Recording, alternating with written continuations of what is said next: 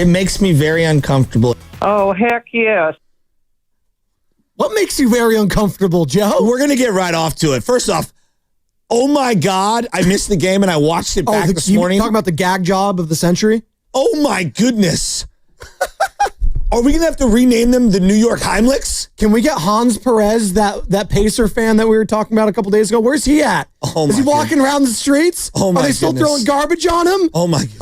Oh my God. The New York Knicks. What a gag job. One of the worst losses and this is saying something because the Knicks have had some choke jobs, as we know, legitimately. Reggie Miller on line one, Tyrese Halliburton snatching the soul of New York City yesterday on full display. You sent me the link? Oh my God. And it was a Pornhub link.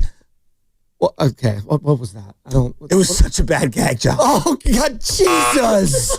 6:07 in the morning. That's not a number. That's an F. No, that's a flag. That's a double X. No, that's a flagrant. Can we play the show open again? Just start over. No, that's a flagrant one. That's a flagrant one. Funny? Flagrant 2 and you're out of here. What? And then you can start a 5-day weekend. You guys all right? will learn this. It's a Draymond Green. That's a suspension right there. When I can sniff a huge weekend, all right? Sniff it. Oh, we'll get into that. Don't say sniff. All right? Sniffing Your and boy's been mailing it in. I already lost my voice. Your boy's been 3 minutes into the show.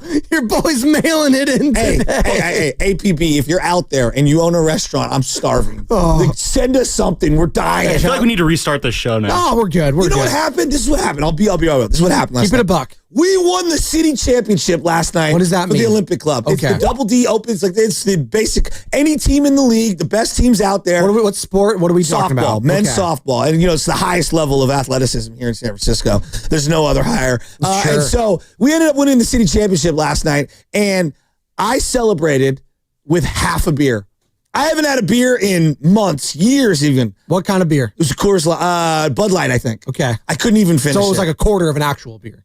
Pretty much. Okay. Pretty much. And dude, I was like, should I even be driving right now? Should I take one of these Waymos? I don't know what I should do. Waymos are sweet. And so, I'm hurting this morning.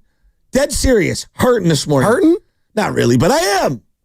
And this is where I want to start. Are you hella hurting? We'll get into the gag job, okay? But I want to start here. Before the game even starts, we're on the field. And we're playing a team that I'm unfamiliar with. And one of the guys at third base, and he's talking a lot. He's a lot of talking. And I do my casual like, oh, where are you guys from? Oh, we're from here. And this is a bugaboo for me. And look, you tell me if I'm wrong or if you're wrong or if he's wrong or no one's wrong. It really bugs me. I don't know why. And you can say, Joe, this is some San Francisco elitism. But I go, where are you guys from? We're from here. I go, oh, yeah? So are we. Where are you from? Oh, we're from here. I live in the Mission. Oh, are you from the Mission? I got them all my family lives in the Mission. Like, oh, yeah, I grew up right off of Mission Street. Yeah. Oh, yeah, we're from around here. No. I went to Reardon. Where did you go?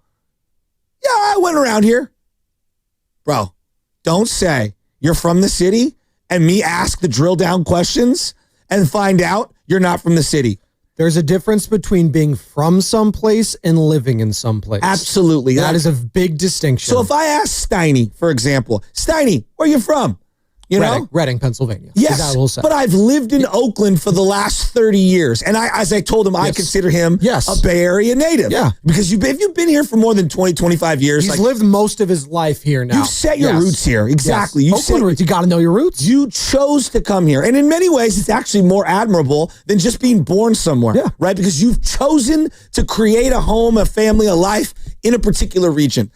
It's just, for the life of me, when people try to wiggle out, it's like, what, are you ashamed of where you're from? Right. Well, I don't understand it. Some people are, actually. And the worst of all of these particular moments happened many years ago. I'm in Boston, and Carter will get a good kick out of this, and Joe, you might get a good kick out of this. I'm in Boston many years ago. This guy goes, where are you guys from? We go, we're from San Francisco.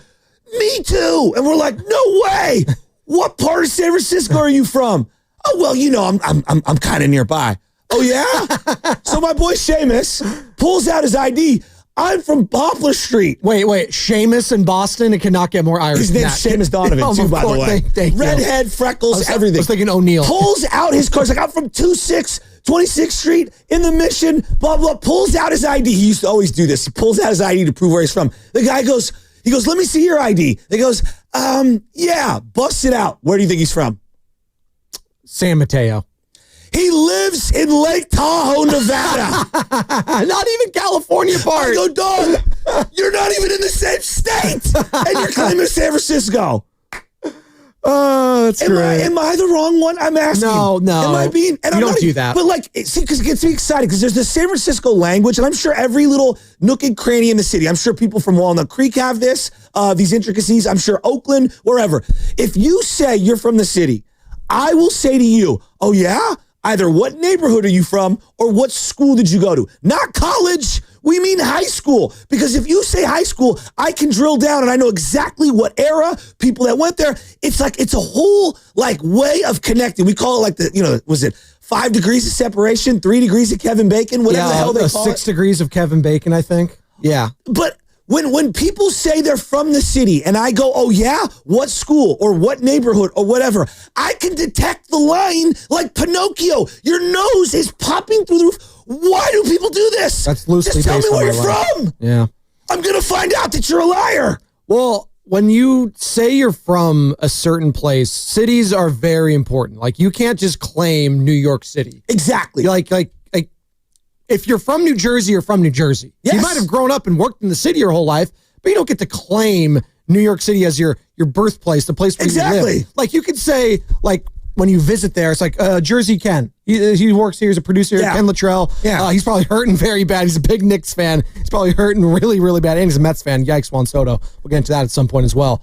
But he doesn't claim like he's from Brooklyn. I'm not from the Bronx.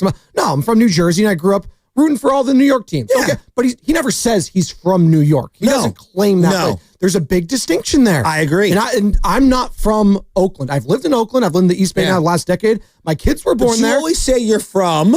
I'm from Pacific Grove, Monterey. Yeah, there but you go. always say Pacific Grove. Pacific Grove. I you do. really drilled but down. no one knows where that is. They know where the Monterey Bay Aquarium No, but is. that's so different. I say that. So like if I'm on the beach in Mexico, for example, right? And I'm walking with my family, I'm walking down the beach and I see somebody, I'm wearing a Giants hat and they go, oh, are you from San Francisco? I go, yeah, I'm from San Francisco. I'm from San Francisco. It's like, oh, okay. And then I find out through the conversation, actually they live in Hillsborough or they live in Marin or Sanford. Look, that's totally fine. Like we're in another part of the country. You see the Giants hat. You say you're from San Francisco. It's the closest big international city. And then after we have the conversation, I find out you live in one of the suburbs. That's totally acceptable. Yeah. But when we're walking around and I go, oh, are you from the city? And we're like, what do I? No, like, no, you don't get to claim it. I'm sorry. No. Like, am I the wrong one in this one? From the city is a big distinction. You could be from the area. You could be from the Bay. And that's what I say. Like when you're traveling, first and foremost, if you're ever traveling internationally, always say you're from California, not the United States, because they love California. But for the rest, United States has some sort of, people love to hate us. That's okay. It's the United States. That's what it is. We love to be hated. People hate us. There's a lot of feelings there. A lot of hatred for that guy in particular. But you say California, and then you get into the weeds. So some people don't know. Exactly. You drill down. Then you say, oh, we're in California. Oh, the Bay Area. Because sometimes, or you say San Francisco or Oakland, which right? is totally acceptable And because then these you are get big into the international landmarks. There you go. So right? There you go. No, but like, and it's just, I don't know why it chaps me to no belief. Matt chaps you. It does. Yeah. Well, okay, this team started hitting the ball. I mean, but like, it's just, here's the thing. Be proud of where you're from. Be proud of where you came up. And it's one thing if you've chosen to make this your home. I actually respect you even more. If you came from somewhere else and you've chosen to make this your home, totally fine, totally acceptable. But if we start going through the checklist and I find out, you're full of crap, who are you kidding? So what I've garnered here is you take a lot of pride in being from San Francisco. You do. You're a San Francisco native. You're wearing the gear. You Absolutely. rep San Francisco more so than I think anyone else I've ever met. I do. And it's also, I'm very proud of my own city. And I don't know if anyone's ever seen The Last Black Man in San Francisco, but there's a famous quote at the end of the movie where he's on the bus and these two women have moved to San Francisco and they're clearly in some sort of tech industry and they're complaining on the bus about all the things they hate about San Francisco. And the kid goes, excuse me, are you from Frisco? And she goes, no. And he goes, look, you can't hate San Francisco if you've never loved it. And it's one of my favorite lines of all time. And I think it's got 7, layers to the statement. And that's how I feel. I hate my city. I also love my city more than anybody. But I hate all the little stuff. I hate the parking tickets. I just got a parking ticket, a driving violation for going too fast on King Street exit at 4 in the morning, 3:30 in the morning. I was pissed. Oh, like a camera one? Yes. Wow. I'm pissed. Oh, no. And I'm going to take this up with Mr. Lurie. I was going to say, get the mayor on. Can he fix this? And we'll get into sports, but I just... No, I'm going to pivot to that right now because I feel like you take so much pride in San Francisco, and there's things you love and things you hate about it. And I think that's how New York Knicks fans are feeling right now. 100%. They are feeling so much, here we go again, energy when it comes to this team. And the team they lost against, Unreal. and the guy they lost against does the same thing that Reggie Miller did to them 30 plus years ago with the choke job. You know what? Let's just let Kevin Harlan take it away. TNT, I'll play the sound, Carter. Indiana with it. Halliburton. He'll take it. He'll backpedal a three for the win. And he got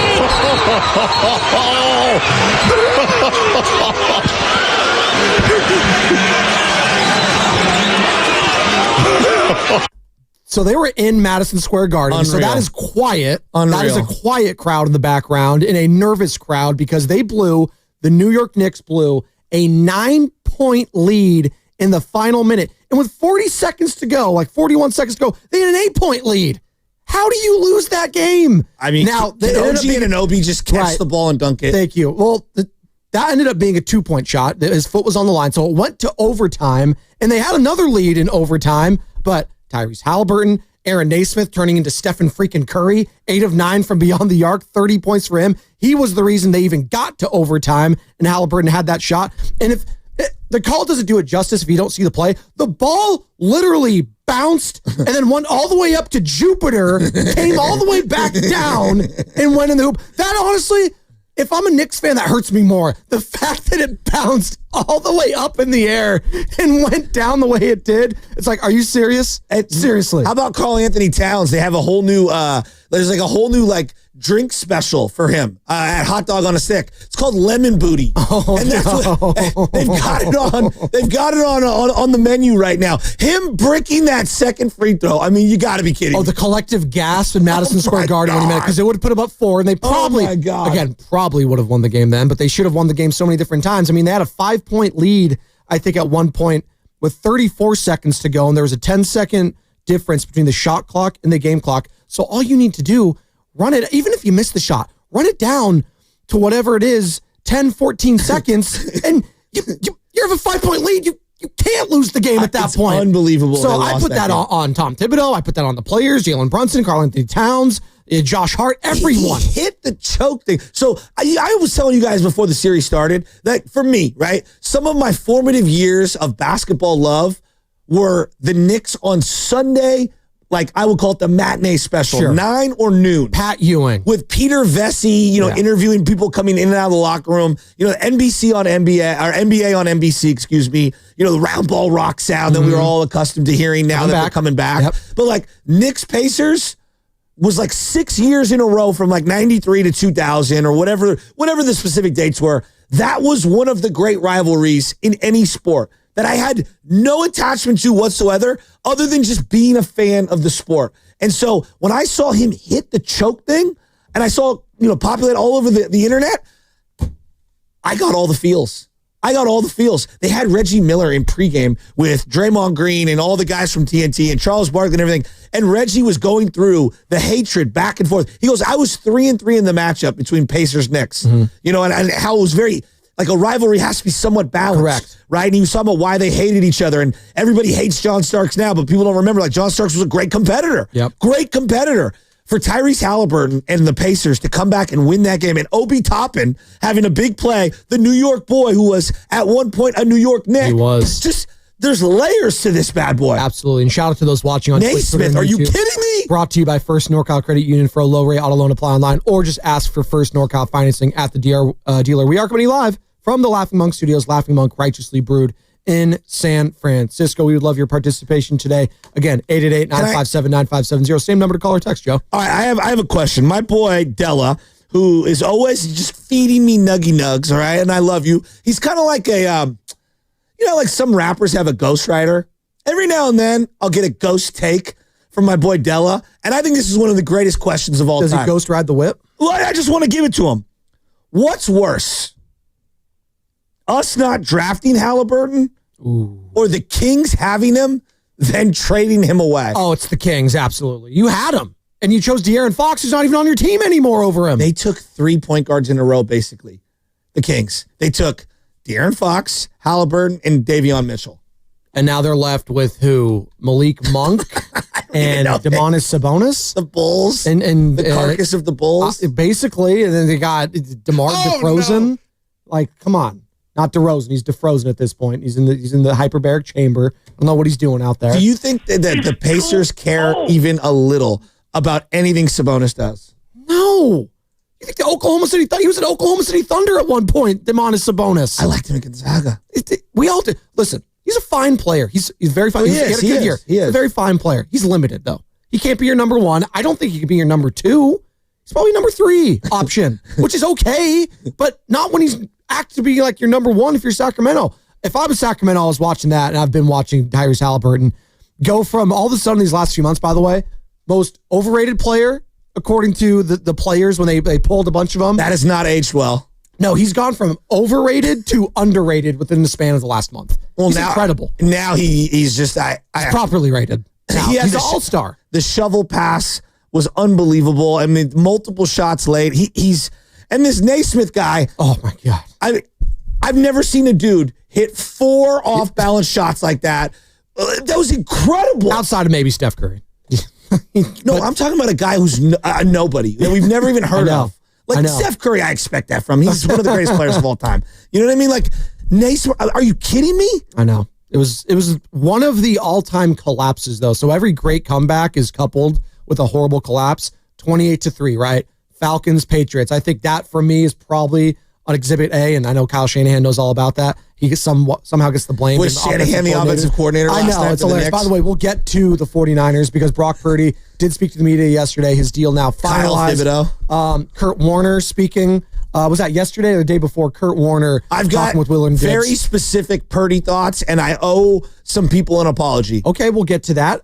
Maybe we'll see if the apology's accepted or not. Justin Verlander, he's on the IL with pec discomfort. He spoke to the media yesterday. Giants fall to the Royals and lose that series. They lost 2 out of their last 3 series against teams over 500, albeit a sweep of the A's in between that. Lamar Wade's still trying to figure out how to field the bunt. I literally just checked my phone because I wasn't watching. I was watching in between the game, and I just see Carter like, "Oh my God, Lamont, what are you doing?" It was just, and then I see Sam saying, Bill Buckner could have made that play. I was like, was it that bad? Oh my God. Rest in peace, Bill Buckner, by the way. Bill Buckner was a really good player. He was. I know we remember the awful thing. Bill Buckner was a really good player. And he was a Bay Area guy. Again, talking about claiming the Bay Area is from Vallejo. So let's protect our own around here. Okay? I have always had tremendous empathy for him. Do you have tremendous empathy for one David Sampson, who's going to be joining us at 8 o'clock, former Marlins president, now with Meadowlark Media, of course, with Dan Lebitard and all them. He'll join us at 8 to talk a lot about finances, contracts. There's a lot of stuff happening in that regards. The networks, the NBC's trying to take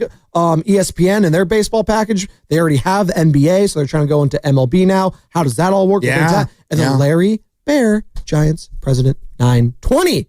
Can't wait for that, can you, Larry Bear? Larry B, your boy. I'm ready for it. You love some Larry B. Well, I just want to get close to the money. It's a joke. I don't know if it is. That's what's coming up in the game, brought to you by Honda of Vallejo.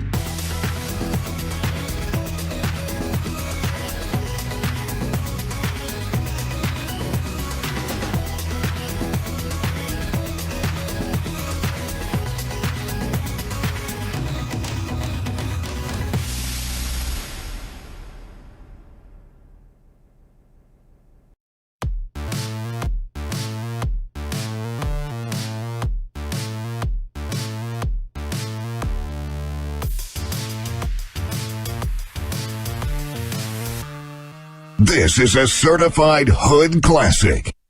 Yo, what it do? It's your boy Pilo, and this is the Morning Roast with Joe Spadoshi and the Butcher Boy. Let's go. What's up?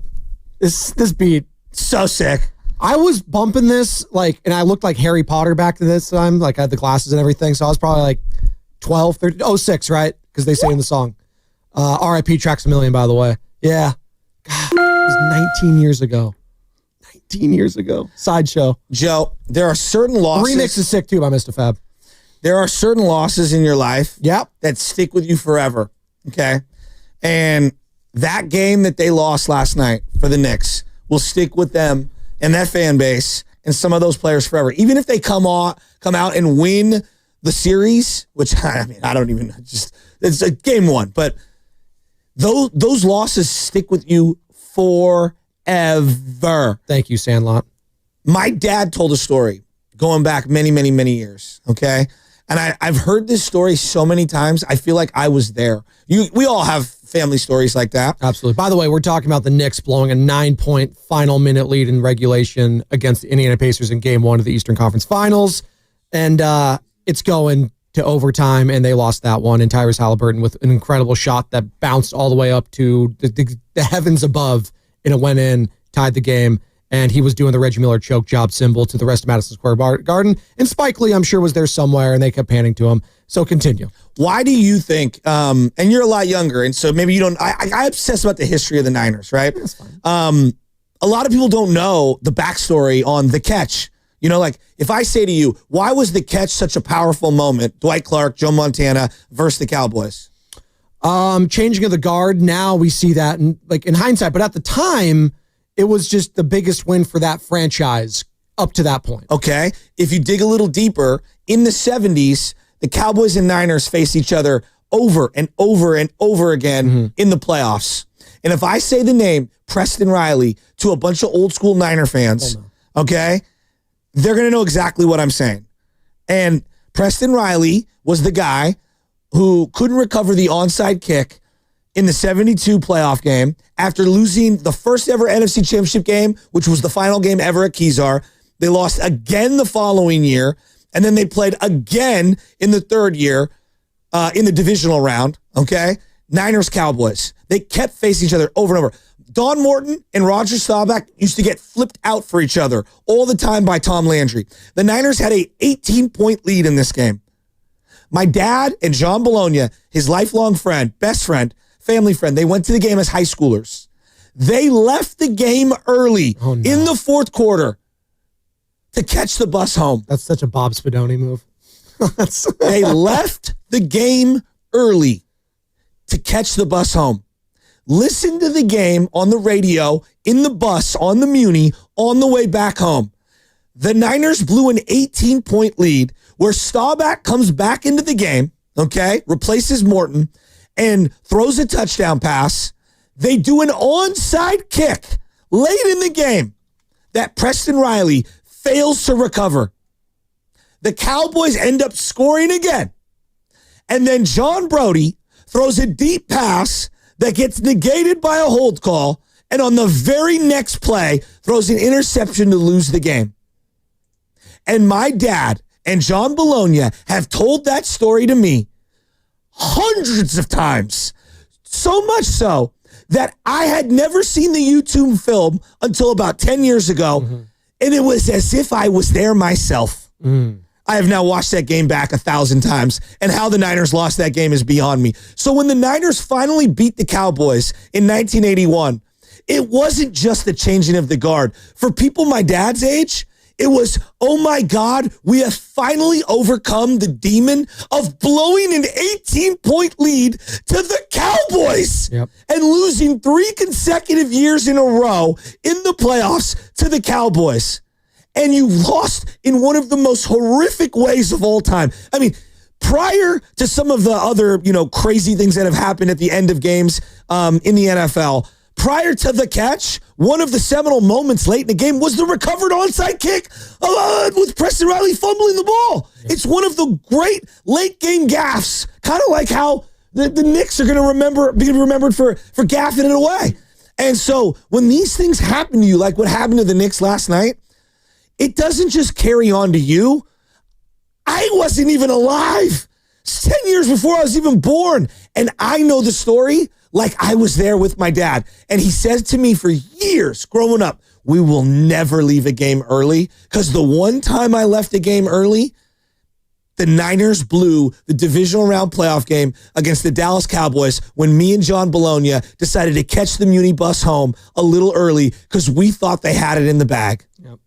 The worst thing you could ever say, by the way. They have it in the bag. Although you guys were all scared of me during, I think, a Warriors playoff game. I almost killed you. You almost killed me. And you guys thought, you're game one against the jinxing it. Timberwolves. You're jinxing it. They're going to come back. No, they're not. They won the game. They handedly. Somewhere in New York, there's like a Knicks fan version of Joe Spadoni that said that exact same thing last night, and that's what happened. No, because he was wrong and I was right. So there you go. So That's Well, it just shows how dangerous statements like that are.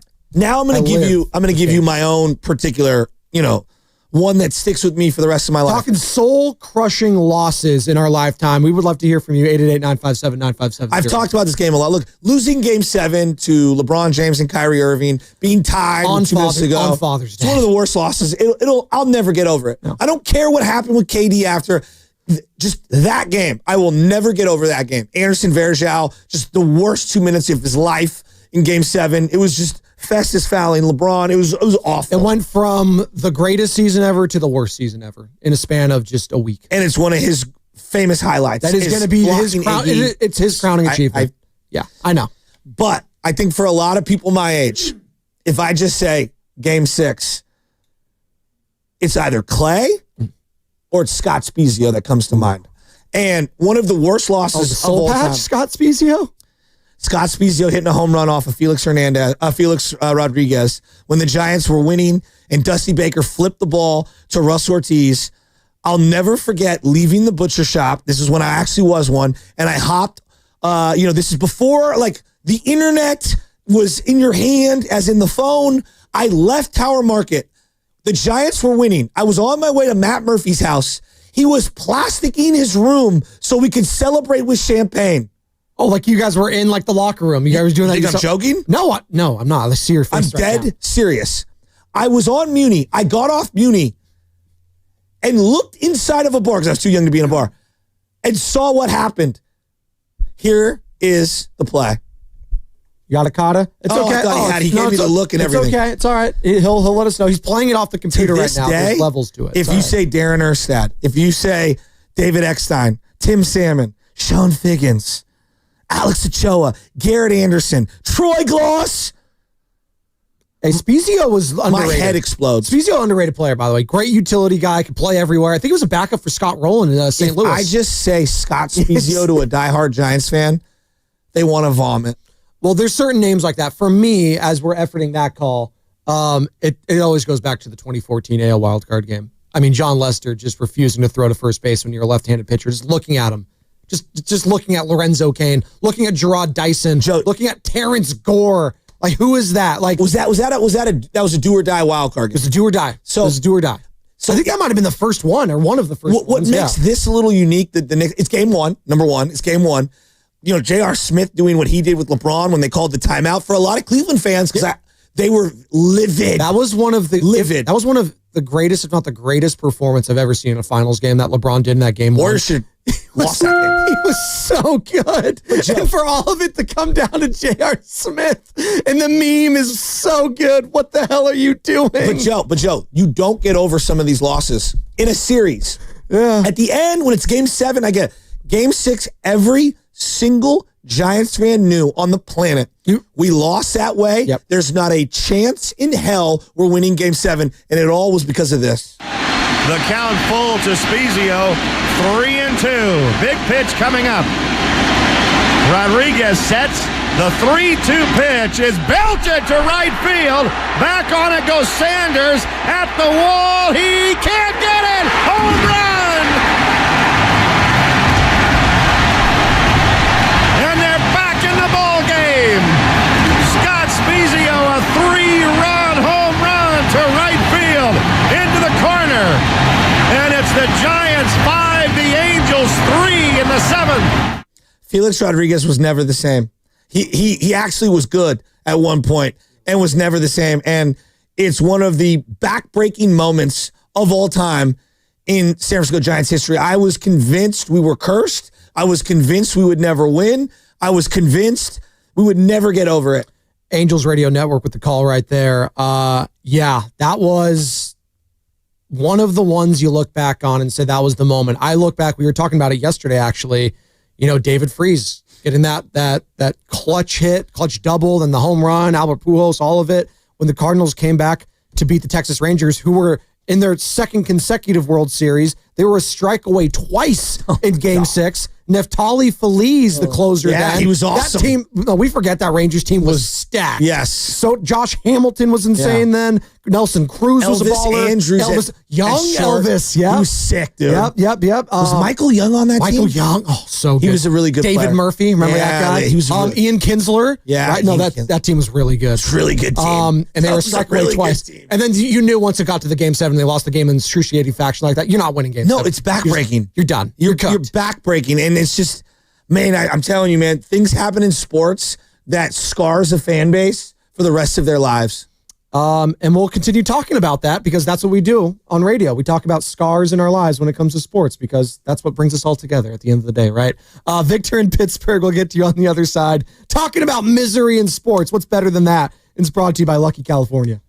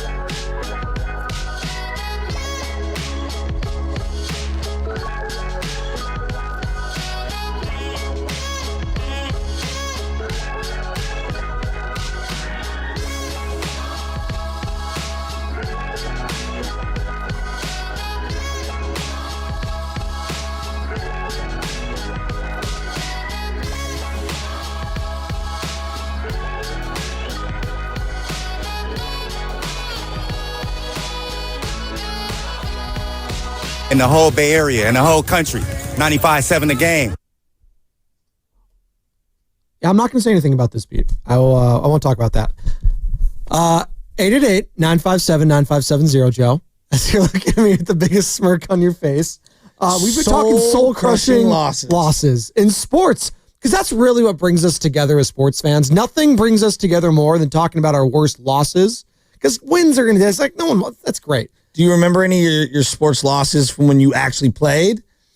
I remember a couple of them, but I played not like in high school super competitively to the point where like I cared that much about wins and losses, because I played water polo in high school, and we were like like we had just started water polo, so we were kind of like, we had some wins. I don't understand water polo. Exactly. So like we didn't like have like a great season, but we had a couple wins here and there, but nothing like soul crushing. Like some of the like Carmel or some of the teams that have been playing for a long time, like they schooled us or they would beat us.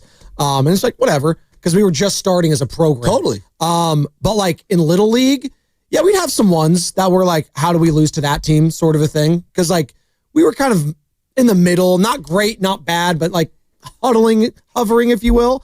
And I remember this one play that cost us. It was actually kind of brutal because I feel bad for the kid. You always remember the losses way more than the wins. I remember because I was in the dugout at the time. I was a pinch hitter, but I was waiting to get in. But we were pitching, and we try to get the runner at third base.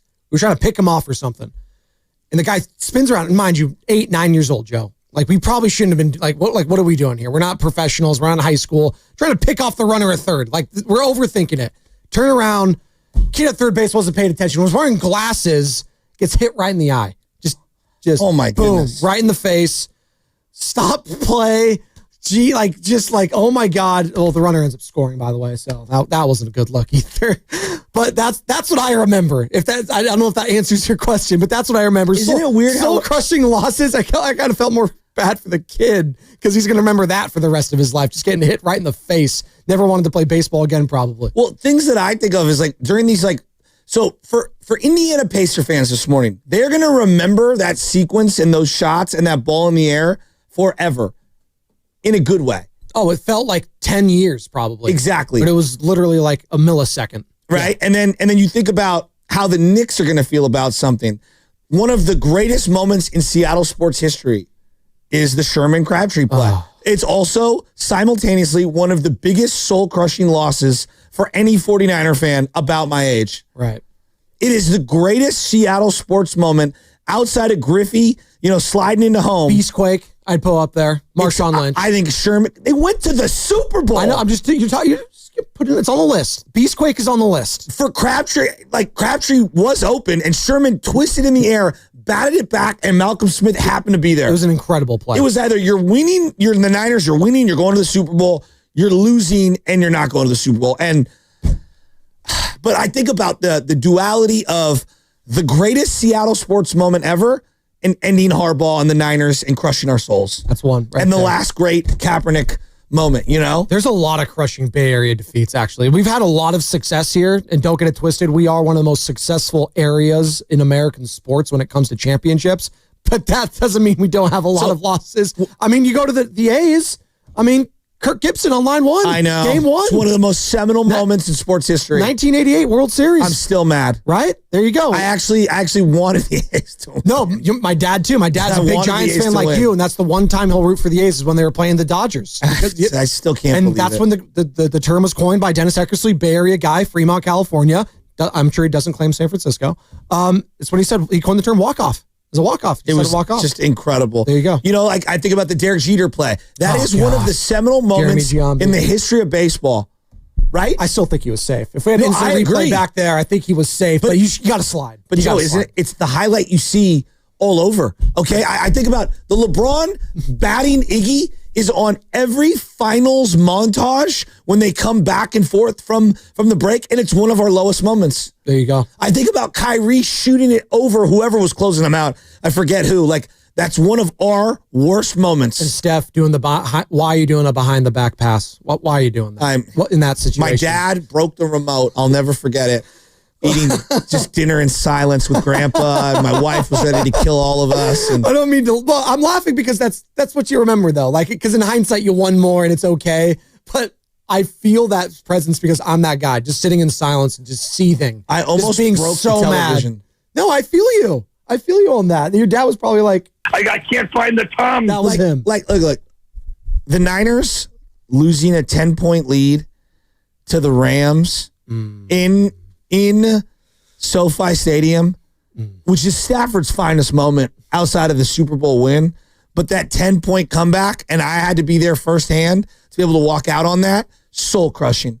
New York Giants, NFC Championship game at home in the drizzle. Having Eli Manning do that and Kyle Williams do what he did for us, soul crushing. It's just the Niners have given me, in my adult life, more soul crushing losses than any other team. It's not even close. Well, I mean, they've lost 3 Super Bowls in the last decade plus. And there's an argument to be made. They could have won every one of them. They could have. And the worst part about it is the 3rd and 18 pass to Tyreek is one of the great highlights in Mahomes' career. Yep. And it's one of our lowest moments. What made the first one against the Ravens just that much worse is because he came back. It would have been one thing if he just got blown out, because they were getting blown out at one point after the Jacoby Jones return to start the half. Bruce Miller hold on the kick return at the start of the second half. Right. Just sticks in my head. The deer antler spray. I hate Ray Lewis. Deer so much. antler spray. That's like the 4th reference we've had in the last week. I hate him so. It came out that week. I know. Why do you look? I hate. He tore his pec. Everyone's out for the year, and somehow he's back. I know. Well, that's the grit and mentality of a Ray Lewis. Victor in Pittsburgh wants to join in the conversation. We're talking soul-crushing losses after the Knicks blew a 9-point lead in the final minute of Game 1 of the Eastern Conference Finals and eventually fall in overtime 138-135 to the Indiana Pacers. Tyrese Halliburton hits the shot to send it to overtime. He does the choke job symbol a la Reggie Miller, who was coincidentally on the call for TNT. There's just so much baked into it. Yesterday was incredible, by the way. You had the Giants falling to the Royals. That sucks. But we had the Valkyries. Shout out the Valkyries. First ever win in the history of their franchise against the Washington Mystics yesterday at Chase Center. We'll play the call at one point. Kevin Dana, Sophia Jones on the call right here on 95.7 The Game. So we'll have that. That was awesome. By the way, did you guys see who was sitting courtside at that game at Chase Center yesterday? Former Warrior and champion Jordan Poole. Oh, who cares? I'm just saying. But he was wearing red. Washington, D.C. That's where he plays for the Wizards. Washington. By the way, I want to make this very I think clear. Pods was there too. I want to close the book on Ray Lewis for just a second. Oh my Ray Lewis, God! Ray Why Lewis are we talking Ray is Lewis? a great player. Yeah, he was one of the greatest linebackers in the history of the sport. He tore his right Kane's legend. tricep. This was 2013, NFL.com. He tore his right tricep. And according to a piece published by SI.com, Sports Illustrated, Lewis allegedly attempted to obtain deer antler spray, which contains IGF-1, a substance that's been banned by the NFL and every professional sport league and the Olympics. What are we doing? 2 years ago, he got the exact same report from Sports Illustrated. And you know what? I haven't tested positive. It's a natural anabolic hormone that stimulates growth hormone growth for a player and plays an important role in childhood growth and development. So, yeah, deer antler spray. Ray Lewis did it. I'm sorry. It's just. I mean, it sounds like he was just trying to get better. He was trying to recover faster. What's wrong with that? I'm all for anyone trying to better their health, and that's what Ray Lewis is trying to do. Good for him. Victor, Pittsburgh. What's that soul-crushing loss that sticks with you, Victor? Good morning. Morning, fellas. For me, honestly, I have a couple. Obviously, the Niners, but the one that stands out the most for me was the NFC Championship game that we lost to the Giants. I was there. The week before that, I was at the Saints game. One of the best games I've ever been to. Of all time. And we went, yes, best game. I remember the crowd. People around me were saying we already had lost. I was like, no, we still got it. There's still time on the clock. But anyways, the hardest one for me was probably the Giants one because we had such a great game before that, and then we had this upset. Hurt me so much. I'm not going to lie, I had tears in my eyes. We all did. Well, and Victor, yeah. It was like a swamp, too. The field was just a muddy and muddled the saddest walk out of Candlestick I had ever had. How about you? Thank you, Victor. No, Victor hung up. But that's all right. No, but that's a good one. Like that, to lose to Eli Manning And I get it. He's probably going to go to the Hall of Fame. Kyle Williams. I know. Everyone's going to Kyle Williams. Bradshaw fumbled. But what's annoying to me is that Eli Manning is going to go to the Hall of Fame because he basically just had 2 runs in his entire career. And they were incredible. And they beat Tom Brady, and that's part of it. And they beat the Niners on the way. And I feel like a lot of Niners fans are looking at that game in particular and saying, man, if we went, actually, they had a trip to play the Patriots a couple different times, right, in the Super Bowl. And I feel like you loved your chances in all of those. Had you gotten there, you just didn't. And baked into all of it, they've gone to 3 Super Bowls still. They still could have closed the door. I'm all in on the Niners' misery now. Like for fans, that is the team that if a lot of people my age, Joe, we've been tortured. My age, Carter's age, like they are. That's all they've known. No one has knocked on the door more without a title. Yes. In recent 30-year history, Vernon Davis in that game went 80 yards, 75 yards. And then jumped on the light pole, the stand, the cement. You remember that? Yeah. He jumped on it and then put his hands on his chest and was looking at the crowd. Tony Montana. Tony Montana. I swear to God, that was their best defense ever. That team, why in the 2011, it's not just Kyle Williams. We were throwing fades to Brett Swain in that game on 3rd down. I'm just going to look it up. What was Alex Smith? His bold strategy. 1,000 for 3rd down. It was just Victor Cruz destroyed us in that game. Yeah. He was doing the salsa and everything. The worst. Remember, if I said Victor Cruz, the name, Niner fans, I hate that man. Of course. I think of him doing the salsa and him doing the Campbell's chunky soup. And Lawrence Tynes running off the field like he was the dude that I want to snap my headphones. Mario Manningham, who eventually signed with the Niners after that. He did. Had big plays in that game. Well, then the Super Bowl that year. Remember that? Also, the guy we drafted, Bear Pasco, had plays in that game. Like, that's how sick and how down bad I am. I remember the name Bear Pasco, a backup tight end. That's a name. Bear Pasco. By the way, you're listening to 95.7 The Game, KGMZ FM and HD1 San Francisco, an Odyssey Sports Station in the home of the Golden State Warriors and Valkyries, who got their first win yesterday, 76-74, the final there. They had a buzzer beater heading into half that put them on top of the Mystics too. That might have been the difference in that game.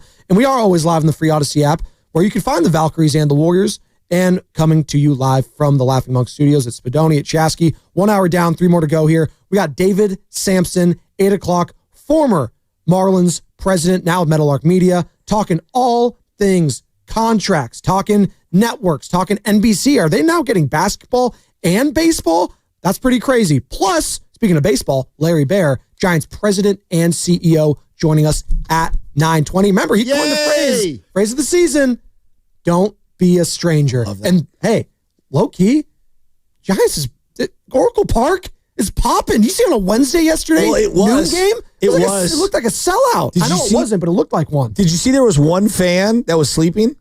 Who was it? It's actually my buddy George Borges. He got caught by the cameras. 4K? Yeah, he got caught. Great man. Great man. Him and his daughter I thought you were going to say Lamont Wade at the first baseline. Oh, well, I mean, George would have made that play. George, captain in all the basketball leagues at Olympic Club. Just everybody knows George Borges. Is fully asleep in like the second row of a Giants game, and then went crazy viral. Then Bonte in the post game brought him up over and over again. Apparently, he FaceTimed him during the game and woke him up. That's so good.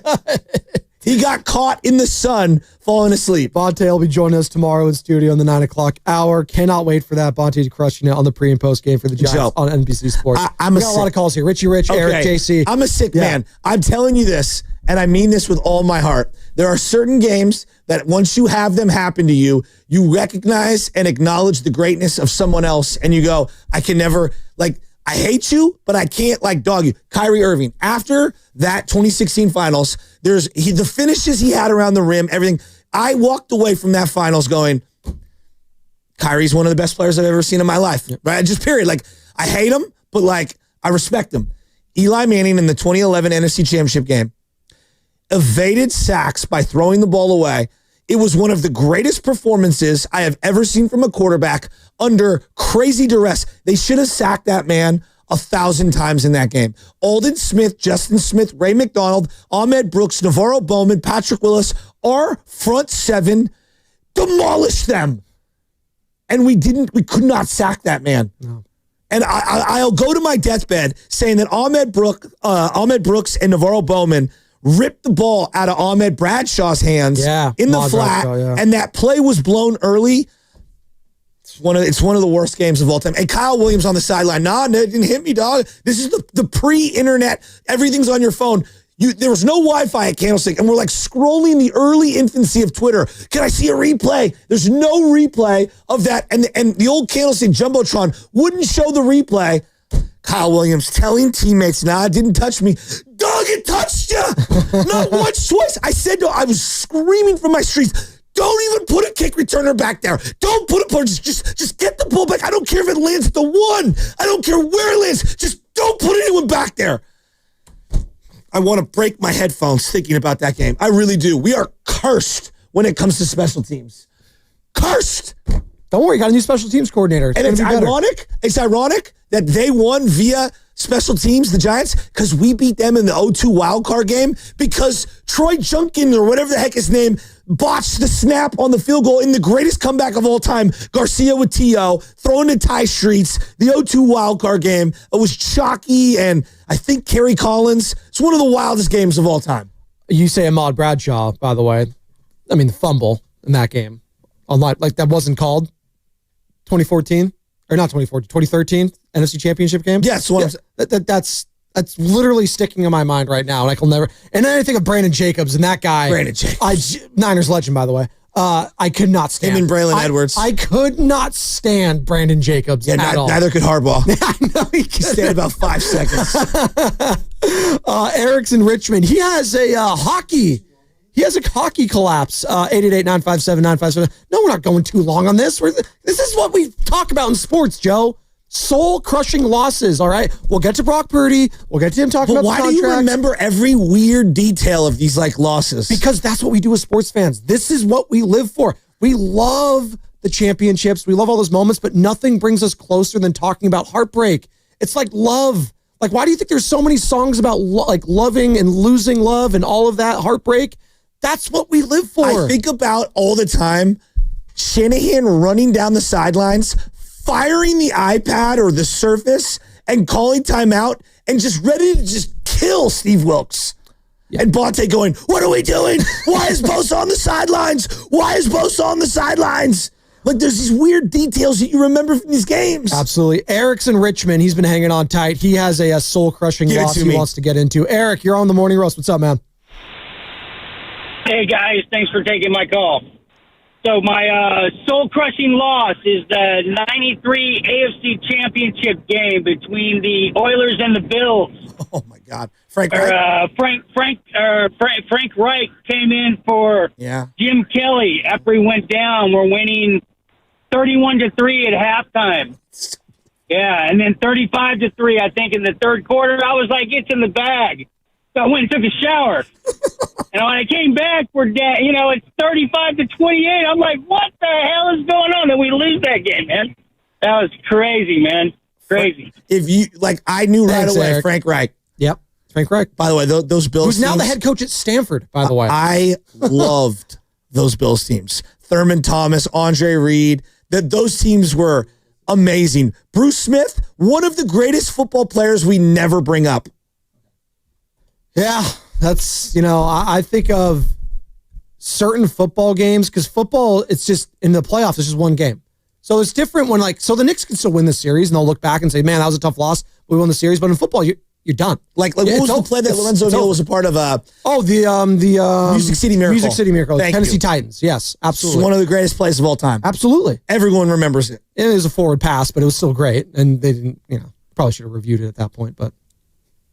I'm just saying. I love Lolo. But that's how these love Lolo. That's how these things happen, man. They're just so random. Don't let a correct play call or a non-correct play call get in the way of a good time. I'm telling you, remember the weirdest details in these losses. You absolutely do. Again, I'm picturing. I remember in the 2014 AL wildcard game, the A's took the lead back in extras. Alberto Callaspo down the line. Oh my God! And then they blow it in the bottom. Who was it? Wow. Oh God, Jason Hamill? Jason Hamels? Yeah, Jason Hamill. Remember him for a hot second because he was part of that July 4th trade deal where Jonas Cespedes goes away, goes to the Red Sox, bring Johnny Lester. You got Jason Hamill already. You had Jeff Samardzija there. You don't even use Jeff Samardzija. He was he wasn't even suited up. Could have used him. Like, Bob Melvin is going to be synonymous with that loss for the rest of my life. I don't care what it is with the Giants, and I love you, Bob. Really? Yes! Yes! That's what he's going to be known for me. Who's my guy? Who was it? Not Adam Dunn? Adam Dunn, right? Oh, yeah. Big donkey? Oh, yeah. Yeah, that was his only playoff. Like, he didn't even get an appearance. That was his only. He wasn't even on the roster. He wasn't even technically on the roster that game. It's so bizarre how we remember the oddest details. That's it. Right there. If I'm a Cleveland sports fan, they obviously have the Kyrie thing. But what I think of all the time is Jordan over Craig Elo. There you go. That's one of the great Jordan highlights of all time, right? Yeah. Almost everyone shows it, right? And it's Cleveland's worst moment ever, up until that point. I think about Brian Russell getting crossed over by Jordan. Yeah. All these seminal moments for other people's careers come at your expense. Let's squeeze in Richie Rich in Livermore. What's up, Richie Rich? He has a personal loss that affects him. I love those. Richie Rich, what's up, man? What's up, Spadoni? What's up, Shafty, my boy? You know this one, Shafty. So this one hurts. This one still hurts, man. So my son last year was in the ESPN Little League World Series. Yeah. And they worked everybody in the United States. And so we are literally 3 outs away from going to the World Series to play Korea.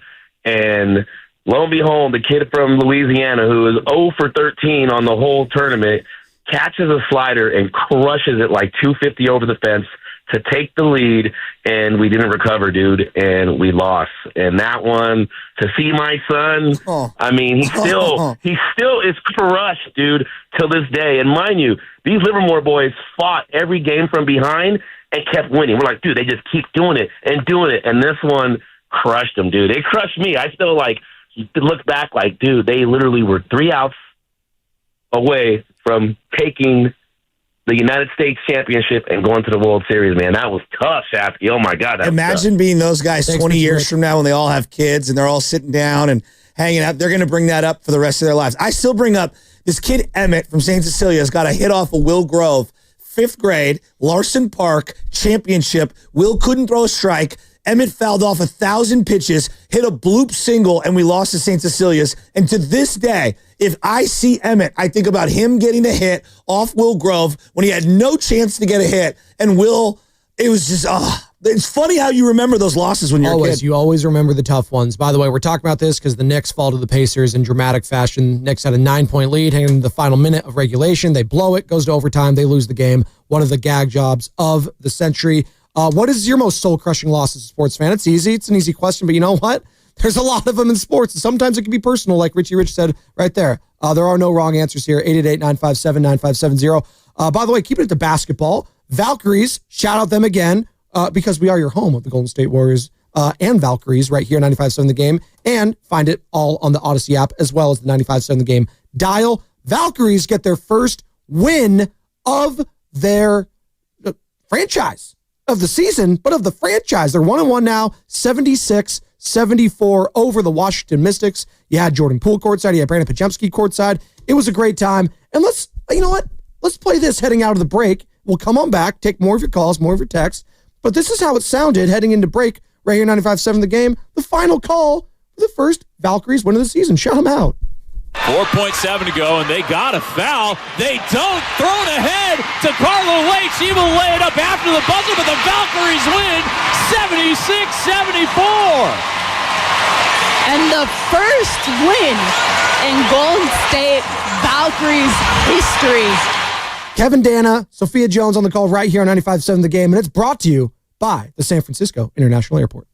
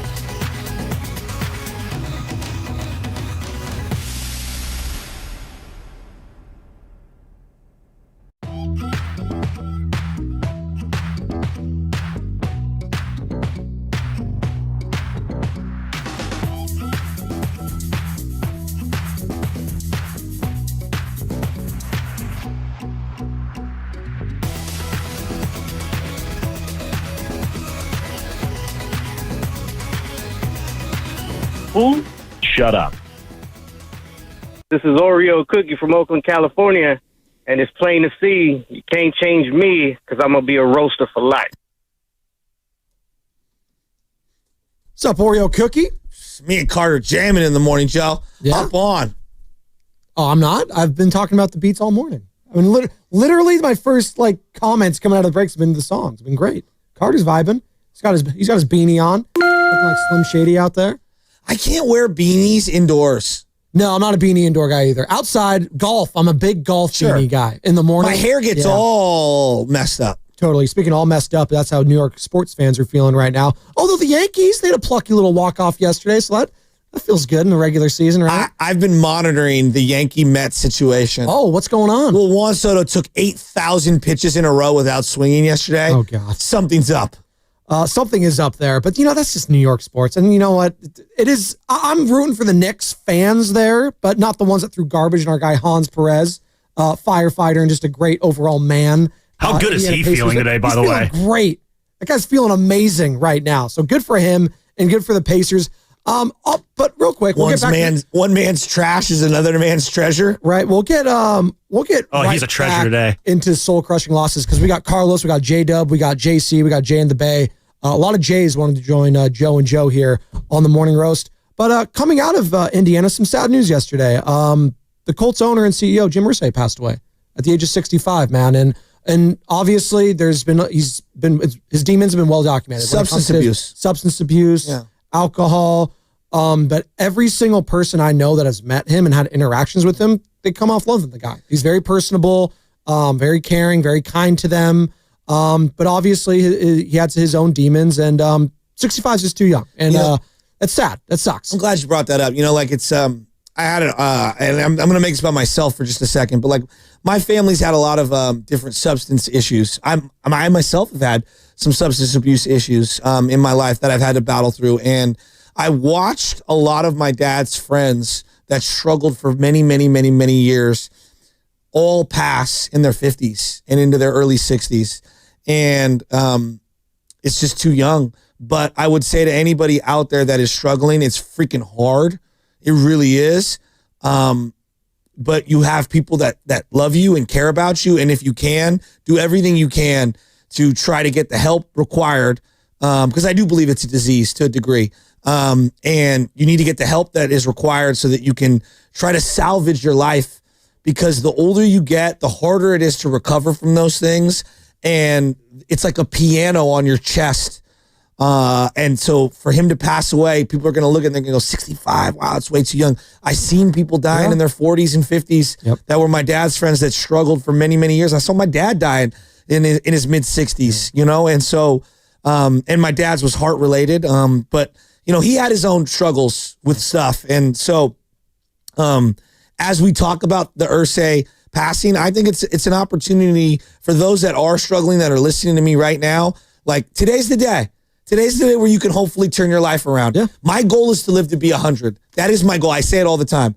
My goal is to live to be 100. I had my first half a beer last night in over a year. I'm not saying I'm better than anybody. I'm not trying to shame anyone into anything. Oh. I am saying that I am living proof that you can change your life, and today can be day one for you. And so if you're out there listening and you hear this, I love you. I'm pulling for you. There are people around you that will help you. Go out, find that help. It starts today. That is very well said. 888-957-9570 is the number to call or text. By the way, we are coming to you live from the Laughing Monk Studios, Laughing Monk, righteously brewed in San Francisco. There's a lot to get into today. Big conversations around Jimmy Butler. Of course, I think we've taken some time here, and we'll get back to the soul-crushing losses, your calls in a second, I promise. We'll get into Jimmy Butler as, the Robin to Steph's Batman. Is that good enough going forward? Because we've had some time to breathe and just assess the overall Jimmy Butler experience. I think overall it was a net positive, but there's some concerns from a lot of fans going forward here.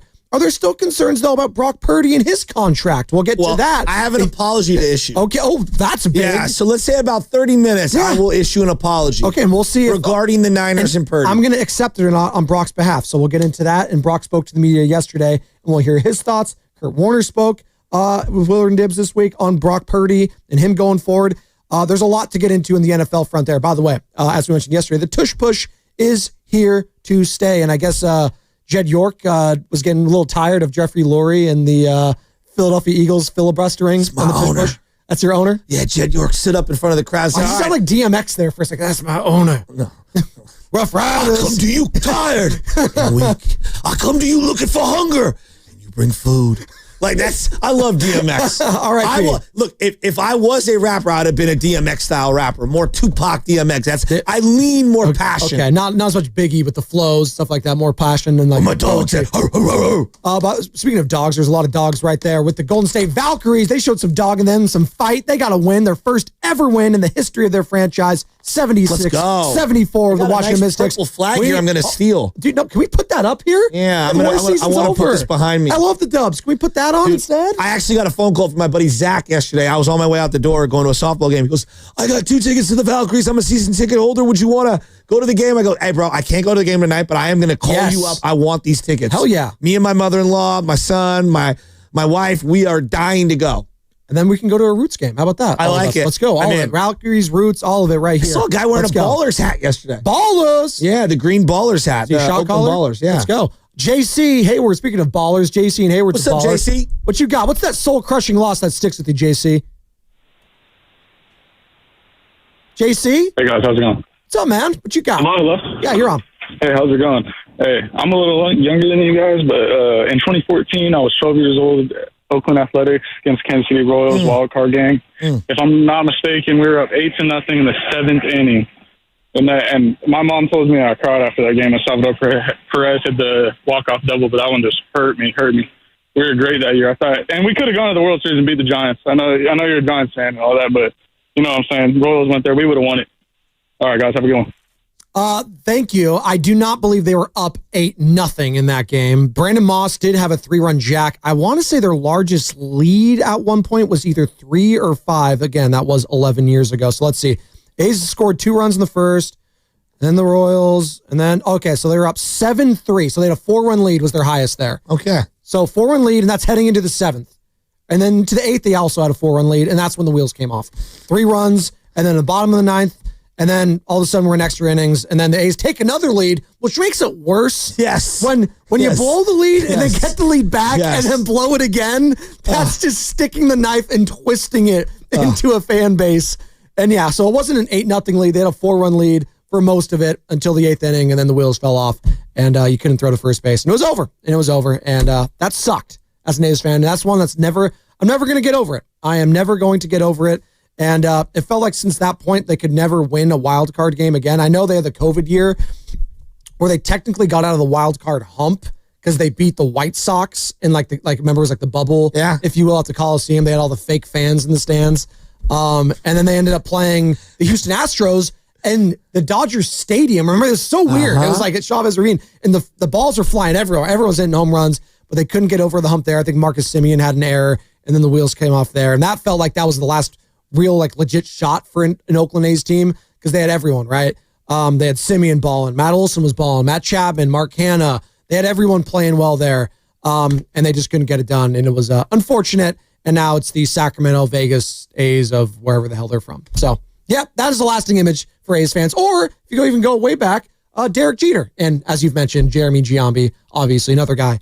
Rest in peace there. Some tough losses at the A's, and I've already mentioned 1988, Game 1, A's-Dodgers walk-off Dennis Eckersley. Probably one of the most famous home runs, maybe the most famous home run in the history of baseball. It's up there. Well, outside where the Babe points, it's a still photo. There's not an image that sticks out video-wise. There's the catch from Willie Mays. I'm talking about video picture moments in baseball. That is one of them. The home run by Kirk Gibson, pumping his fist as he's coming around the base. And then obviously it felt like it was reminiscent last year in Game 1 of the World Series when who did it? Freddie Freeman hit the walk-off over Nestor Cortez. I don't acknowledge that. But the phrase you think of with Kirk Gibson, with Vince Scully, in a year that has been so improbable, the impossible has happened. Like, that's an incredible call from Vince Scully. That was 1988, obviously. Just one of the great calls ever. And I think, who was it? Performance enhancers. What? Well, I mean, he wouldn't have played in the game if he didn't get shot up. I mean, In 1988? Oh, yeah. Oh, they were doing it. Great. Jose Canseco and Mark McGuire were on the other side. What are we talking about here? I hate the Dodgers. Just let me hate them. I know. I thought you were saying that Vince Scully was on performance enhancers. Well, was Vin on there too? Yeah. Well, Vin was on the call in 1981 49er, the catch game. He was. See, so we got love here for Vin Scully. Absolutely. I love Vin Scully. Absolutely. I hate the Dodgers. Famous redheads.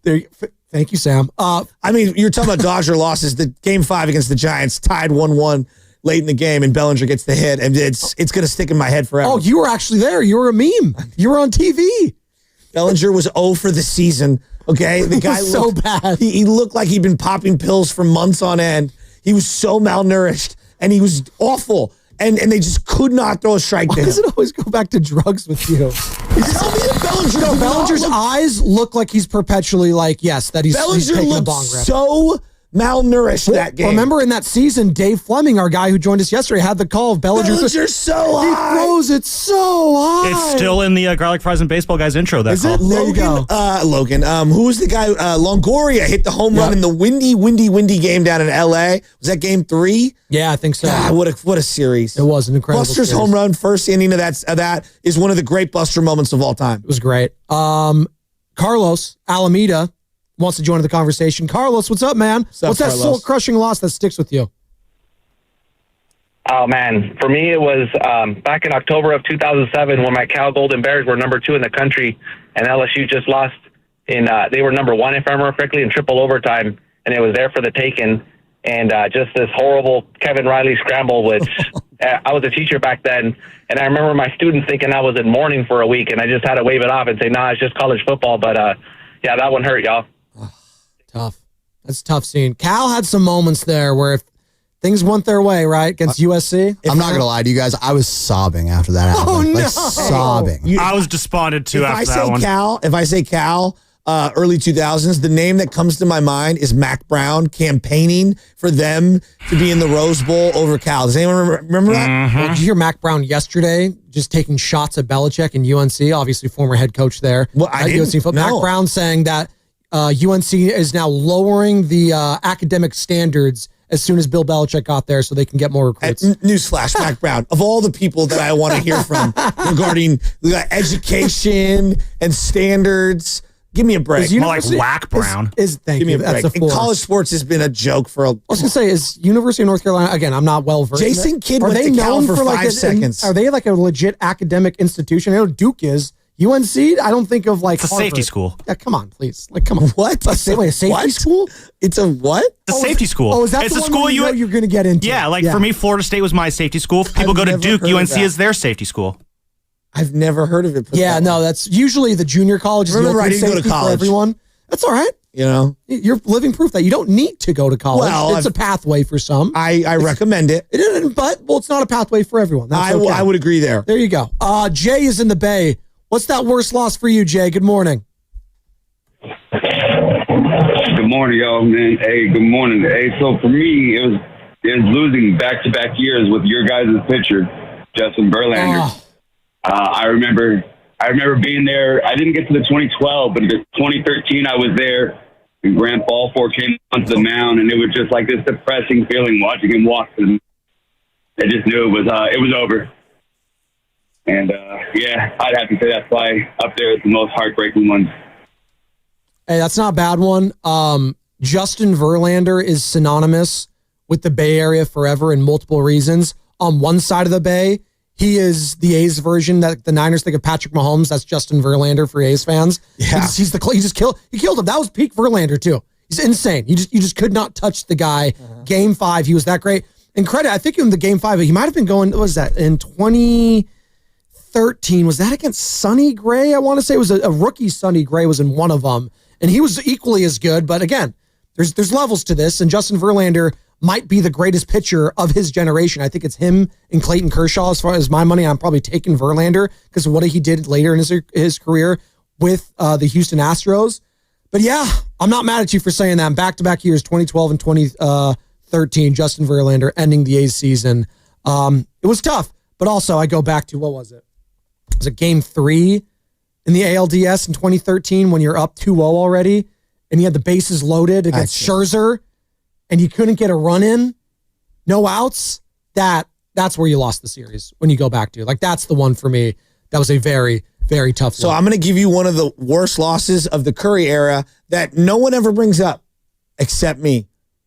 They knock off the Denver Nuggets, and Iguodala's on the Nuggets. It's their first playoff run with that group. You have a 20-year-old Harrison Barnes, Klay Thompson, Steph Curry's becoming Steph Curry, Jared Jack's on the team, Carl Landry. Game 1, Spurs-Warriors, second round. They've got like an 18-point lead with like 5 minutes to go. And Manu Ginobili goes freaking nuclear. Richard Jefferson gets fouled. He's on the Warriors. Splits or misses both free throws. It goes to double overtime. And Manu hits a shot with like a second left on the clock over Kent Bazemore. Damn. And I swear to you, in my heart of hearts, we win that game, we win the series.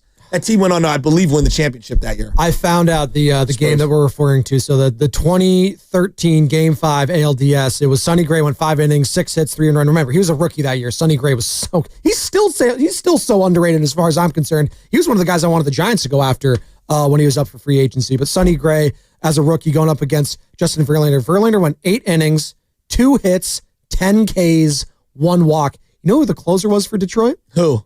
Joaquin Benoit. Wow. You haven't heard of that name in a minute, have you? No. Or remember who else was on that Detroit Tigers team? Al Albuquerque. Albuquerque. Who was playing for 10, 15 teams, it felt like. Who was Delman Young? Remember that? There you go. Johnny Peralta. Yeah. Yep. That team was good. Well, of course, Giants fans know him because they beat them in the year prior in the 2012 season. So there you go. I'm telling you, that Spurs loss, I sound insane. No, that I remember watching. I was rooting hard for the Warriors then too. Couldn't stand the Spurs. Could not stand them. Curry had 40. It had to have 40 in that game. Had to. I just look that up. Someone looked at Game 1, 2013. Whatever it is, the second round, the semis. Did you feel better about the Spurs choking that series away in, Game 6 against the Heat? No, I thought we would have, honest to God, I think we would have played the Heatles. I thought we could have won it all that year. I don't know if you're being the Heatles that year. No. I'm not saying but you felt like it as a fan. Yeah. That was our team. That team was ridiculous. Jared Jack was such a great backup player, and Carl Landry was so fun. That team was years ahead of its like pacing. So you're like Ginobili in that game. That's the guy that you're looking at. Ginobili, G-Snap, Ginobili, right, dude. Sports villains. That was where the whole Tim Roy. The Black Falcon flies high for the dunk. That's where the whole thing started. He was 19 years old and had like 20 points or 19 or whatever. And God, I thought that team was the team. UNC, by the way. There you go. Shout out to the education. Sports villains who haunts you is also a good one to tie into this because right now, Knicks fans are having flashbacks of Reggie Miller, who was on the call for TNT courtside, pointing at Halliburton when the game was over. So twisting the knife even more. I told you, if I was a Knicks fan, I wanted Reggie off the broadcast. I feel you on that. It's fine. Now you feel me. Well, no, I feel you if you're a Knicks fan. I don't really care. I'm a fan that I don't have allegiance one way or the other on this, but I understand where Knicks fans are feeling. That's just the nature of the business. Like, people are always going to feel like if Troy Aikman calls a Cowboys game, he's slanted towards Cowboys. Actually, it's the opposite. I feel like Troy crushes the Cowboys even more than the actual like normal broadcasters would because he's that hard on his own team. But I feel like Knicks fans saw Tyrese Halliburton do the choke sign. They're having flashbacks. Oh, for sure. So sports villains I want to get at too. Who is your sports villain as Knicks fans are feeling like that towards Halliburton? Like, I was just talking about Verlander. Jim Burt. You don't even know the name, do you? I know the name. New York Giants almost killed Joe Montana. Yeah. One of the first people I despised. That's a good one. Despised. And then became a Niner. You mentioned Mahomes, right? Like, probably that's one for He's one of the right greatest now. villains ever, and I hate him. And, like, villain doesn't always have to be the best player. Doesn't always have to be the best player. Like Dylan Brooks, I don't know if he's a villain per se. I know it's his nickname, Dylan the Villain. Well, but, like, people came out of that hating. Şengün people Warriors fans hate Şengün. Tommy Lasorda, I've said this 1,000 times, is one of the greatest villains of all time. There you go. Hate his guts. Well, wasn't one of the greatest parents of all time either. There you go. 888-957-9570. We're talking soul-crushing losses, but we can also tie sports villains in there. For me, if you're an A's fan, Justin Verlander absolutely is in the top for you. J-Dub is in Union City. He has a game that is soul-crushing for him. J-Dub, what's up, man? Give it to me. What's up, man? You're on the Morning Roast. Hey, fellas. Good morning. How we doing? Just living. It's Memorial Day weekend, dude. It's just been beautiful. I've been vacationing since yesterday at 10 a.m. in my mind. Mailing it in, I love it. I mean, y'all are talking about this conversation, and one thing I maybe thought of, because I know you asked the next question about villains, the Bay Area has kind of been a villain for me in general. Because, there was that NFC Championship, Falcons-Niners. Yeah. I've had to live through that. Yeah. There's the Brooks Conrad game, right? The Giants and Braves. I'll never forget that. I had to go through that one, too. Because, Shaq, you said something, right, about, no one has knocked at the door more, right, than the Bay Area. No one's knocked harder than Atlanta sports, right? And I say that in terms of, 28-3, I'm always going to have to live that one down. Wait, you guys just won the World Series a couple years ago, didn't you? Yeah, do you know how many other close losses I've had to live but you won a through for title. that? You got a they title. lost. Dude, the Braves are synonymous with losing in the playoffs than they are winning. For me. Jock Peterson, Pearls. Let's go. You know why I hate your Braves? The Fred McGriff trade, 1993. Like, you're talking about villains, that's the guy I think of. Yep, exactly. And so I just want to say this story real quick, because I remember, 28-3, right, the Super Bowl. I was actually... My mom asked me if I wanted to go to that game, and I couldn't go because I was training at that point, trying to go to the NFL, right? So I was still here in the Bay and all that. So they went to a watch party in Atlanta, and they were celebrating. Everyone's having a good time. I was sitting there like, nope, I don't care what the lead is. I'm not celebrating. I'm nervous. And then one of my friends, he actually hit a group chat. He was just like, all right, time to plan parade. Where are we going? I was like, oh boy, no. Nope, that's going to do it. That's going to do it. So, obviously, we lose. And then my dad, he's the ultimate optimist in the family. He texted me after the game. He's like, yep, well, the sun comes out tomorrow. I remember waking up the next morning, it was cloudy. And so it's like, all right, no, there's nothing good going today. So I just wanted to tell you all that story. Jay, do you and other Falcon fans blame Shanahan for that Super Bowl loss, or Dan Quinn, or is there something else? So I'm going to use a quote a term that you use. There's a pie chart of culpability. And Kyle Shanahan is absolutely on the pie chart. He is absolutely on it.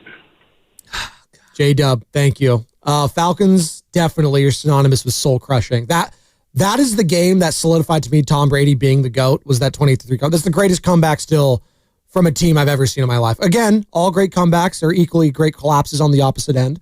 But that was... Everyone said the game was over. We all thought the game was over. For a couple years, you have to think about this now. The Falcons in successive seasons? Successive seasons. Yeah, whatever it is. Okay.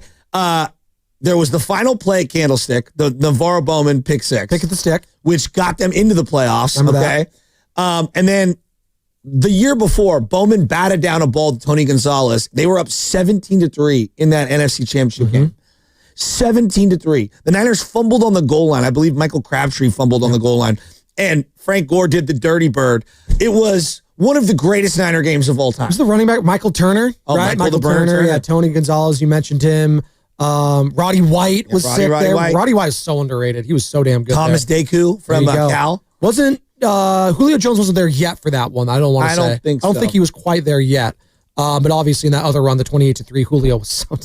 I thought once Julio got that catch late in the fourth quarter, the game was over, but he went out of bounds. They got the penalty. They get the ball back. The rest was history there. Sports, it's man. It's like OG Anunoby not dunking that ball. There you go. So for, I think, a lot of Falcons fans, probably now you're looking at Tom Brady, or it's such a cop-out to say Kyle Shanahan's like the villain for you. It's like, stop it. Stop blaming the offensive coordinator that got you all those points to begin with. Stop someone on defense. How about that? Yeah. There you go. Willie's in Pacifica. He wants to join the conversation. Willie, what's that soul-crushing loss for you? Good morning. I can't remember the year, but at one point in college football, Fresno State was ranked number 5. They were undefeated. They looked like a serious national title contender. And then USC and Reggie Bush come into town. And I think Reggie Bush ran for like 500 yards, 5 or 6 touchdowns. And I really thought Fresno State could have gone to the national college football game that year. But that was pretty soul-crushing for me because I loved that program. They were so good for so long. It was a 50-42 game, USC Fresno State, 2005. Reggie Bush ran for 294 yards. Right here. Yeah. Oh, my God. I'll never forget watching that game with Rocco, my boy Rocco. That USC team, I contend, is one of the greatest college football teams ever. I know that Miami has much. Dwayne Jarrett, they were just, that team was ridiculous. It was so ridiculous. I still they're on the short list of the greatest college. There's like 5 or 6 you want to say. I know Sam's going to go to his 01 Miami Hurricanes or the whole early 2000s. They were stacked. You could go to the LSU Tigers of a few years ago, Joe Burrow. That you look back, Jamar Chase, Justin Jefferson might be the greatest offense we've ever seen. Those are 3 potential Hall of Famers I just named right then and there. But that USC team with Reggie Bush, I just look at Reggie Bush as a player like today would just dominate. He'd be so perfect for today's game. Would he not be? With all the rules predicated towards offense in a Kyle Shanahan type of offense, that would be perfect. Right? Could you imagine that? I thought Reggie Bush was going to be one of the greatest football players ever. And he still had a good career. He still had a good career. I was convinced he was going to be that good. I still think he had a pretty good career. And the Niners lost the Bush Bowl. Well, technically, they won the game, but they lost out on the opportunity to draft number 1. Go back to the season that happened, 2005. Right. They won a game at the end of the year they had no business winning, and instead of being able to draft number 1 overall, I believe it was Mario Williams, they ended up having to get Vernon Davis at the 6th pick. They had beat the Texans at the end of the year, and the Texans got the number 1 overall pick. I was at that game. It was called the Bush Bowl. That's what we called it. Yep. Because we wanted to win. We wanted to have Reggie Bush. Now remember, we had Alex Smith. Yep. Reggie Bush and Alex played high school football together in San Diego. Yep. Oh, God, the Niners. I was convinced Darnell Bing from USC was going to be Ronnie Lott. Darnell Bing, fight on. By the way, so his first career, he played 10 years. I also wanted Pete Carroll to be coach. 10 years. You could have, he's still coaching. One of his final plays was Reggie as a Niner at the Edward James Dome or whatever in St. Louis, and they had a tarp on the field, and he went out of bounds and slid and fell on the tarp and tore his ACL and was out for the year. Damn. It's crazy. It's crazy how things happen like that. 5,500 rushing yards in his career, 3,500 receiving yards, 58 total touchdowns for Reggie Bush. He was a first-team All-Pro once, obviously won a Super Bowl with the Saints. Great punt return in that game. He was. No, again, return yards, almost 1,000. Like, he had a good career. I don't think he lived up to being the number 2 overall pick, but you know what? You're a first-team All-Pro once, win a Super Bowl, you got a Heisman Trophy. I still contend he might be the greatest college football player of all time. Just he's on that short list. He's that good. And he played in one of the greatest college football games ever against Vince Young, where it's like, can somebody please like spy him? But let's go. That was one of the best football games of all time. Let's go to 100%. Lendale White though instead. Like, come on. Reggie was on the sidelines. On the side. He's the most explosive player. Even if you're not going to give it to him, he was on the sideline. They had no business beating Notre Dame, by the way. There was like a 4th and 8. It was a Bush push. Remember, talking about not the tush push, but the Bush push. Which that you weren't was allowed illegal to do. then. You weren't allowed to do that then. They didn't call it. Was Samardzija on that Notre Dame team? He might have been. Was Brady Quinn there too? Was that Brady Quinn? Brady Quinn or Jimmy Clausen? There you go. Oh, Mel Kiper's guy right there. By the way, Charlie Weiss. We got David Sampson coming up in 13 minutes. David Sampson, former president of the Marlins. And Joe, why are we having David Sampson on? Well, so many things are happening in sports financially. So like the Brock Purdy contract, right? You hear about this guaranteed money on the day it comes out. And I've actually got to apologize a little because now that the money is being disclosed and how the money is structured and all of the different opt-outs with the 49er contract, what was reported is not what is true. And it really looks like a 2-year, $115 million guaranteed deal where it's kind of a prove it after 2 years for the Niners and Brock Purdy. It actually reminds me a lot of the Colin Kaepernick deal where you have all these opt-outs every April 1, right? So he gets a lot of money that's kind of back pay and then pay for the next 2 years. I want David to explain why these contracts being structured the way they are beneficial for the league, for the player, for the team, etc. And then number 2, the Niners sold a big portion of their team. Why does that matter for a fan? How does that help a fan? What does that mean to the bottom line of the Niners? Because you hear about it, hey, the Niners sold us. You know what? There's some positives to take away from it, and that was one of them. Do you guys agree with me? Is that the greatest college football game ever? USC versus Texas? Probably. What's in my life? Absolutely. Recently, there has to be someone. Ohio State versus Miami was good. Was it the first Clemson one over Alabama where Sean got that touchdown right at the end? That was up there as well. Wasn't that Levi's? No, that was a blowout. That was the second one. Yeah, that was the You're blowout. right. That was the blowout. I remember because I think that one was in Tampa, I think. Yeah. Well, do you guys remember Ohio State, Chris Gamble, and Miami? Does anyone remember that? No, I do not remember that one. I try not to. Maurice Claret was so sick. Game. So sick. I mean, if we're being real, there should not have been a flag at the end of that game. You still feeling salty about that, Sammy? Yeah. We're talking about losses that still haunt us. So yes, Give it to me then. That's that De La one for you. Salle's DJ Williams was so sick on Miami. Those Miami teams, I was convinced could beat the Niners. I'm talking about those 02, 03, 01 Miami teams. If they face the 04 Niners, and I asked that question to Frank Gore, and he thought I was crazy, and I'm dead serious. I think they could have. Hold on, I have the drop. Yeah, he did the huh. Where is it at? Right I here. said, I think that was a guess moment of the year. So what was the question? I said, hey, do you think one version, the best version of those 01, 02 Miami Hurricanes could have beaten the 04 or 05 Niners, that rookie team that you were on? Yeah, he's like, stop. There's levels to this, Joe. I hate when we do that every year. Oh, could Alabama beat the Jacksonville Jaguars? They have grown men. Joe, it was Andre Johnson, Reggie Wayne, okay? Winslow and Shockey. I know. All right? I know. Okay, that's with Clint Portis, McGahee, and Gore, all right? That's insane. But shouldn't that tell you all you need to know? Frank Gore was playing with all those guys and even said, hell no? Like, that tells you all. Well, remember the reason for his answer is he talked about in the trenches, the offensive and defensive lines. That would be the edge. Now, if you did like a 7-on-7, sure, I think that's a different story. Yeah, if you did. There we go, flag football. Yeah, dude, they had Ed Reed, Mike Rump, and Sean Taylor, Philip Buchanan. That team was Jonathan Vill. Oh my God.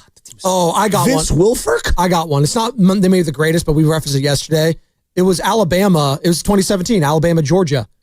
Tua coming in at halftime and saving Alabama's skin. I still think I'm taking Texas USC. No, that's fine. I'm just the Rose Bowl. You and asked. to win that way. I know. Where he runs into the end zone and like all the confetti. But bigger part was like USC was so dominant at that point. No one gave them a chance. Well, they're going for the three-peat. And Vince and like, look, Vince Young was so sick. Damn. Vince Young was so sick. I also was convinced he was going to be a Hall of Fame quarterback because that rookie year with the Titans, he was sick. On a field of Adonis. Talking about stacked teams too, that the Tua, Judy, Devontae Smith, all Ruggs, all those guys, Josh Jacobs. I know these all. Derrick Henry on that team? I don't think Najee. No, Najee was. Wow. Derrick Henry wasn't. 17 LSU, dude. Yeah, no, that's the Joe Burrow. That's Jamar Chase. That's Justin Jefferson. Yeah, stacked, it's one of the greatest teams ever. Stacked. It's one of the greatest. Clyde Edwards-Helaire. 2019, sorry. 2019, that's right. Because 2017. Imagine that. You get Justin Jefferson. Jamar Chase. Well, that's like Thurman Thomas and Barry Sanders at Oklahoma State. It's unbelievable. That's like, you can't even like fathom that. It's insane. We got time for one more. No, don't. It says, do not take this one. I'm not going to take that one, whatever that means. 888-957-9570 is the number. It's okay, Sam. Don't worry about it. We got David Stanson coming up in about 7 minutes. And we are coming to you live from the Laughing Monk Studios. Laughing Monk, Righteously Brewed, here in San Francisco. We're celebrating the Valkyries and their inaugural win of the franchise over the Washington Mystics yesterday as Jordan Poole was courtside. He's wearing red. Money time! And Brandon Pachemsky was there. Pods has been everywhere. You've seen a lot of Pods, by the way? Would they get along on the floor together? I don't know. Pods like this to the ref. JP's going, money time, pointing to his veins. I mean, Warriors fans. No one playing defense. I mean, just no defense being played whatsoever. Warriors fans are still trying to blame one of those guys for all the losses that have accumulated the last couple of years. With that being said, let's hit the injury report.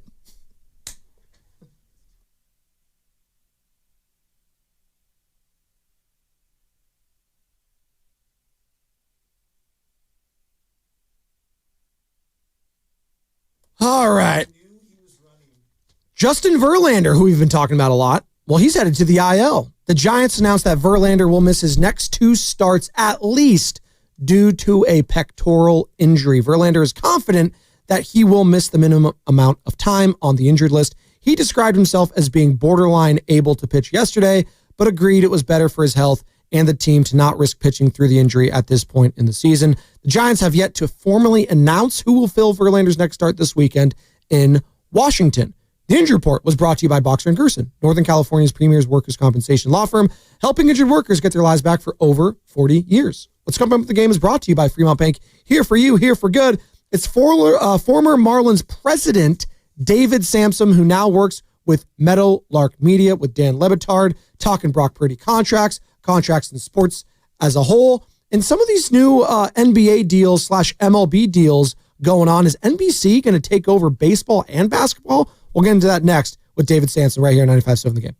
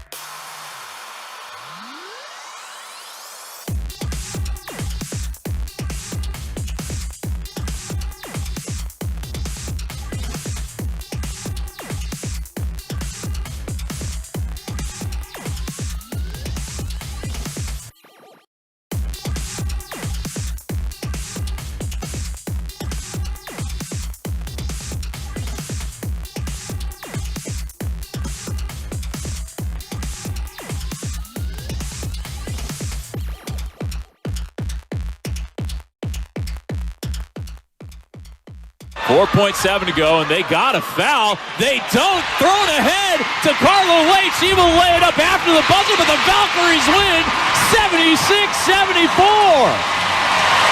And the first win in Golden State Valkyries history. Kevin Dana, Sophia Jones on the call right here on 95.7 The Game. You heard the man. 76-74 the finals. Shout out the Valkyries. Let's go, baby. Where's my DJ Horn and Darude Sandstorm? You got to give me that, Carter. Thank you. That's what I need in my life right there. So shout out to Valkyries. Big, big win. Their first win ever in the history of their franchise. And you heard it all right here on 95.7 The Game. Good morning to all you lovely people. Just getting off work, getting ready for work, getting ready for maybe an extended weekend. And it is Memorial Day weekend, but it is a Thursday, so maybe some of you are going to take a Friday off. I wonder who that could be. We're going to be joined by David Sampson. Whoa. If you're going to do a drive-by, at least walk up and shoot me in the face. Jesus, come on. I mean, come on. Why are we getting so graphic today? My God. I'm taking them all off, okay? It's a veteran move. Okay, all right, fair enough. I'm just, it's okay. A little 4-day. Well, can I have a 4-day? It's called a stretch 4. Shout out Dan Dibley. That's what it's called. Dan can claim that he developed the stretch 4. I call it the Irish holiday. All right, well, all right. Okay, fair enough. Shout out to those watching on Twitch or on YouTube. Brought to you by First NorCal Credit Union. For a low rate auto loan, apply online or just ask for First NorCal financing at the dealer. We are coming to you live from the Laughing Monk Studios. Laughing Monk, righteously brewed in San Francisco. We're halfway home here on a thirsty Thursday. We were talking soul-crushing losses as the Knicks have one of the worst choke jobs I've ever seen in my life, and that's saying something because the Knicks are synonymous with choke jobs. So this might be the end-all, be-all, having that 8-point lead, let alone 9-point lead in the final minute, 8-point lead in the final 40 seconds, and they couldn't beat the Pacers as they force overtime and get the win there to take game 1 of the Eastern Conference Finals. We're going to be joined by David Sampson here. Who is a Knicks fan? Is he really? Yeah, diehard Knicks fan. Hey, David Sampson, former Marlins president, the Nothing Personal podcast with David Sampson, Mental Arc Media. Let's just bring him on right now. David, you're a Knicks fan. How you feeling, man? I'm feeling fine, actually, because I don't agree that it was a choke job. I was at the game, and I have been going to Knicks games since 1974 yes, I'm old, to 1999. I barely missed a game. And I can tell you that this was totally different than the Reggie Miller game with the 9-9. And here's why. Because Neesmith, he took it from us. We didn't turn the ball over on the inbounds. We were scoring and we were in position to win, but the Pacers didn't miss a shot. Well, but David, Halliburton you didn't run did down the is just shot amazing. clock. You didn't run down the shot clock. I don't know why they were waiting. They were trying to score. You milk that whole thing down to 10 seconds. You have a 5-point lead. What are they doing? It's a new NBA. Think about what the Celtics did when they lost to the Knicks. They just kept missing open threes because the Knicks kept giving it to them and they just missed them. It's not like the Knicks were doing that. What actually happened is the Pacers did what the Pacers do. Think about what they've done just this playoffs when they beat the Bucks, the Cavaliers, and now the Knicks in a game where they were down by 7 points or more in the last 40 or 50 seconds. It's just amazing what this sort of group of players can do that I just gave them credit. And I was watching, I must tell you the truth, like the Reggie Miller game that I was at, I watched the end of the Reggie Miller game and the end of last night's game in the concourse on the internal feed because I was ready to get out of the building into a cab to celebrate a victory. Oh, my God. I admit it. And then I went back to my seats for the overtime, of course, and then left again, and we lost. And I'm upset that we lost, obviously, but it's game 1. There's a lot of series left to play, and I am not despondent beyond repair. It's not that I feel like we're full of being the biggest chokers in the world. What I know is we haven't won a title in 52 years, and it may be another year. Oh, no. Since 1998, real quick, Joe and David, I'll bring you in on this too. Since 1998, NBA playoff teams had been 0 for 1,414 when down 9 plus in the final minute of the fourth quarter of overtime. David, and it's David, now, you're so full of it. I love you, dude. I listen to you all the time. Like when the Giants, my San Francisco Giants, lost in 2002, Game 6, I knew there's no way in hell we're winning Game 7. You lose a game like you did yesterday. I don't care how you're not winning this series. You know it's not going to happen. Like, you just know in your soul. You know it. Well, excuse me, but I'd like to just push back. Do you remember the Reggie Miller game with the choke, the original choke? Yes. Reggie was talking about it yesterday. Series? The Knicks won that. You guys went 3-3 versus each other. I'm just asking whether the Knicks won that series. They did. Okay. So do you agree that there is a possibility the Knicks can win this series? Of course. And there's a possibility that you and I could go on a date with Scarlett Johansson. I don't know about that one. So you're saying there's a chance. Yeah, that'd be 0 for 2,000 at that point. David Sanson, former Marlins president. Nothing personal. David Sanson joining us here on the River Islands guest line. As all guests on 95.7 The Game appear on the River Islands guest line. This is time for you to discover the islands. River Islands and Lathrop. So the Knicks was standing. We've been talking a lot about contracts here in the Bay, David. And obviously being a former president and executive with a professional franchise, it's not the same, obviously, but I mean, numbers are numbers at this point, right? Whether it's Major League Baseball, whether it's basketball, and whether it's the NFL. And the NFL, obviously, the guarantees is what matters here because in basketball, baseball, it's all guaranteed. NFL, it's a lot more tricky. You have to look at the spot track. You got to go deep dive in the numbers.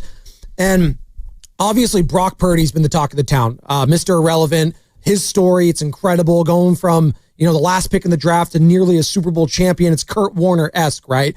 So the contract details come out.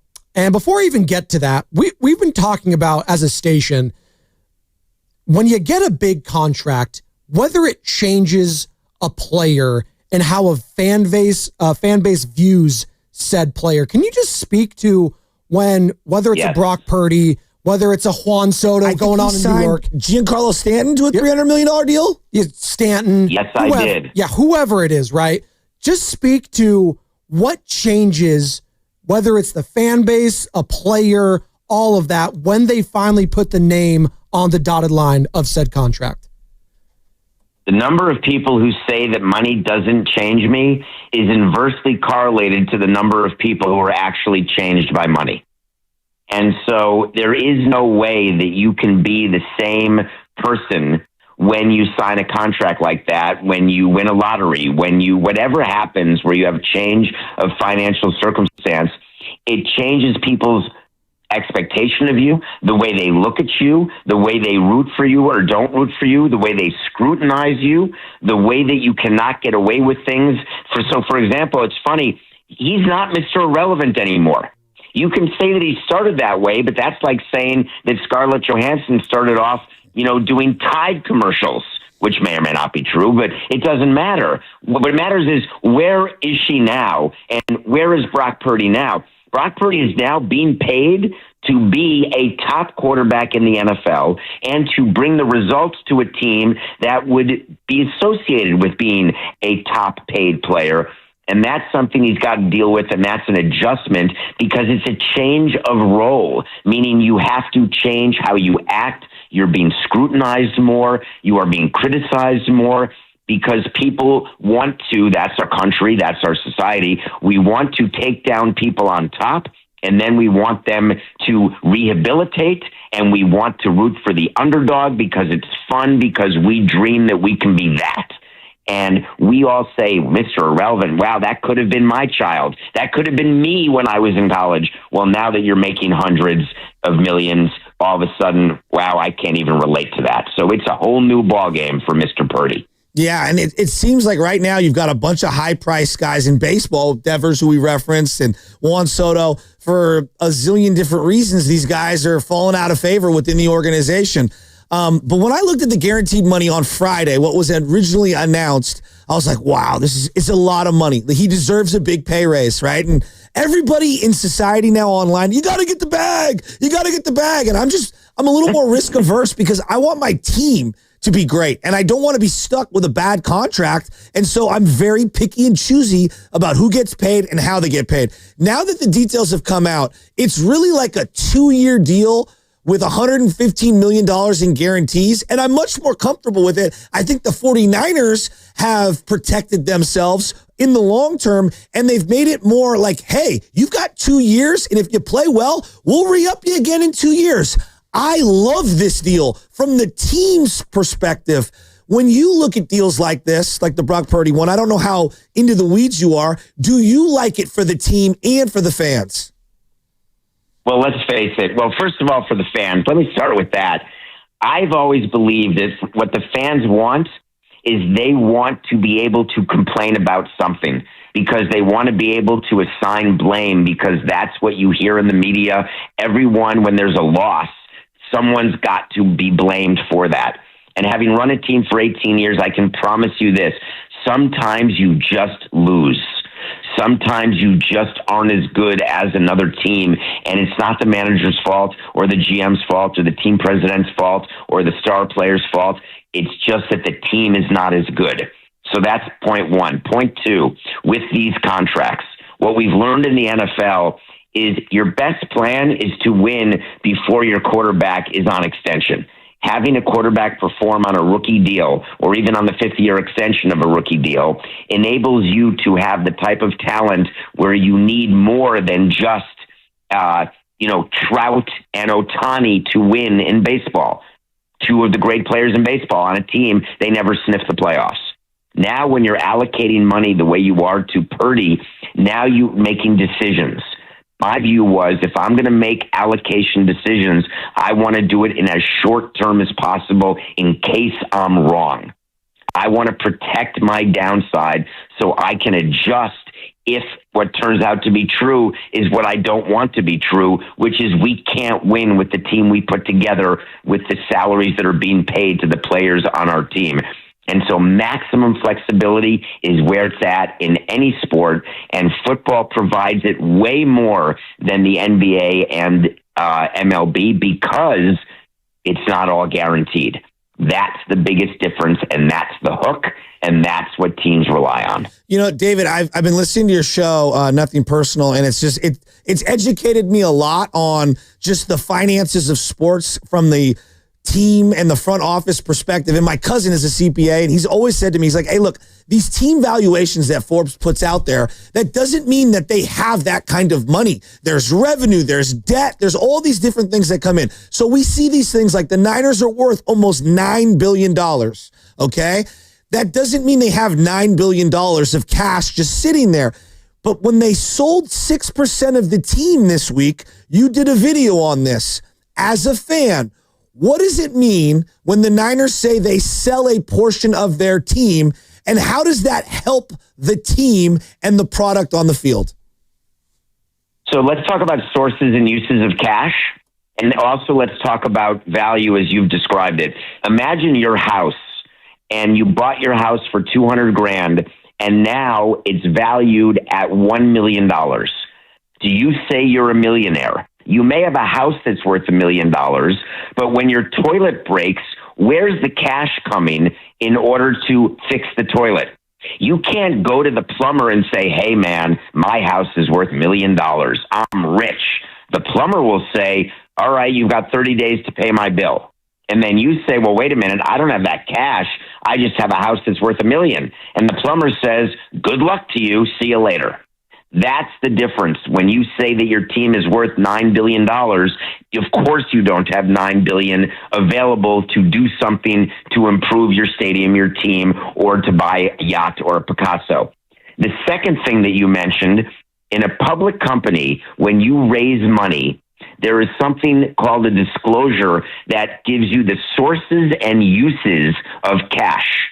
And what that means is that if you have $100 million that you raise, what are you doing with that $100 million? Are you opening up new stores? Are you expanding your product line? What are you doing with that money? What you don't get with a private company like a team is while you sell 6% and you get a check for just whatever the number is, call it $400 million, there is nowhere that it says what that $400 million is going to be used for, to pay down debt, to do some ancillary development, to do some capital repairs, to buy players, to get a bigger weight room. We have no idea what the money's being used for. But what I will tell you is the way and the reason that owners sell a percentage of a team is they are reallocating their portfolio. They are diversifying their net worth. It's like if you owned all of your net worth in one stock, you would say to yourself, well, that doesn't make sense. I'd rather sell that stock and buy a bunch of stocks so I can spread my risk. So many owners are taking money off the table because these valuations are so high, and that doesn't do anything for fans. It does something for the owner. Real quick, and we're talking to David Sampson, former Marlins president, and the Nothing Personal podcast with David Sampson, Meadowlark Media. David, Joe gets so worried about Jed York and his distraction level with the Premier League team. Leeds United. When it comes the money. Well, that's what I was going to get at. The finances there. Can you speak to that when it comes to owners? Because we see it a lot, whether it's Kroenke, right? And I think it's either Arsenal or Liverpool. It's one of the teams over in the Premier League. Jed York with Leeds. You see a lot of this now. I don't care about the soccer team. I know you don't. I care about my football team, my Niners. And so when I see that they are spending all this money on the soccer team, I'm like, okay, well, they better not take away money on the Niners. Well, you understand you're in the salary cap league, and you understand the band between the team with the highest payroll and the lowest payroll in football is not as great as exists in MLB, as an example. So there's a collar around payrolls really in football. And I would just tell you that you guys do a great show every day. Do you agree that you have the capacity to do stuff at 2:00 in the afternoon after your show's done? Oh, yeah. I do a lot of coaching, and I get in trouble with my wife every day because of it. So all I'm saying is that you've got the ability to do more than one thing and have more than one plate that's spinning. There is no businessman that is doing one business. All of like Fenway Sports Group, this is my favorite. People think that, oh my God, John Henry's ignoring the Red Sox because he's so focused on the Pittsburgh Penguins and on his EPL team. And I explain that during the course of a day, John Henry's doing 100 different things, both when the Red Sox win the World Series and when they finish in last place. He's allocating his time the exact same way. So I promise you that Jed York is not the reason that you should be upset. If you were the Red Sox, because you brought them up, John Henry, in the Rafael Devers situation where they brought in Bregman and Trevor Story, and there's other guys that can play third base right now for them, and they have a need at first base because Costas got hurt. And then you see what's going on with Juan Soto. These guys have been given hundreds of millions of dollars. And I understand not wanting to just be a DH because there's a whole psychological. I'm a big baseball player, so I get all that. Like, you want to be able to play in the field. But you're getting paid hundreds of millions of dollars.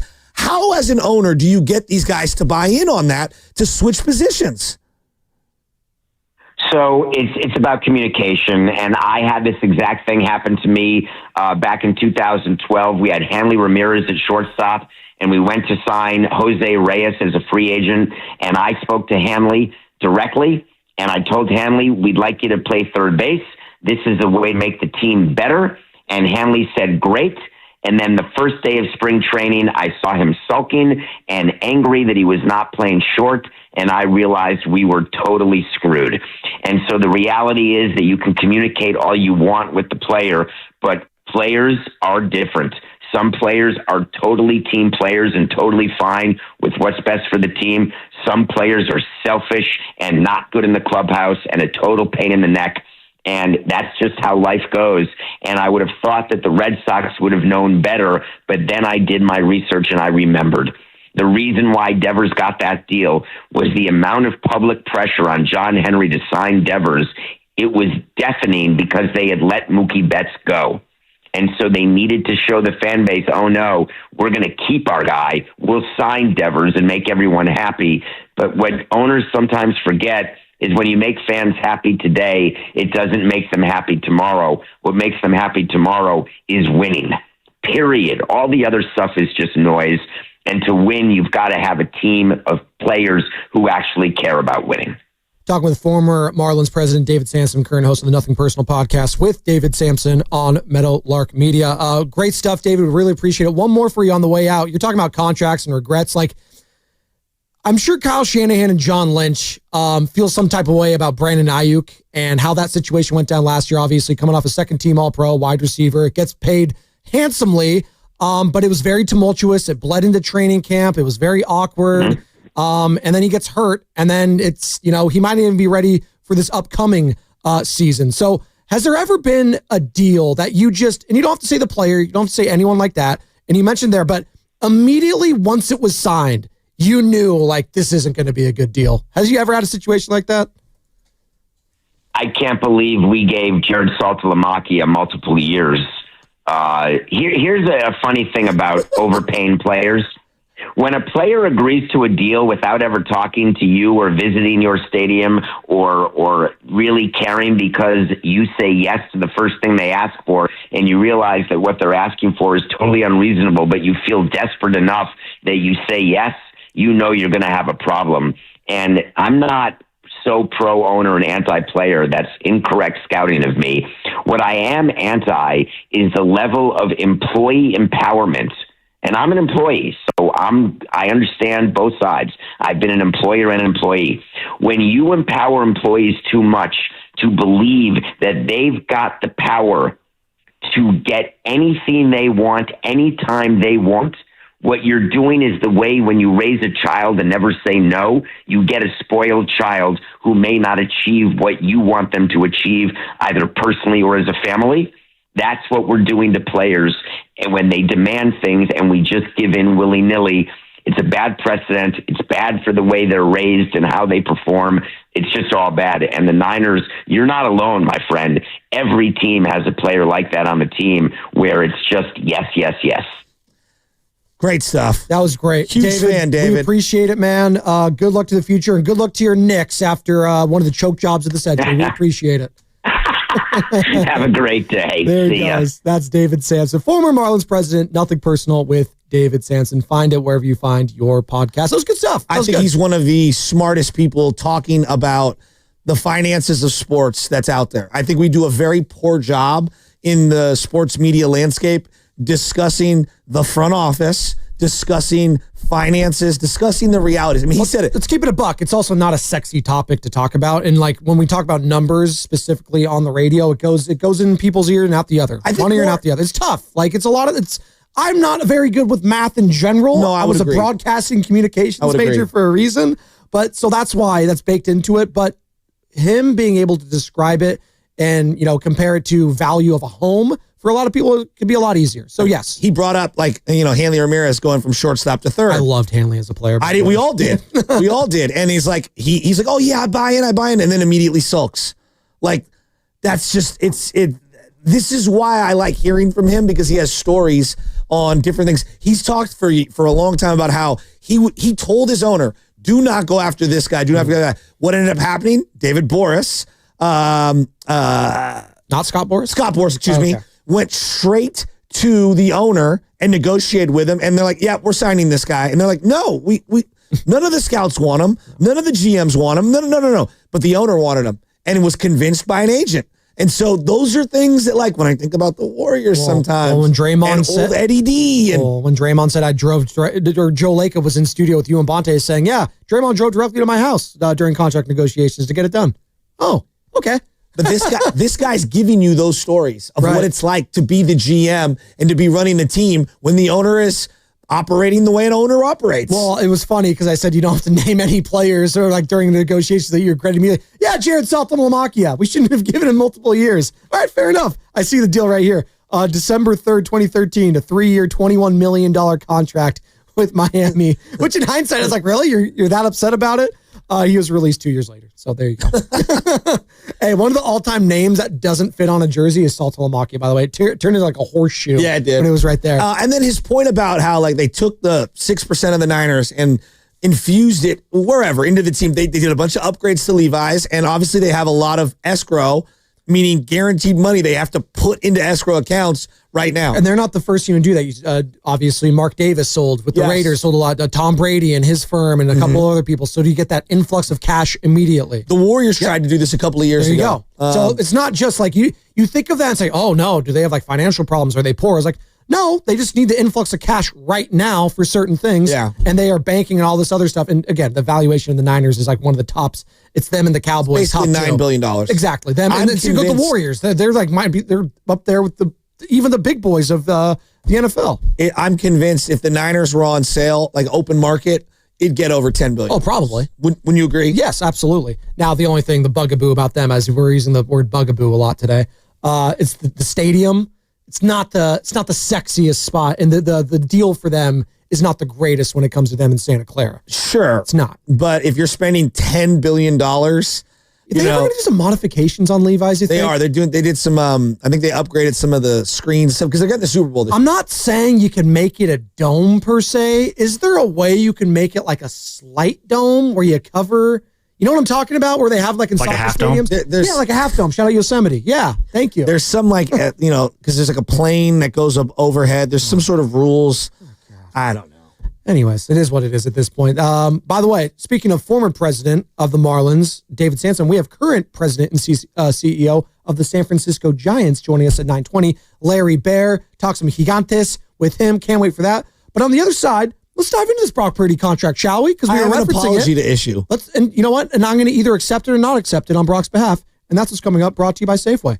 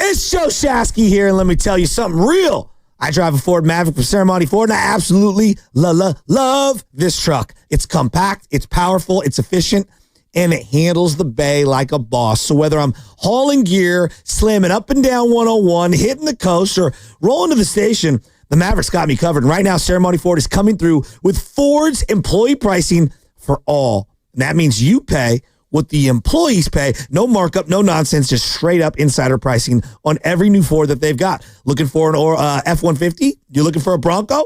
What about going electric with the Mustang Mach-E? Or maybe you want to join me in the Maverick? Whatever the vibe, now's the time.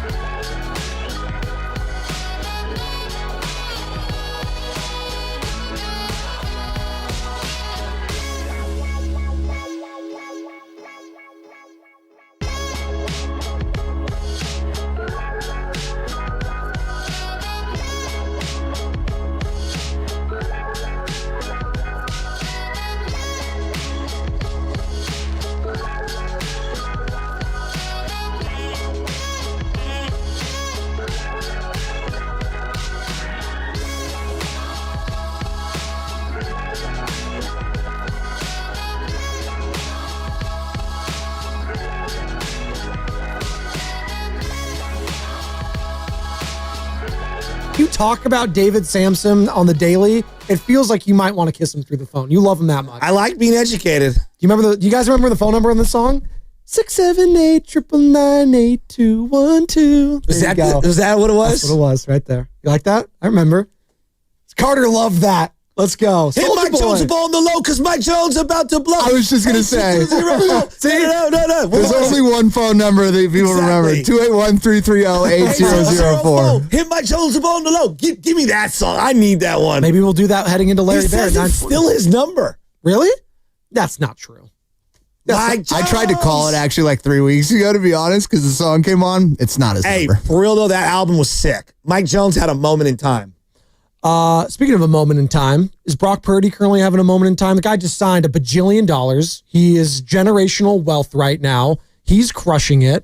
He went from Mr. Irrelevant. That's still going to be his nickname. I know we had David Sampson on, former Marlins president, last time. He's like, he's not Mr. Irrelevant anymore. You can't view him in that lens. I was like, well, you say it because it's almost like he's not Mr. Irrelevant anymore, but he always will be associated with that pick. So it's almost ironic because he's anything but irrelevant at this point. He's so damn relevant. That's what we're talking about him ad nauseum. He's the quarterback of the San Francisco bleeping 49ers here.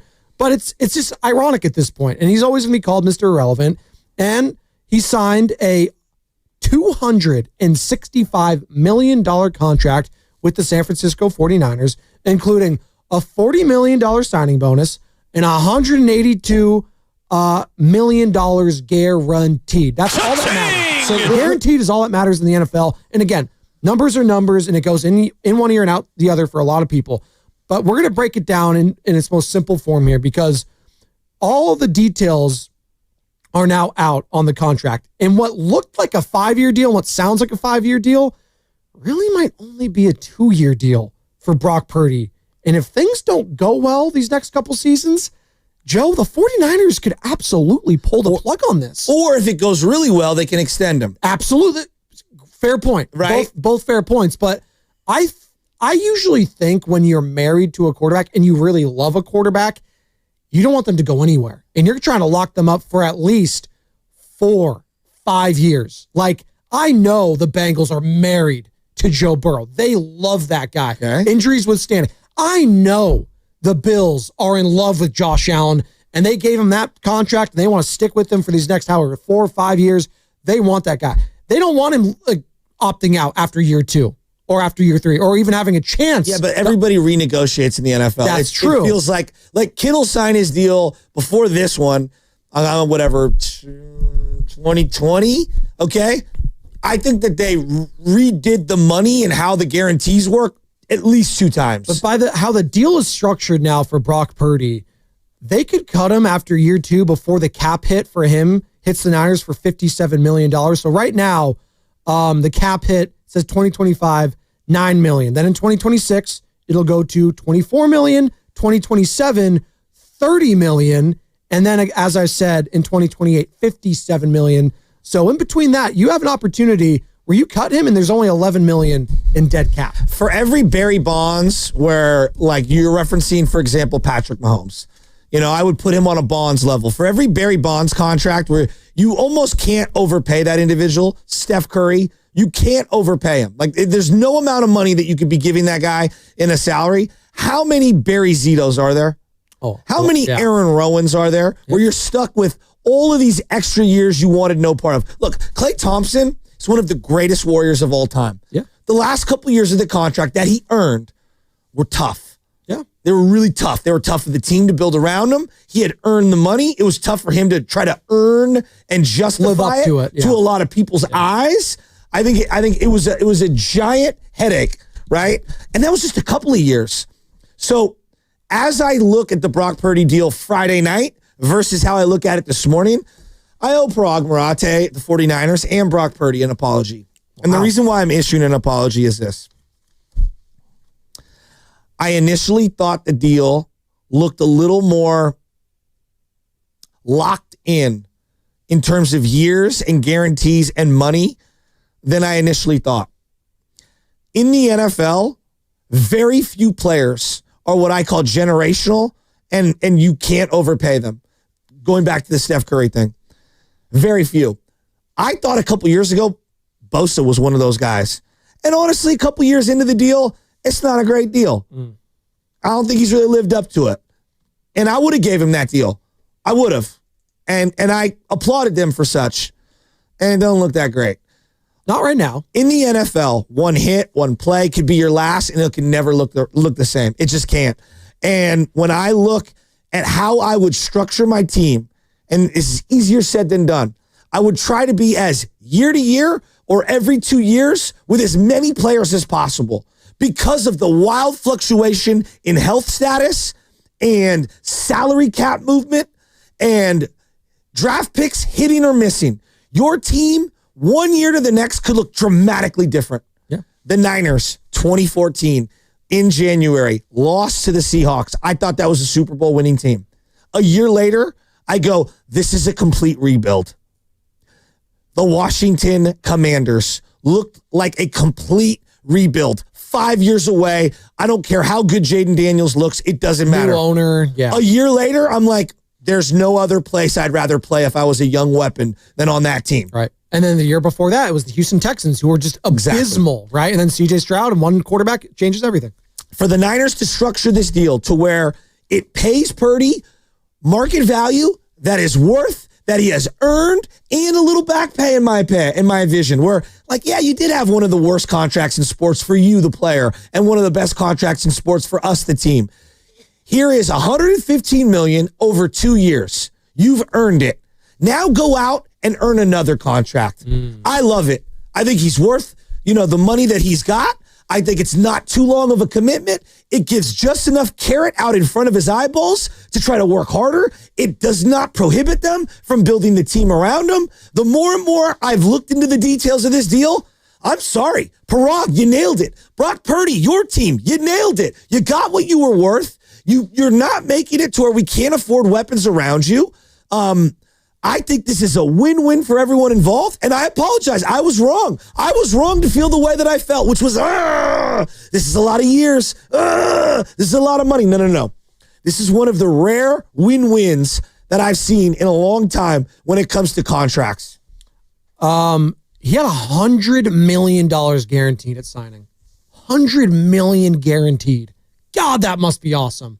You ever, just think about that for a second. The guy went from the last pick in the NFL draft, was a third string behind a guy that's been to a Super Bowl and Jimmy Garoppolo, and another guy that you invested 5 first-round picks, it felt like, for Trey Lance. Those guys go down. It's your time now. Hey, go beat the Dolphins, your dad's favorite team because his favorite player was Dan Marino. Go beat them, and then, let's see what happens.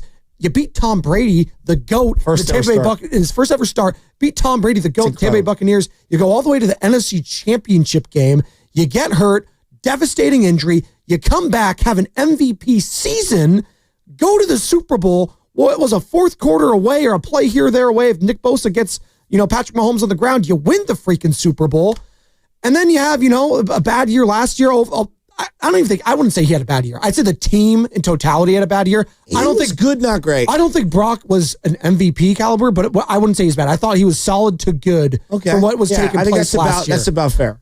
And then you get rewarded for it with a $265 million contract. It could be worth up to that, obviously. That's an incredible story, man. It might be one of the greatest stories in Bay Area sports when it's all said and done. I went to every one of those, first week of practice situations. People forget, they gave Nate Sudfeld a bunch of money to be the third string. Yeah. Nate Sudfeld. I couldn't pick that guy out. I don't even know what he looks like. He was a tall, goofy-looking dude. Still couldn't tell you. That doesn't narrow it down at all. Jimmy Garoppolo was throwing on the baby field. Throwing on the baby field to a bunch of trainers that look like me. All right. I was ready to run out there and catch a pass from him. And he wore number 14. And I'll never forget the first couple times I saw him. We even had this discussion. I did not think he was going to be anything special. I was like, oh, this is a try-hard guy. I like this guy. This is a try-hard little practice guy. Wearing number 14. Tiny. I mean, he was tiny. Yeah. They would run 10 plays for Trey. And then you'd get 5 plays for Sudfeld. And then 1 play for Purdy, because that's how they break down the snaps. It's a math equation regarding how they break down snaps. And it's just, It's one of the most incredible stories of all People were laughing at Purdy. I remember that. Yes, Like, the fans were laughing at him when he takes snaps. It was sad. So small. Remember that Mexico City game against the Cardinals where Jimmy won, and then it was a blowout, and they brought Brock Purdy in, and he immediately like botches the handoff. It was either him or the running back, and it just the ball. It was a whole mess, and everyone was laughing. I was like, "This guy, what?" And lo and behold, a few games later, he has to take over the season, and they don't look back. They go all the way to the freaking NFC Championship game. It's incredible. But do you think, because there is such a quick out in this contract, that the Niners are completely sold on him? Like, I hear you. It's like, it's great. Oh, they could, if he's doing really well, they could re-up him and extend him, or they can cut him. You don't give out $100 million on someone you're not sold on.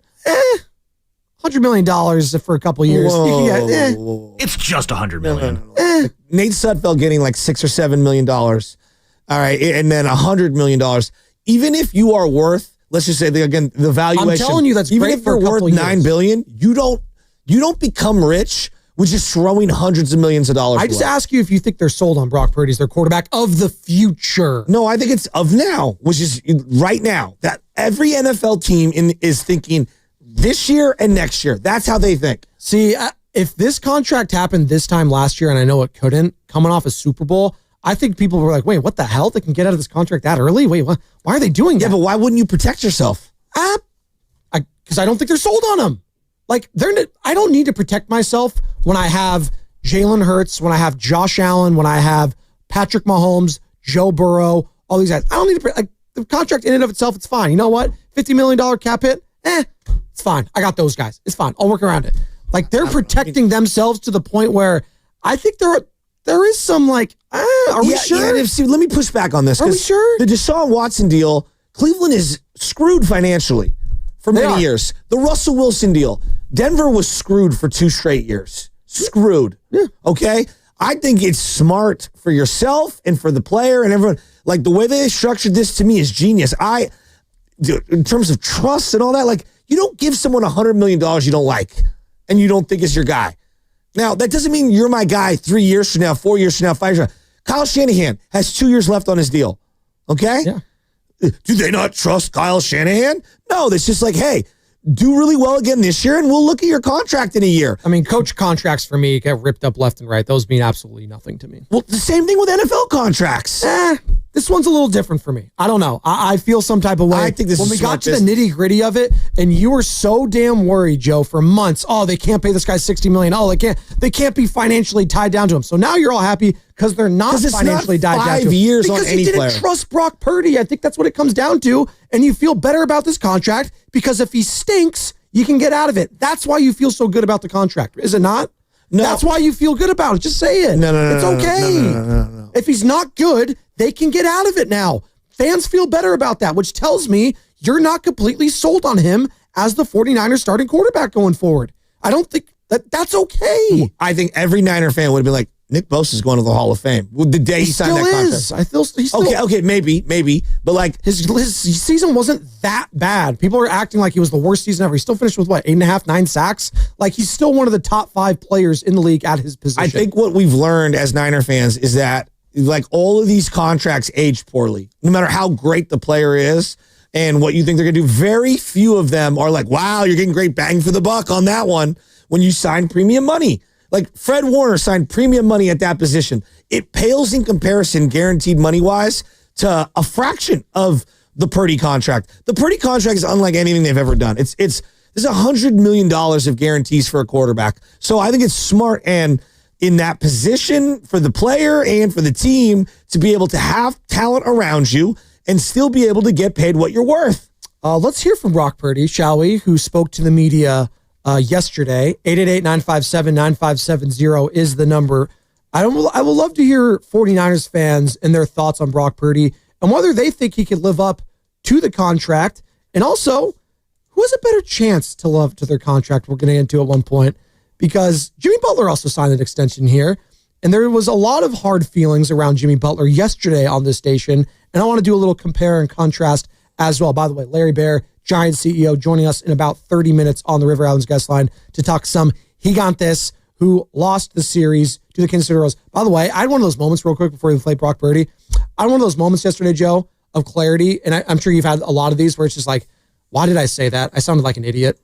And I realized that yesterday at I was eating lunch. That's me every day. No, but I was realizing, and I don't think any of you guys checked me on it.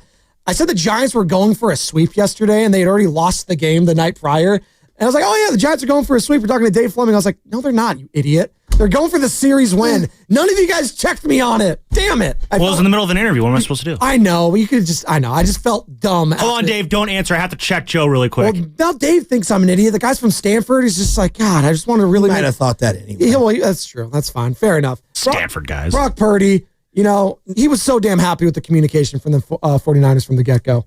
It was just an open communication from the get-go. I think I always had faith that, all right, they started with a very respectable first offer, and from there the communication between them and my agent was great, and they talked a lot, and there was no drama involved, and so for me, I think all those moments added up to be for me, I just had faith that it was going to get done, and that these guys have my back, and that they want to get something done relatively quick and smooth.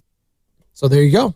No drama is what I love from that. Again, I said the 49ers have an A offseason, especially with this contract. If you feel like Brock wasn't going to be the guy or you have question marks about that, you should love this deal, 49ers fans. 888-957-9570. He got $100 million guaranteed, and they asked him what he was... At signing, for sure. Oh, I have that. You want to hear it? The first big purchase? Put that out there. Here, right here. This is Brock Purdy. He was asked, what's that first big purchase going to be after signing a fat deal like this? We're still thinking about some stuff. I don't know. I've always been a big fishing advocate, so I was telling my wife, and she's annoyed with me, but I'll say it, but I'd like to get a bass boat one day. So yeah, that'll be my first big purchase. A bass boat. So if I took paying your house off, debt, or buying your mother something or whatever, take all the sappy things people say out loud. Let's have fun with this. Joe, I give you $100 million. What's the thing that you're buying? I already know what I'm buying. I am buying a new car. You know where I would go?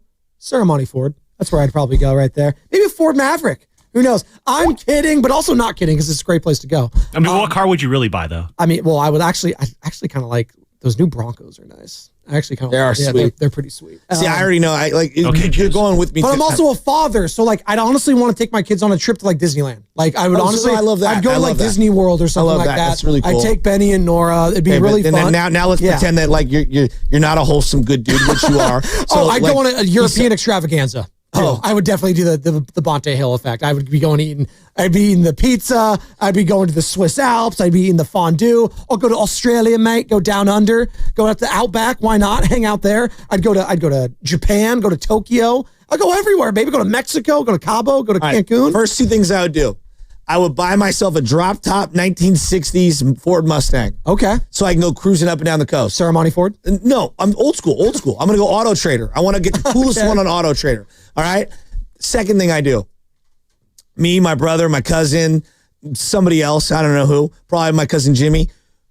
We're going to St. Andrews. Oh, that's pretty cool. I'm going to St. Andrews. We're going golfing. You gonna take me there? Take the whole crew. We're going to St. Andrews. Let's go. Forget me and LJ and Michelle and my mother-in-law, my mom, and all the sappy things that I do. Let's do it this. Your selfish purchase if you got the Brock Purdy contract. Yes. What are you doing for yourself? Yes. The family's going to get taken care of. I would also go to Ping. I would call up Ping and I say, hey, look, I'm flying out there.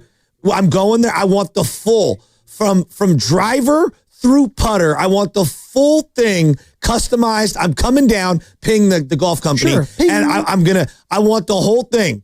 I want it personalized. I want to be fitted top to bottom. Not mad at that. We're going to go to one of the bougie golf courses around here. We're going to Cypress. No, that's why I'm going to the home of golf. I'm going to St. Andrews. That's fine. No, I'm saying other people. Pebble, but anyway. I've done Pebble. You've done Pebble. It's awesome. You haven't done Cypress, though. That's the exclusive one out there in Pebble Beach. I'm still trying to get my way onto San Francisco Golf Club. Is that the one here around here? Yeah, Steiny got to play the other day. I'm so jealous. Really? Have you played everywhere else but there? I have not played there. No, but is that the only one you haven't checked off? It's on my bucket, yeah. It's the only one you haven't checked off in the Bay, Me and my brother tried to sneak on there many moons ago, and they almost shot us. What? Yeah. There's been a lot of shooting and drug references today. You all right? You okay? You trouble? I've got an hour and 7 minutes Actually, last hour and 2 minutes until it's vacation time. So you're mentally checked out? I've been mentally checked out since we won the championship last night and I had a beer. Thanks. That helps me out a lot there. My first drink in like 2 years. What's that selfish purchase you're going to do if you get the Brock Purdy deal? 888-957-9570. I said I'm going to travel around the world and eat everything and have a great time. You're going to St. Andrews with the boys. Hey, Carter, what are you doing? What are you doing back there? Huh? Well, he already timeout. He's already been on his own European extravaganzas. This guy bought Jamaica or whatever. You bought so that Jamaica? He could stay on the beach. It was for sale like Greenland? Yeah. Yeah. That's a little far, but islands. I'm gonna first of all, I'm gonna buy a Jacob & Co. watch. That would be my number one. See? Look at you. And I'm then, not a big jewelry guy. Yeah, no, I'm buying a $500,000 watch right off the bat. Is that the watch, by the way? Like That's not a the Rolex watch or if- anything? if- I don't He think got it at Jared. Those are like the most expensive watches in the world Okay. right now. And then second, I'm buying a $50 million house in Turks and Caicos on the beach, private beach. I love how specific. Yeah, is this? I don't He's know been about thinking the islands, this. man. Those are gonna like global warming and stuff. Is that even gonna be like? Can you live there in like 50 years? It's a glass half full perspective. Okay, yeah, thank you. That's a good point. Everything's perfect in my life if I do this thing. I so there would you put go. a pool in the backyard up the Russian River. That's for sure. Okay. That would be like mandatory. It would probably take 5 years with permits. But Before we get Sam's purchase, let's go to Kurt in Oakland. He has a purchase that he would make. We're talking your most selfish purchase. What would it be? You can take care of the family later, do all the wholesome stuff later. I said Disney World with the kids, obviously. But beside that, I'm going by myself and traveling the world. It's going to be awesome. Joe's going to St. Andrews. Carter's buying a watch in a house in the Bahamas or Turks and Caicos, wherever it was. What's Kurt in Oakland doing with that Brock Purdy money? What's up, Kurt?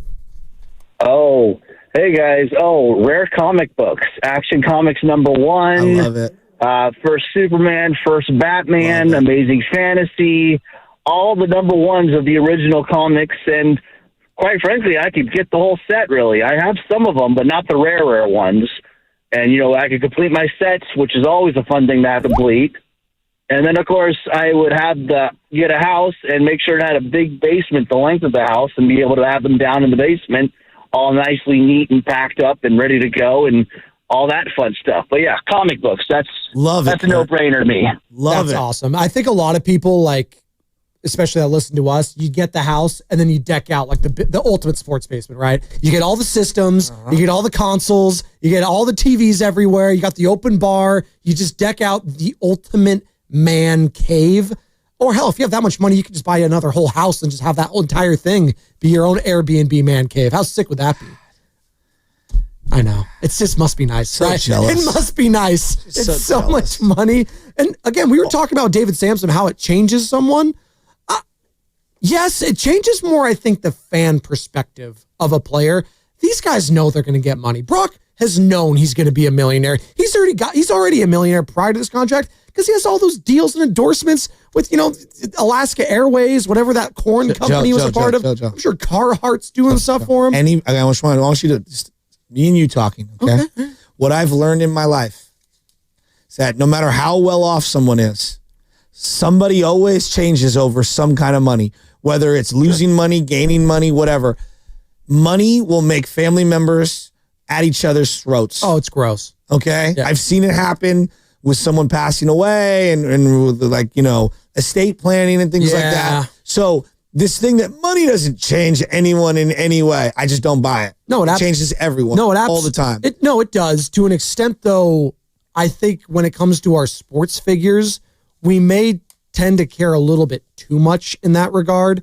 Now, Barry Zito's a prime example of a guy not living up to his contract throughout the totality of it. I know he kind of salvaged it towards the end. And I get it. Fans were pissed. They had all that money. You thought you were getting the pitcher and the Cy Young that was the Oakland Barry Zito, and you didn't get that.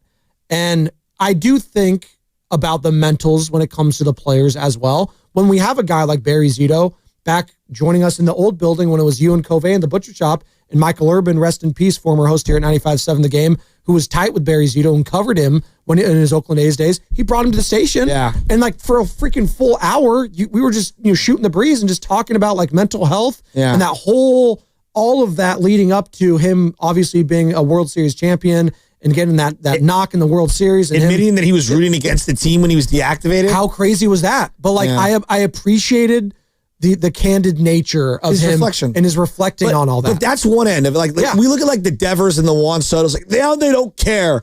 What about the other end where it's like Fred Warner admits I tried too hard once I got the contract and I was trying to prove on every single play that I was worth it. Exactly. That's why I was like, I'm careful to say like this so-and-so doesn't care. He made all this money and now he doesn't care. I was like, well, I don't know what's going on.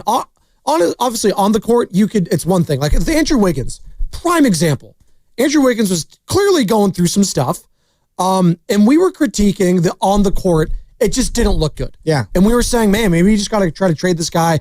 Something's clearly not right. All the best for him in his personal life, whatever. But on the court, it's just not a good product and it's not good enough. We weren't talking about him as a person.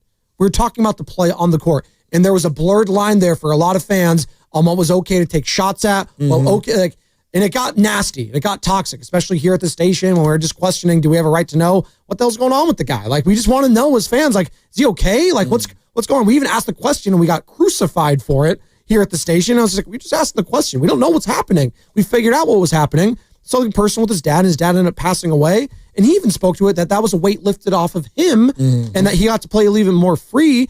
And, his play on the court was something of talk throughout all this past season too. And they traded him and they got Jimmy Butler and we moved on from it. We never really talked about Andrew Wiggins again because of it, because the team just took off after that. But yeah, it's a very interesting and fine line to talk about when it comes to the player themselves, the money they make, what's fair game, what's not fair game. And I think we're still kind of learning about it as we talk through it and reflect on it. Now, do I feel like Brock is going to change his personality because of the money or his work ethic? No, I don't. But that's part of the calculated assessment you make as an organization. What will money do to this individual? Right. In terms of work ethic? Yeah. What will money do to this person in terms of how they treat others? And that's where I have to trust the 49ers when they give out these contracts, that they have a better feel for these people than anyone else. Absolutely. And you're listening to 95.7 The Game, KGNZ FM and HD1 San Francisco, Odyssey Sports Station, and the home of the Golden State Warriors and Valkyries, baby, who got their first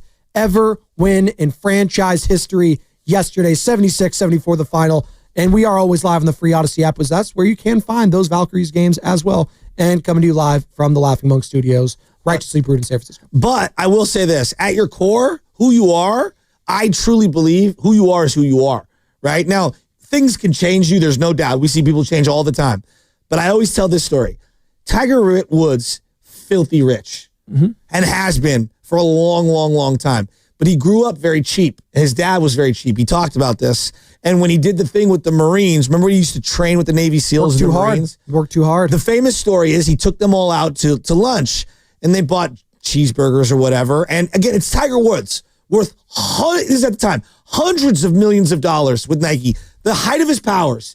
And he's got all these Marines, Navy SEAls, whatever it was specifically. And if I'm butchering which particular part of the military it is, I apologize. I don't mean to disrespect. No, I think it was the Navy SEAls. Okay. You're right. He's like, yeah, let's split the bill. It's like, Tiger, you can't be that cheap. Michael Jordan's been notoriously cheap. Charles Barkley famously had the story that Michael Jordan, walked past a homeless guy, didn't give him money, and he told Charles, quote, if they could ask you for spare change, they can say, welcome to McDonald's.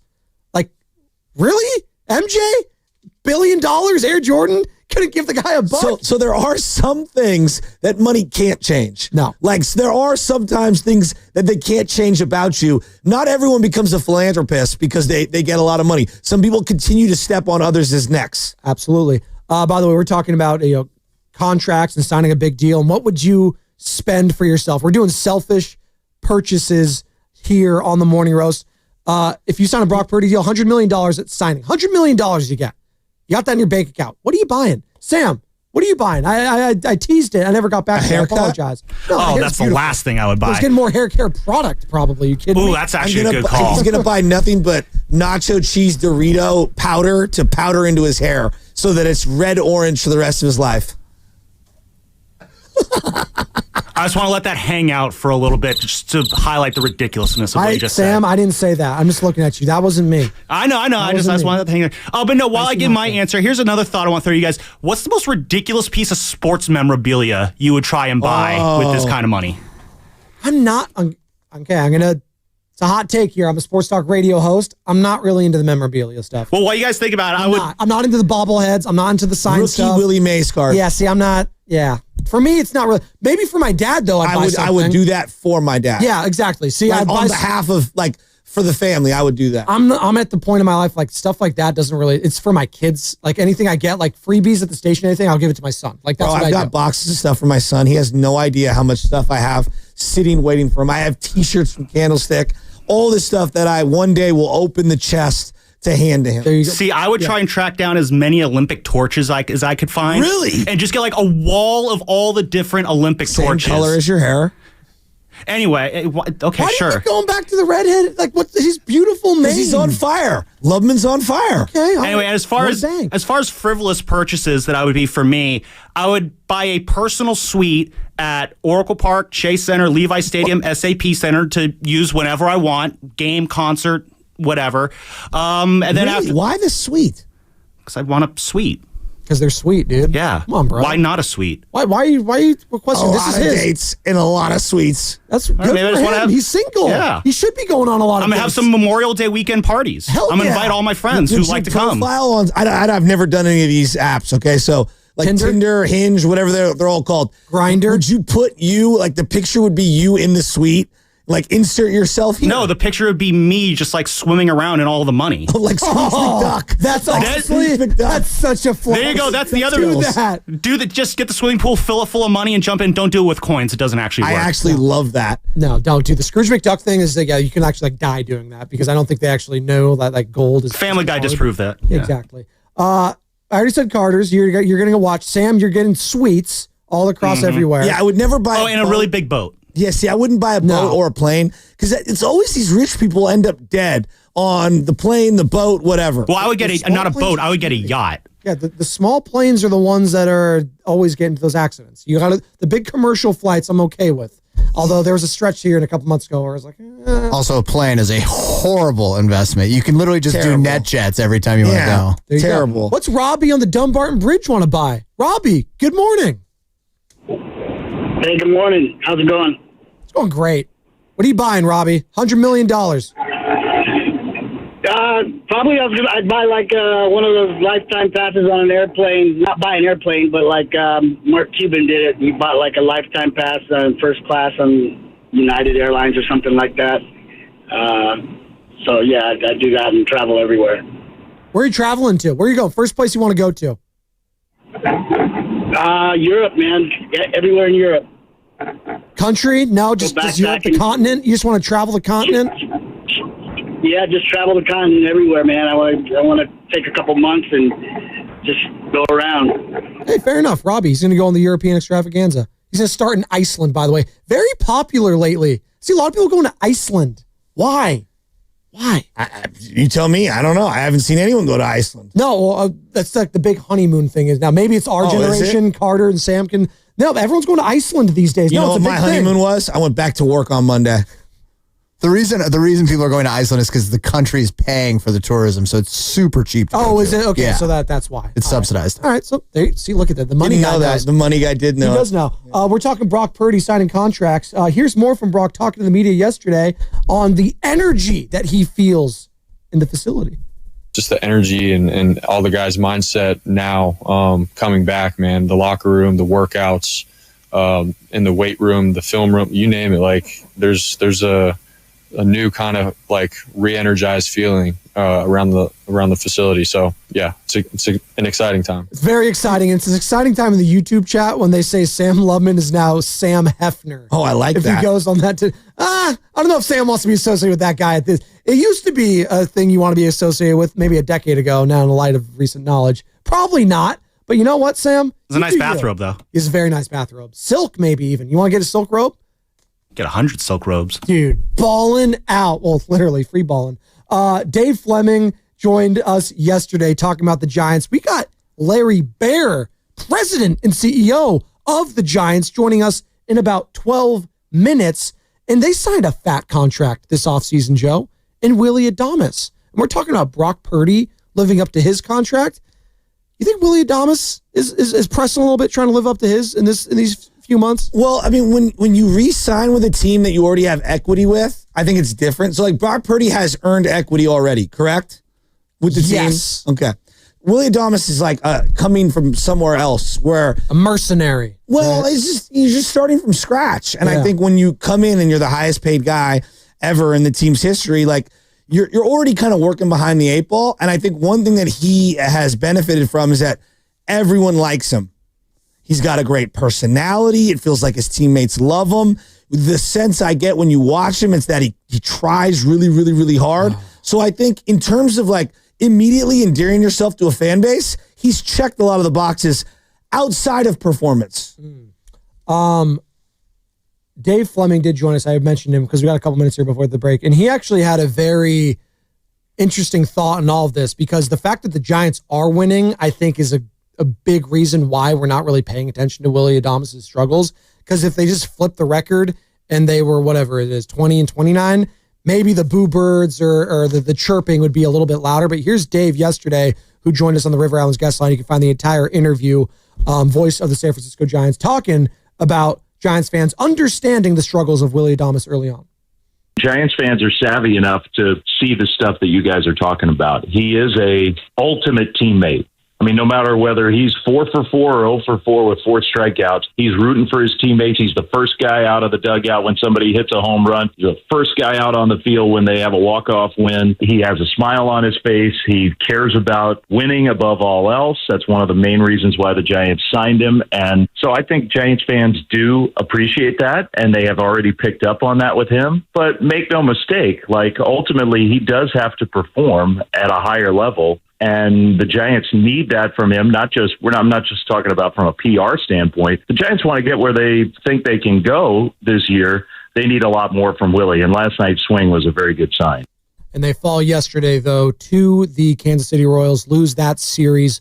Lost their last 2 series against teams over 500, Arizona, obviously, and now Kansas City. But they did sweep the A's. In between that, they're going to start a road trip, and it's going to start against the Washington Nationals, Joe, tomorrow. But Willie Adames, I mean, you look at it one or two ways. All right, the Giants are 29 and 21. All right, and Willie hasn't really gotten going yet. Or Chapman. So, glass half full guy, those guys are due at some point to break out of the slump. I feel really good, actually, about it. Because not only are they not performing, but Bailey's underperforming offensively, and Lamar Wade Jr. is clearly underperforming offensively. Yeah. Now, are you getting over-the-top contributions from Wilmer? Probably. Yeah. I just think this might be who Ramos is. I think he's just good. Not great, but good. Just a good player. Jung-Woo Lee has been pretty good. I know the last couple of weeks haven't been great. And Tyler Fitzgerald, I think he's just a solid player. So I think it's about where they need to be. Now, you're going to have some of those other guys drop off in production.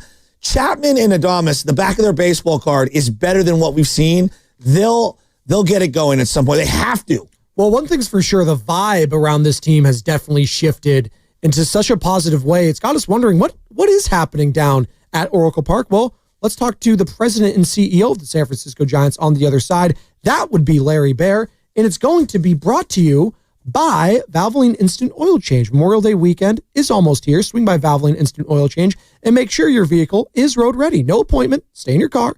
Done in about 15 minutes. Visit BayAreaOilChange.com for locations and coupons.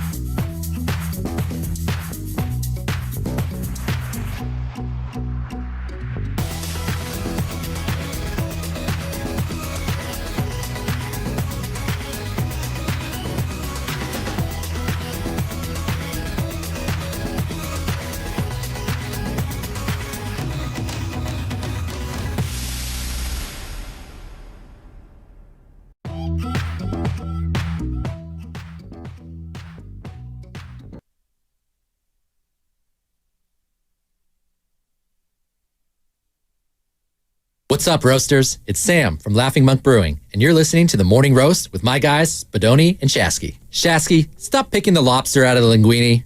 Better not. Stop Better not do that. I can go for some lobster linguine right now. Am I right, Carter? A little parsley sprinkled on top. Oh, God, give it to me. I want it. Larry Bear, Giants president and CEO, joining us momentarily on the River Islands guest line because the vibe is popping. It's popping right now with these beats. Carter's been on fire today. But the vibe's popping down at Oracle Park, Joe. How many games have you gone to this year? I've only been to one, but I've got a bunch on the schedule in June. Okay. Yeah. So I'm pretty fired Where you up. go? What, do you remember? I went to opening day, and then I've had pony baseball for the last month. Trust me, Michelle made it very clear to me. I need some time off. All right. Here, let's see. June coming up. We got pods in that first Monday, Tuesday, I'm going Wednesday. June 2nd. I think that's Padres. a Tuesday. That's a Monday. Padres. Monday. There you go. Monday night. Tatis, Machado. That'll be fun. I'm going to that game actually with a bunch of people. Where it's a park and rec type of a deal. So yeah, I'm going to be at that game for sure. So we got the Padres. Then you got the Braves. You got the Rockies. I always hate the Braves, so sign me up. They always have a big fan base. Talking about the Rockies. Oh my God, is that the worst team you've ever seen? Yeah, it's pretty bad. They're pretty bad. Bad. You know who are not bad? They're actually pretty damn good this year. It's the San Francisco Giants. Tough L yesterday, but overall in the season, 29-21, 50 games in, and they are 8 games over 500. Happy to be joined now by Larry Bear, Giants president and CEO, and he joins us on the River Islands guest line. As all guests on 95.7 The Game appear on the River Islands guest line, isn't it time for you to discover the islands? River Islands in Lathrop. Larry, good morning. Joe Spadoni alongside Joe Shasky here. And last time you were on these airwaves, or specifically on this show, you were with Bonte and Shasky, and you're talking about, not being a stranger. That was the quote we've been using. It says, don't be a stranger to Giants games this year. And it's been quite the opposite. There's not a lot of strangers. There's a lot of fans filling up that ballpark. And just talk about the vibes. The vibes has been so great this year. And I get it. The team is winning. It's been fun. Jung Hoo Lee's been awesome. Elliot Ramos kind of having another all-star season. It's been a lot of fun here. You got some familiar names with Logan Webb, and you got guys like Justin Verlander, but it can't always just be about the winning, right? Because this team's won in the past, and sometimes it felt like, hey, maybe it wasn't resonating as much. What's going on with the vibes this year at Oracle Park? Good morning, Larry. It was a lot. Well, that's great. Good morning, Joe and Joe. And you guys you're good. You're on it. That was an excellent question. And, what, do we have 45 minutes to respond? Sure. Just kidding. No, it's great. And so just, kind of big picture, I would say, Joe, we, really in the off season, I think that that's kind of where it started. We really feel like the fan base became engaged in, a couple of the moves we made and just some of the signaling of, how the team was going to be put together. And if you see this year, I think we felt like spring training. A lot of times spring training, you can have a great spring training and doesn't translate to the regular season. Sometimes it's just the opposite.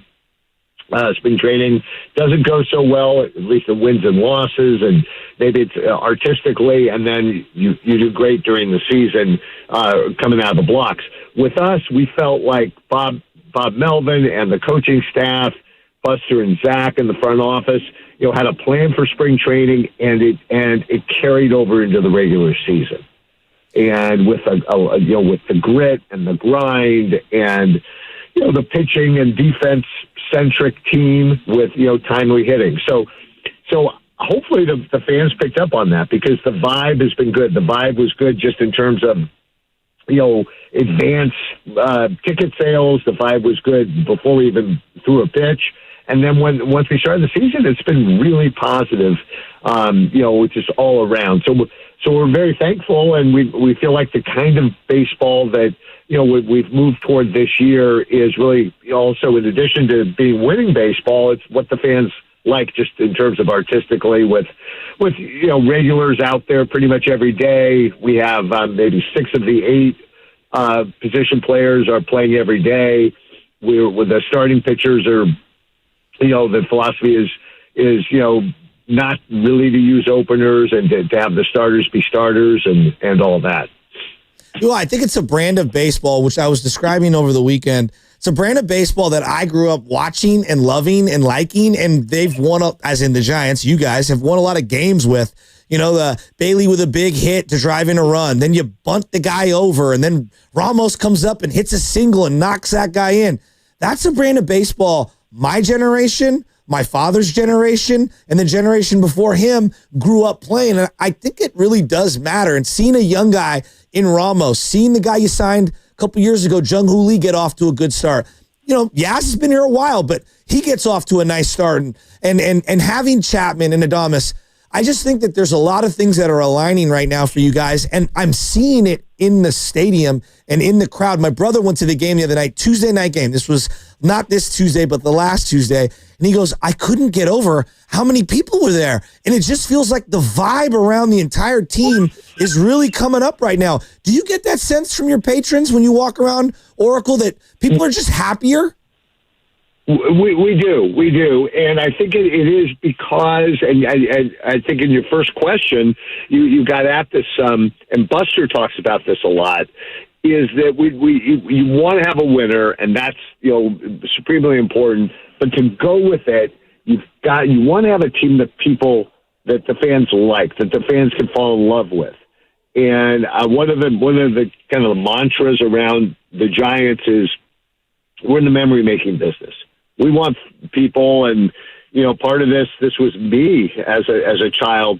Some of my greatest memories of childhood and teenage years with my parents and friends was the memories of going to the ball games, and we want to try to bring that back. And I think in today's world, not to be overly philosophical, but in today's world, there's so much going on. There's the pressures, there's the screens, there's the all of the things that are going on.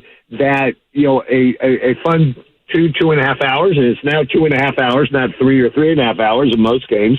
A fun 2.5 hours with your friends, with your family, just on your own or with your group from school or from the office is just I don't know. It even resonates more. And then in terms of the falling in love with the players, if you know that Willie Adames and Matt Chapman and Jung-Hoo Lee and Elliot Ramos, and they're going to be on the field, Yaz, etc. Going to be pretty much you're going to be able to see them every day. That can matter. So so we feel really good about the way it's come together, and the players hopefully feel that way too because they're playing really well. We've had a little bit of a bump here last series or so, but overall, it's felt really good. You referenced something there, and we've been kind of talking about it all week with all these contract extensions. You see what's going on with Juan Soto in New York and Rafael Devers in Boston. Some of these high-priced guys, it seems like they're not that they're malcontents, but there's stuff going on. And I think about Brock Purdy's contract right now. When you are with someone every day, you get a good feel for who they are. You guys signed Matt Chapman last year, and you got a good feel for who he was, having him on the roster. What is something that maybe you've learned about Willie Adames, having not known him too well before signing here, that you've learned about him, seeing him every single day interact with people on and off the field? Well, okay, so and it's a great example, and huge credit to Buster and Zach and our team for putting this together. What we learned about Willie Adames, which was what we had heard about, but you never really know until he's inside your clubhouse, he's a culture carrier. That's what we call it, culture carrier. What does that mean? It means that his enthusiasm, his team-oriented approach creates a culture, helps create a culture, helps change a culture if that is what was needed, etc. And is super valuable beyond what the statistics say. And that has absolutely been the case. He's a winning player. And that's just sort of the way we felt about him before we signed him. And that's what, so far, first 50 games, that's the way it's turned out. It's interesting. You talk about the big contracts, and it's no secret we haven't shied away from the big contracts, right? We've gone after. It's been well documented. We went after some of the big free agent targets in the last few seasons. I think that's who we are as a Giants. We want to bring stars to the Giants. Our first move with this ownership group was bringing Barry Bonds in as a free agent. Having said that, we're also very satisfied and optimistic about the youth on the team and the farm system and what that can deliver. A couple nights ago, when we played Kansas City on a Tuesday night, we used 5 pitchers with Birdsong starting. It was the starter, first start back this year, and all 5 came from our farm system. So it was Birdsong, it was Randy Rodriguez, Kyle Harrison, Doval, Ryan Walker. And all 5, were developed by us. And that's, if you can do it that way to some extent and marry that with the Willie Adameses and the Matt Chapmans, Jung Hoo Lees, who were free agents, that probably is the way we'd like to go forward and blend it that way. Talking with Larry Baer here on the Morning Roast, Giants president and CEO. And that's an interesting thought, right? When it comes to the likability factor with players, homegrown matters. Hey, San Francisco 49ers just re-signed Brock Purdy, Mr. Irrelevant, right? They signed him to a huge contract extension. The fact that the 49ers drafted him and he wasn't some free agent and you brought him, not like there's anything wrong with that, but just speak to that, Larry, the importance of homegrown players and a guy that's now running kind of the organization in Buster Posey being that homegrown guy there. Exactly right. No, it's huge, and it comes down to, obviously you have to draft well, and not just draft well in terms of player performance, but draft well in terms of character, where you feel like if there's a marriage there, especially in the early rounds, right, first, second, third round. I mean, I can think of a couple. Buster is the obvious one. Also, Matt Cain. They never played for another team. They were with Giants their entire career. And you think about what the value is you'll notice on the scoreboard and in our social media, we put out a lot of information about, what guys are doing in Sacramento and in Richmond and in Eugene, San Jose, because we want the fans to be able to follow them. It's not going to pan out for 100% of the drafted players, but if you can bring them along and the fans see them, and the rules of baseball are such that while there's arbitration, you'll have that player. You have the opportunity to have that player for 6 years, and that's a big deal. And in the case of just take Buster and Matt, we had them for their entire careers. If you go back to the formula where we won the championships, go up and down the lineup. I mean, we sprinkled in free agents where it was strategic and where we could kind of thought we could take ourselves over the top, or a playoff team could go far in the playoffs. So the Hunter Pences and the Marcos Scuderos and the Pat Burrells and the Cody Rosses, etc. But the core were really homegrown and developed, like Buster and Masson Bumgarner and Tim Lincecum and Brandon Crawford and Brandon Belt, etc. Larry, I'm looking at the team this year, and they're on a little roll here, and I want them to make a big move. I'm sure you can't talk about those kinds of things, and I feel like we're right on the cusp of going through a run here, and we might even be a year early because you're talking about all these young players that we have. But I'm over here looking at it, and look, I'm a lifelong Giants fan, and I know we got the Padres and the D-backs and the Rockies in the division. I'm watched a lot of Red Sox-Yankees stuff on Netflix. They've got this documentary on the 2004 Red Sox. They had the In the Clubhouse stuff, which I thought was fascinating, documenting every single day the Red Sox last year. And they make no qualms about it. They are trying to beat the Yankees. And I want the Giants, and I want you and the team, and I'm sure you guys feel this way. I want to just come out like, hey, we won our 3, but they've won 2. The Dodgers have won 2 World Series since our last one. We are trying to overtake them. We are maniacally obsessed with beating them and obviously winning the World Series. Is that your everyday focus? I mean, I'm serious, because Giants fans want to hear that. We are so sick of watching them. They get all the guys and all the players, and they're the reigning champs. And I want to beat them so bad. And I we want to hear it from ownership and everybody that you're with us on that. I know I sound crazy. No, Joe, you don't sound crazy. You sound like a passionate Giants fan, and it's I know the vibe, right? We feel the Giants fans tend to feel sort of equally satisfied. Giants win or Dodgers lose, right? Exactly. Having said all that, we can't get too overly focused on what the Dodgers are doing or not doing, because we've got to, if we can take care of what we can take care of, and this was the case going back into years we've won the championship, when we won 107 games in 2021. I mean, the expectation was that we would not be in the playoffs or win those years, and we did, and because there was great focus. So, Giants Dodgers, yes, and it's interesting this year, by the way.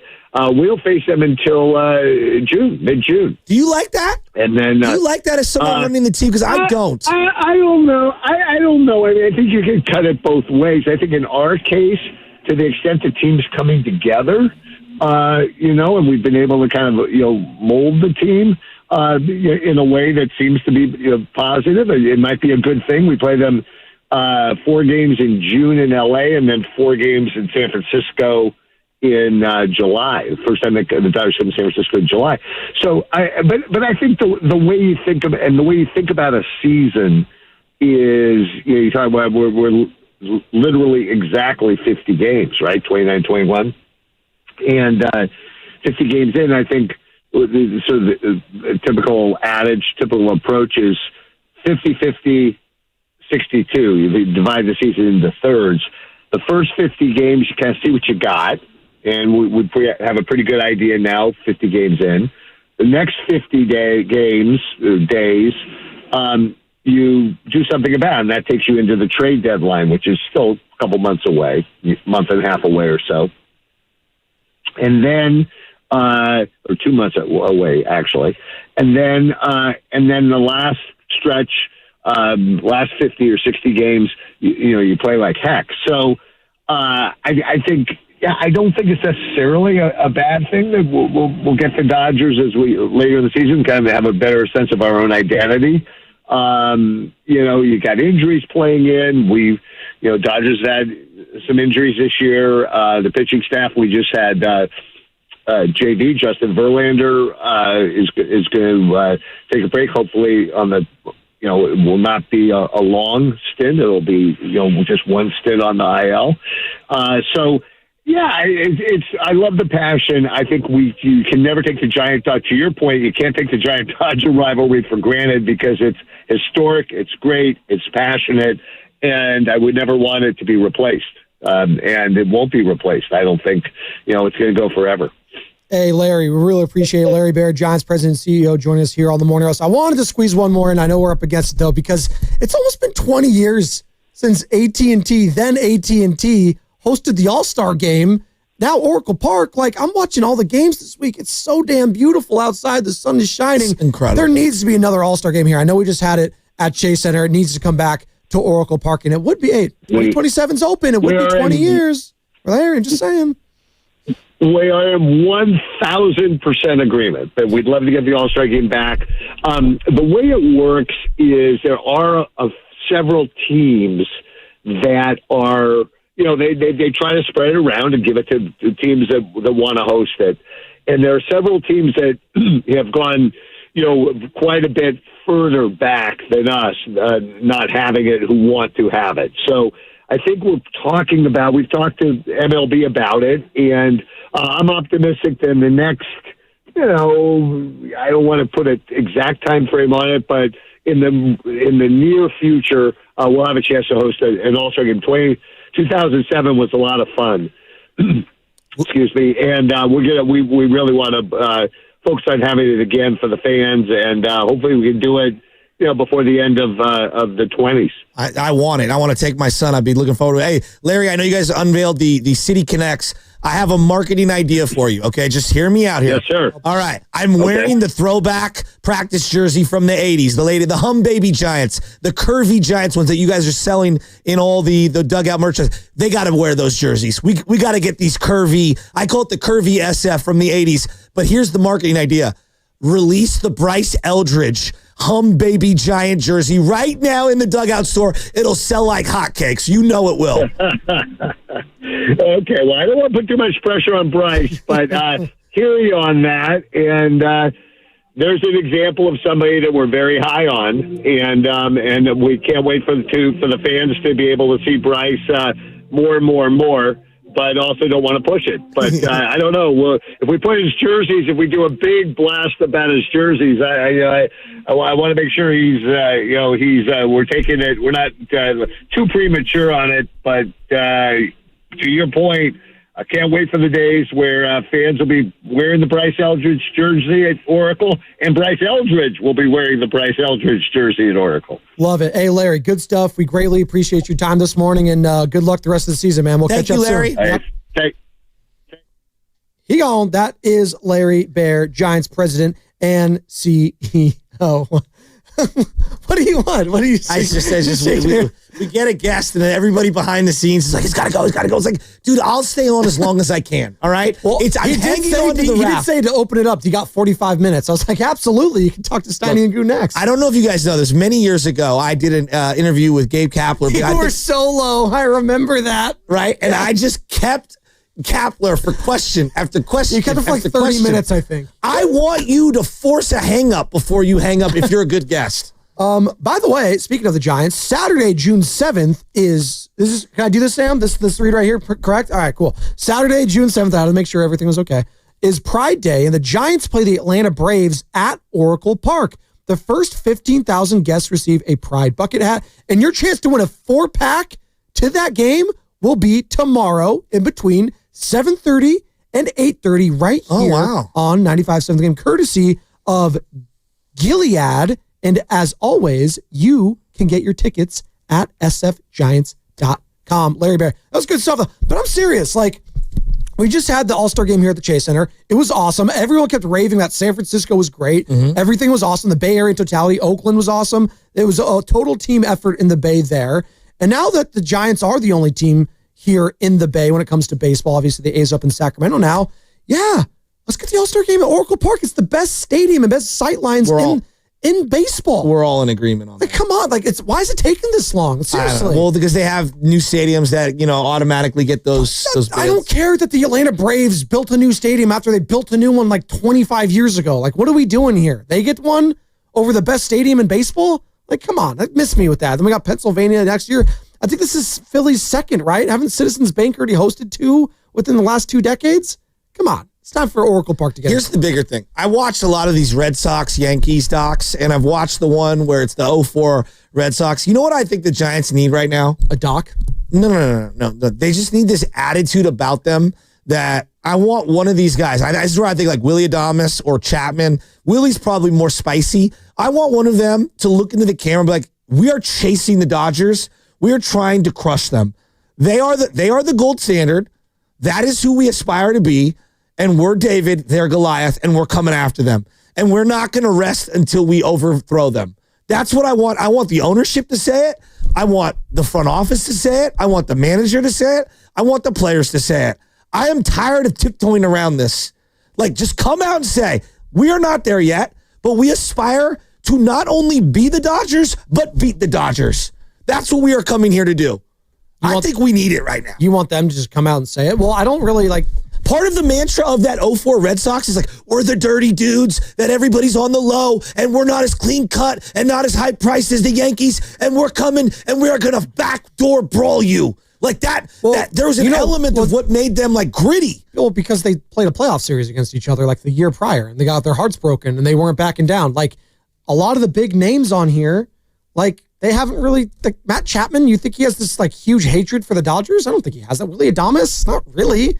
right? So some of these guys, I get it. The Yastrzemskis of the world. Pedro Martinez was a Logan Webb, sure. on multiple teams before he went to the Red Sox. Yeah, I know, but there was elements. No, I get it. There was years of frustration, and believe me, I understand what goes into it. But I think part of it starts with the fans, by the way, and it starts with the fans showing up and not. No, it does because every time I watch Dodgers Giants, it's 90% Dodgers fans. It starts at with the Oracle players. Park. It starts on the field. That's not happening at Fenway. It's not.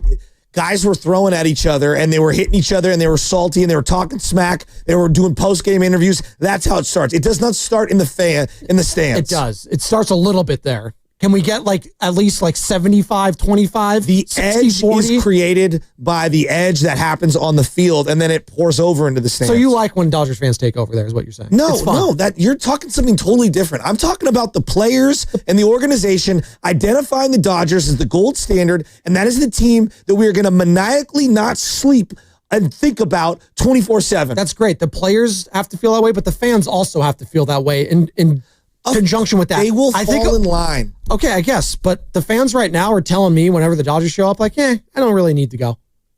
Yeah, you're I don't need to. We're talking. So they're not even considering it a rivalry anymore. We're talking two different things. There are tons of Yankee fans that go to Red Sox games. We're talking about the same thing. In order for the players to give a rip about that rivalry, the fans have to give a rip about it. Yeah, I see. I go the other way. For the fans to care, the players have to show it. Yeah, see, it works. I think it's a symbiotic relationship. Okay, we can meet in the middle. There you go.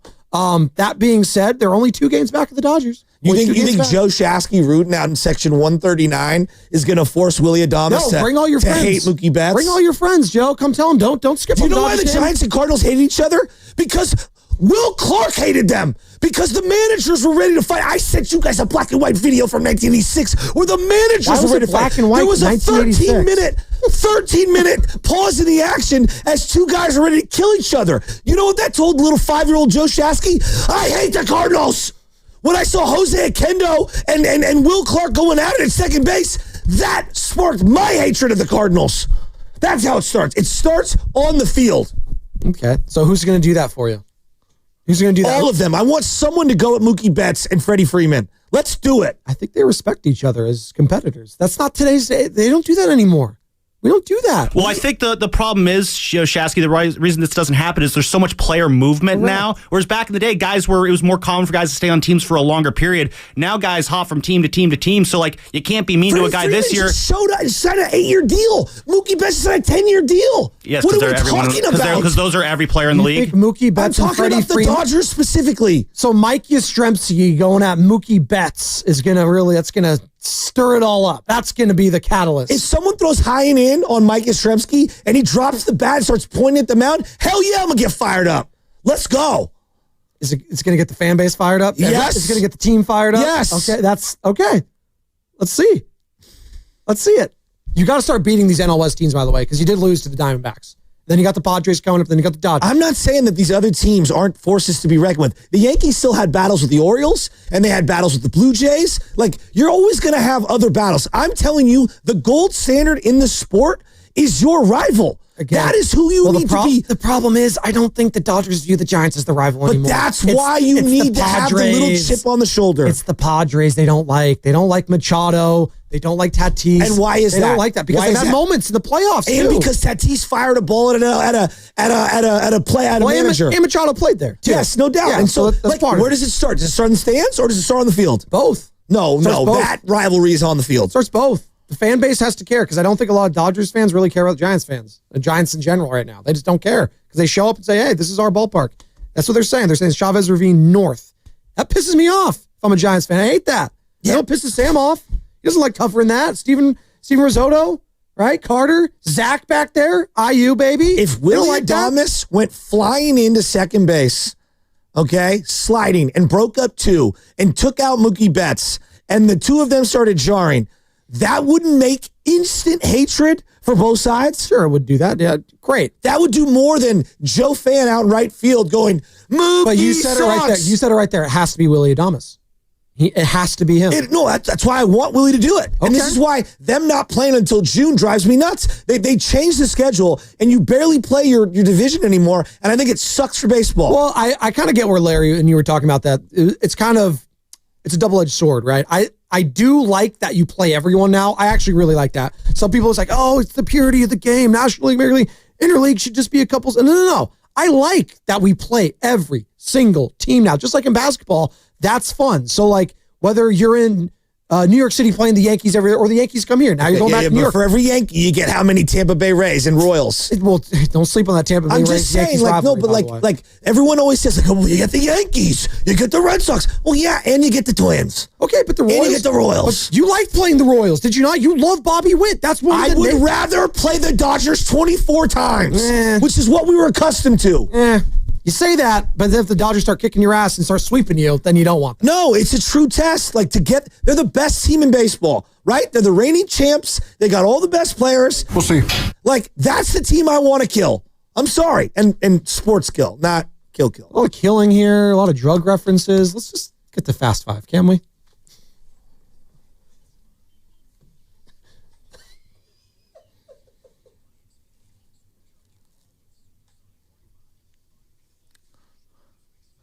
This is your last hurrah because you know you got like the stretch 4 coming up. You're just chilling. That was the last unbridled passion speech you're giving for the next 4 days. I'm gonna let you get that off your chest. I'm gonna let you know this right now. Until the day I die, I am gonna root against the Dodgers. Till the day I die, and then in the afterlife, I'm gonna come back and try to haunt them. That's how much I hate the Dodgers. I have always hated the Dodgers. You were such a big Yankee fan in the World Series last year. You loved the Yankees. Despise the Dodgers so much and everything they represent. Dude in Dodger hat wearing jeans with flip-flops. I hate you. I despise you. Despise you.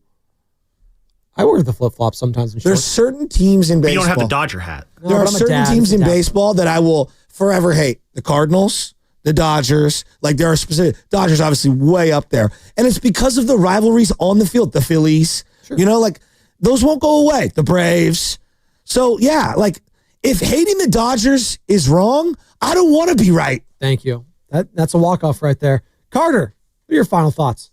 Yeah, my final thought for the day is I want to shout out a buddy I went to college with. His name is Kevin Kaba. He's a diehard New York Knicks fan. Oh, no. The guy sleeps in Timberlands and a Yankee hat. I mean, seriously, he's a hardcore New Yorker. And I know he is just feeling it this morning. He said he did not sleep all night. I just want him to know, don't worry, it's something you'll just remember the rest of your life. You know what? Let's just live it again. Kevin Harlan, TNT. Indiana with it. Halliburton. He'll take it. He'll backpedal a 3 for the win. And he got it!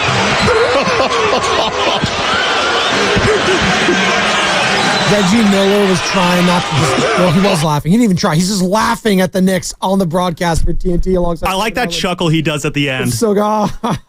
He knows. He was vibing that. He loved every second If your sister was better than you in every single facet of basketball. Why do you hate Reggie Miller? Because, dude, you hate him. He's a terrible broadcaster. That doesn't mean it's okay, great. So what? His sister was way sicker than him. Cheryl was sweet. Way Shout sicker. out Cheryl. He was. Shout out just women's basketball in general. Shout out the Valkyries, baby. That's my final thought.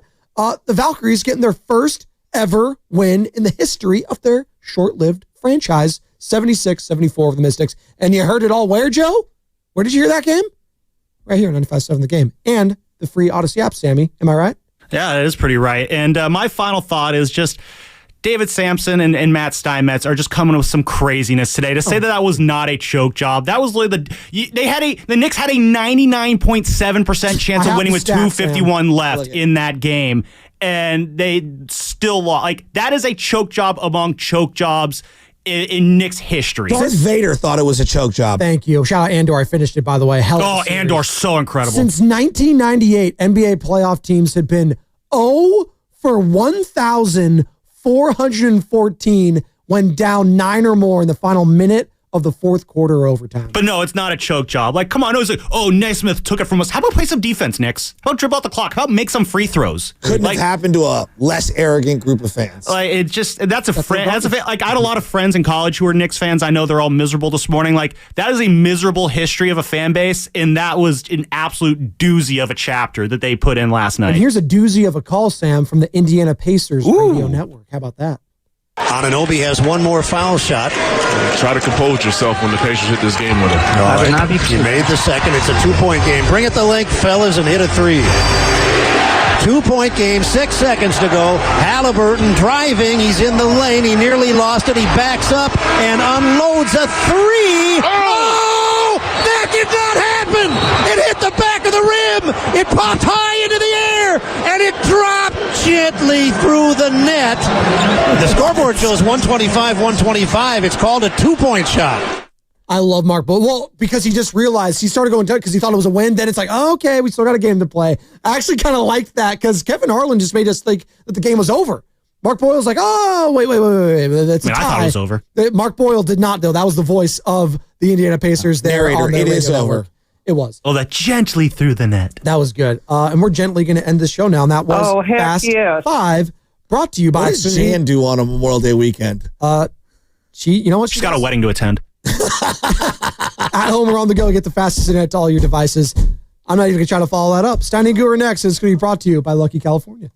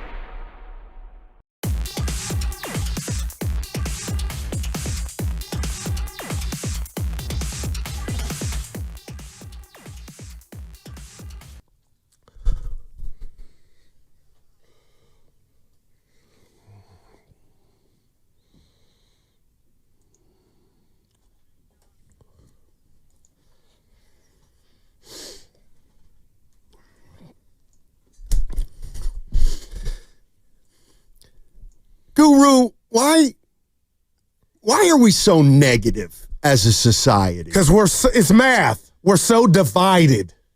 I love it. The negativity sells. Real quick. You know what? I can tell what kind of person you are.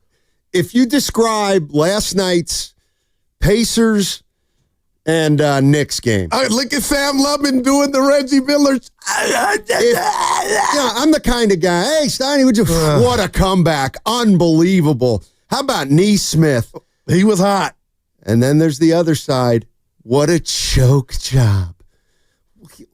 What a choke. When you're up 9 at home with 54 seconds left, just own it and wear it. It's a choke job. But before we get to the nitty-gritty, I got a bone to pick with you and Willard. Yeah. You change when Willard comes in the room. We already know this, right? A prominent Bay Area media member hit me up after the show yesterday. You better be careful here. And said what I had been saying, but you and Willard you did something to it, and I didn't like it. So I just want to start here. I said the Jimmy Butler trade was phenomenal, and it changed everything. And with that, hold on, I can be disappointed in game 4 and 5 with the shot production. Sure. You let Willard come in here and then mix it and make it sound like I can't talk for him. We all got a bone to pick with you. But, dude, you can't do that. Quit being scared. No, you can't have it both ways. I can. You can't say it was a great trade, but he stinks. You can't do that. I merely pointed out 20 field goal attempts in the last 2 games, and Dibs had my back. But it's good to see you. Hey, we're both in black. Yeah. Dude, that was a collapse. Just keep it real. Come on, man. How about Neesmith? Man. Dude, he made 6 threes in the last 4 minutes. He looked like Naismith. My gosh. How about you guard him? The Knicks were gassed.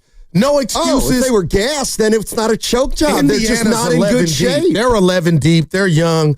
But I'm not going to. Willard just texted me. What'd he say? Let me check. What'd he say? He's a good man. He is the man. One of the greatest teammates we got here. I'm getting old. It takes me a while to open it. Oh, he's just the ear. Oh, okay. He's listening. Will. He's a good man. That's my guy. He's a good man. Yeah, Stoney, that was a choke job. It's okay. No, it's all right. You're up 9, 54 seconds at home. Well, and welcome to the new NBA. I've been telling you all year. I hate that term. Year long. Game's not over. Is it over? Kobe Bryant. So it's not over. It's not over. 14 with 2:54 left. They should win that game, but boy, give the Pacers credit. And I'll tell you what, and I don't do this a lot. Compliment? No. I don't pick on certain fan bases because I believe that essentially all fan bases are the same. They're all awful. However, it couldn't have happened to a worse set of fans. And let me tell you why. But you called him the greatest story in sports yesterday after I said about Brock Purdy. You go, no, the Knicks are the best story. How did that work out? You know why this is okay by me? Did you see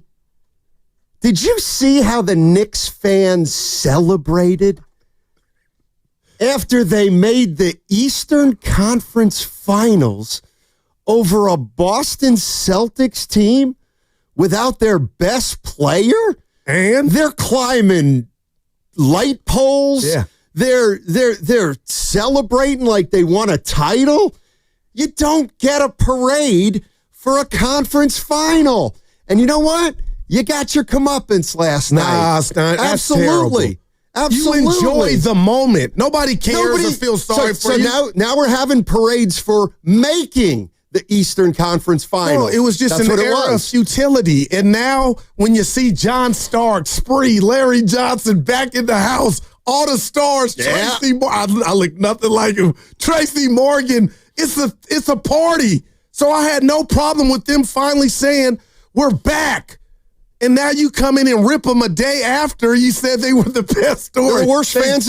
What are you doing? Well, what are you doing? Let them have fun. Well, they didn't have fun last night. You won the Easter. You're in the worst conference in professional sports, and you get to the Eastern Conference Finals. Only you, man. And you go out and celebrate like you've won something. No, it just meant that they're closer to something. Yeah. I don't think they're dead. Reggie Miller did what he did in 94 in front of Spike Lee. Knicks won that series, Steiny. I'm telling you, if you want to make a bet, I think the Knicks still win this. I'll bet you on that. No, seriously. Yeah, I'll bet you on that. Put in the cap. Risotto is done.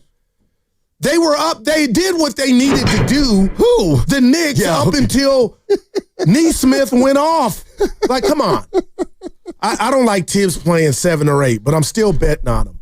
So you haven't liked Tibbs for 14 years. Yeah, no, I don't think his players do, man. I think his starters do.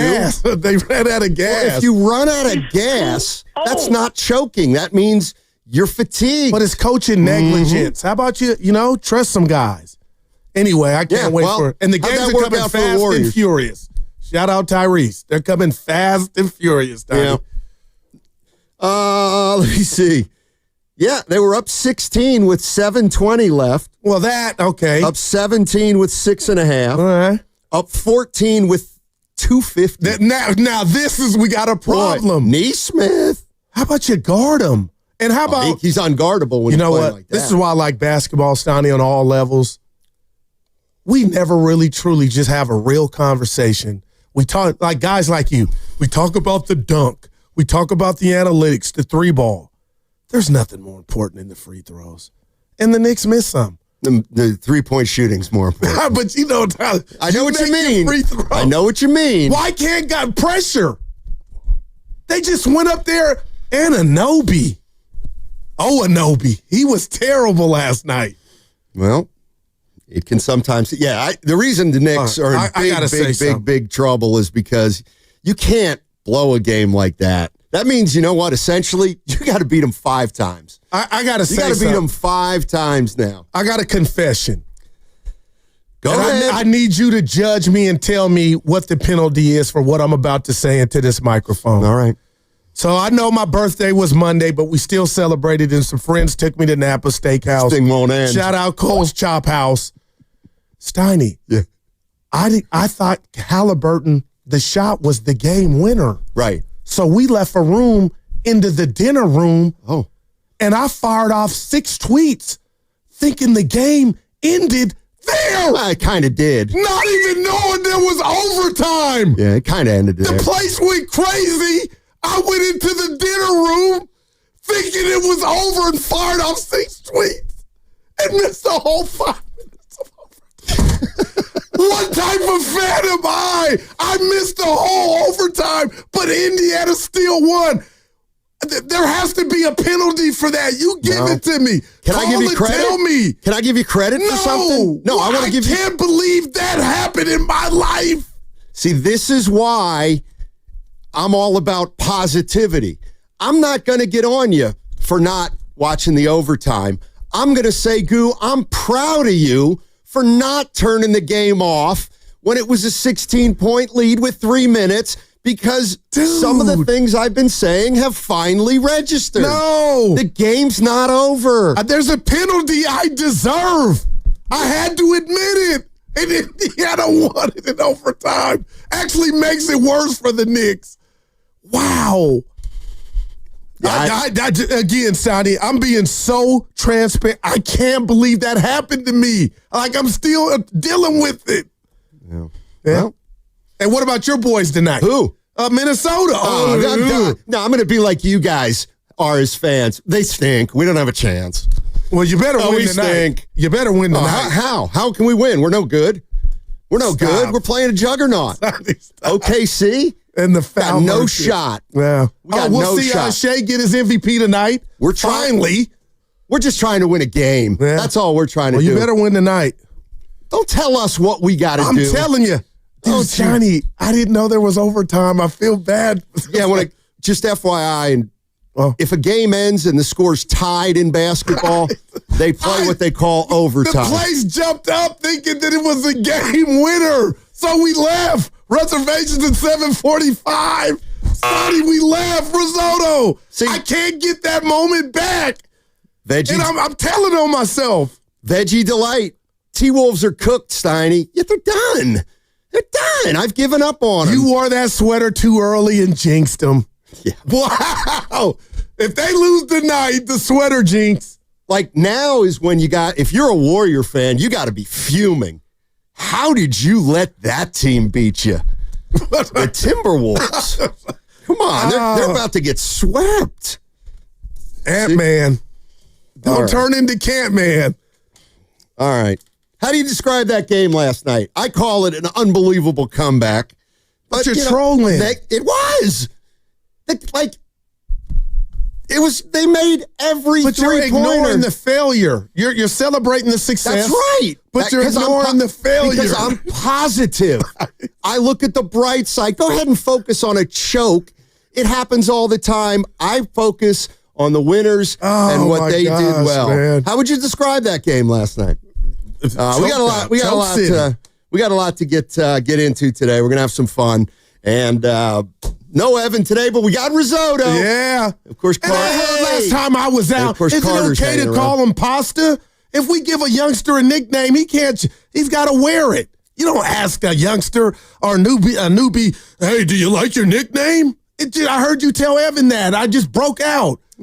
You know what? That's his nickname, Pasta. That is a bad one. It's not that clever. So somebody goes, his last name's Risotto. Oh, I got an ID. Well, it's not even pasta. It's a rice. Thank you. Who gave you that? Was that Evan? That was Dan Devone. Oh, Devone. I don't know him well enough to rip him. We're almost past our break. That's pretty good. That segment was brought to you by Frontier Ford Employee Pricing. It's back at Frontier Ford. They've extended this incredible sales event. You pay what they pay on every new Ford in stock. No markups, no nonsense. Just go to Frontier Ford in Santa Clara or shop frontierford.com.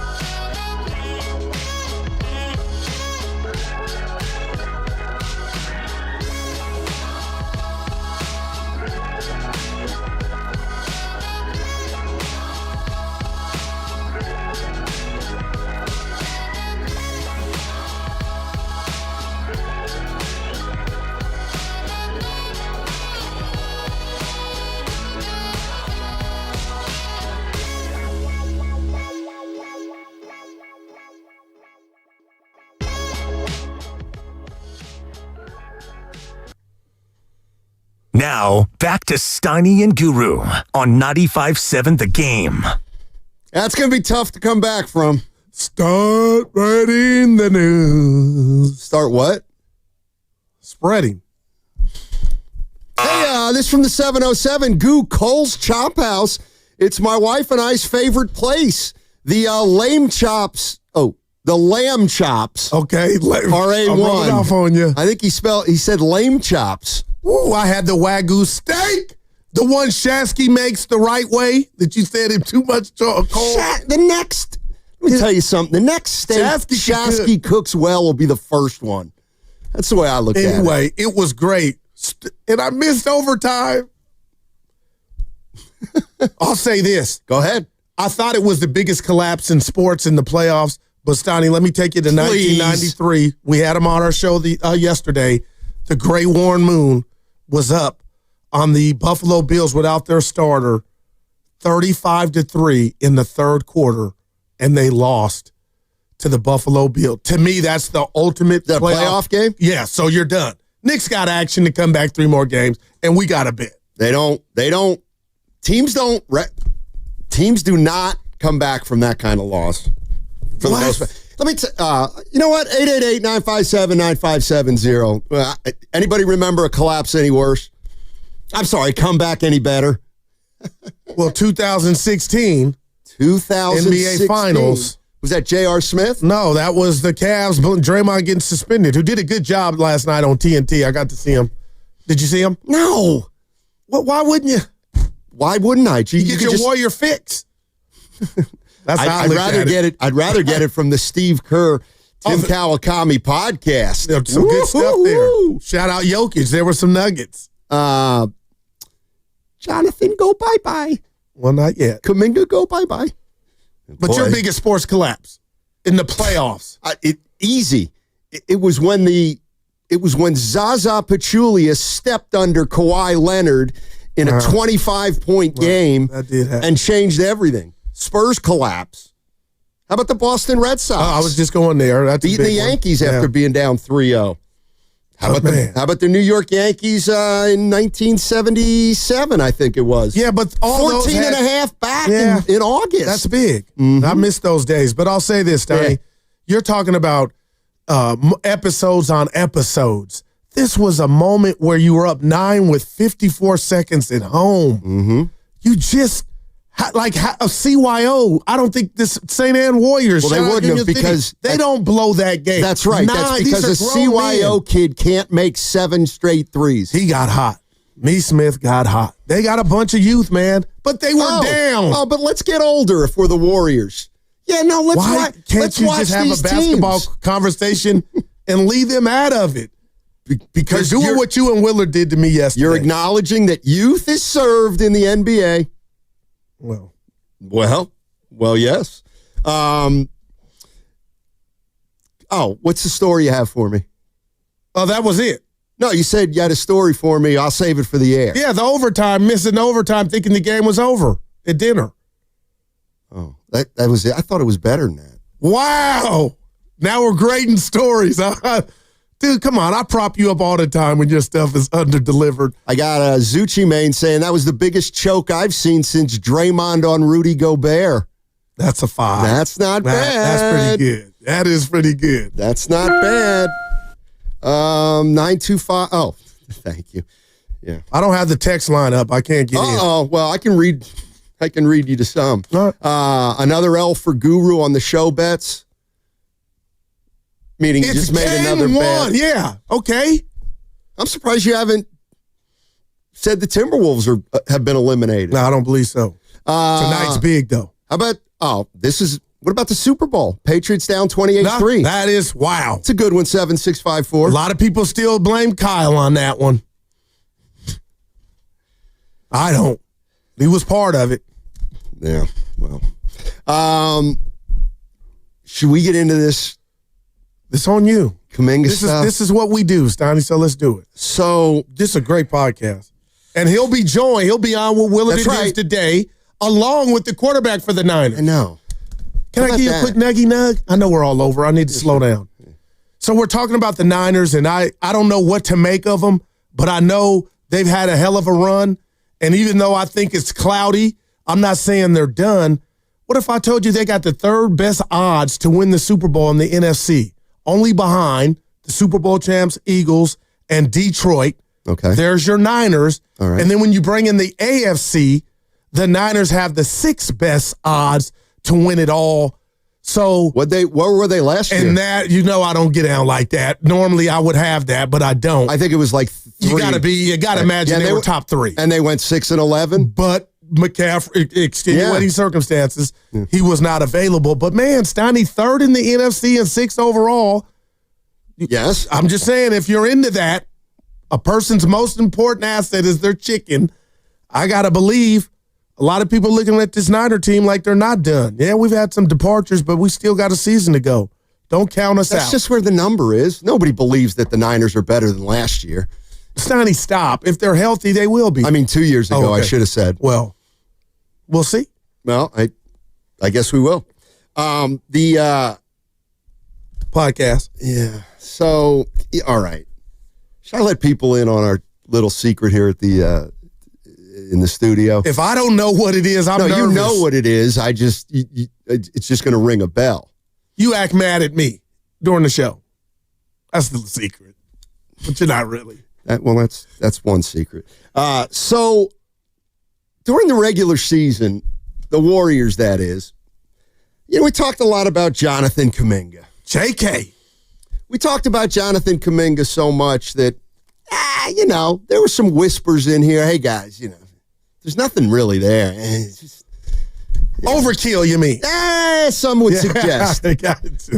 He was a lightning rod. But every once in a while, there is news that comes out, and it involves players and coaches. And Steve Kerr did a podcast with Tim Kawakami, and he addressed it all. Man, I love TK for asking. And where do you want to start? Because yesterday, who do you mean by you? Y'all? You specifically talked about Butler in 20 shots. Yeah, the last 2 games of Steve Kerr took this opportunity to put fans like you in their place. All right, go ahead. All right. Seriously, we're going to play some of this podcast with Steve Kerr and Tim Kawakami, and it's chock full of interesting stuff. Here we go. Since we talked about it yesterday. All right. Why didn't Jimmy Butler shoot? I just think he's a great player because he's unique to himself and the way he sees the game. This kind of reminds me, this topic of, did Jimmy shoot enough? It kind of reminds me of 10 years ago before LeBron won any championships and he was with Cleveland. I guess it would have been longer than that, 15 years ago, and he's passing to open teammates for game-winning shots and they miss. And then, the next day it's like, why didn't LeBron take the game-winning shot? It's like, well, because that was the right play and his teammate got a wide open look. That's why. And every player is unique to himself. And I think Jimmy's an incredible player, but if you want him to score and there's no spacing around him, which was the case for the last 4 games of the series without Steph, it's going to be really hard to score, especially against a guy like McDaniels with Gobert at the rim. Minnesota just stayed home, even with our guys who aren't our typical spacers. Draymond and Gary Payton and others. I mean, they just stayed home because they just decided we're not going to get beat behind the 3-point line, and Jimmy Butler's going to have to go one-on-one against McDaniels with Gobert sitting at the rim. I mean, it was a good strategy, and there wasn't much space for Jimmy to attack, and we didn't have enough spacing on the floor to give him the room and the freedom and the flow to be at his best. There we go. Well said, Steve. Repeating many of the things that I've said No, you copped out. I said go Bear sitting in the lane. Please, go Bear. When he stop anybody? Gobbling him up. When he ever stop anybody? Bottom line is I do love Defensive Player of the Year. Kerr, who cares? I need wrestling paper. DPOY. I love Steve Kerr's lexicon, and I know your two parents were teachers, so help me out.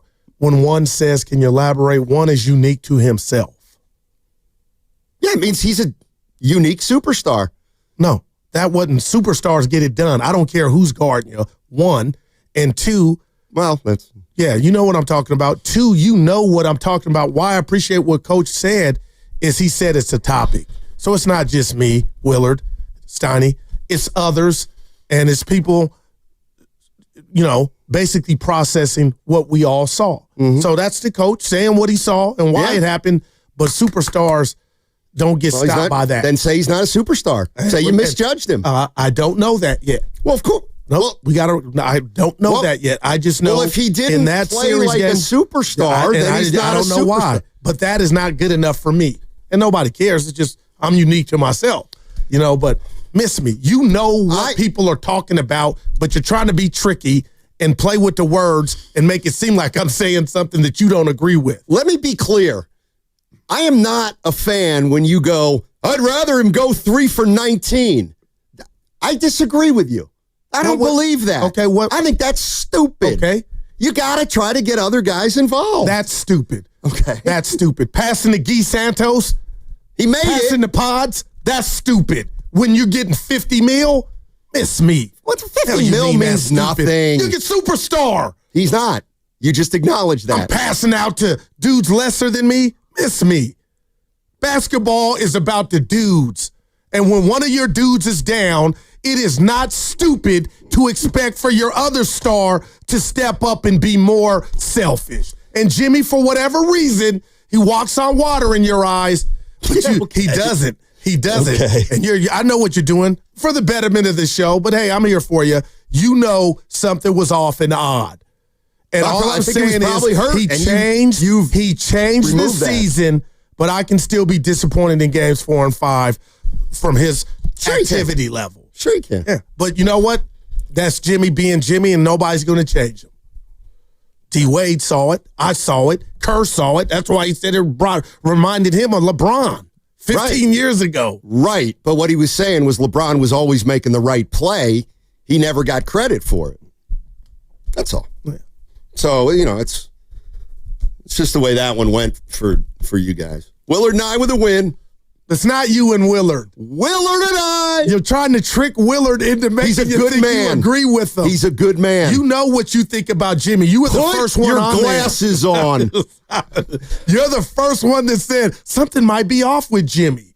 Like he beats to his own drum. You were the first one there. And you don't want that. When have you ever not wanted the victory lap? A couple callers tried to give it to you. Yeah, I don't. But for now, I mean, if I take a victory lap, look, I make it sound like Jimmy said something about Jimmy that I don't agree with, but I was the first one there.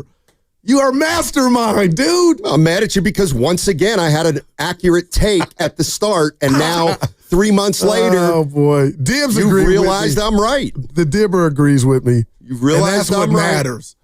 Guys that know ball, that have been in the business 30 years. That's right. Yep. Thank you very much. All right, here's the one that's could be a problem. Okay, give it to me. Here's the one that could be a problem. Okay, Jonathan Kaminga. Where is he? Future. He's a restricted free agent. This is the coach, Steve Kerr.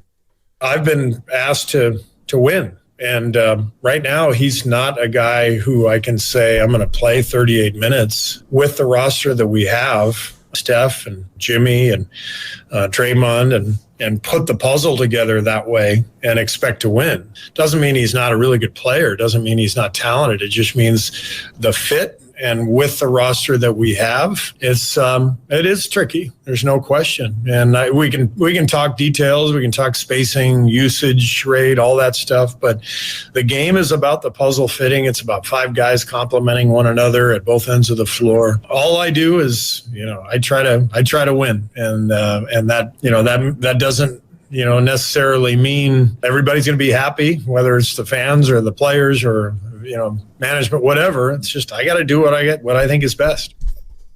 Well, Risotto, and I'm not mad at Coach Donnie. I guess I could say I disagree. Like, man, just make them fit. But that sounded right there. Like Steve Kerr said, I'm here to try to win a chip. And, there's no bibs. Everybody's, not going to be happy, and we'll see. But when I saw, again, taking it here last Friday, shout out to the Valkyries for getting their first win last night over the Mystics.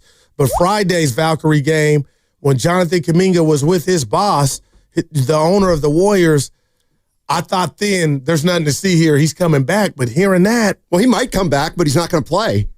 So why would he want to come back? I mean, because you know that. He may have to. He has no leverage here. The Warriors have him in total control. This is the part I want to read to you because this, I think, is interesting, and it's even more specific about Kaminga. This is Steve Kerr. I've always felt like the type of player JK needs to be is, I've mentioned this in the past, Sean Marion is a guy who jumps out. With his athleticism, running the floor, putting pressure on the rim, offensive rebounds, getting into the dunker spot, going up and dunking, guarding everybody at the other end. To me, that's what he's really built for, and we've really pushed him in that direction. Let me continue. And I think sometimes with young players, there's a process. Aaron Gordon is a good example. I love that. He spent years in Orlando where he really wanted to be the scorer and lead guy. And he had some success like JK has. And maybe didn't really find his role and find himself till later when he arrived in Denver. I think right now, this is Steve Kerr. Yeah. I think right now, he is a ball-dominant player. 92nd percentile in usage rate this year in the NBA. That's really high.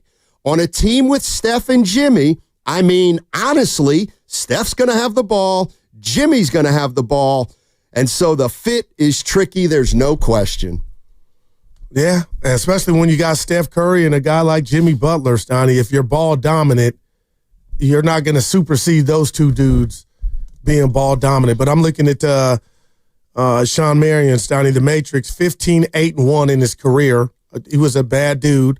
But I think Kaminga, and I'm not saying Kerr said that's his ceiling, but I think Kaminga in the right situation, as far as numbers, could blow past that.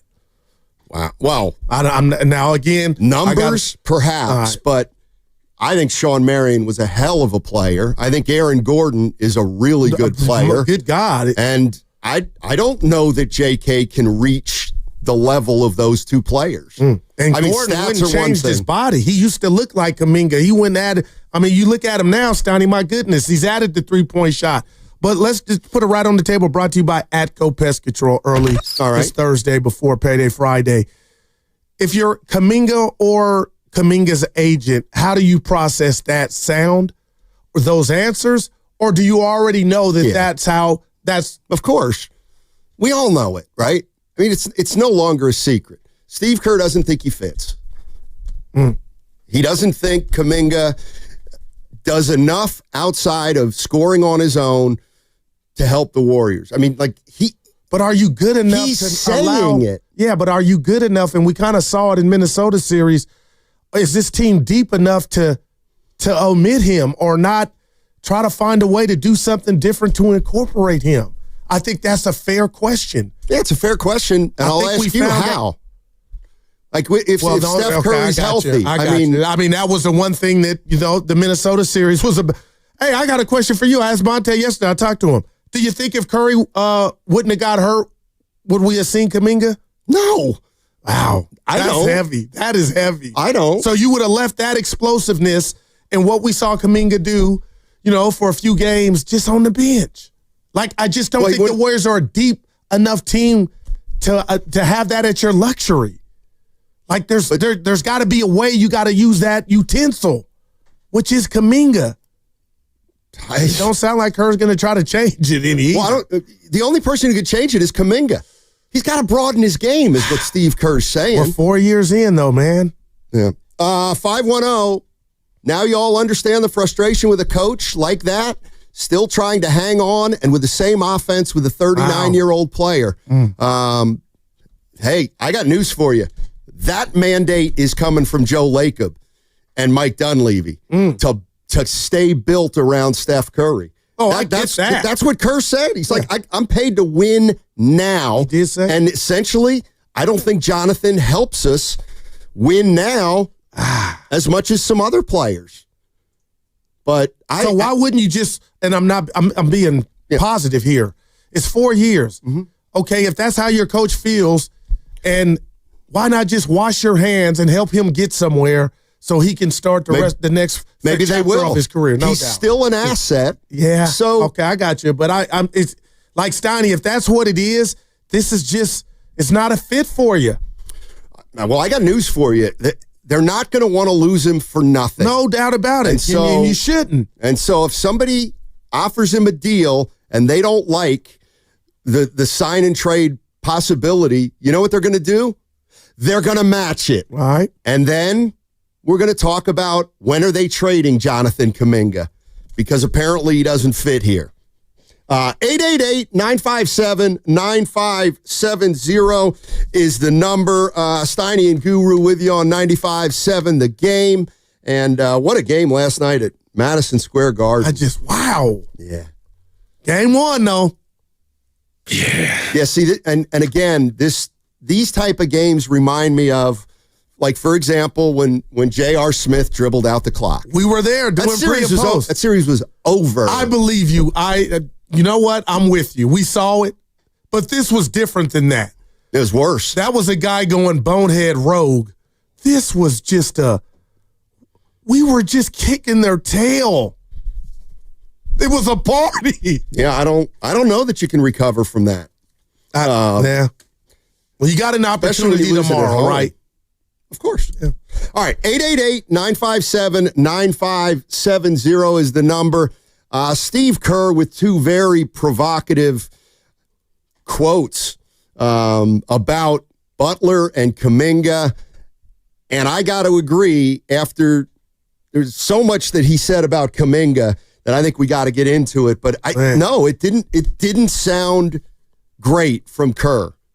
There was no ringing endorsement. Nah. 888-957-9570. What's coming up on The Game is brought to you by Fremont Bank. Here for you, here for good. That segment also brought to you by Lucky California.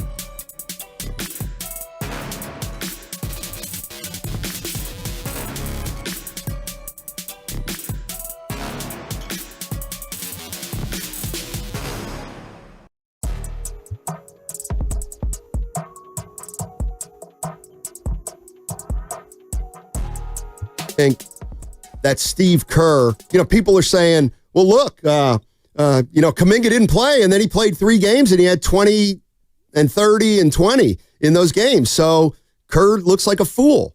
And I guarantee you, Kerr would say, I fully expected that from him. And that's my point, everybody, that Jonathan Kaminga is a high-usage isolation player, and we have no doubts the guy can score on his own.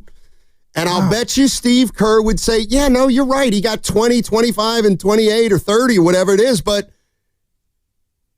yes, that's what he does, and that's all he does. So when they have Curry, they don't need that kind of scoring. And this is one of those things where I just, he's telling us everything that I think we already knew he thought about Kaminga. Not that we can't disagree with it. No doubt. But is there any meat on the bone, though, Steiny? Is there any meat on the bone for Kerr and company to do something different to get that fixed? I know 4 years have come and gone, but Steiny, I just feel like the Warriors are not in a position of strength when it comes to the others to just say night-night to the Jonathan Kaminga experiment. But when I hear Coach Kerr say why it can't work, can it be tweaked? Is he so talented? I believe, can you try to tweak something? Because Kaminga's not going to be able to turn into what they want. Steiny, I mean, why not? On Why his not? own. How come? How come?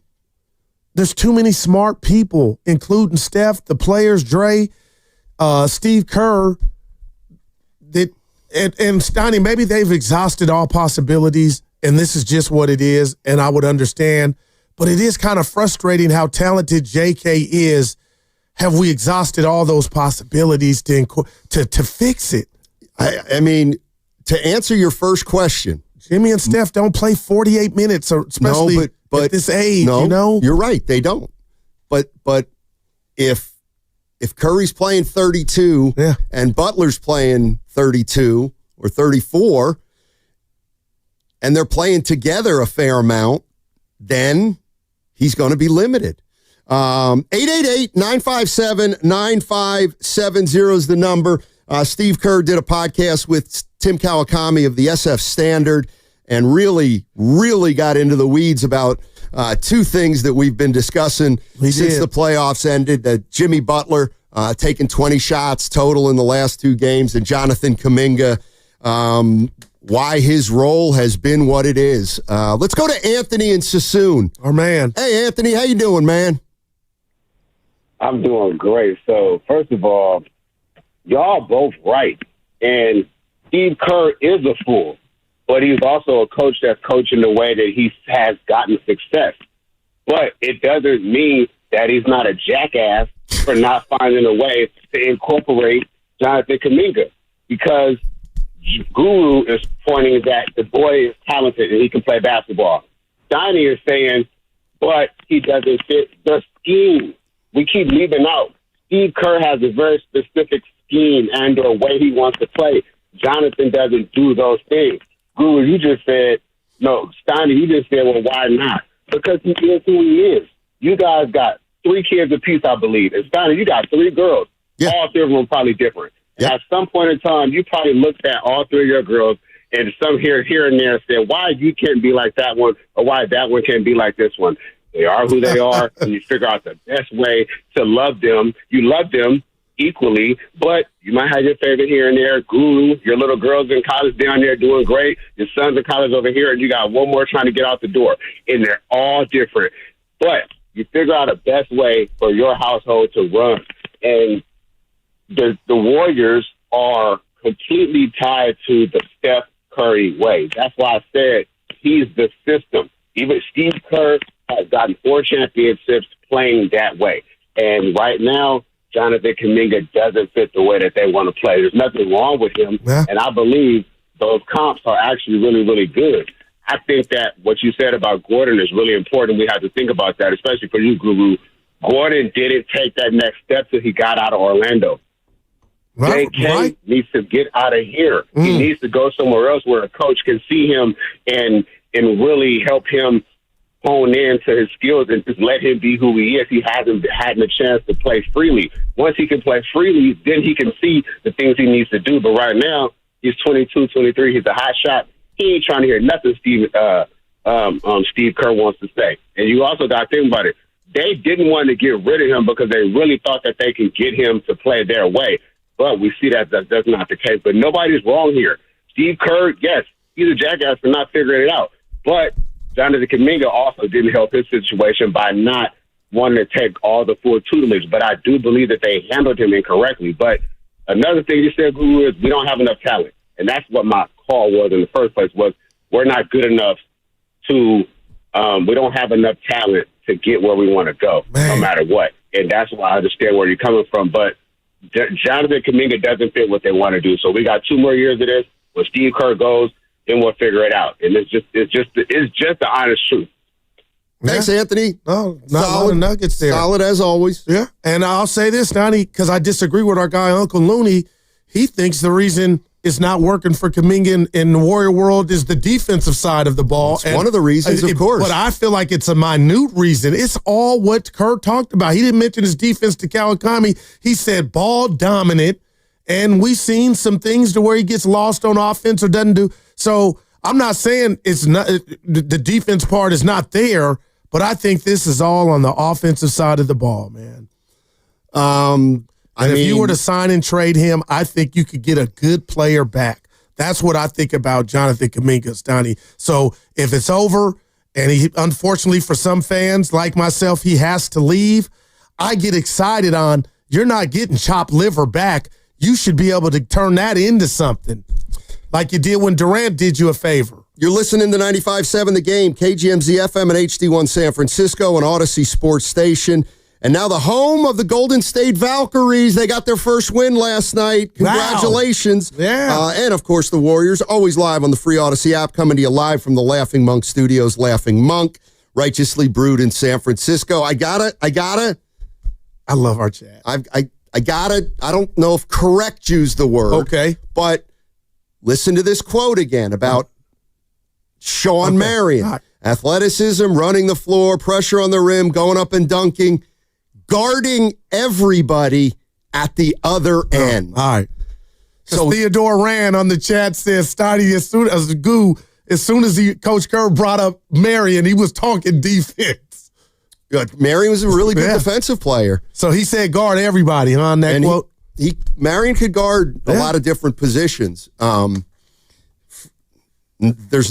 Yes. I mean, the other thing that Steve Kerr, I thought I heard him say is, hey, get off me as it relates to Jonathan Kaminga, because I was given a mandate that this must revolve around Steph. And once they got Butler, he just didn't see value enough in Jonathan Kaminga. Man. And the one thing you said, and I kind of agree with it. Just because he's a one-on-one guy, and just because he's an isolation guy, doesn't necessarily mean that he's useless. I mean, oh my gosh. I'm not, but in the context of this team, I think the best he's going to do is be a scorer off the bench. That's on this particular team. And do you think that's good enough for him? Because I'm wondering, when I saw him at the game with Lake Up, what if they had a conversation just about work, what that looks like. Wait it out, JK. I'll take care of you. Wait it out, and these guys will be gone in 3. Nobody wants to hear that because we still want the Steph experience and Dre and Jimmy. But Steiny, at what point does JK say, I think and I need more? And sometimes when you part ways mutual, it's okay. And we'll try to do right by you, but I would be shocked if Jonathan Kaminga's in a Warrior uniform after hearing Coach Kerr say that. And I'll give Kerr this credit, Steiny. I'll give him our version of the Emmy or Grammy. I'm here to win. I give a damn about Goo or Steiny. He didn't say it, but he said it. I'm trying to win, and I don't think this dude can help us win. Not right now. 888-957-9570 is the number. Warrior fans, when you hear Steve Kerr talking about Jonathan Kaminga and the way he did, I'm going to play it one more time.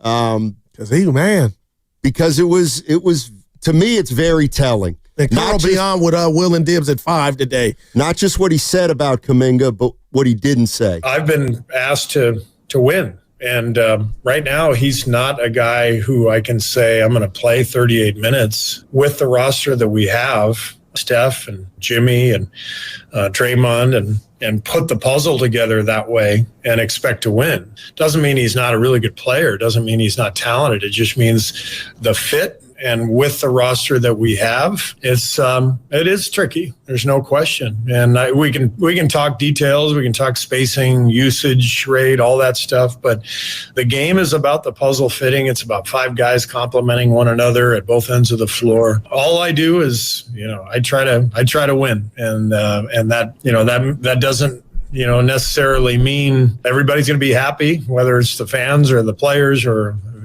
management, whatever. It's just I got to do what I think is best. Man, I could hear him telling Lacob that. I get that. Wow. Yeah, I mean, it sounds to me like, I think Lacob would want to see more of Kaminga because Kerr seemed to acknowledge that, it's not going to make everybody happy. He can play. And maybe it doesn't make Lacob happy. Okay, so if it's such a big issue, then get rid of Kerr. If you think Kaminga's that great a player, But that's really what we're coming down to. If it's boiled down to Lacob loves Kaminga, Kerr doesn't love Kaminga, well then Joe Lacob might have to make a decision one way or the other. Well, I don't want to say you're wrong or that's not drastic, but the fact that the natural part of this is Jonathan Kaminga's contract, Stotty, you got to put a ring on it. You know what I mean? Kerr's under contract. Not necessarily. See, this is where... Talk to me. Well, Jordan Poole got traded a year after he signed a deal. After he got 100. And in fact, D'Angelo Russell was signed for the sole intent of eventually moving him. So I don't necessarily think if I read that Kaminga, the Warriors have matched an offer for Kaminga that he's going to be here for the next 4 years. I don't know that. But I also think, and you said this too, and Kerr said it, you said, we all want to ride as long as we can with Jimmy, Curry, and Draymond. It looks that way right now. Well, then Curry for sure. Well, then there's no room for Kaminga. At least as an integral part of this team. Integral. I'll never. You help me out, and I know people are going to be like, "Guru, what are you doing before Memorial Day?" I got to be careful here because you know how fond I am of James Harden. But after the fact, after the young Oklahoma City Thunder lost to the Miami Heat in the finals, I didn't think James Harden would ever be what he turned out to be. But when he left, I thought it was odd that you couldn't make that work. And then you look back on it like, wow, imagine had you had James, Russell, and KD against the 2016 Warriors. I'm not dare saying Kaminga's where Harden was, but Stoney, I guess I'm bringing it up because what if you look back and say Kaminga turns into some stud? It's like, man, we couldn't find a way or a spot for him to kind of, grind his teeth on until it was his turn. Well, I think Steve Kerr would tell you that the example you used is exactly the reason why he can't be here or why he can't play. Because, and you could vehemently disagree. It wouldn't be the first time I've talked about this. The bottom line is Westbrook, Harden, and Durant. Right. I don't think it works. I do not think it works. You have 2.5 ball-dominant players, and that's really hard. I mean, how do you play? James Harden dribbling at the top of the circle like he did in Houston? Led the league in assists, though, Stoney. So what's Westbrook supposed to do when that's all going on? Just cause havoc. And how do you cause havoc when you're on the wing and James Harden's dribbling? And you're not the best shooter. And how is James Harden dealing with Russell Westbrook having the ball in his hands all the time? And oh, by the way, the best of the three is Kevin Durant, and he's got to be reliant on those other two guys to get him the ball. But I think there was also a money issue involved too with Harden there. They didn't think they could play. They didn't think they could pay him all. So where are you at? You kind of told us. You think he'll be on the team opening night, JK? Boy, that's I know it's a lot, but come on, man. And what did that Valkyrie game mean, if anything? To me, it meant something. Somebody on the text line, and he's right. Was that the golfing trip with Joe Lacob and Klay Thompson? Yes. Wow. Remember Joe Lacob went golfing with Klay Thompson? He was gone 2 days later. And they didn't talk about anything. Money didn't come up. Exactly. And I'll bet you nothing came up the other night with Lacob and Kaminga. Wow. The one thing that's making me think Kaminga will be here next year is if the Warriors don't like any sign and trades they're looking at, they've got to bring him back. They can't just not match and let him go. I'd be surprised because they've never done that with an asset before, even if it's Jonathan Kaminga. So that's kind of where I'm at with Jonathan Kaminga. I want to play one more. I see people on hold. We're almost at the end of the segment, so I'm definitely I want to give you a better shot at it on the other side of the break rather than 95.7 The Game breaking news. Uh-oh. Okay. Go ahead. You do it, Carter. Well, according to Shams Charania, Draymond Green has been announced first team All-NBA defensive team. And remember, that's a regular season award. Well, good for him, regular season. Good for him. Wow, that's got to feel good for him. I know he wanted to win DPOY, but Steiny, he was the third, one of the three finalists. So I don't want to say I'm shocked. I'm just shocked at what happened against Randall in Minnesota because he did have a damn good defensive season. So good for Dre. At his age, adding this, Steiny, this is a feat. I mean, it's an accolade. It's another honor. It's another nice thing on his resume. I don't think he had a great defensive season top to bottom. I thought he was really good the second half of the season. I didn't think he was phenomenal. But we left out this studio. I know we're up against he's not even here's the thing, and I get it. You can be not in your prime defensively and still be among the best defenders in the NBA. And he is, and I'll never take that from him, but he's not the defender he was 5 years ago. And I'll say this, and this might be unfair before we get out of here. I feel like Dirk did when he lost. He got MVP, and they lost to the Warriors, and we believe. I feel like Dre coming off a series where he admitted Julius Randle gave him the business, Steiny, and then you get named, that's still embedded in my mind, the fact that we had nothing for Minnesota. And mainly him. Yeah. No, I mean, listen, he's first team. Great, I'm not saying he didn't deserve first team All-NBA at all. I'm just saying that we know, and there's no shame, he's 35. To me, he was the best defensive player in basketball 5 years ago. All of basketball. And now he's among the best. But can we, on the other side, could you truly name 7 better defenders right now in the league? I think I could.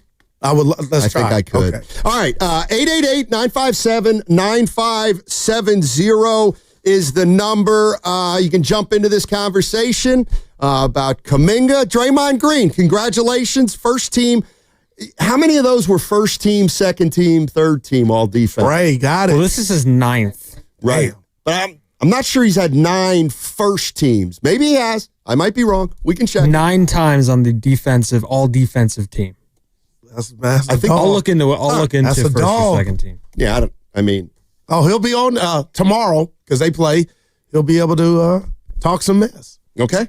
888-957-9570. That segment sponsored by Cache Creek Casino Resort.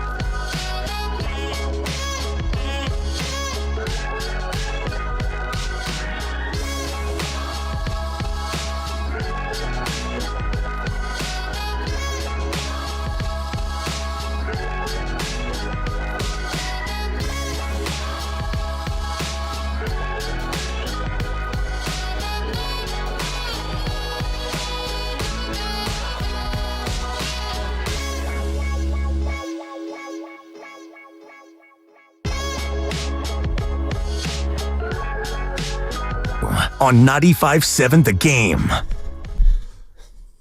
Morning, everybody. Who sings this, Steiny? Do it for the culture. Oh, this is Usher. Hold on. No. It's come on, Steiny. Lionel Richie. Steiny, stop, man. Just losing 50 Cent. Ice Cube. Kid Cudi.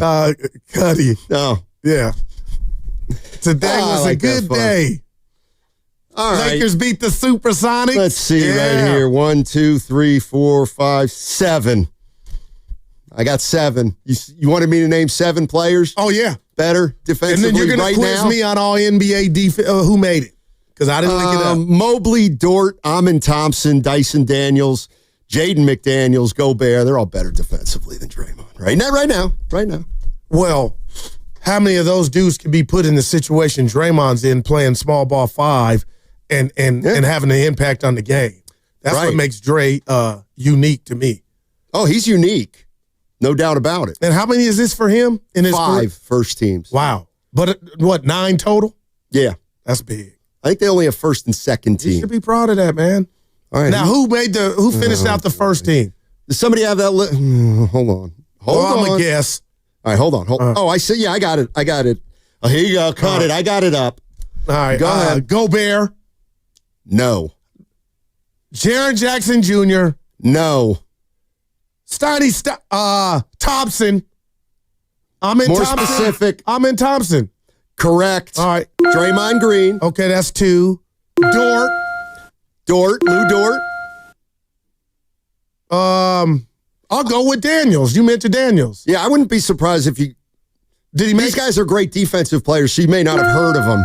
Oh, please, Steiny, stop. And we're missing one more. Yep. That would be my man for Cleveland. Yep. Not Allen Mobley. Wow. Evan Mobley. Wow.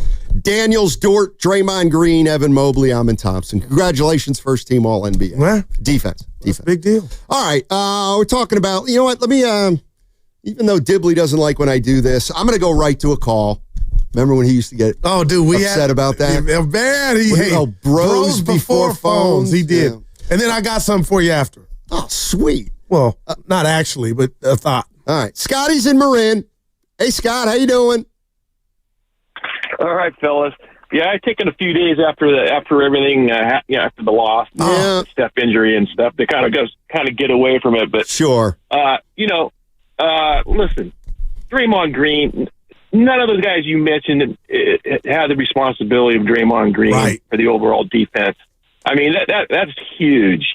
And then the other thing is Draymond's contract. The other thing I just wanted, before I talk about Butler and Kaminga, Draymond's contract is chump change for what he does for this team. You tell me Jonathan Kaminga deserves to be paid $1 more than Draymond Green? No. So, but anyway, so let's get back to what Steve said about JK. Yep. That's exactly what he needs to do to flourish with this team, and he would get paid. Rebound. If he could do what Aaron Gordon does, man, paid. But listen to this. He shoots 30% from the three. He shoots 66% from the free throw line. I mean, you know, he'd be great on a sub 500 team. He could go someplace and score 25 points a game and get paid. I guess that's great, but he's not going to win. If he wants to win, he needs to play the way Steve needs him to play, and it will all come to him. To me, it seems to be that somebody must be in his head. I don't know if it's whoever his representation is, but hey, man, you're going to be a great superstar in this league, and you're going to get that and all this stuff. He doesn't have the game to be there yet. He's 22 years old. He may eventually get a little bit better, but there's no way he doesn't have the handles. Doesn't shoot the three. I mean, just rebound, get in the dunker spot, spend, paid. I just don't see. Obviously, it hasn't sunk in. One last thing was about this team. Yep. They played 750 ball for 2.5 months. You know, and I believe that they would have won that series if Steph doesn't get hurt. And then you talk about Jimmy Butler not taking enough shots. Steve explained that as well. Did you hear that? Well, Goo listened, but I don't know if he heard it. No, I heard it.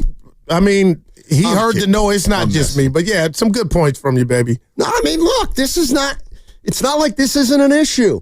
We got a lot of fans thinking that the Warriors did wrong by Kaminga. We got some fans thinking that Kaminga hasn't done enough to get on the court. And is it fixable? We got some fans that think Kerr's been delinquent. We got some fans that think Jonathan Kaminga's one-dimensional. It's just, it is what it is, as they say. Yeah. It'll be interesting to see how it works out. But my gosh, Donnie, Aaron Gordon is a dog. I don't want to say has a green light. He can shoot it when he wants, and he's earned that. And if Kaminga could be anything remotely close to that, my goodness. But maybe that might come in another uniform like it did for Gordon. It might. I was going to say something. Now I forgot it. About something the last caller, Scott, said. They were playing, what, how much ball? 750. Yeah, they were 23-8. That's all good, but the bottom line is what happened in the Aus when the chef went down. And I understand and will give Jimmy his flowers for what he did, and he's the sole reason, a big reason this team got out of the bottom or the box per se. But, man, I just needed a little more aggressiveness on the offensive end, games 4 and game 5, and it sounds like I'm not alone. Well, also keep in mind that, well, never mind. Apparently you might have been wrong about something. That song that we came into. It was Ice Cube. They're saying it was the Isley Brothers. No, well, it's a remake. Thank you, 510. Originally, the music leading into the current segment at 11:16, the Isley Brothers. But Ice Cube used that. What do you call a sample? Yeah. No, it was the Isley Brothers. It was Ice Cube. Today was a good day. Hey, I got a lot of positive feedback yesterday For what? How I performed on the show. But when I gave you 2 athletes and you give me who you would take. Yeah, this is going to be a segment. Okay, but this is different. All right. What's worse, a double play or fouling the 3-point shooter? Think about it. It's good. I like it, see? Fouling a 3-point shooter. That's the worst thing you can do. Sometimes you can hit into a double play and get a run out of it if a runner's at third. Not an RBI, but the team will get a run. All right. Let's go to Prince. Prince in Oakland. Hey, Prince, what's going on? Purple Rain. Hey, how y'all doing, man? Doing well. So, I want to talk about this Jonathan Kaminga situation, man. And I feel like let's put a caveat on it, obviously, because Steph was injured. But what I want to say is they paid Jordan Poole all that money and not even thinking about his defense. I don't want to really hear about Jonathan Kaminga's defense. And then, so y'all talking about we don't need this athleticism from Jonathan Kaminga, but we're literally over here on the radio. I got to hear about Jimmy Butler not shooting a lot. Wow. Who the hell he going to pass it to? He got to pass to somebody, right? Pass to Jonathan Kaminga because he want to shoot the ball. I don't want to hear about somebody who go lackluster in the playoffs. And then what did we run into when we ran into Minnesota? We ran into athleticism. We didn't run into a team with a great offense that was passing the ball and everything was great. Come on, man. I don't want to hear that. We got to admit sometimes Steve Kerr had bad series. If he didn't squeak away with the Rockets series, we would have been calling for Steve Kerr job right now. You hear what I'm saying? Last year, let me go into 2 more points. Last year, Ty Jerome, we couldn't find a spot for him. Where'd he go? He went to Cavaliers, and they looking like an all-star team, right? Same thing with Pat Spencer. Just because one of them looked like a plumber and one of them looked like a teacher, he act like he don't want to play him. He trusts a mediocre team. Let's talk about him. Everybody he trusts is mediocre. When you get desperate, you got to do desperate things. I don't be seeing you want to get desperate when Curry injured. Okay, that's obviously you got to do that. But before that, I always see Steph Curry out of breath. I always see Steph Curry just happy somebody else is shooting the ball. So I just really want to hear y'all opinion on that. I'm sorry I had to get so like this, but this makes me frustrated. No, I hear you.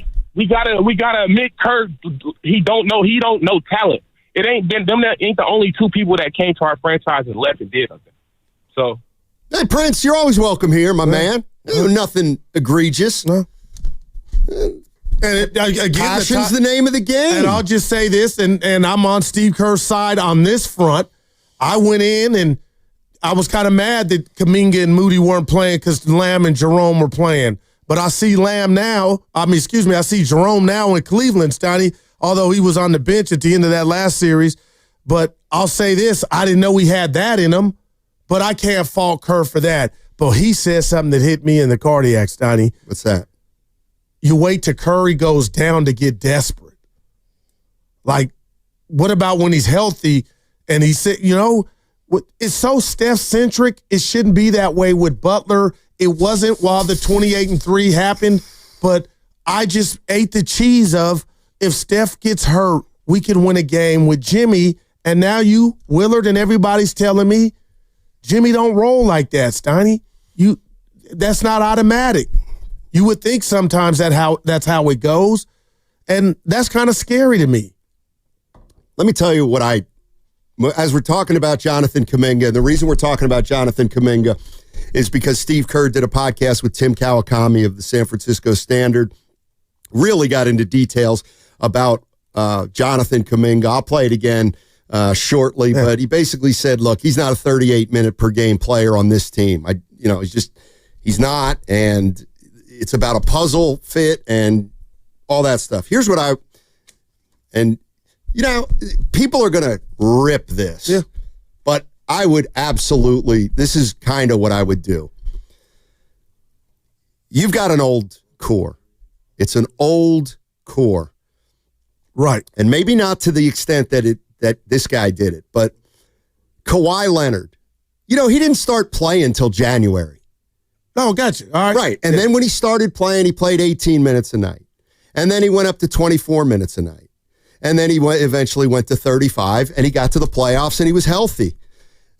I would absolutely entertain bringing Jonathan Kaminga back and load managing the hell out of Curry and Butler and Green. It's never happened. I'm not mad at it, but Steiny, what seed are you doing it that way? Why not? What seed are you? Well, that's the point. If you all Kaminga lovers think that he's so dynamite and instrumental, then he should be able to keep the ship more than afloat if Butler's not playing or if Curry's not playing. But his head coach didn't sound like that was something that's even they're not going to say Steiny. it. They're not going to say it, but look, Steph Curry played 70 games. He got into the playoffs. Then they had to up his minutes. Then he got hurt. Jimmy Butler got here, played virtually every game when he got here. Playoffs, got hurt. I just think we might lose. Like, I love Kaminga, Steiny, but I think with what you're saying, we might lose too many games, Oh, why? No, I'm just saying he's not ready for that yet. The Curry and Kaminga was for Kaminga to have dudes around him too, the big dogs. Well, he will. He'll have Curry on some nights, and he'll have Butler on other nights. Yeah. If Curry and Butler play, and that's the other thing, Butler is known for playing 60 games. Right. Well, guess what? You need Kaminga then. And while you're at it, let's just limit Curry to 60 games so we have a better shot in the postseason, because we all acknowledge we ran out of gas this year. Well, let me run this by you. We just heard the coach tell TK, just where he thought Jonathan was and what he is and what he's not. I broke out the mental calculator, Steiny. Because this is going to come down to money, and I know you're saying just right now on the horizon you don't see a lot coming Jonathan Kaminga's way, but hearing the coach talk about a player that way, value-wise in regard to the money, what's that equate to, hearing the coach talk about Kaminga that way? Which way in particular? Like just what he is and what he's not, what he'd like him to be, but how much money is that going to be when they offer him something to stay? That didn't sound like a lot is where I'm going. Yeah. Austin and San Jose on the YouTube chat. How much money are they going to pay JK to stay? First of all, I hate to say this, JK's got nothing to do with this. Like, the Warriors can do what they will with JK. And, the one thing they won't do, I don't think, is let him go for nothing. Well, so if they don't like a sign and trade deal, then match another team's offer and get him back here and start load managing the hell out of your older guys, because when you don't do it, you got no shot, and start playing Kaminga more to carry you through the regular season. Let's go to Marvin in San Francisco. Let me guess, Marvin, not a Steve Kerr fan. How you doing, Marvin? How did you know that? Because it says Kerr stinks under your comment. Well, I let me put it this way. Kerr cannot figure out, he's the only coach I've ever known that cannot figure out how to get a guy who scores between 20 and 30 points if you play him 30 minutes a game into the lineup. Okay? Yeah, he recalled, and he's done everything he could to possibly to destroy this kid's confidence, okay? He averages 20 points as soon as Wiggins comes back. He plays Wiggins in the first game of the playoffs after being out for 2 months, okay? Did he win those first 2 games in Sacramento playing Wiggins? No. He had a guy who was on a roll. He puts Wiggins in. Not that I loved Wiggins, but that is how you destroy a young player's confidence. He effectively, JK effectively defended Anthony Edwards and other big guards as good as anybody we have. And for some reason, that never got him any minutes on the court either. I watched him against Minnesota. And by the way, everybody's talking about how the Warriors need this, the Warriors need that. The Warriors were 1 game behind 5 other teams, including Houston. They were behind by 2 games for the whole season, and Minnesota and all those other teams, they were only 1 game less than them. I think a big part of the Warrior thing was exactly what happened the last time when they went 7 games against Sacramento. They have to sweep that first series to get the rest of the 4 days or whatever it is before they hit the next round. And they didn't. And the reason they didn't, because Kerr blew 2 games against horrible teams.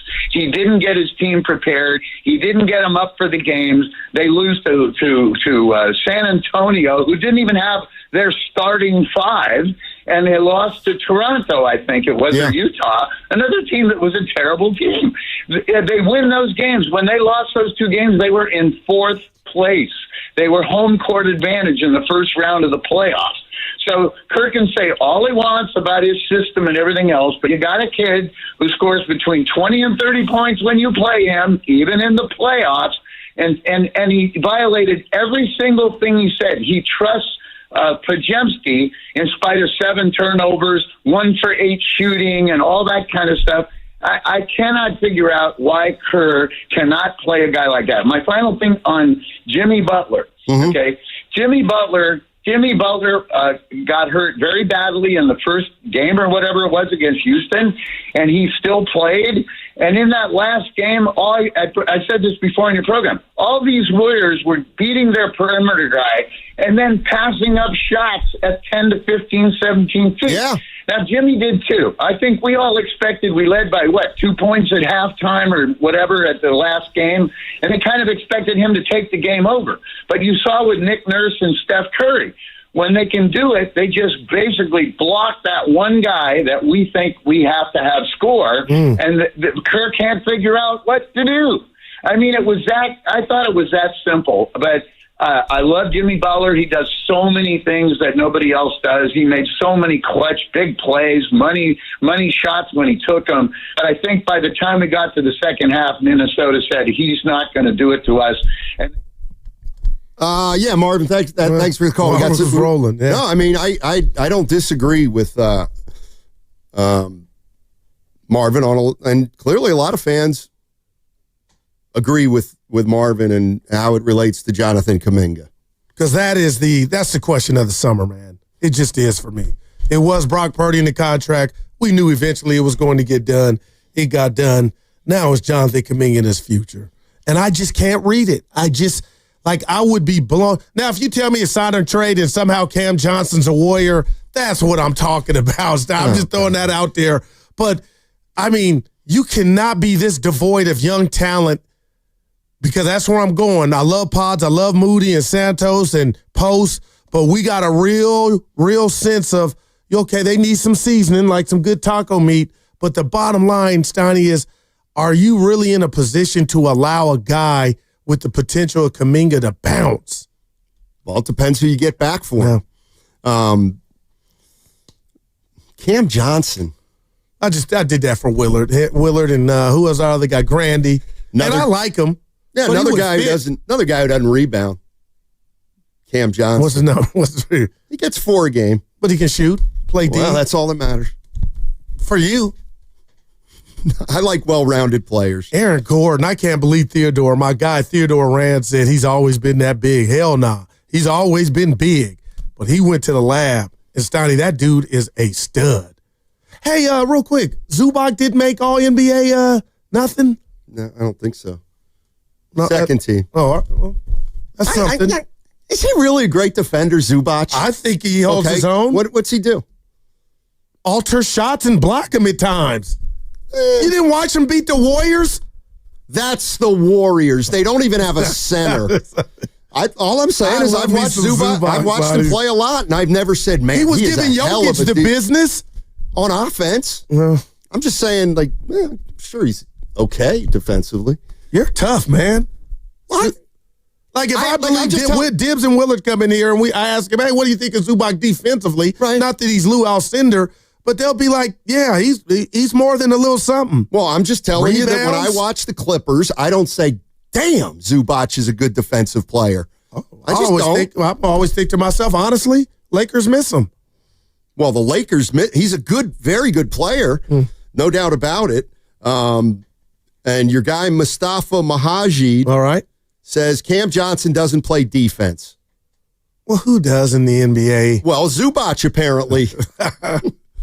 And we know Draymond Green does. Yeah. All right, 888-957-9570. I see Tim, I see Butkus, and I see Mike in Walnut Creek. We're going to get to all of your calls on the other side. And Steve Kerr riling up the fan base and not even trying to do it. He's become he's a made man, rightfully so. You are not alone in that. But people disagree. And I'm right in the middle. What's coming up on the game? Brought to you by Fremont Bank, here for you, here for good. Hey, man, Memorial Day weekend, it's around the corner. Swing by Valvoline Instant Oil Change and make sure your vehicle is road ready. No appointment. Stay in your car. Done in 15 minutes. Visit BayAreaOilChange.com for locations and coupons.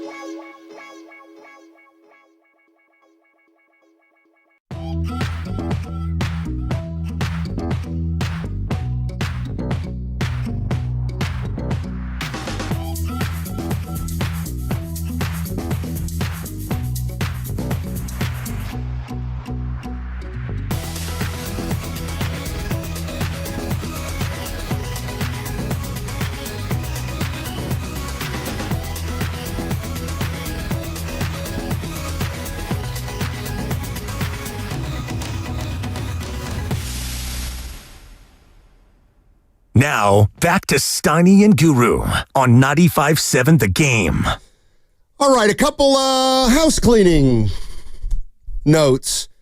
Willard and Dibbs, they come up at 2 o'clock as always, and they've got a nice little guest list. Brock Purdy, 3 o'clock. Steve Kerr, 5 o'clock. Wow, that's heavy. So Brock Purdy at 3, Steve Kerr at 5. And we were thinking we want to have a little fun with our listeners. And we hope you guys want to have some fun with us. That's what we do. Yeah. So you guys all know that Daryl the Guru Johnson is a very smart young man. Oh yeah. 143. He's got an IQ of 143. I don't know what that's out of, but he's self-proclaimed 143. I took the test. Yeah. No, hey, I'm trying to settle down. The boss suggested that the listeners maybe ask Guru some questions about life and other subjects so that we can kind of see how smart he is. Bring it on. So the boss wants me to give out my email. Wow. Which I will, because nobody emails me anyway, with a question for Goo. And if we use it, we'll ask him tomorrow on Fridays. We'll come up with a clever name for it. But we might put Goo to the test a little bit here. If the listeners want to indulge him. So if you have a question for Goo, hit me up at my email, matt.steinmetz@odyssey.com. And how... Excuse me. Matt.steinmetz@odyssey.com. Go ahead and how offended did I get in our show meeting yesterday when you guys tried to start peppering me with questions? I said, I'm not in test mode. Right. What's going on here? Now, Goo. And the boss that was the boss. Dude, who started pressing it, not me. He asked me how many feet in a yard. I was like, didn't you pile on? Dude, Evan, like, I'm not doing that. Pile on. I'm not doing that. When I take tests, I take them serious. I get a good night's sleep. Yeah. And that's not on the test, bud. Austin in San Jose says this is dangerous. Not sure I like this for Guru. I've seen Oppenheimer we've 5 talked times, about it, man. What does that tell you? We've talked about it. I'm just telling you, man. 408 says my email's going to explode. I thought this. I can't believe you gave it out. Right. Well, I never check my work email anyway, so I will check it this time. Let me just see. Let me see. There's my inbox. Not yet. You just gave it out 20 seconds ago. Yeah, there's nothing in my inbox. Yeah, okay. Matt.Steinmetz. This time. Matt.Steinmetz. I cannot wait. Odyssey.com, and I'll take questions. It's like questions. Well, real quick. You good?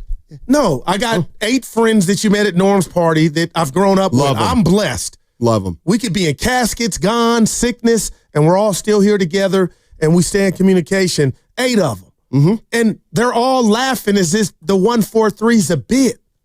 Well, they're your friends. Right. So I don't know. Oh. It's saying a lot. I know what it's saying, but I'm not lying, and it might lead me to my new job where I'll leave you with Bob Myers, because once I do that test, he meant it. We talked about it over Chinese food, Steiny. I could be out of here soon. The market. Quit trying to cheer me up. Wow. Damn, look at the guys in the back like he meant that one. What would you want to hear from Brock when the guys have him on?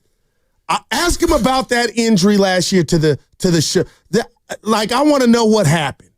And how are you feeling? Okay. What would you? I'd ask him. What did you do with the money? Yeah, what's the first thing you're going to do with the money? Carter asked me, what would I do?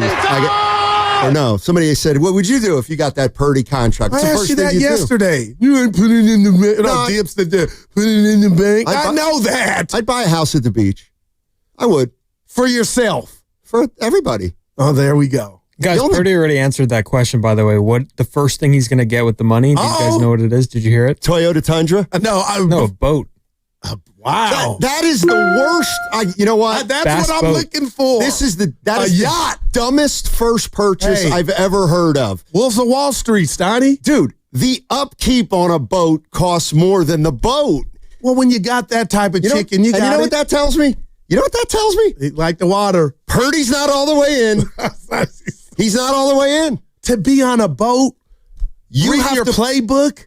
He's going to be every swabbing amenity the right deck. there. Oh, stop. He's going to be swabbing the deck, You're and he's jealous. not going to be doing homework in the film room. What was your answer? I'd buy what? House at the beach. Well, that's a boat. Same thing. There's no upkeep on that. Stop. Do you know how much upkeep? 888-957-9570. Can somebody please explain to Guru how a boat is an investment that just sucks you dry?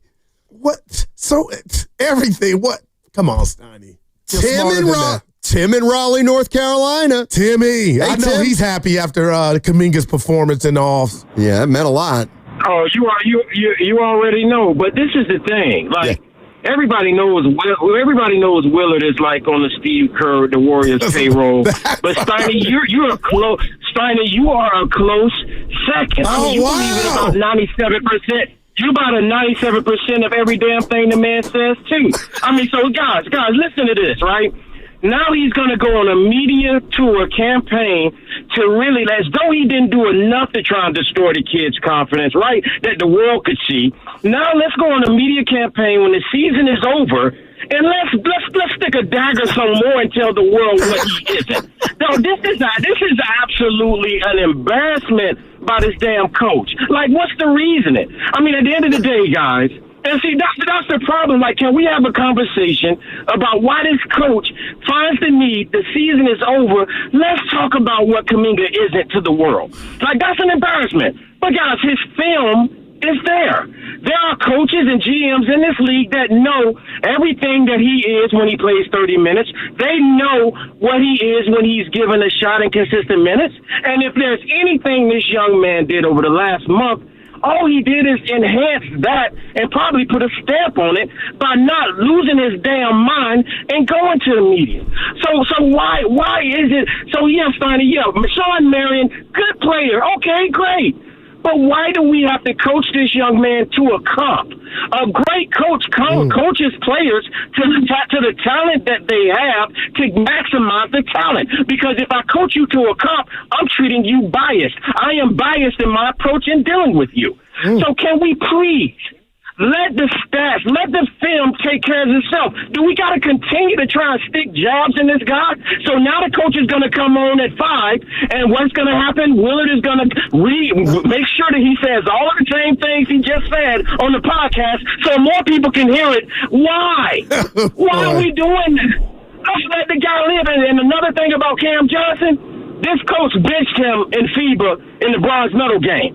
So let's be careful what you wish for. He benched his ass, so he may not be a Kerr guy, because you got to be a Kerr guy to be successful under this coach. But can we please, you two fathers on this radio station, please call his ass out. Watch your language. For trying to destroy 22-year-old kids' makeup. Please call him out for doing that, guys. Hey, before you go, Tim, before you go, I got to say this. How good did it feel Game 3 Saturday watching Kaminga do that? I was out of town, but I swear where I was watching, I thought of you and others. How good did that feel when JK was hooping?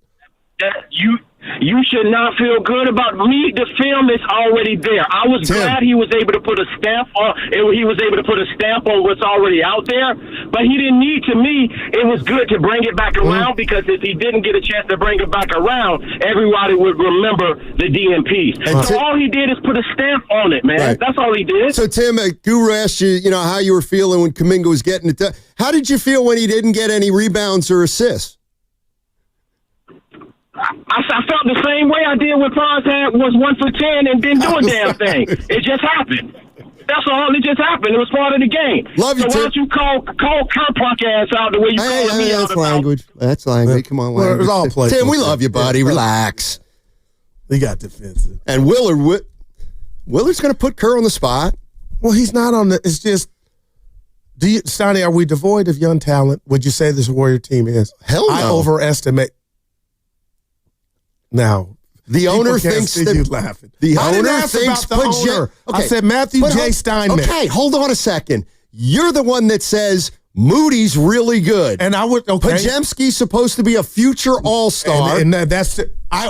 Post is a breath of fresh air, but I can be disappointed as a collective of how they performed in the offs. Well, you should have expected. So the bar has been raised. Now, seriously, they were their first playoff appearance. Yes, you should have expected Pods to struggle. So next year, is it just one of those? Let's run it back and it should be better. No, it's not just him. Because Pods was the reason they were there. So was Moody. But man, Steiny, it all to me boils down to, can you really afford to let this guy walk and not get nothing, or sign and trade and get something for him and let him spread his wings somewhere else? That's all it is. You are listening to 95.7 The Game, KGMZ FM and HD1 San Francisco and Odyssey Sports Station. Also the home. The Golden State Valkyries. 1-1. And Warriors. Yeah. Always live on the free Odyssey app. Coming to you live from the Laughing Monk Studios. Laughing Monk, righteously brewed in San Francisco. Are we going to do what we heard today? We heard a record broken today. You and I. We're getting ready in the green room. This is on you, though. I don't want to be a part of it. They do it to me. Do they? All the time. But I don't want to get on Shasky's bad side. Well, you already did. He say anything about his ticket? If it makes you feel any better, he's not here tomorrow. Oh, we got to do it. Yeah, then. we'll do it. Yeah, we'll do it before we get at it. That's our guy. Okay, I love that guy. How come? Because he takes himself lightly, like Ralph Barbieri said. Angels fly because they take themselves lightly, and we got a lot of things in common. And he'll come out with a take and put himself out there. Couldn't imagine doing a radio show and not being able to come up with a take. I want to play it safe. Oh, hey, Steiny, how you doing, buddy? You're my guy. Yeah, no. Hey, dude, I had Wagyu steak last night. I'm more interested in Mac Zach in Oakland. Yeah. What's up, Mac Zach? How you doing, buddy? Hey, what's up, fellas? I was just standing on my head inside of an engine room of a boat, so I wanted to impart some knowledge. Yeah, I own a boat repair service.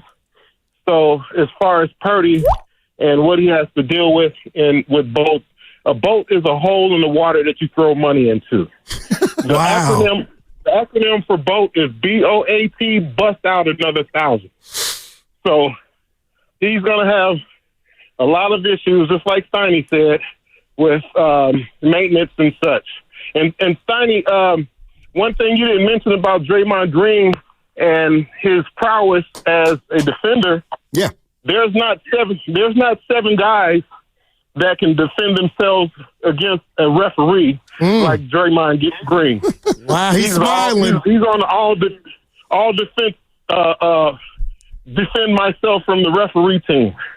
I got so that's you. all I got for today, fellas. Thanks, Max Zach. Appreciate it. But I gotta say, Max Zach, he didn't mean this, Steiny, but he sounded like a boat hater. Don't hate on people getting purchases like that and the upkeep. Celebrate the win, the fact that they're in the water. They'll do what they got to do to stay clean and fresh. But this is what it's all throwing about. it away. The two happiest, this is from the 415, the two happiest days of a boat owner's life are the day they bought it and the day they sold it. I don't buy that. I do. Let's go to Mike in Walnut Creek. He's got a question for me. Uh-oh. Sometimes, oh boy, I'm a little worried. Sometimes they put me on the spot and make me look bad. What's up, Mike? How you doing? Good, Matt. This is your show, man. The Mad Show. Okay. I just have a question for you, since you're the expert here. Okay. What would you do, honestly? What would you do after listening to all these people calling in? What would you do if you were appointed the GM of the Warriors tomorrow morning, and the owner said, "We need to get to the playoffs, and I'd like to see a championship within the next year"? What would you do with your current roster? Who would you keep and who would you get rid of? Well, you know what? What I do is, you know what? Kaminga, don't you ever call again and ignore me that way. But go ahead and answer him, Steiny ass. Don't call back after you get your answer. Love you, Mike. Yeah. Love you, Mike. What would I do? I'd listen to offers for Kaminga. You can listen to sign and trade stuff with Kaminga. What about pick up the phone for Giannis? I'm not wasting my time. You call LeBron. Well, first of all, if Joe Lacob said, you're going to be the GM, but you got to win a title in 2 years, I'm like, go get some other sucker to do that. Because that ain't realistic. I didn't like that guy. He calls a lot. I like him. He don't call a lot. No, he does. He's never come rude like that. No, you're right. He hasn't. Yeah. He was rude. He wasn't rude. He was just very dismissive. No, he is just, wow. David Adelman. What happened? Hired as the permanent head coach of the Denver Nuggets. Another victory lap for Steiny. If I told you who Alfred E. Newman is, would you remember who he is? The guy from Mad Magazine? Yeah, we got the guy. That's who he looks like. Hey, I'm happy for him. Hey, they didn't quit. No, in fact, they were rejuvenated after the firing. Would you want Michael Porter Jr. if you could get him? Oh, my God, I'd drive to Denver and get him. But they said their core is not going anywhere. They say. But Steiny, he would be a damn good Warrior. Now, why do you say that? Because he's got all the skill set to be, and he's smart. His shoulder messed him up. But, dude, what don't you like about him? And he's a champ. Let's be honest. He was the third or fourth best player on that championship team. Gordon, Jokic, fourth. Murray, fourth best. Gordon, and him. Also, Strother. Strother's pretty good. Michael Porter Jr. Let's just take a look at some. I would love people saying no defense, Goop. He would be a great Warrior, I believe. Well, let's look at the game log. Yeah. He's got to be shooting over 38% from three. That I know for a career. Here's, you only care about scoring, so I'll just give you his scoring numbers. This is Michael Porter Jr., scoring numbers by game. All right. 3. What is this? He had 3 in the first game of the playoffs. His shoulder he's done. I don't want, give 15, me career. 15. Give me career. 7. So you're trying to 17. I'm just telling you what he scored in the postseason. Okay, give me the career. Oh, boy. He was terrible against OKC. Yeah, give me he's done. 1 for 8, 2 for 10. Austin, this dude's the worst. Normally he goes career. Risotto. Yeah. Risotto, get this. Pasta. Listen to these. This is what he shot against Oklahoma City. This guy that's going to be our savior. He's got one shoulder, dude. Kaminga's better than this guy. This is his shooting numbers against OKC. This is, man. 1 for 8, 2 for 10, and here it is, ladies and gentlemen, 7 for 10. Nope. He's got one shoulder. 1 for 7, 1 for 7, 4 for 9, 3 for 8. Now give me career. He stinks. Curry 5 rings on the YouTube chat. Goo, you don't watch the games. He was building the brick out there. He had one shoulder. He couldn't shoot. He's always had shoulder issues. But I didn't care about that. And he had back issues. Exactly. Give me the career. Career what? Numbers. I said 38 or higher from 3. Okay, hold on. All right, and I'm going to say 18 a game. Okay. I have him at regular. Come on, Goo, I feel it. Michael Porter Jr. He averaged 18 a game this year. Well, no, I mean career. 16. All right, and what about from 3? Career? Yeah. 40. Man. Yeah. Fits in. It's just a shooter. Dude, that dude's shoulder was wrecked. He wasn't himself this playoffs. I don't want him. Makes too much money. Oh, how much chicken he getting? 35. Oh, I'm sorry, boy. 36, 38, 41. Oh, yeah. Over the next 3 years. I think he might over the next 2 years. He might have a boat. Yeah, he probably does. I don't know about it's something about Michael Porter Jr. He don't rebound enough. Well, let's see. If you asked him. Yeah, like Kaminga. Okay, let me see what his rebounding numbers are. Dude, I would love him. 6.4. Oh, my gosh. Go get him. That's tiny. That's Wiggins-like. 6'10". Man. That's not Wiggins-like. Wiggins rebounds about 4 a game. How many games he going to miss, though? Who? Wiggins. Well, he had been an Iron Man up until the recent past. Yeah. And Michael Porter Jr. hasn't exactly been the picture of health. All right. What do we got here? Oh, here's one for you. Draymond Green or Dennis Rodman? Draymond Green or Dennis Rodman? I'm going Rodman, man. Now, we got to add something onto this. How big is the deficit?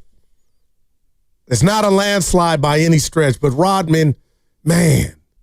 I'd have to take Rodman. Pretty close. Pretty close.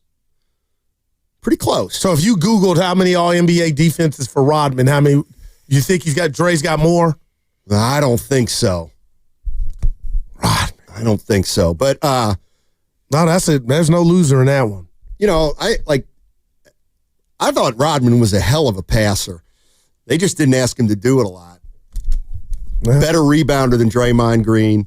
A defender. But 7 Rodman, all defensive first teams for Dennis Rodman. Damn, D. How many Defensive Player of the Year awards? He used to bother Karl Malone, man. He used to bother a lot of people. Like I feel like Malone might eat Draymond for lunch, like Randall did.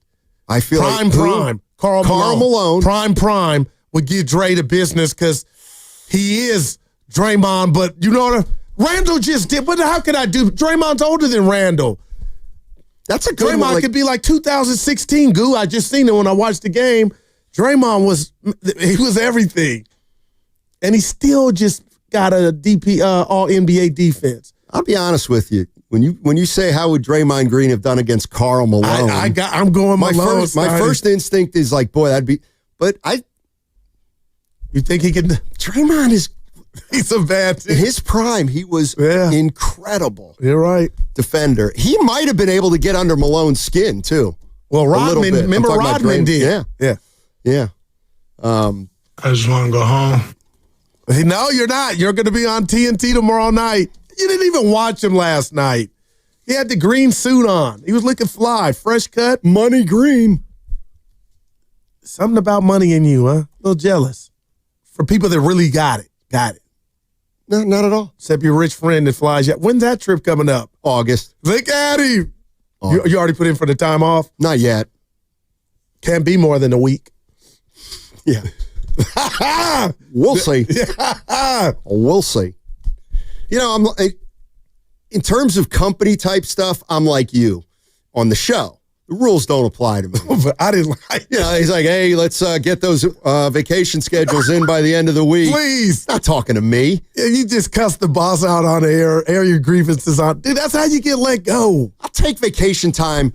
You don't tell me how to use vacation you time. You are truly the butler, man. All right, 888-957-9570. Oh, baby, I can't wait till the other side. We got more calls? We got a special caller on the other side. But we were going to get into Caitlin and Angel. We got all right, and the parallels between Magic and Bird. I don't think she's Let me tell you, we have 30 seconds. We could get out. What do you think about Caitlin and Angel Reese, Goo? What do you think? That was pretty funny. Boy, kind of a big rivalry there. All right, that'll do it for the Angel Reese Caitlin Clark conversation. Oh my man! You think it's good for the WNBA? Oh, it's great, but for society, it's not. Society doesn't matter anymore. It's all right. It's the lowest it's ever been. I see people on the other side, and I will absolutely get to you, including one guy in particular. And I can't wait till we get him. All right, what's coming up on the game is brought to you by Fremont Bank. Here for you, here for good. Segment also brought to you by Lucky California.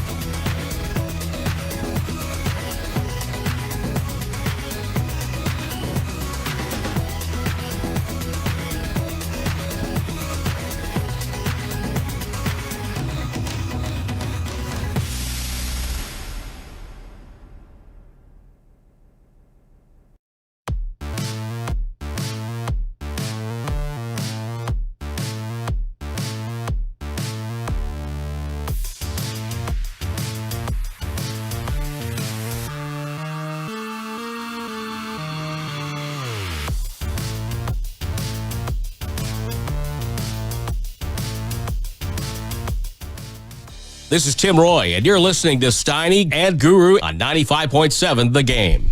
All righty. You nervous? Am I nervous? Come on, man. Don't front. For what? Seriously, for what? Game 2, the Wolves tonight. No. You think it's over? I'm not nervous I was way more nervous about the Warriors series. Especially Saturday, Game 3. Man. Yeah. I can't let that one go. I mean, Jaden McDaniels said enough is enough. Steiny, stop. You still don't understand defense is half the game. And that if a team wants to take something away, they can.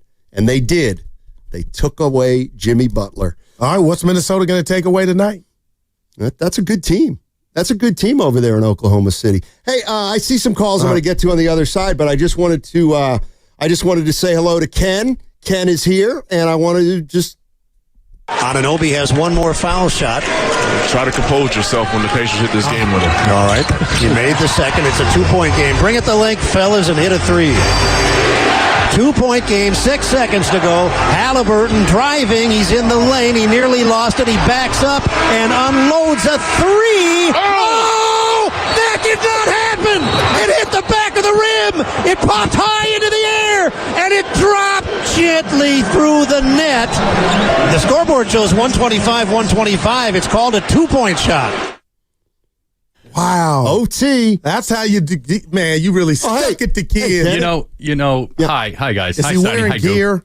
Jersey Ken, but I he's was also going to, New Goo. York. Yeah. I was going to, but I knew you guys would bring it up. So, Steiny, we've become, I would say, more than coworkers. I think we've become friends, but that was uncalled for and unfriendly. Don't blame us, Ken. And you know what? It was also premature. Because if people remember yesterday when he did that, when he made that shot, an unbelievable shot, he did it a little premature, wouldn't you say?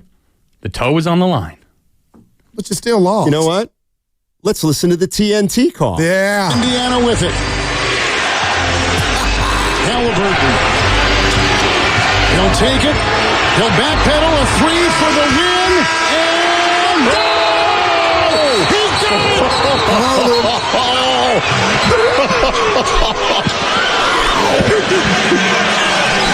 All right, Harlan, where you at? No, great layout. And that's another problem I got with is Reggie Miller is on the call when he shouldn't be. Oh, you sound like Shasky. He said if he was a Knicks fan, he would not want to. Well, then Stephen A. Smith shouldn't be able to comment on the Knicks. Also, let the listeners know I'm an avid Knicks fan, and I think they. I got to pick a bone with you real quick, Ken. Go ahead, because Gibbs and I have this playbook. I hope he's listening.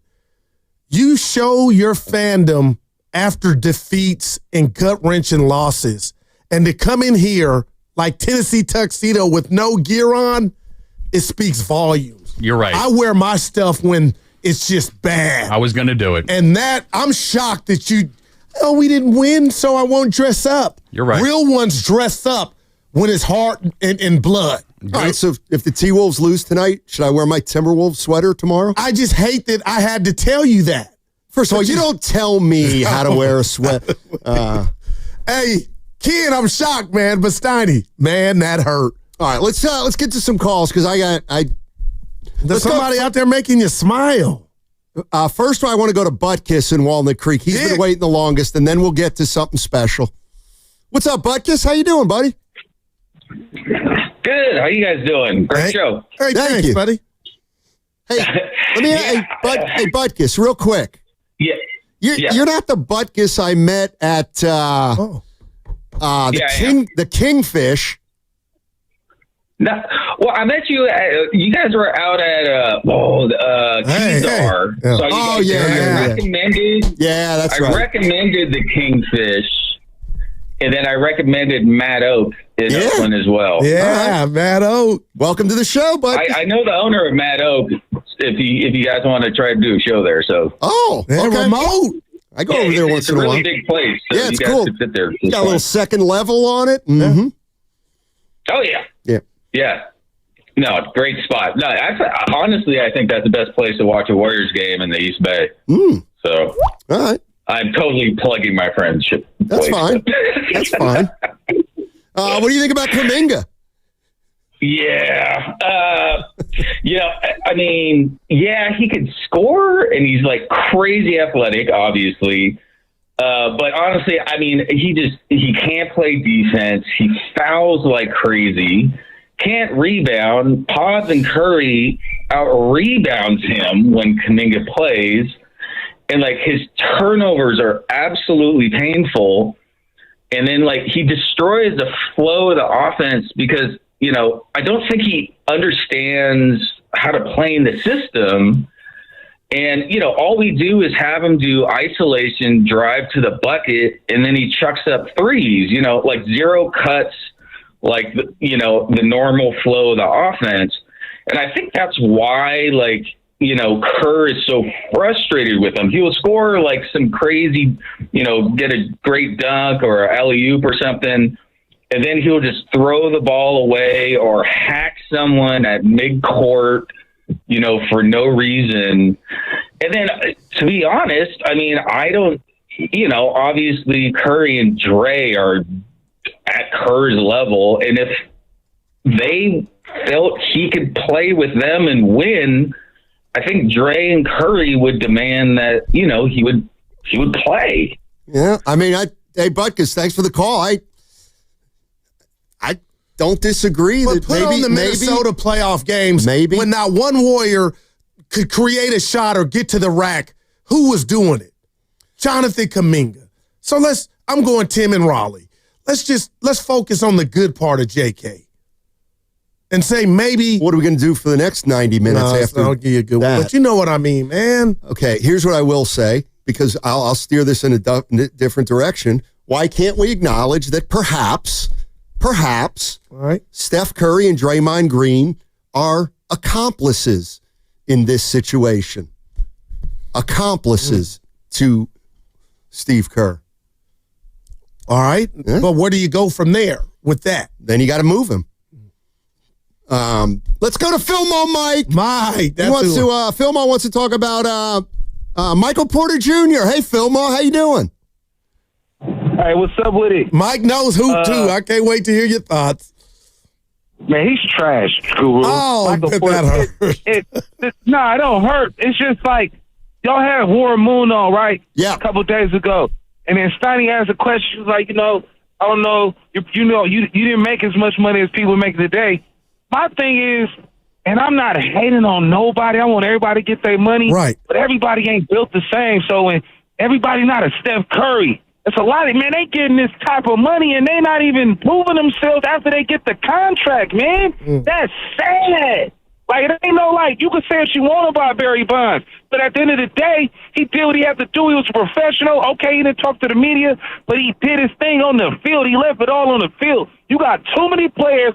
All these players in the NBA, they don't really want a championship. They ain't really riding or dying for the city. Like, bro, but you making $20 million, like, whatever you make it. Michael Porter Jr. overpaid. Got all these spoiled-ass athletes. They overpay, dude. Everybody not LeBron James. He's a real, you know what I'm saying? I do. Yeah.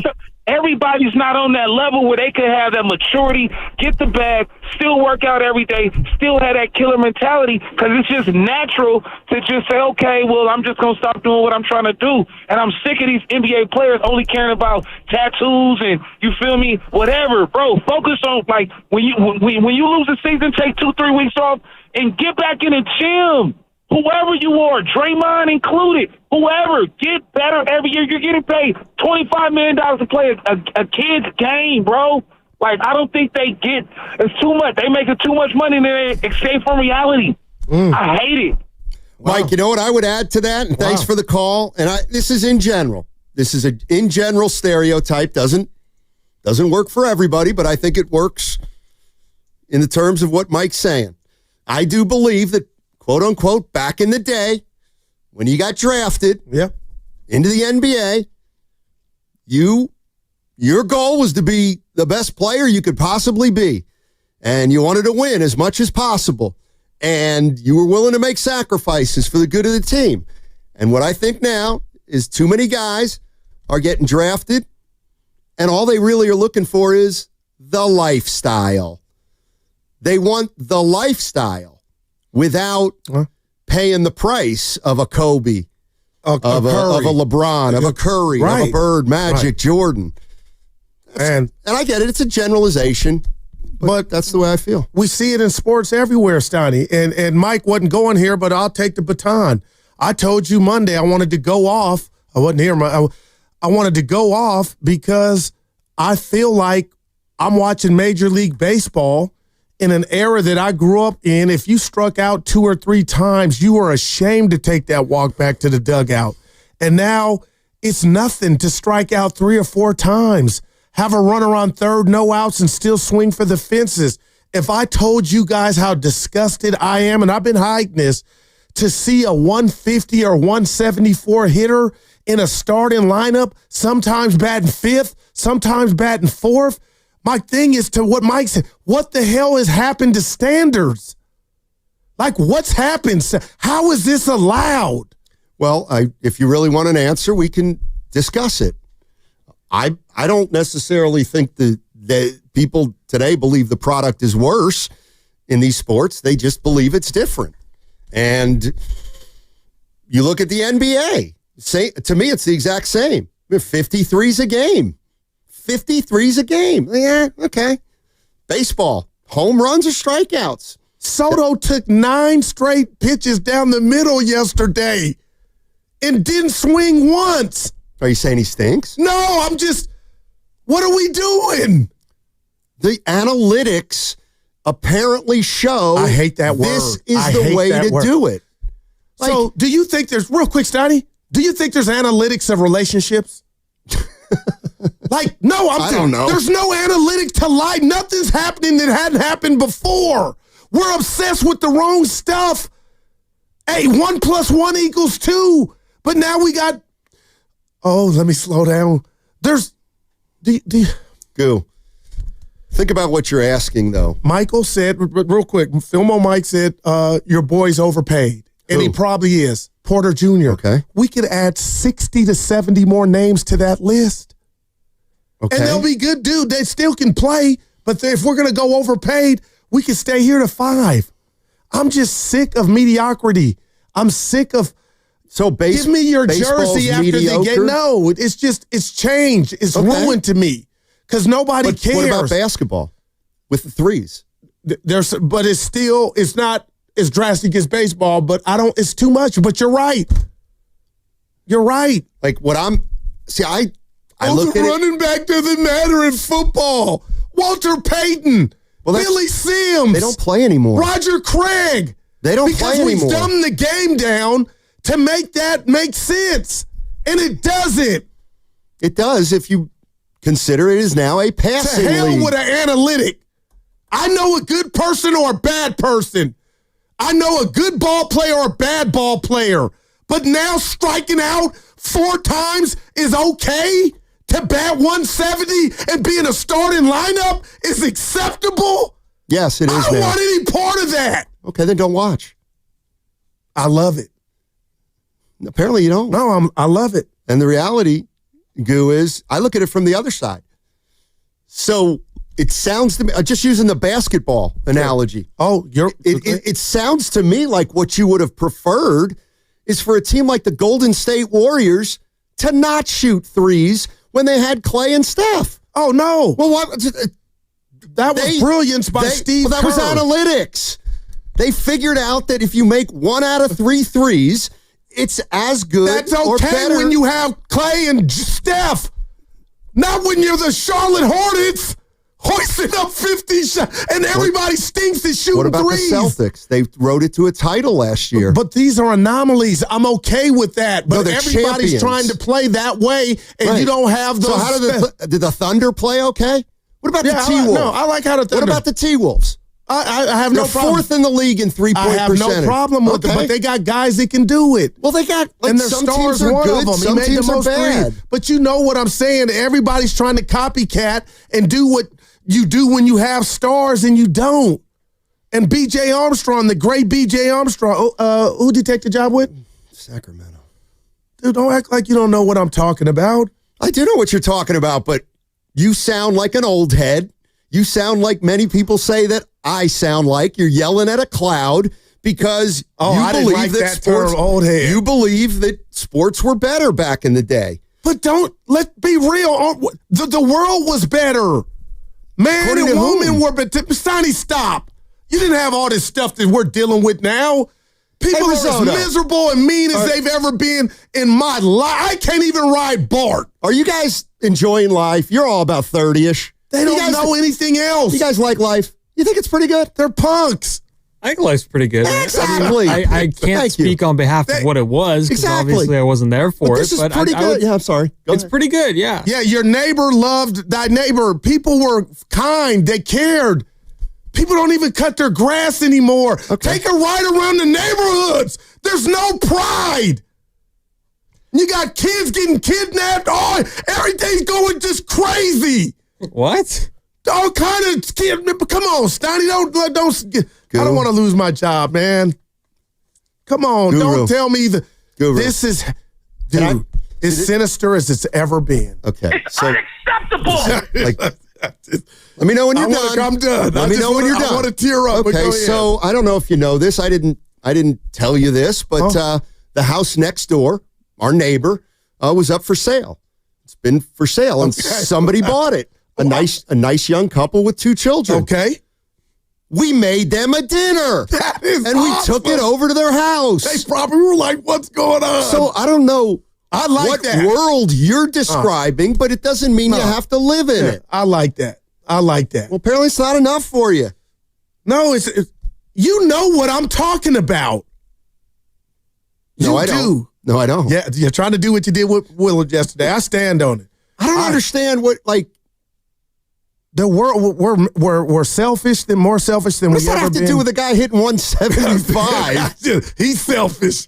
But Sonny, come on, man. The world's different. I want to go back to the 70s, man. Goo, I think I understand what he means, Steiny, is that I think it's a little bit more magnified now, though, but that's because of social media, Goo. Yeah, it was always happening. Yeah. Wars were still going on back then. That's deep, man. It's actually not that deep. It's something you could think of. But you didn't have kids running in stores. You used to have to finesse to steal. They used to call it boosters. Now these kids are just running in and running out. And nobody's doing. Come on, I'm paying my hard-earned money in line, and then I'm watching people not even do anything to try to stop them. Gutsy. Sonny, stop, man. All we care about is pictures. I'm so upset. Let me take a picture of my meal. How about you conversate with who you went to dinner with, and you know what I mean, and build each other up. Let me take a picture and say everybody I'm eating meatloaf at an expensive restaurant. Let me take a picture of my backside and post it. When did we get this dumb? I'm sick of it and I'm a part of it. I'm trying to quit. This is out of control. This is the lowest we have been as a society. You know it, and you know what I'm talking about. I think there's some aspects you're right about, but I don't think it can be. Divorce rate over 50%. That's been that way for 62 years. For the sanctity of marriage and the kids. That wasn't necessarily. Now we're like, you stepped on my shoe. I wanted a divorce. I'm on Instagram. I'm on Facebook. I am sick of what we got going on. I don't necessarily think a couple that stays together is necessarily that's the right thing to do. I mean, so you're saying your parents stuck together? I believe so. Yeah, and look how you turned out. No guarantees just because you stick together. All right, I got it all. I got it all started. I'm telling you, man. Right. I'm here for you, buddy. Man. I'm here for you. It's funny. I'm looking at all the texts, and they're like, I love this guy. I agree with Guru. Preach, Guru. How come when I do it, everyone's like, you're a hater. You're an old man. We got a couple super chats here. One from Kyle Silva, 199, saying happy holiday weekend to both of you guys. There it is. Cheers, boys. Memorial and then Day. one more super chat. Kyle Silva, Guru, not just a backside, a paid for backside. Oh, a paid for backside. I feel better, man. I'm real, man. Listen, the way I look at it is when we were kids, we'd go into a convenience store and we'd stuff some candy bars in our pocket and we'd sneak out. So why don't you give these kids credit now? They just do it blatantly. They walk in, they take it, and they say, come and get me. And they're ruining the businesses, though. That's how bad it's getting. The stores got to close. Let's get to Eric in Oakland. Hey, Eric, how you doing? Hey, what's up? Oh. Yes, I have to follow up on that note. Yeah, sure. Well, I'm sorry, man. Yeah, I guess you do. What? He could have been intimidated. Who hung up on whom? I think he had a little stage fright. He hung up on us. I appreciate See what you're you doing? jumping in. You're scaring people off. No, I'm getting a lot of love. I didn't do it for love. Like, people are tired, man. You did it for clicks. One click. Man, that felt good, though. That felt like a cigarette of life. How would you know? I told you when I went to smoke casino. heaters? When I throw dice. Oh, man. Oh, boy. I'm with you, Goo. Zuki, man. You all right? Yeah. Oh. I can use this time to say when Willard and Dibbs come in at 2, they got a hell of a show coming up. Well, 140. Oh, yeah, go ahead. Steve Kerr at 5 and Brock Purdy at 3. Brock Purdy at 3 and Steve Kerr at 5. Huh? Oh, yeah, and if you have a question for Goo, we're gonna test his 143 IQ tomorrow. Dude, I'm gonna be vindicated. If you have a question that you'd like to ask Goo, so that he can prove how smart he is, which he will, just email the question at matt.steinmetz@odyssey.com. And I've already seen about 8 to 10 come in. There you go. Wow. And some of them are good. And we'll use them. All right. Whew. Goo. Well, I had to get it off, man. See, 408. Goo. Divorces at an all-time low. Please. So is the marriage rate. Steiny, stop. And he says, get your facts straight. I know for a fact the rate's over 50. Now. I don't know that you know that for a fact. Why would I include it in my rant? Because you just make stuff up half the time. Damn, look how the guy's looking at you talk to me like that in the back. All righty. 888-957-9570 is the number. And Guru's on one. Oh, I got a good this or that for you on the other side. That segment brought to you by Chilton Auto Body.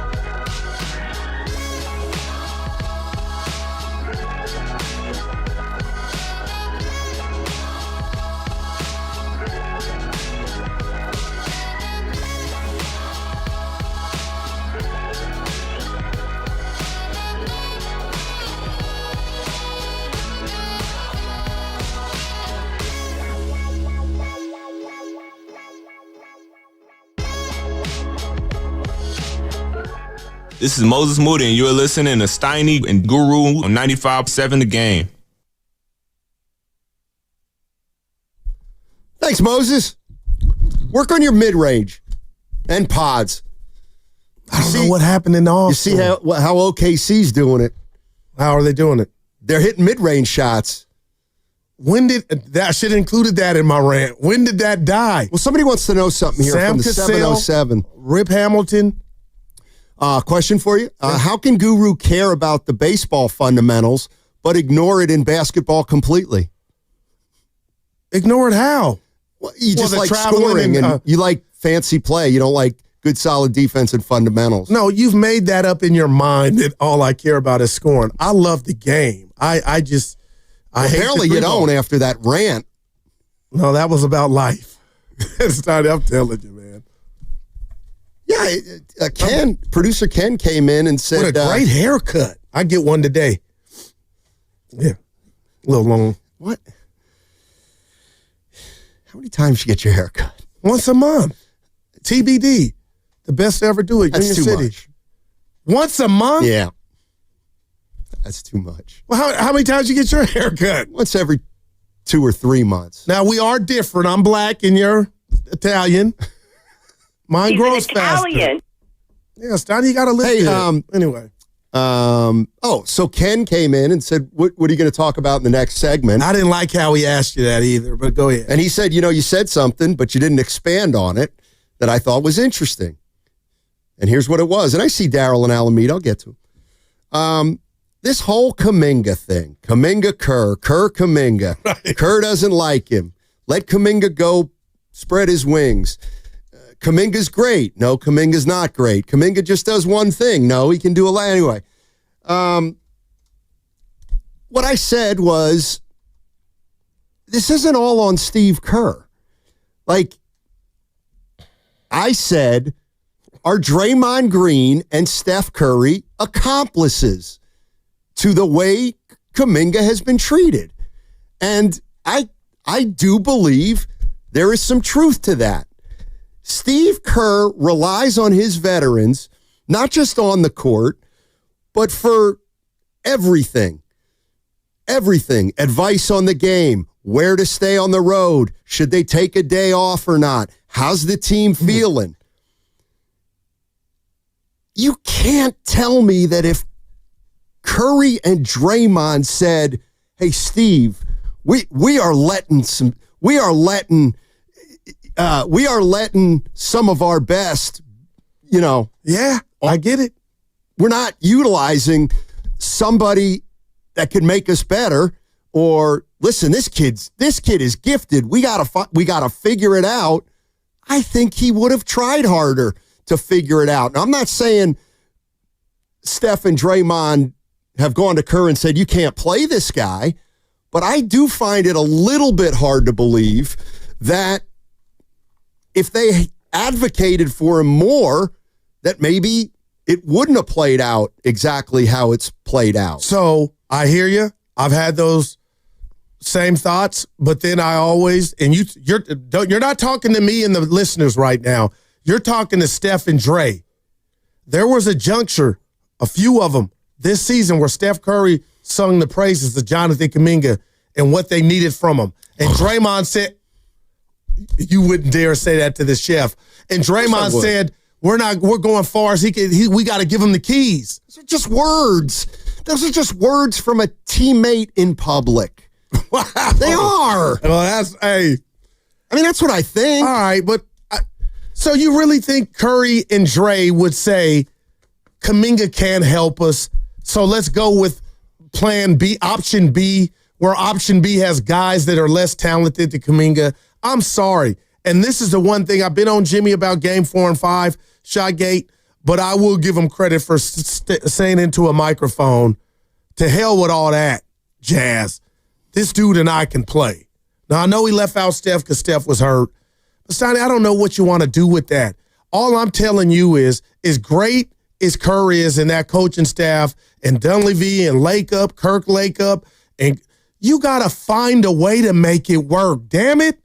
That's where I'm at. Maybe we need to adjust. We didn't make the playoffs last year. Real quick, we didn't make the offs last year. Do with that what you will.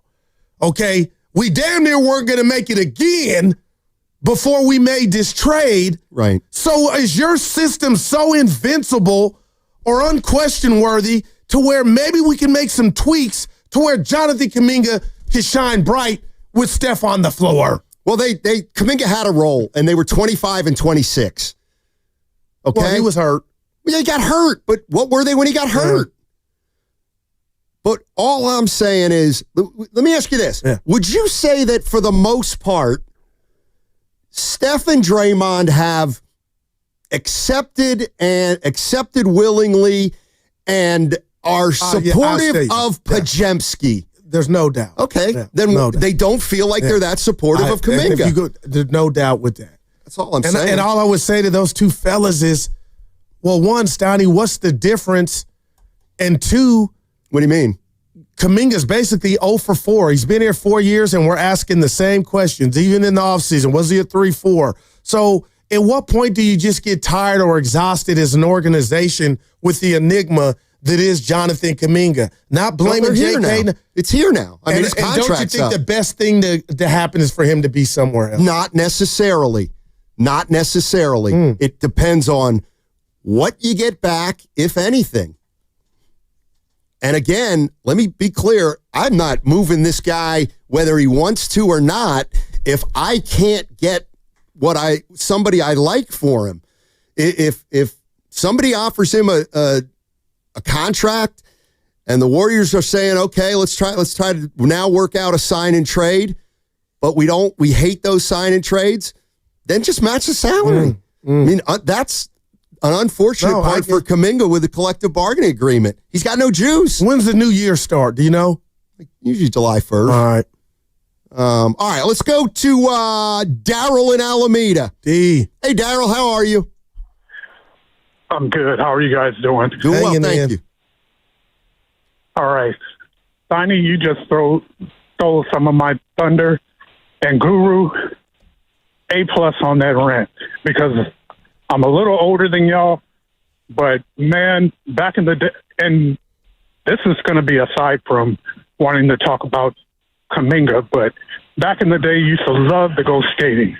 That was the thing to do, go to the skating rink. Yeah.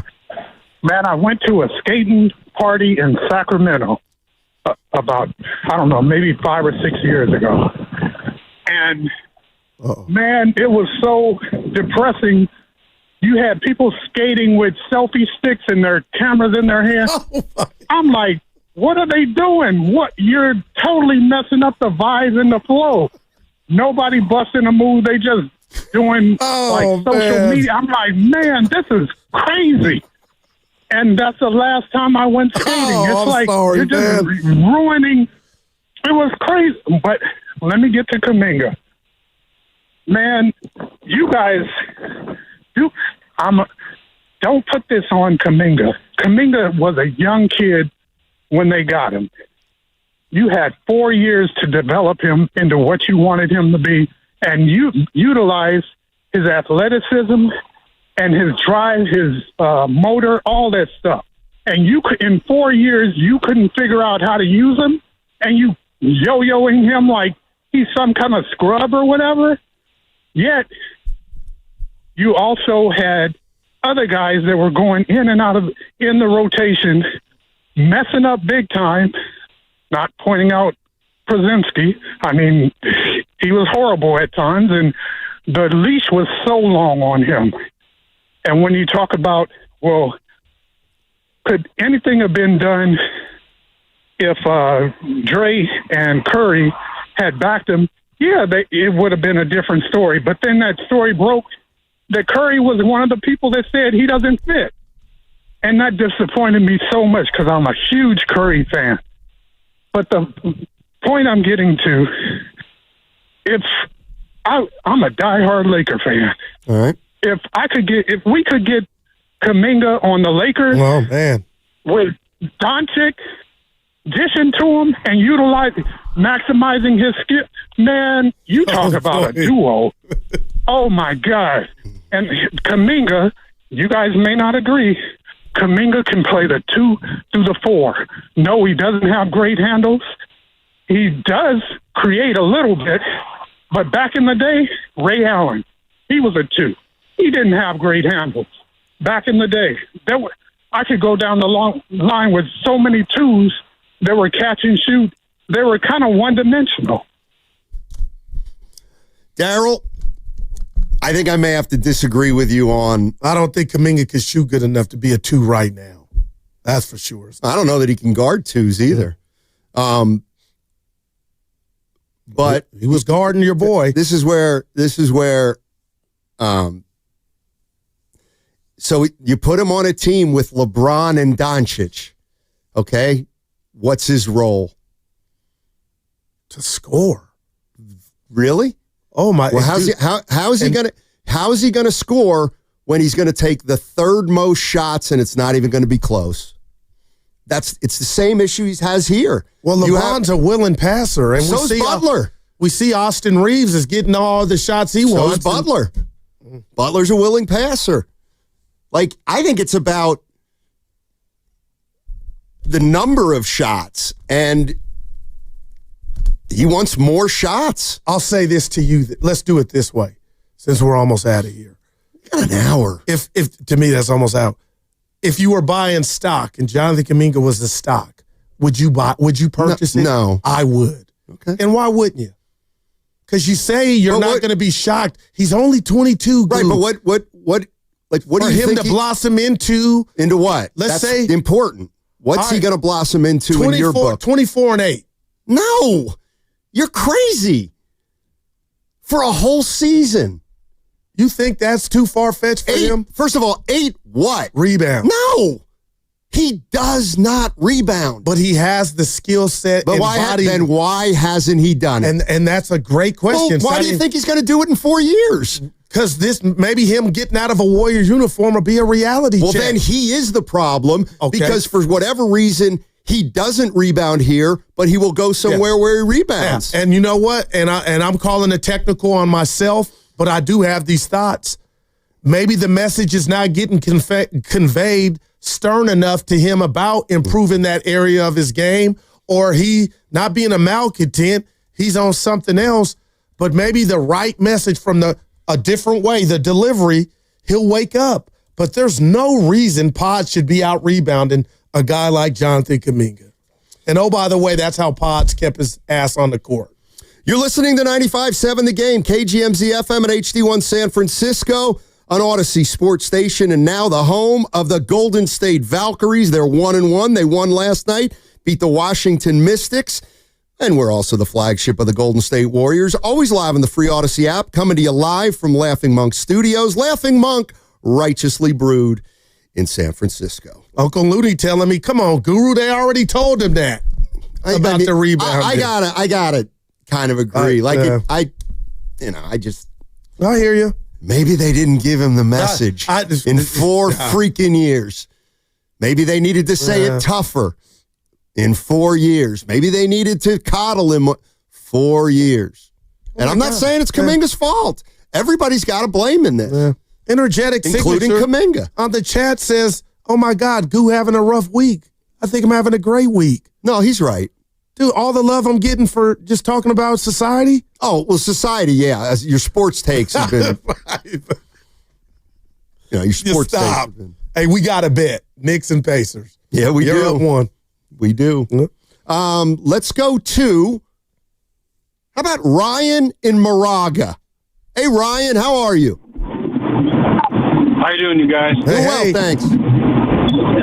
I wanted to touch on the whole Kaminga thing. Just I'm telling you guys, I'm gonna tell you guys right now. Like, I've been listening to you and Guru go back and forth for the past 20 minutes. Last caller, the tank about Ray Allen and him in the same conversation is kind of wild to me. No offense, but I want to say one thing. I have to take Steiny's side a little bit about Kaminga, just in the retrospect of 4 years. And I'm not pointing fingers of his attitude or the coach or anything, but I'm biased looking at it. I mean, I'm not going to give him up for nothing, and if he stays, what's really the long game that, the owners and everybody loves about him so much? don't get me wrong, he put up numbers, did great. Was down the last playoff run. But, I mean, at the end of the day, you know, we can talk about, like, who's going to be available in this summer or whatever. But to me, it's like, okay, they're worried about winning now with all this money spent on Butler and Curry and Green now. So, I mean, if you got them saying it's not working for the time being, and to piggyback off what Steiny says, it's like, I don't see him being a 23-8. No offense, Guru. Love you. No, I got you. With that rant earlier. No, you know what I mean? Like, I don't know. Like, I see spurts, but not consistency. Like, I get it. Like, yeah, his injury was so inconvenient with the timing because we've been having a whole different conversation if he didn't get hurt. And he got to play with them for, you know, from January on. You know what I mean? Yeah. Draymond Green, on his exit interview, was asked about Kaminga's future. His future is bright.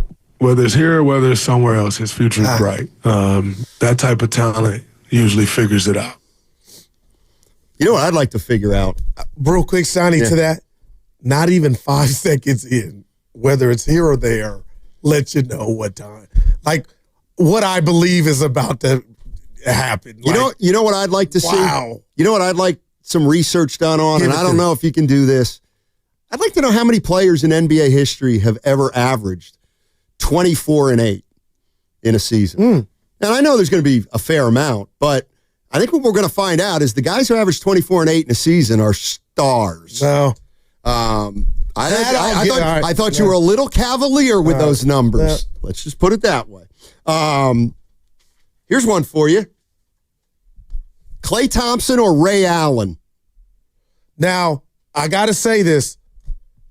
There's two versions to me of Ray Allen. And if you don't know, when they used to play at Key Arena in Seattle. I've been there, so go ahead. Him and Kobe, they didn't like each other. And they used to have, but it's not. Kobe didn't like Ray. Some of the best battles I've ever seen. And then Ray transitioned to what he was, spot-up shooter later in the game. But Stani, does that mean you're not going to answer the question? No, I am. As much kudos as I gave Klay yesterday, we're talking about prime. I got to lean towards Ray Allen. Say what today? I got Klay Thompson. And I'm not mad at you one bit. I really do. Because not that Ray Allen. I let you down. Not that Ray Allen was a bad defensive player. He wasn't. But Klay was elite defensively. Man. Yes, he was. I want to do it over. Yes, he's late. All right, I got one for you. Drexler or Kawhi Leonard? Kawhi Leonard. How big a gap is there, or is that easy one to you? No, it's not easy. Clyde wasn't bad. Clyde was really good. Great. Hall of Famer. I just think Kawhi controls a game more than Drexler did. Let's go to Jay in Hayward. The stack. Hey, Jay, how you doing, man? Hey, how you guys doing? Good afternoon. Hey, same to you. I got a few points I just want to make about the whole Kaminga thing, and I challenge you or your staff. That last game we played against Minnesota. Okay. Your Ant-Man had 6 points going into the half, right? Yeah. After the half, he kind of woke up. But if you take another look at that second half, he also had 12 assists. And the main reason why is because he couldn't get past Kaminga on the left side of the ball. Wow. I watched him throw everything at Kaminga. Go back and watch it. We having this debate, and Jonathan, if you're listening, I want you to know I love you. There's much love out here for you. It feels like the Bay is trying to push him out. I don't know why, but we have more questions for Coach Kerr than Kaminga. Kaminga can only respond when he's called upon. From what I saw, if Kaminga's such a waste, and you guys you're making all these excuses for Butler, I'm kind of lost. I'm not making excuses for Butler. I want Kaminga. Yeah. I know you not, but your co-host, he seems to make Steiny. I'm sorry, I don't mean to disrespect you. Like he seems to make a lot of. Sometimes it seems like you take, and I know we all have talking points, but it seems like you take an angle as you have no clue of what we're talking about here. No, I do. Just like in the rant was real, but it seems like you take an approach like, oh, I don't remember that. Oh, well, what about this? It's like a pessimistic approach to what real life is. And I know that's a part of it, but It's like you don't see nothing. You don't see anything we're saying. No, yes, I do, Jay. And that's why when I talk about Kaminga, most of all, I try to channel it into what Kerr's got to be thinking about Kaminga. Like, I'm not here to say, like, why does Kaminga not play more? I believe it's because Kerr doesn't think he's a well-rounded player. I think Kerr thinks that he's one-dimensional and he needs a player that can do more. I'm trying to put context on it, what Kerr must be saying or must be thinking. I mean, do I think Kaminga's going to be a perennial all-star? I don't, but I certainly don't think he's worthless. And I've certainly made it clear that I'm not moving him for something that doesn't entice me. And yes, I would keep him here even if I didn't have a solution for him right away, rather than get rid of him for nothing. Let me see this game here. Game 3? Yeah, remember Kaminga got the dunk, and then it got Ant-Man going, and he got one right before half, and then he got going. But Steiny, Kaminga was making it tough on him. That's all. You can't stop Ant-Man. But it was like, why wasn't this followed the whole series? I don't think he's talking about game 3. Because that was Saturday when Kaminga was balling, and Ant-Man was kind of pedestrian at halftime. That's when the Warriors had the lead. Game 3, Saturday, 5:30. Yeah, but I thought he said Anthony Edwards had 6 points at half. Yeah, but he didn't have 12 assists in that game. Anthony Edwards had 4 assists in that game. Well, maybe it was a one game. I don't know. All right. Well, let me because I got to do. I'm gonna have to disagree. I'm just looking at the next game. Next game, yeah, he didn't have a lot of assists. I do think he had that one game with a lot of assists, but I can't remember where it is right now. Let me read this to you before we go. Yeah. All right, this is your boy Big Dex. I think the Warrior fans are caught in between a power struggle between Lacob and Kerr when it comes to JK. I think Kerr wants to prove to upper management that JK is not good enough. But Steiny, I don't believe there's a power struggle because he would have never got the DMPs. So you said it, Lacob had to sign off on his decision. I don't necessarily think it's signing off. I think it's when you, like, what would Joe Lacob saying, Steve, you gotta play Kaminga more. Joe? Because that's all it would take. We've seen it in sports. He wouldn't do that. Like, that would be the worst dynamic possible. Like, if you're going to, if he says, boy, I think we can play Kaminga more, and Steve says, Joe, I don't see it. Davis or Jerry Jones, the analytics show it doesn't work.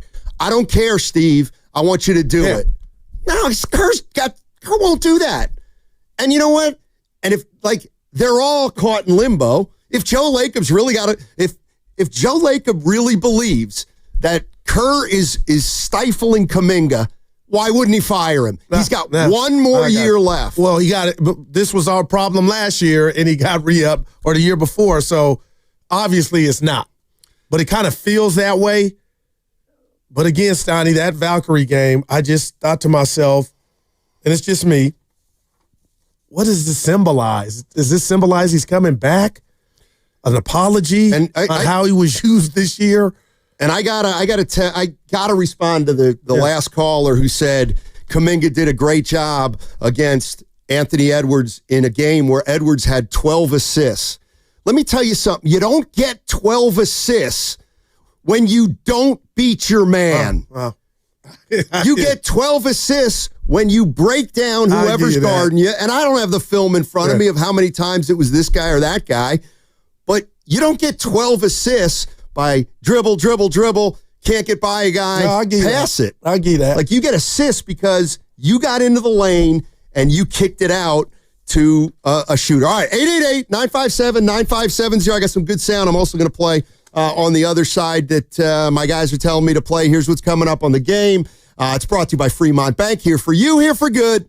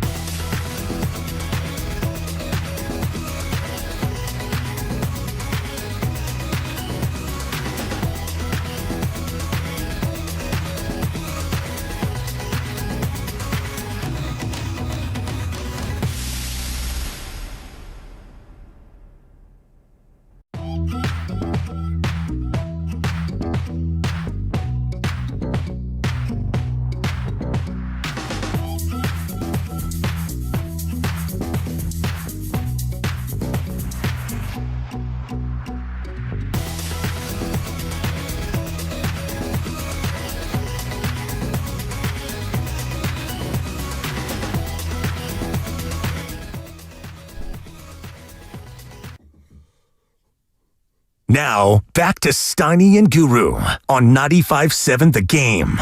Go. I don't know what you're doing. Is that part of the lyrics? So let me guess. Great lyrics. Go. If I had seen you cutting the rug, which I know you could do, I'd have been like, go. I'm getting a lot of love for that rant. It was truth. Yeah.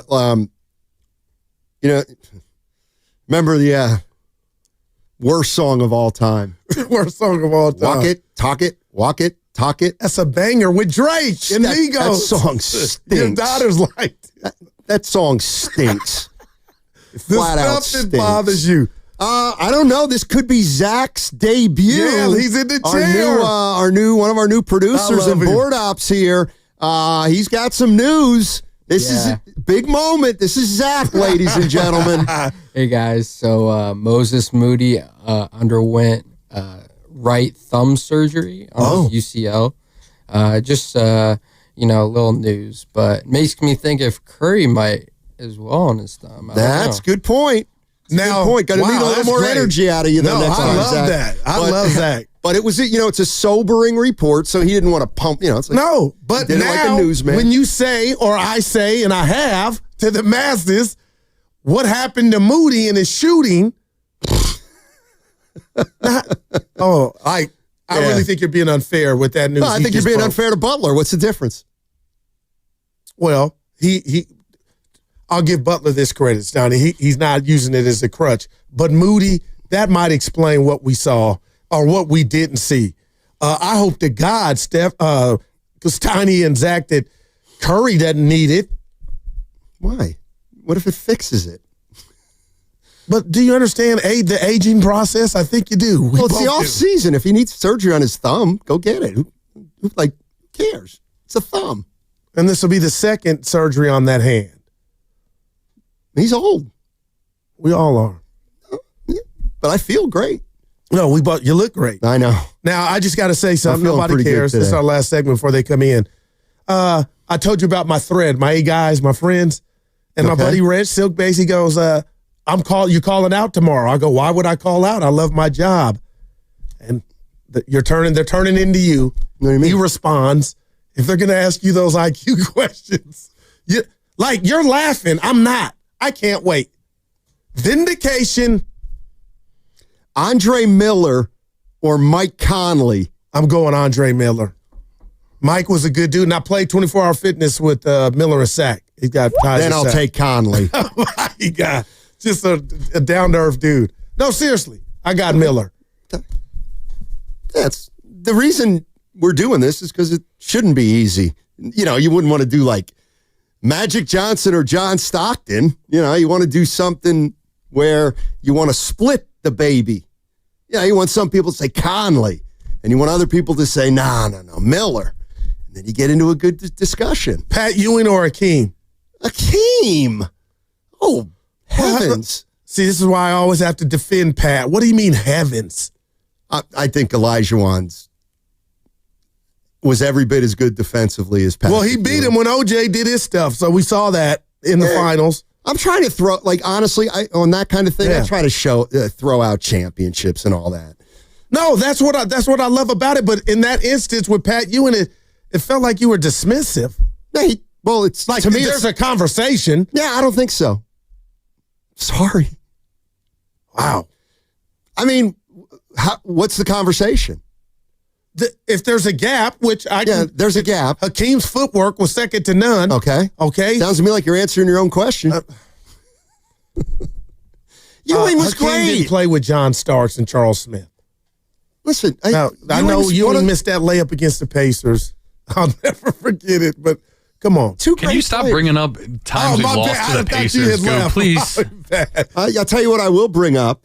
The biggest horse bleep call of all time that you got. The Larry Johnson 4-point play. What a joke that was. The greatest. Dick Bavetta messing up a playoff game. Yeah. Not the first time he did that. Or what about the one you forgot where I said the Bulls, when they won 57 games that year, and you tried to talk me out of it like it didn't happen. The Knicks got bailed out on the call, a foul call on the Bulls, which wasn't a foul, and they would have beat New York and gone to the conference finals. I need more details. I need the year. I need the players. You just hold tight, sir. Maurice in San Francisco. Mo. Hey, Maurice, how are you? Hey, doing great. Well, all right. Great. How are you doing? We're doing well, thank you. Man, I love San Francisco. I love the Warriors. I just want to make sure that we aren't creating a Warrior killer by letting Kaminga go away and develop into something else. We're looking, why isn't he motivated? I don't want to give him some motivation by sending him away. I hope we can work this thing out. I hope he can be a great talent here, or at least a good talent. Maybe he can't be a great talent, but he certainly could be a good talent, and I hope he'll figure it out, and I hope Coach Kerr and the family, Warrior family, because Kaminga's part of the Warrior family, I hope we can figure this out. Yeah.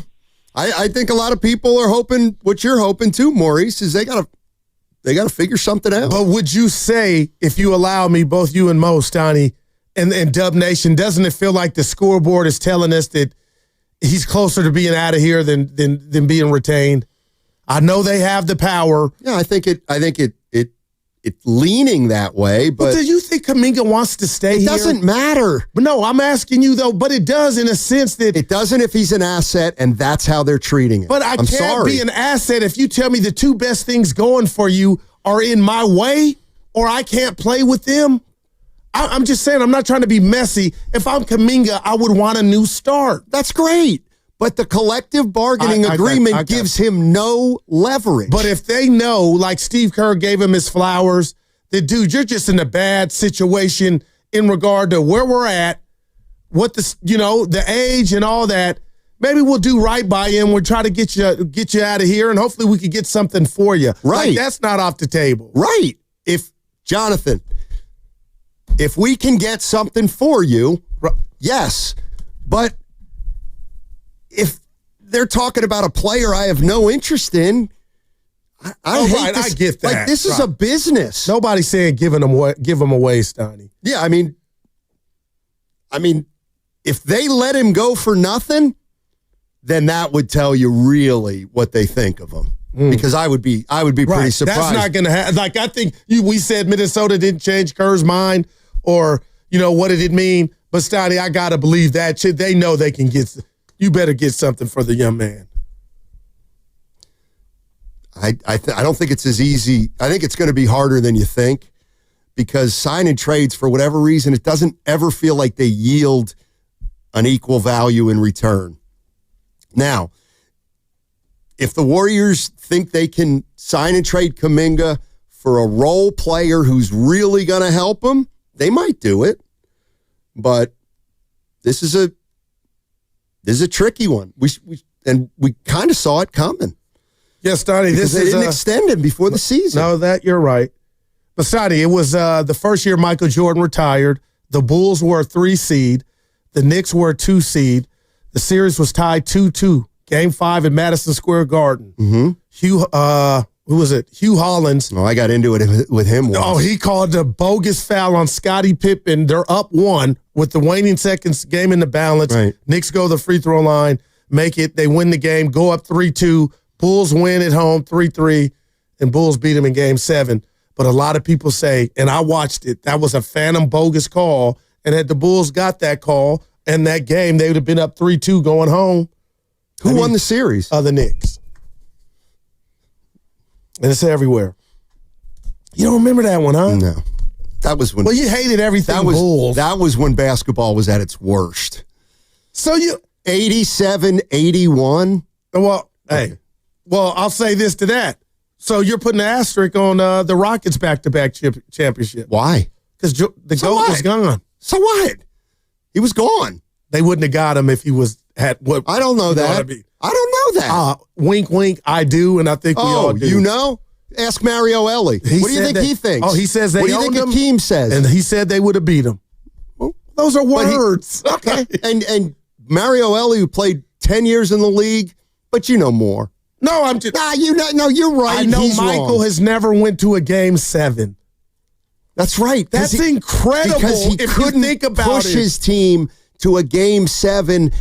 the first half of his career when they didn't win. You sound like a guy on the corner saying, God's not a good person. Well, God's not a person. Everything. Jesus Christ was the good person. Jordan is everything, man. Stop it.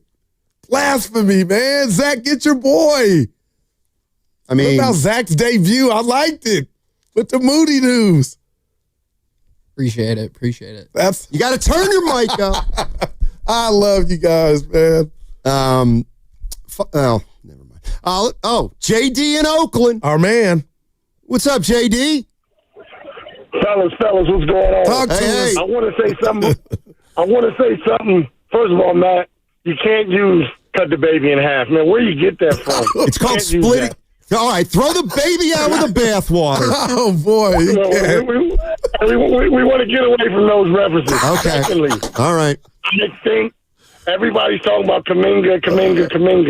This is not a situation where Kaminga's feelings should be hurt. He's doing this to position himself to make some money. So if he gets what he wants financially, everything is okay. He needs to understand at the very most, I think 2 years, and then this is going to be his team. Steph, Butler, they're going to be gone. And the Warriors also need to know he's 22 years old. Give him whatever money you think he's worth, that the league says he's worth. And then we want to make happy and make everybody happy so we can move on, because once the Steph Curry era is over, man, we're gonna take some beatings. So we gotta have something in the cupboard to kind of get through this. And one more thing, if you got a comparison, who would you take, Grant Hill or Scottie Pippen?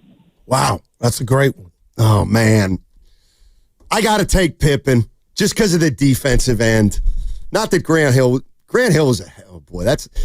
I got to take Pippen though, just because of Grant Hill's. If you tell me he didn't get injured and he was Grant Hill, JD, I'm taking Grant Hill, man. Yeah, I probably would too. And there's no loser, and that's a great one. I just never looked at Pippen as a one. He's not. But he wasn't. They won 57 games when he was a one when he left out 3 seed. How about Nick Van Exel or Gilbert Arenas? That might be the best one of them all. Nick at night was a bad dude. I'm going Nick Van Exel. I'm going Gilbert. He was a bad dude, especially he gave LeBron problems when they had him in the playoffs. G-Code. That's a good one. But Nick Van Exel was a bad dude, too. I love Nick Van Exel, former Warrior. Yeah, that was kind of when it was a wrap. Yes, it was, but he was a wonderful, wonderful guy to cover. Loved Nick Van Exel. Sprewell or Jimmy Butler? Jimmy Butler.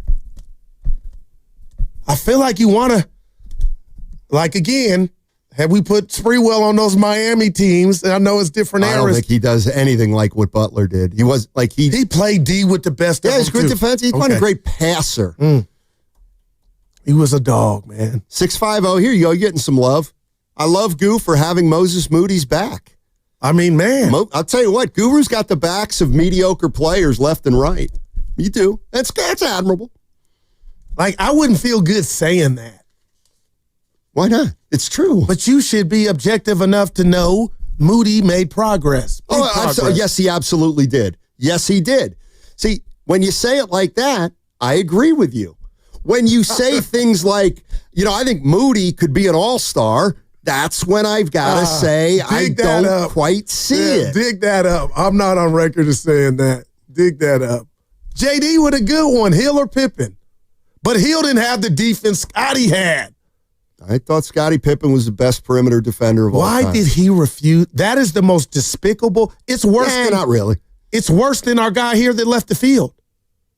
Who's the linebacker? It's the same thing. No. Devondre Campbell. Well, he was premeditated. Okay. Pippen was jealous that the play wasn't for him. And then Kukoc went out and made it. That's why I think Devondre Campbell celebrated. That's why I think what Devondre Campbell did was worse.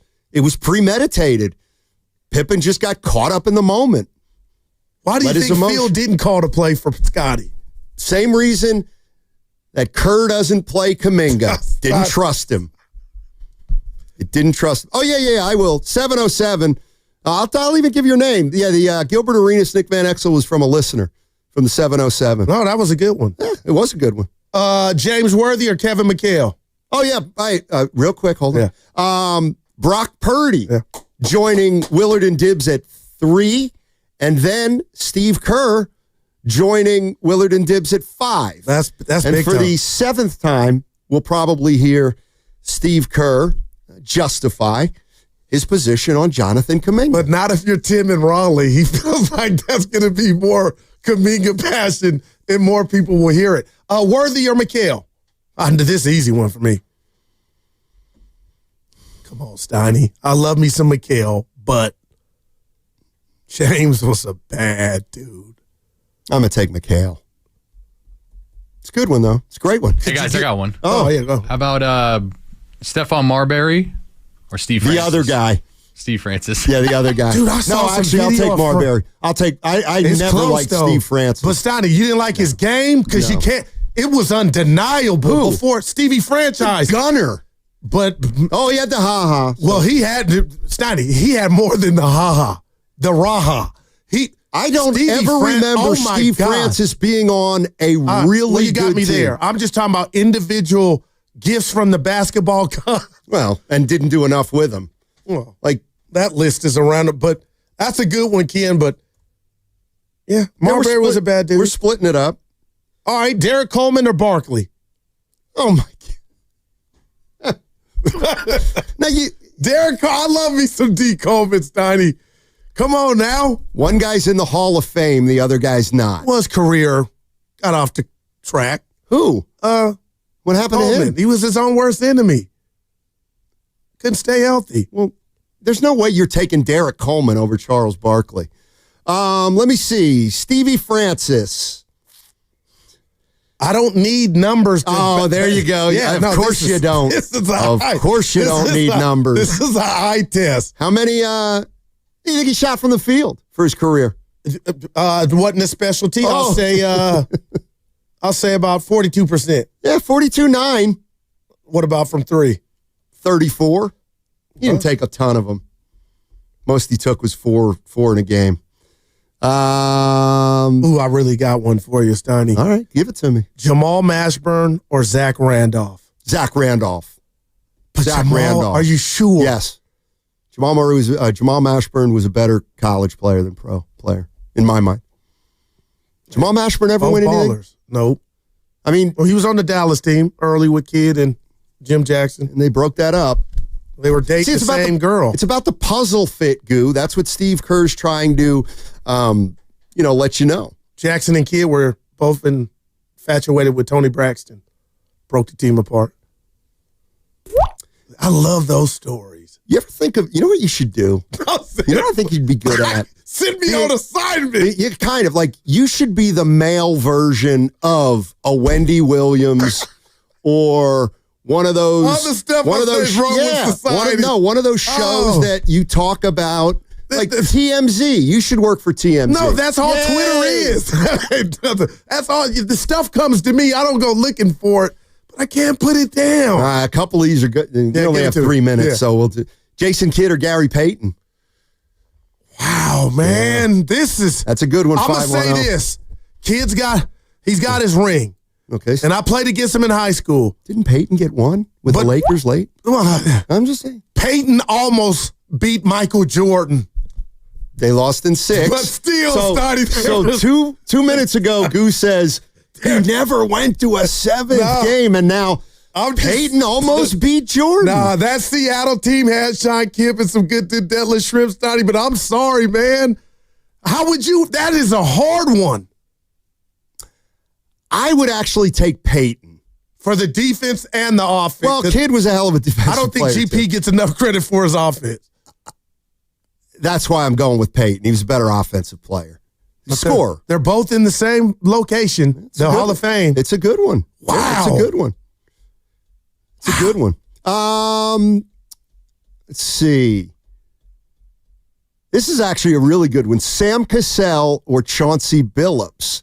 It's from the 262. That's a good one. I love both players, but I'm going Chauncey. I think I'm going Chauncey, too. Yeah.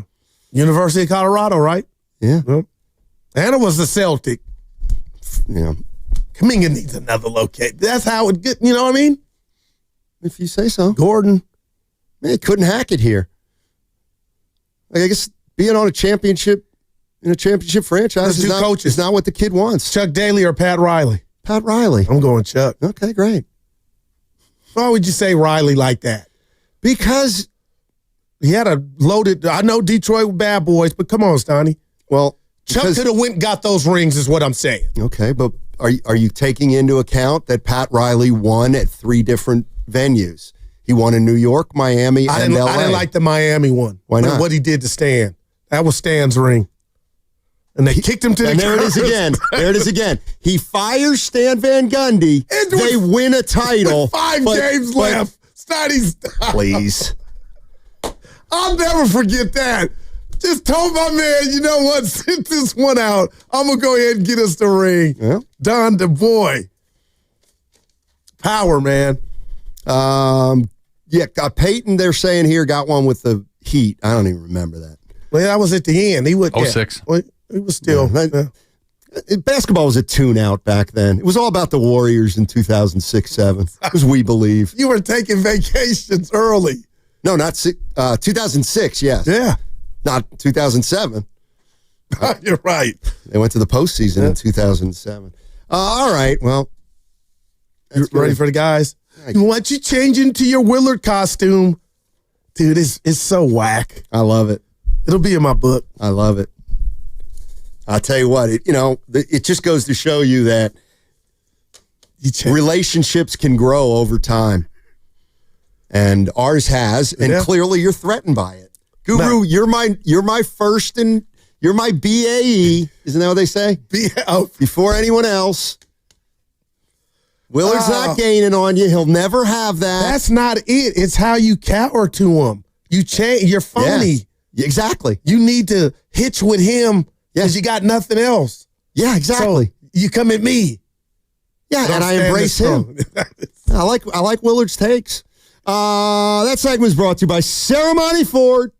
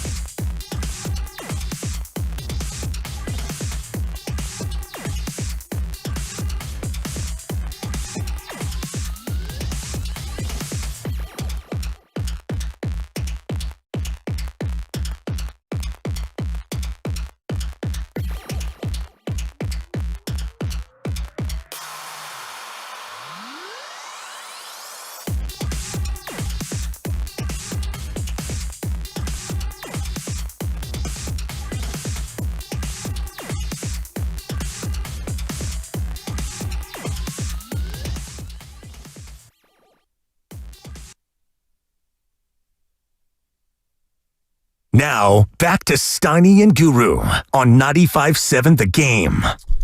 All righty. The crossover is brought to you by Abundant Life Weight Loss. They know the secret to losing up to 1 pound of fat every day. Go to AbundantLifeWeightLoss.com. And we're waiting for Dibs and Willard. I think they're in the boss's office. I'm not waiting. Probably getting dressed down. Mm-hmm. Turn it off. What is this? Dylan, probably. Mr. Tambourine Man? Yes, it is. No, what is it? It's Bob Dylan. What's the name of the song? I thought it was Mr. Tambourine Man, but he's got a lot of songs. Bonte sent us a text. Clean it up, Goo. Van Gundy was fired the first 2 weeks. Exactly. I know that, but you said you said with 5 games left. You said he was fired. Of the mind. It still hit the same. He cheated Van Gundy out of a ring. How you going to know 2 weeks in that he wasn't going to do what you did? I knew that.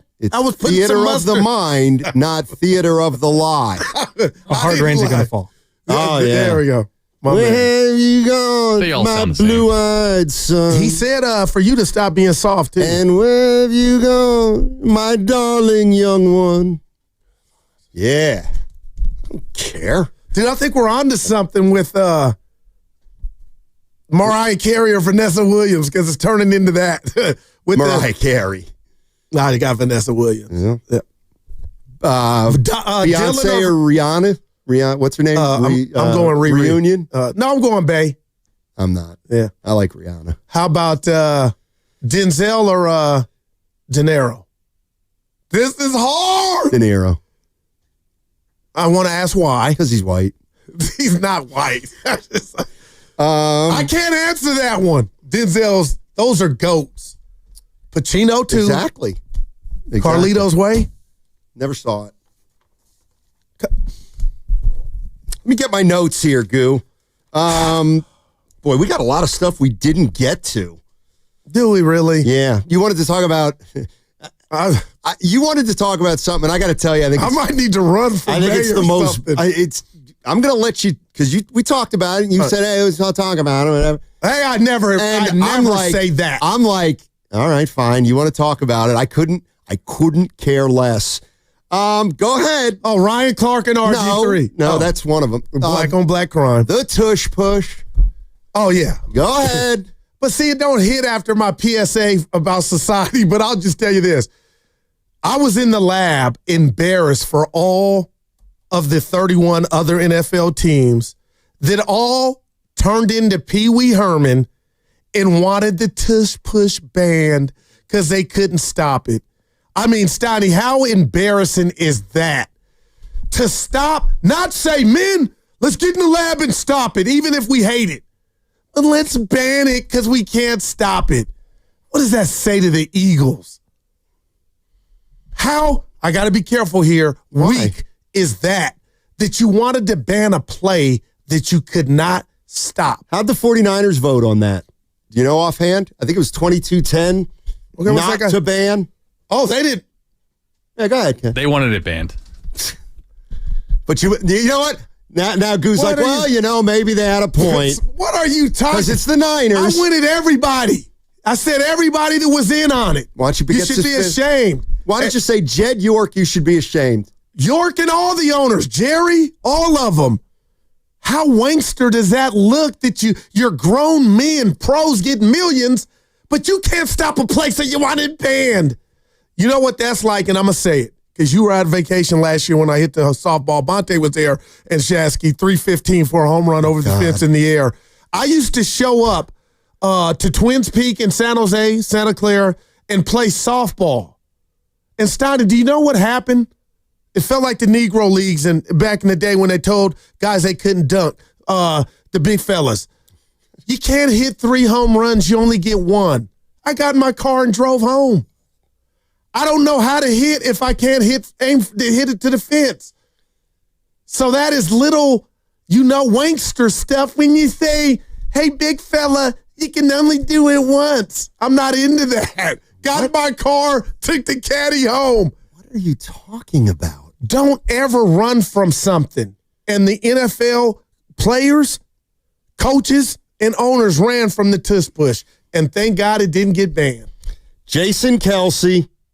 Lastly, obviously, there's the tush push, which they are voting on banning. It feels like this is the most legitimate chance it's had since they've been voting on it to be banned. I'll say this. I'm actually going to Minnesota. So there were some things said at the last owners meeting. Some of the owners and coaches hinted that the reason I stopped playing was because of the tush push and that I got hurt on the tush push frequently.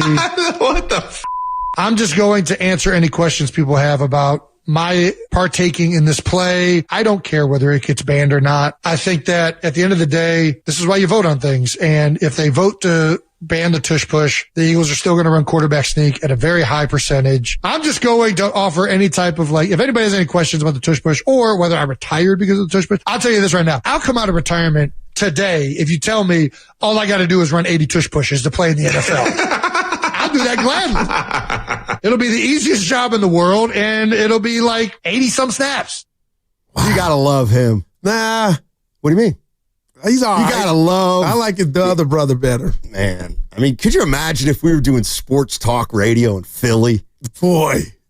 I'd play well if you would. You got to have a take. Yeah, you wouldn't play senior home. Yeah, I think you'd struggle. I think you'd struggle in Philly. You know what, though? I would be struggling on a microphone, please. I would be like, I'm not perfect, but I'm not going to struggle. I'd mentor you. Stop. I would. You left Philly to come here. You couldn't hack it. No, that's what people say. I conquered 2 coasts, my friend. People just say you got out of Dodge. They ran you out. I got out of Reading. That's correct. Reading, Pennsylvania. I didn't want to live there my entire life. All right. Yeah. I didn't want to be there. There's some stories floating around while you left. Please. I was fast tracked on the East Coast, West Coast, Southwest, Northeast, Pacific Northwest, Europe. Oh man. Whitney Houston or Cher? That's wow. I like Cher. I had a soft spot for Cher. Whitney's the greatest. Hey, we gotta get into. Oh, here they come! Yeah. Okay. Your bestie. Hey, Mark. How you doing? Look at him. Just change. Willard, we got a problem, man. You gotta give me the manual to what's going. Because Dibs don't like it either. The way you change when Mark Willard arrives, Dibs. I've had enough, man. I'm scared of Willard. And he likes that. He thinks that's a cool. Well, yeah. I mean, I like that it bothers you. Yeah. The truth is in the pudding. I get it. Or the proof is in the pudding, rather. Yeah. What's going on, fellas? Sorry to keep you so late. I guess if we were 8 minutes late, that means Steiny stays 8 minutes late. Right. So that's it's 2:20. I like that. That's pretty funny. Well, I like that kind of party. I just called out just to catch you up, all 31 NFL teams that wanted to ban the tush push. How about you stop it? Well, 31 didn't want to ban it. 22 did. All right, those 22. All right. 22. And the Niners were one of them. They wanted it gone. They want it gone. Yeah. Absolutely. And it should be gone. And then, Jed, here's why. It's not football. It's akin to having somebody drive down the lane and you've got Draymond Green at the foul line who picks up somebody by their waist and throws them in the air so that they get up to 14 feet and they can dunk on somebody. It too. Right, but it's not football. It's not football. It's rugby. If you're gonna use that thought, Goo, which is it's not that it's an unfair. That's a fair thought. You can do it. But then we could just do anything. We could say that about anything. Like, why don't you just put 2 batters at the plate? One from the left side and one from the right. That's pretty good. But you can understand how Willard, just me in my little pea brain. You guys want to ban it? Stop it. But okay, and you can do it too. Let's ask it a different way. Do you feel that just forget everything we've watched, but if somebody had arrived from Mars, and you teach them football, and then on a play you're like, does this make sense to you? Is this football? You're going to snap the ball to one player. Yep. Then you're going to engulf that player into a sea of humanity. Of 10 people, and have those 10 people all carry that person almost in a tug of war style. It's ugly, But it's effective. And my question is there a science? But is it football? It's not. Is that football? To answer your question, right now it is because it's been allowed. Right. And I get mad when my team's playing the Eagles and they can't. I'm like, damn it. But to want it banned, not all 30-22. Yep. You can do it. So is there any science to it to you guys? What if, is there any science to it? I'm going to warn you right now. I'm going to try to pin you. All right. Because you, in fact, we have sat here and sparred a lot in recent days about how you want the NBA to be about individuality. You want one man. Like Steiny. Let him finish. You want one man to You want one man to win the game by himself. Oh my God, Mark. But the Philadelphia Eagles don't want that. They want their teammates to pick the one man up and carry him across the line of scrimmage. In fact, him doing nothing at all other than just hang on to the ball. All of them are going to carry him to the promised land. But how is that something that you sign off on? Because I ask myself, as frustrating as it has been to watch that play, are we robbing the Eagles of credit for being so good at that play when all the other 31 teams can do it and practice it and try to run it? So Am I looking at the wrong thing? Why are they so successful, Dibs, at doing it? You're right. It's ugly, but it's effective. And when I found out Dick Butkus and Lawrence Taylor and all the Reggie White, rest in peace, we want to ban a play because we can't stop it. That's all. I don't think it's because we can't stop it. For me, it's because aesthetically, it's not football. It's not a play that fits in the construct of what makes the NFL so great. Now, if you want to go 4th and 1, 4th and inches, and you want to QB sneak it, fine. QB sneak it. That's my guy against your defense. But to take a step back and have two other 300-pounders grab you by the backside and basically shove you through into the defense, that's not football. It's not the football that we all love.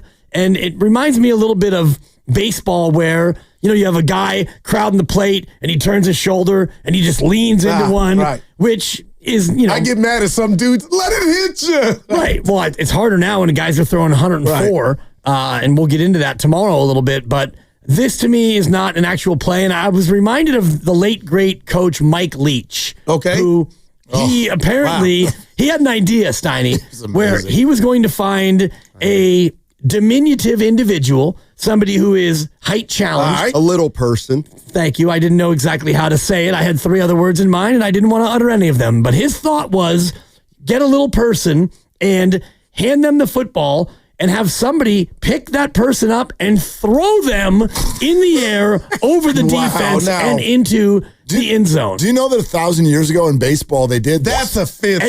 Eddie Goodell. Yes. Do you remember that? Yeah. Eddie Goodell. Do you know the story of Eddie Goodell? Go. What year was this? This was before all of us were born. 1987, I It was believe. something. It was the White Sox owner. Bill Veck. They put a you. little person up at the plate, and because they wanted him to walk. I'm already uncomfortable. Yeah, Eddie Goodell. He walked. Eddie Goodell. And they didn't call him a little person back then.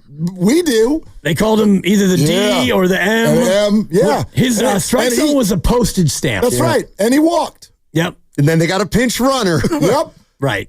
You're listening to 95.7 The Game, KGMZ FM and HD1 San Francisco, and Odyssey Sports Station, and home of the Golden State Warriors and Valkyries, always live on the free Odyssey app. Coming to you live from the Laughing Monk Studios, Laughing Monk Righteously Brewed in San Francisco. You guys got a nice little show coming up. Big time. Yeah, feel good about today. Yeah. Yeah, Brock Purdy in 1 hour. And then Kerr. Kerr in 3 hours. Did you hear him with TK? Oh, hell yes. We knew it. Yes. Okay. You guys came out firing today. Oh, yeah. Yeah, that is about...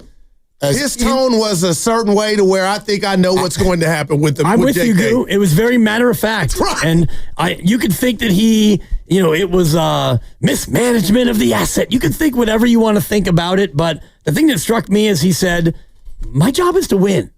My job is to win games. And he also mentioned Kaminga being in the 93rd percentile of usage. Yeah, he did say that. He even said the second part with a little bit of a chuckle, like, yeah, and we want Steph and Jimmy to have the ball. So you've got a guy with a very high usage rate and you want 2 other guys on his team to actually have the ball. So what are we doing? Yeah. And I looked it up, Steiny. Do you know what Sean Marion averaged for his career in rebounding? Oh, rebounding. I was about to say we had the number with the point. He was a really good, I'm going to say 7.5. Keep going. 8.7. Yep. Wow. Sean Marion. So, and Steve Kerr invoked that name as like who JK. I love the other name with Gordon. I do too. And that's the other piece that hit me. Like, and he said Aaron Gordon had to leave Orlando to figure out how. He did. I thought there were 2 things that really, really stood out from what might be the conversation of the year. Right. When it comes down to it.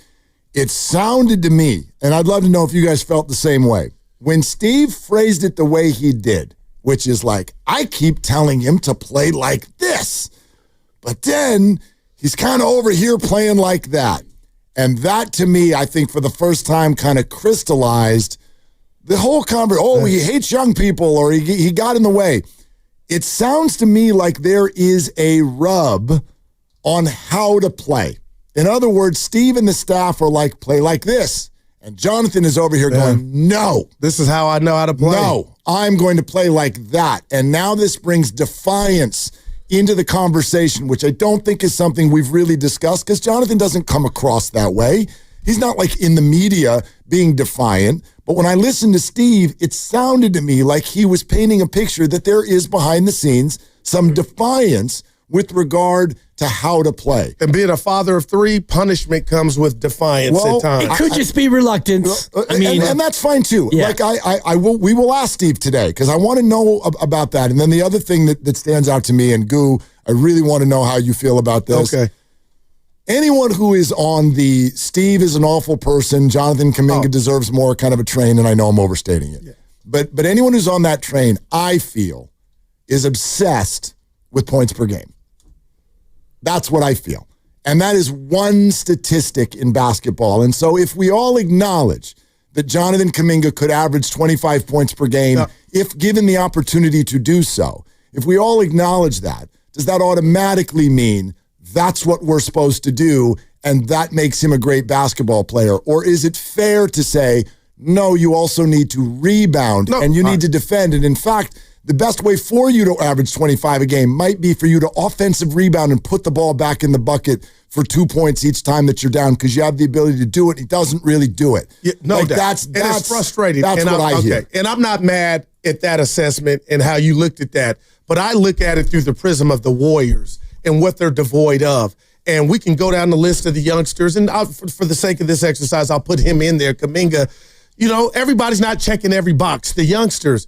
But when you talk about your Steph Curry centric and you need offense, when you see what Kaminga did, and I'm kind of cherry picking in the playoffs, you can't lie to yourself when your eye sees something come off the TV. So I hate that I'm coming across, to answer your question, Will, it's points per game, but it's athleticism. It's what you want all your players to honestly have.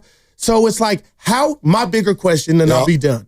How can you not go to the lab as a collective and make this fit? Okay, so that's where I'm at. My guess is if Steve were in the room, this is how he would answer that. Do we all acknowledge that playoff performance all happened without Steph? No doubt. Curry. And it probably, when he wouldn't have played, had Steph been upright. And if he had, it sounds to me like there would be disagreement on how to go about getting those points, because Jonathan, without Steph Curry on the floor, is afforded the opportunity to just put the ball in his hands and go try to score. But if you do that with Steph Curry on the court, you're like, that's not the way that's the wrong way to go about it. Not wrong. Can you understand how some of Dub Nation is like, can't there be somewhat of can't we find, who's the parent? Who's the coach? It's Kerr. Can't we find a way to tweak the system that didn't get us to the playoffs last year? We were hemorrhaging before we made the Butler trade. Dibs, can we meet halfway and maybe to not empower, tweak something so maybe we can fix and incorporate Dibs a bit more to what he does, his strengths? Right, but at the same time, if you want to use the parent analogy, you've asked your kid for 4 years of high school to get good grades in English and math and science, because darn it, it's important for college. And I know you get an A in PE, and I know you get an A in music, Wow. and you're really good at art, and you're a 3-sport athlete, but your GPA is a 2.6 because you're getting C's and D's in what I really need you to do. So, yeah, you've got the ha-ha. You have an A in ha-ha. You've got an A in dunking, and you've got an A- in excitement. But rebounding, you're a D. Defense, you're a C, maybe a C-. Passing, you're a D. So what are we doing here? It's empty calories for what they really need. This team needs him to do certain things, and he has not been able to show consistently that he can do it. Now, can he go somewhere else and average 22 and 6? Sure. That team probably will be, and I was looking at the list earlier, Steiny. Do you know how many players this year average 20 or more a game in the... I would say players. How many average? 48. Great guess. I think the answer is 50. It might be 51. My laptop died. But the point is, we were running through the list, and there is one of the various balls is on there. Tyrese Maxey is on there. Charlotte had 2, if not 3 guys on the list. Yeah. Half of the 50 are on bad to non-playoff teams, and the other half are the stars that we all know. Well, I'd also argue there's 100 more who could.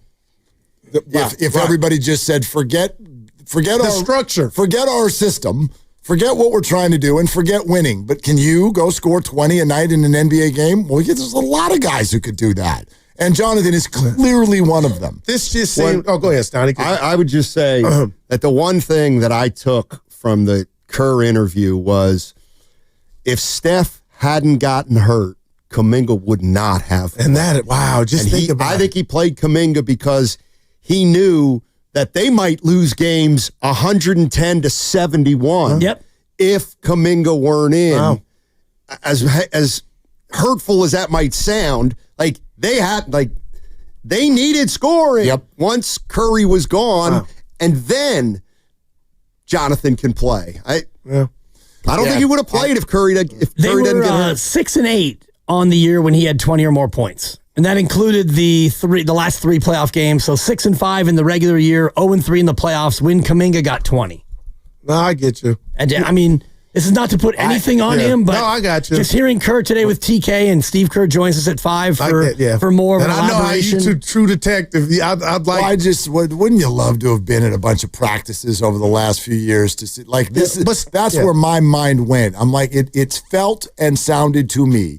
And it's not that as if we already imagined this, but that the Warriors coaching staff has done maybe everything short of begging Jonathan to play a certain way, and he doesn't want to do it. And Stoney said this before we get out of here earlier, and this hurts me, but it's real.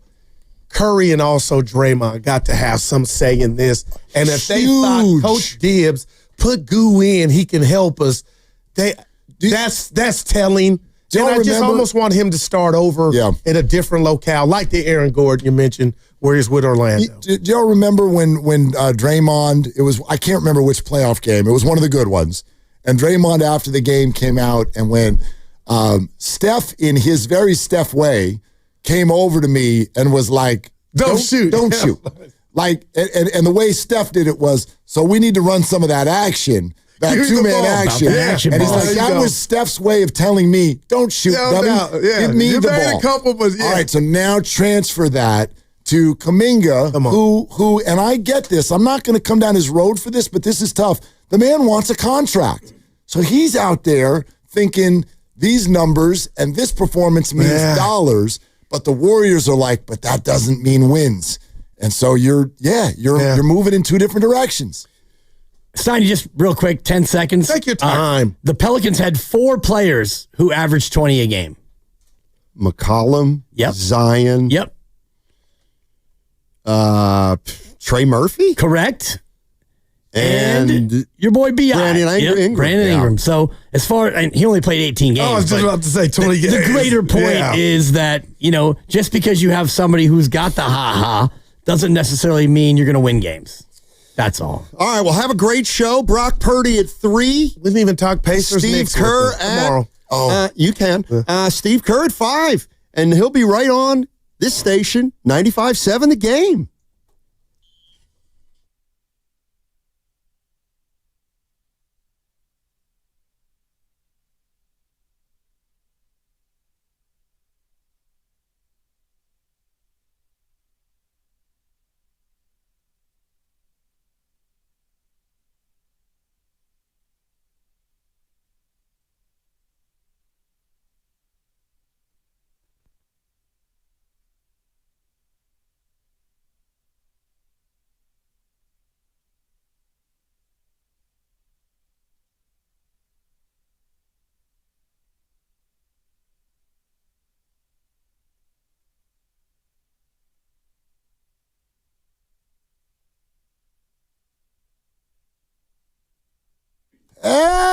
we go. Yeah, it's a big day. Win the big day. It is a big freaking day around these parts, and we are thrilled that you are with us. Brock Purdy in 45 minutes, Steve Kerr in 2 hours and 45 minutes. And if that's not enough, Steve Kerr did a different interview on the TK Pod, part of the Odyssey Network, and I texted Tim about this earlier. Oh, you did? I did, because I was just like, dude, that's about as compelling of an interview as I think I've heard all year. And we have him weekly. Feels like that's a shot at us. And maybe it was. Maybe it was. I'm like, man, dude, nice job. Dude, this is good. Great content. And so for those of you who haven't heard it yet, Steve Kerr, I think the two headliners coming out of the performance on the TK Pod, which is where we'll start, is when he basically sort of, I think explains is the right word, explains why Jimmy Butler didn't, become that dog that everybody wanted him to be, like what was going on there with regard to the end of the Minnesota series. And then a very, very deep dive, which I can only term as strategic, quite frankly, a very deep dive on the Jonathan Kaminga issue. And so what we're going to do here in just a moment is let you hear it. And then at 888-957-9570, I wonder to what level these comments calm the waters. Do you accept the answer or not? Because quite frankly, that's where we've arrived. Interesting phrase that you chose there, because I think for people who believe what Steve Kerr is putting down, it calms the waters. But for the people who are Team Kaminga and Steve doesn't like the young people, I think that it only stirs the waters even more. Maybe. But this is sort of where we arrived. Like I felt this way in a sports media way going back a number of years when there was the Colin Kaepernick controversy. Yeah. We arrived at a spot where it's like, dude, you've all declared. Are you here or are you over there? And nobody's going to start convincing each other otherwise anymore. And yes, it's too bad that that's the way many people view the world, but whatever, that's where we arrived. And I sort of feel like we're kind of getting there in terms of Jonathan Kaminga, and I've already been very, very open about the fact that I can't stand that that's the way this conversation went. He's just a young player who's done nothing wrong. We don't need to either be a lover or a hater. But that's the way this went, and it's very, very hard to moonwalk out of that. But that's my answer, coming from someone who has always accepted Steve Kerr's answers on this, largely because I don't think Steve Kerr is this nefarious, evil human being with who's got an agenda to keep the man down. Like he has one agenda, that's to win. Exactly. And so and there are multiple ways to do that, and so we can have disagreement there. That's fine. But I've always accepted his answers.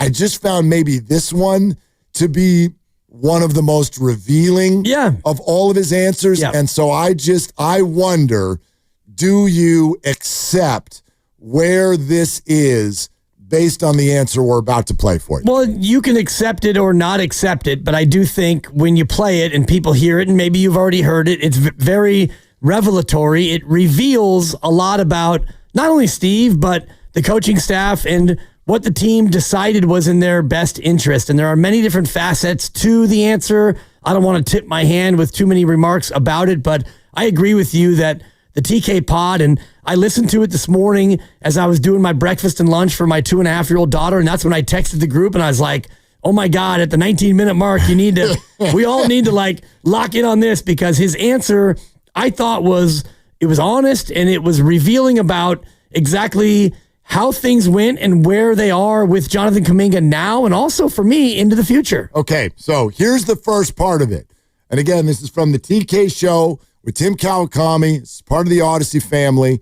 You should check this out. Obviously, he gets the biggest of the big in terms of Bay Area guests. It's almost like Willard and Dibs. But anyway. He'll get there. Yeah, he'll get maybe one of these days. Keep plugging away, Tim. Sign a little Brock Purdy action. But anyway, and there's a lot of trust there between those people and Tim.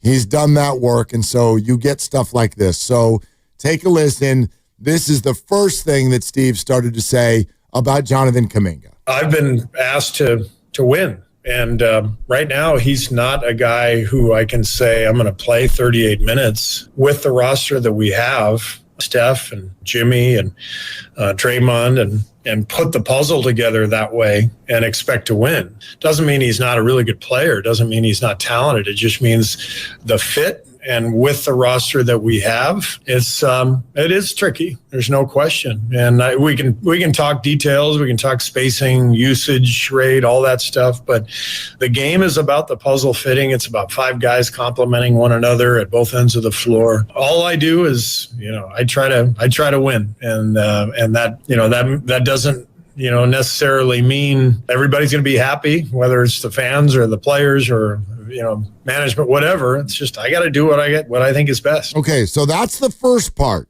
And I actually think we should take a moment to explain usage. Yep. I actually, as I was listening to that earlier today, I'm like, I bet there's a lot of people who don't even know what that means. Because if I think of just usage, that's like, does that mean the percentage of the time that you're using the guy out there on the floor? Right. How would you describe to the entire audience NBA usage? It's the percentage of team plays that are used by the player. Either you have the ball and you pass it and a guy goes up and scores, or you have the ball and you go up and you score yourself. Shai Gilgeous-Alexander is third in the regular season at 35%. Yep. And Giannis is higher, and LaMelo Ball is number 1. So when you watch the Thunder in these playoffs and you think, geez, it sure seems like Shai has the ball a lot. Well, he does. And, more than 1 out of every 3 possessions goes through him. So that's what usage is. Okay. So, and AI, because we love going to AI, would define it as a statistical measure that estimates the percentage of a team's possessions a player uses while on the floor. So, Dan Dibley, ladies and gentlemen, is a very good definition. Okay. So now you understand usage. Now, listen to Steve Kerr as he goes a little bit deeper. I've always felt like the type of player JK needs to be is, I've mentioned this in the past. Sean Marion is a guy who jumps out. And I talked about this JK's rookie year, with his athleticism, running the floor, putting pressure on the rim, offensive rebounds, getting into the dunker, the drop-off pass from drivers, going up and dunking and guarding everybody at the other end. To me, that's what he's really built for. And we've really pushed him in that direction. And I think sometimes with young players, there's a process. I mean, I think Aaron Gordon is a good example. He spent years in Orlando where he was, he really wanted to be the scorer and the lead guy and had some success like JK has, but maybe didn't really find his role and find himself till later. And I think that's kind of the hope. I mean, all these guys who come into the league are so young these days. JK came in at 18, 19. So there's a lot of growth ahead for him. I think right now, he is a ball dominant player. I mean, 92nd percentile in usage rate this year in the NBA. That's really high. So on a team with Steph and Jimmy, honestly, I mean, Steph's going to have the ball. Jimmy's going to have the ball, and so the fit is tricky. There's no question. And what JK and I've talked about a lot, and what we've tried to really hammer home with him is, sprint the floor and rebound and be complementary to those guys. And that's how you can find your role and find more minutes. And hopefully that will click, and we'll find that place where he can, start to do those things and rebound and get loose balls and be a high energy, possession guy. Like I said, like Sean Marion, like Aaron Gordon. I think those guys are great comps. But young guys take some time to find their place, to figure out the best versions of themselves. And I think that process is still happening. That is 1 minute and 56 seconds of the best answer I have ever heard him give with regard to Jonathan Kaminga. My opinion. There are 2 sentences in there that I want to highlight. And he phrased it as, we've really pushed this to Jonathan. Yep. And then he circles back a minute later and says, and we've tried to hammer it home. And then at the end, he goes, and so maybe we'll get there. In other words, pushing it to the future to say, we've pushed him on this. We've hammered it home. And the suggestion is, it has not sunk in yet. And so You can totally disagree with the process. This is sports radio. You get to disagree. But that answer to me, that for me crystallized what I feel like is going on here. We'll ask Steve more about it at 5. But it sounds to me like there is a fundamental disagreement within the organization about the type of player Jonathan Kaminga should be. And right now, Steve and the coaching staff and Steph Curry think it should be one guy, and Jonathan thinks it should be a different guy. And that's why you're finding DNPs for a guy who has the talent to score 25 points a night. Yeah, and it's because of the litany of things, and I wrote them all down, things that Steve Kerr was encouraging him to do. First one was offensive rebound, and he averaged 1 offensive rebound per game this year, 1 for his career.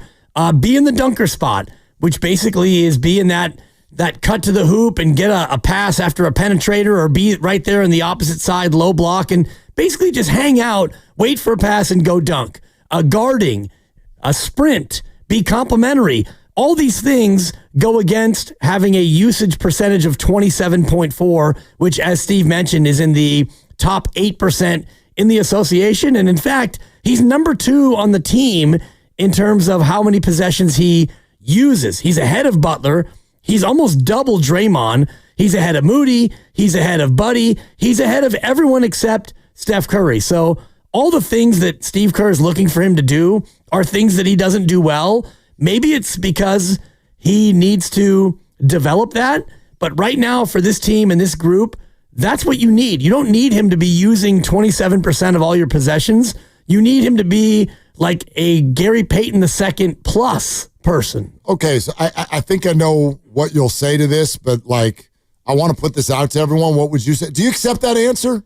Absolutely. Yeah. And that's, I mean, I love JK, and his skill set is amazing, and I do believe his ceiling is quite high. And if you want to say Sean Marion is his comp, well, that was a 4-time All-Star, and it wasn't until he went to Dallas that he became an NBA champion. But the one thing about Sean, and I said it during the crossover, he averaged more than 8 rebounds a game for his career. Yep. So if JK wants to have Sean Marion's career, and right now, if I was Kaminga and you said, yeah, you could be Sean Marion, I'd take it. 4-time All-Star. Champ. Yep. And a guy who, I believe he led the league in rebounding once, if not twice. A guy who did the little things. He kind of did it backwards, where he learned to hustle, rebound, defend, and then he became a competent scorer. He wound up averaging 15 a game for his career. Yeah. We're sponsored by Safeway. Really, and I mean this, would love to hear from every Kaminga debater who has been on this show and others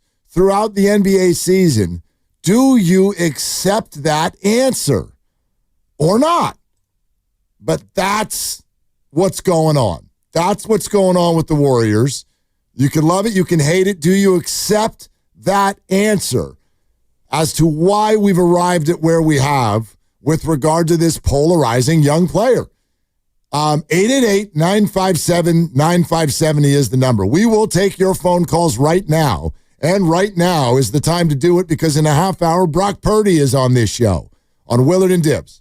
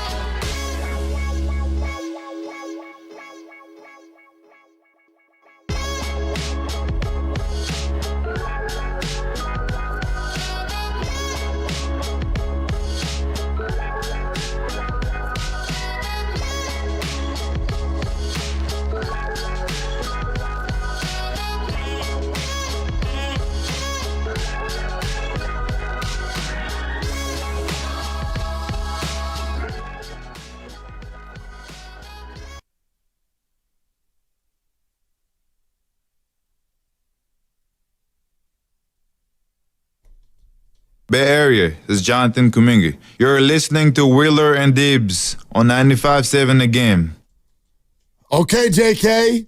Found a way to be center stage yet again. The whole day is actually about, and we were talking about this before the show started, the two most talked about athletes in the Bay Area. They are the two, and I don't even think it's close. And it's kind of interesting who ends up being on that list. It's not Steph Curry. No. It's not Jimmy Butler. Not Logan Webb. It's not Draymond Green. Right. It's not George Kittle. It's Brock Purdy and Jonathan Kaminga. That's who it is. And so Steve Kerr's comments, and then Steve Kerr himself live at 5 o'clock, and Brock Purdy on the show coming up in 25 minutes. We're taking your calls, 888-957-9570. And what we largely want to know is, because we find this to be pretty revealing, there's a lot of confusion around the way the Warriors handled Jonathan Kaminga. I think if we just calm down for a minute with the whole, like, Steve messed it up or Jonathan messed it up, and just go, I think there are a lot of just fans who don't want to yell on sports radio, who are like, why is it this way? He's a good player. So why is it this way? I think this, for me, answers that question. But does it for you? So 888-957-9570. Do you accept this answer, which comes from the TK Show with Tim Kawakami, Steve Kerr, talking about JK? I've always felt like the type of player JK needs to be is, I've mentioned this in the past. Sean Marion is a guy who jumps out. And I talked about this JK's rookie year, with his athleticism, running the floor, putting pressure on the rim, offensive rebounds, getting into the dunker, the drop-off pass from drivers, going up and dunking and guarding everybody at the other end. To me, that's what he's really built for. And we've really pushed him in that direction. And I think sometimes with young players, there's a process. I mean, I think Aaron Gordon is a good example. He spent years in Orlando where he was, he really wanted to be the scorer and the lead guy and had some success like JK has, but maybe didn't really find his role and find himself till later. And I think that's kind of the hope. I mean, all these guys who come into the league are so young these days. JK came in at 18, 19. So there's a lot of growth ahead for him. I think right now, he is a ball dominant player. I mean, 92nd percentile in usage rate this year in the NBA. That's really high. So on a team with Steph and Jimmy, honestly, I mean, Steph's going to have the ball. Jimmy's going to have the ball, and so the fit is tricky. There's no question. And what JK and I've talked about a lot, and what we've tried to really hammer home with him is, sprint the floor and rebound and be complementary to those guys. And that's how you can find your role and find more minutes. And hopefully that will click, and we'll find that place where he can, start to do those things and rebound and get loose balls and be a high energy, possession guy. Like I said, like Sean Marion, like Aaron Gordon. I think those guys are great comps. But young guys take some time to find their place, to figure out the best versions of themselves. And I think that process is still happening. Listening to Steiny and Goo earlier today, and I thought it was really interesting to get into the conversation of when you bring those names up, Sean Marion and Aaron Gordon. If you're a huge fan of Jonathan Kaminga, or you're super optimistic about where his career is going, do those names feel good to you? Or do they feel bad? It was almost as if there was a moment where Steiny is like, when he says those names, he's asking Guru, does that almost feel like offensive to you? These are really accomplished NBA players, champions, and great numbers. They're just not NBA ones. And I think that's where it lies. That's where the rub lies. Do you think Jonathan Kaminga, because I think Kaminga is like, I want to be a one. And Steve is two parts. I don't think he's saying, no, you can't be a one. He's like, you can't be one here. Not right now. Not on a team that's really, really good. We got Steph Curry. Right. That's our one. Job's not open here. And so Jonathan's like, fine, then I want the job somewhere else. So let me audition for it. And he's like, no, you can't audition for it on our time. I think that's a little bit of what's going on. I think a lot of what's going on is not only maturity level and also situation, because I was looking at some of the numbers between Gordon first 4 years and Kaminga first 4 years, and they're very, very similar. Almost the same number of games. Gordon played about 1,000, 1,200 more minutes in totality because Orlando wasn't a championship team, so that was part of it. But one thing that Gordon did better is rebound, 5.8 a game. Kaminga's at 4 rebounds per game, and that's just the first 4 years. Gordon came in, I think, at 19. Kaminga came in at 18.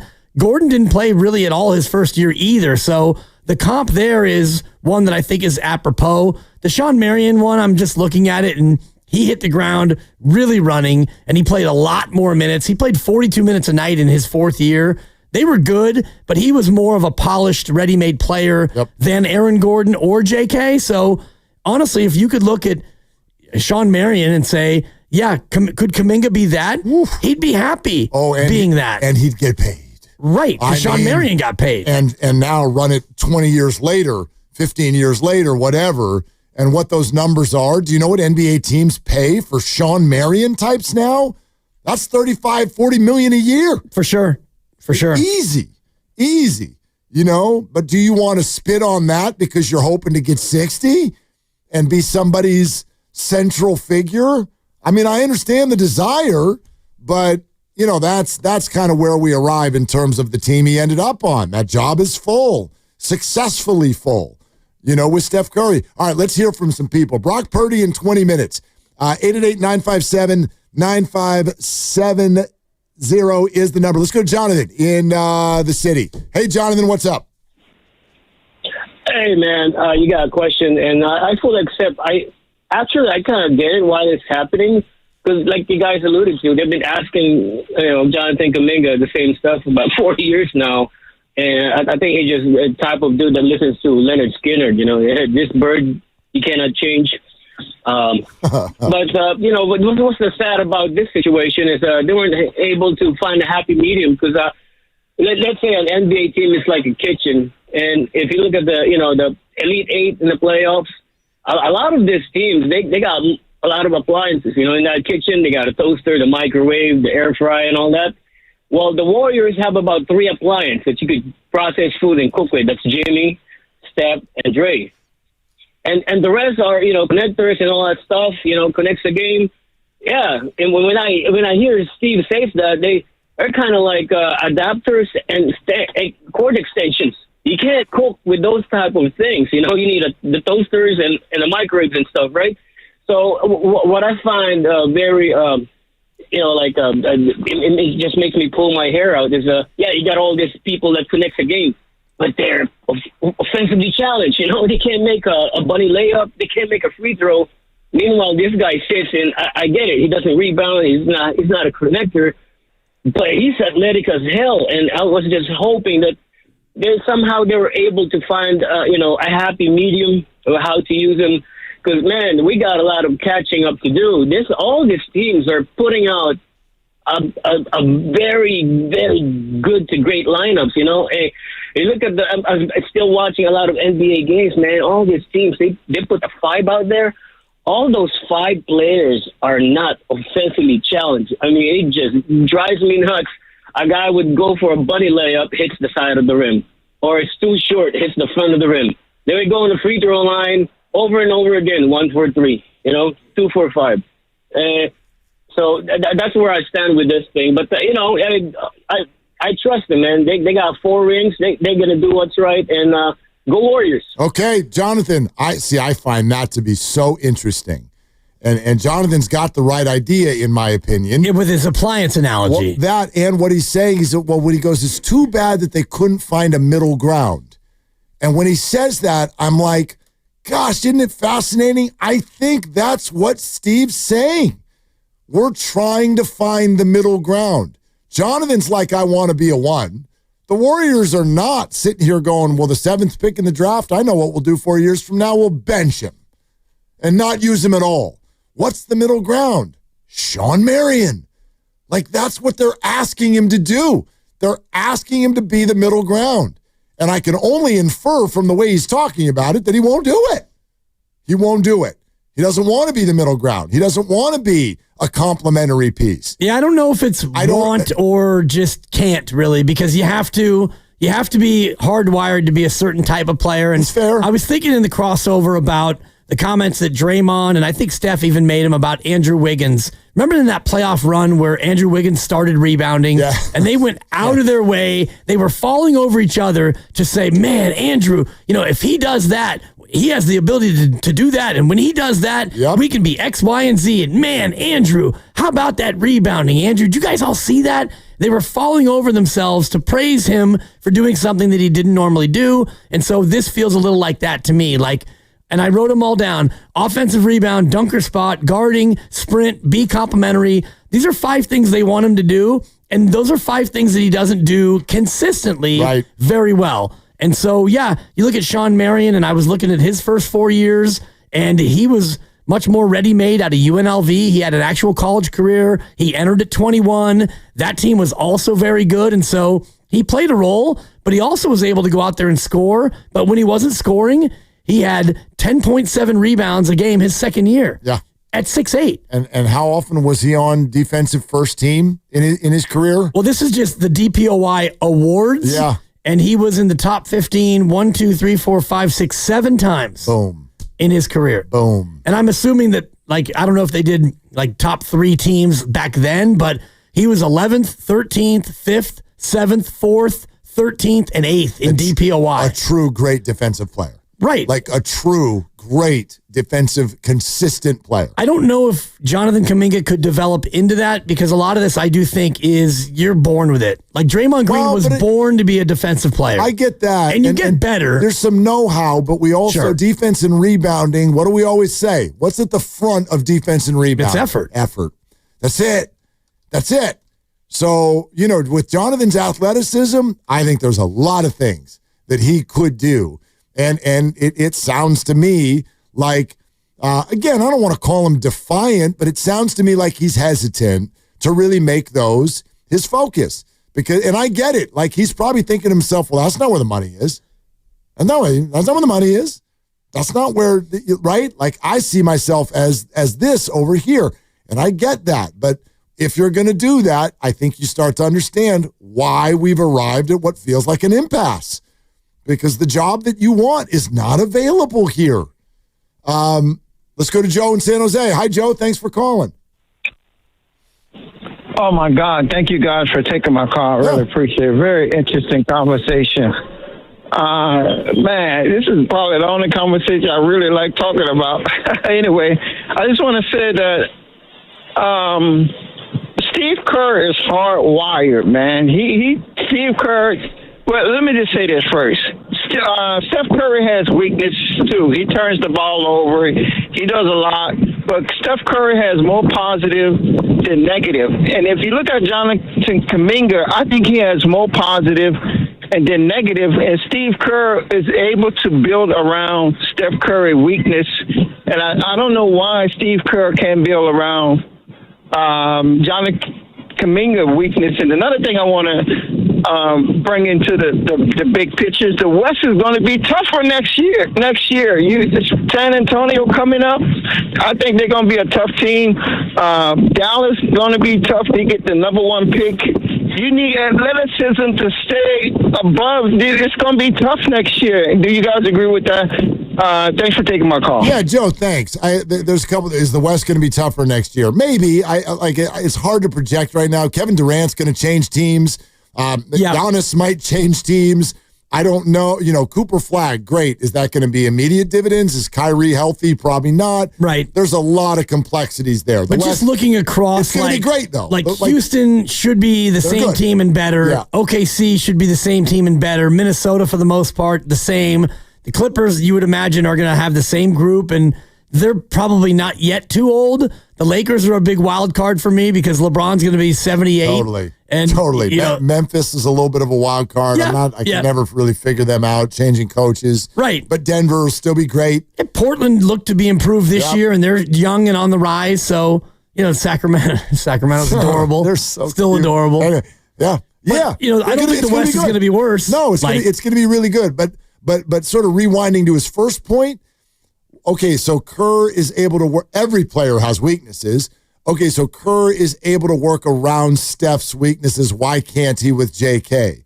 Well, my answer to that would be twofold. A, I'm not comfortable putting the two of them in the same space. Steph Curry is a generational top 10 all-time player with championship rings, and therefore you're going to put more time into working around those weaknesses, and those weaknesses and strengths are proven. Those are proven to work. Working around someone else's weaknesses, like I don't think you can do that with more than one player. That's sort of the point. This organization orbits around Steph Curry. You can't orbit around two planets at the same time. Like now you're leaning into this whole idea of two timelines again, which I think all of us have given up on. You can't do it at the same time. This organization orbits around Steph Curry, and they are unwilling to change that, and they are right to be unwilling to change that until he's not here anymore. So if you're going to be one of the planets orbiting around Steph Curry, who is the sun, you've got to possess a certain skill set. And for the planets around Steph Curry, number one attribute you need is shooting. Well, this year they didn't have enough. Number two attribute would be defense and, headiness and basketball IQ and rebounding. And these are things that Jonathan Kaminga is yet to show consistently that he's really good at. And that's why Moses Moody found himself relegated to the end of the bench, because he kind of lost his way with confidence in shooting. And so, Kaminga orbiting around Steph Curry, unless he rebounds and hustles and is in the dunker and does all the things they need, he's not going to get the minutes. 888-957-9570. Brock Purdy in 10 minutes. Don't move. Brock Purdy in 10 minutes. Steve Kerr in 2 hours. Let's go to Drew in Sunnyvale. Hi, Drew. Thank you for calling. What's up? Hey, guys. Yeah, obviously want to be a part of this conversation like everybody else on hold.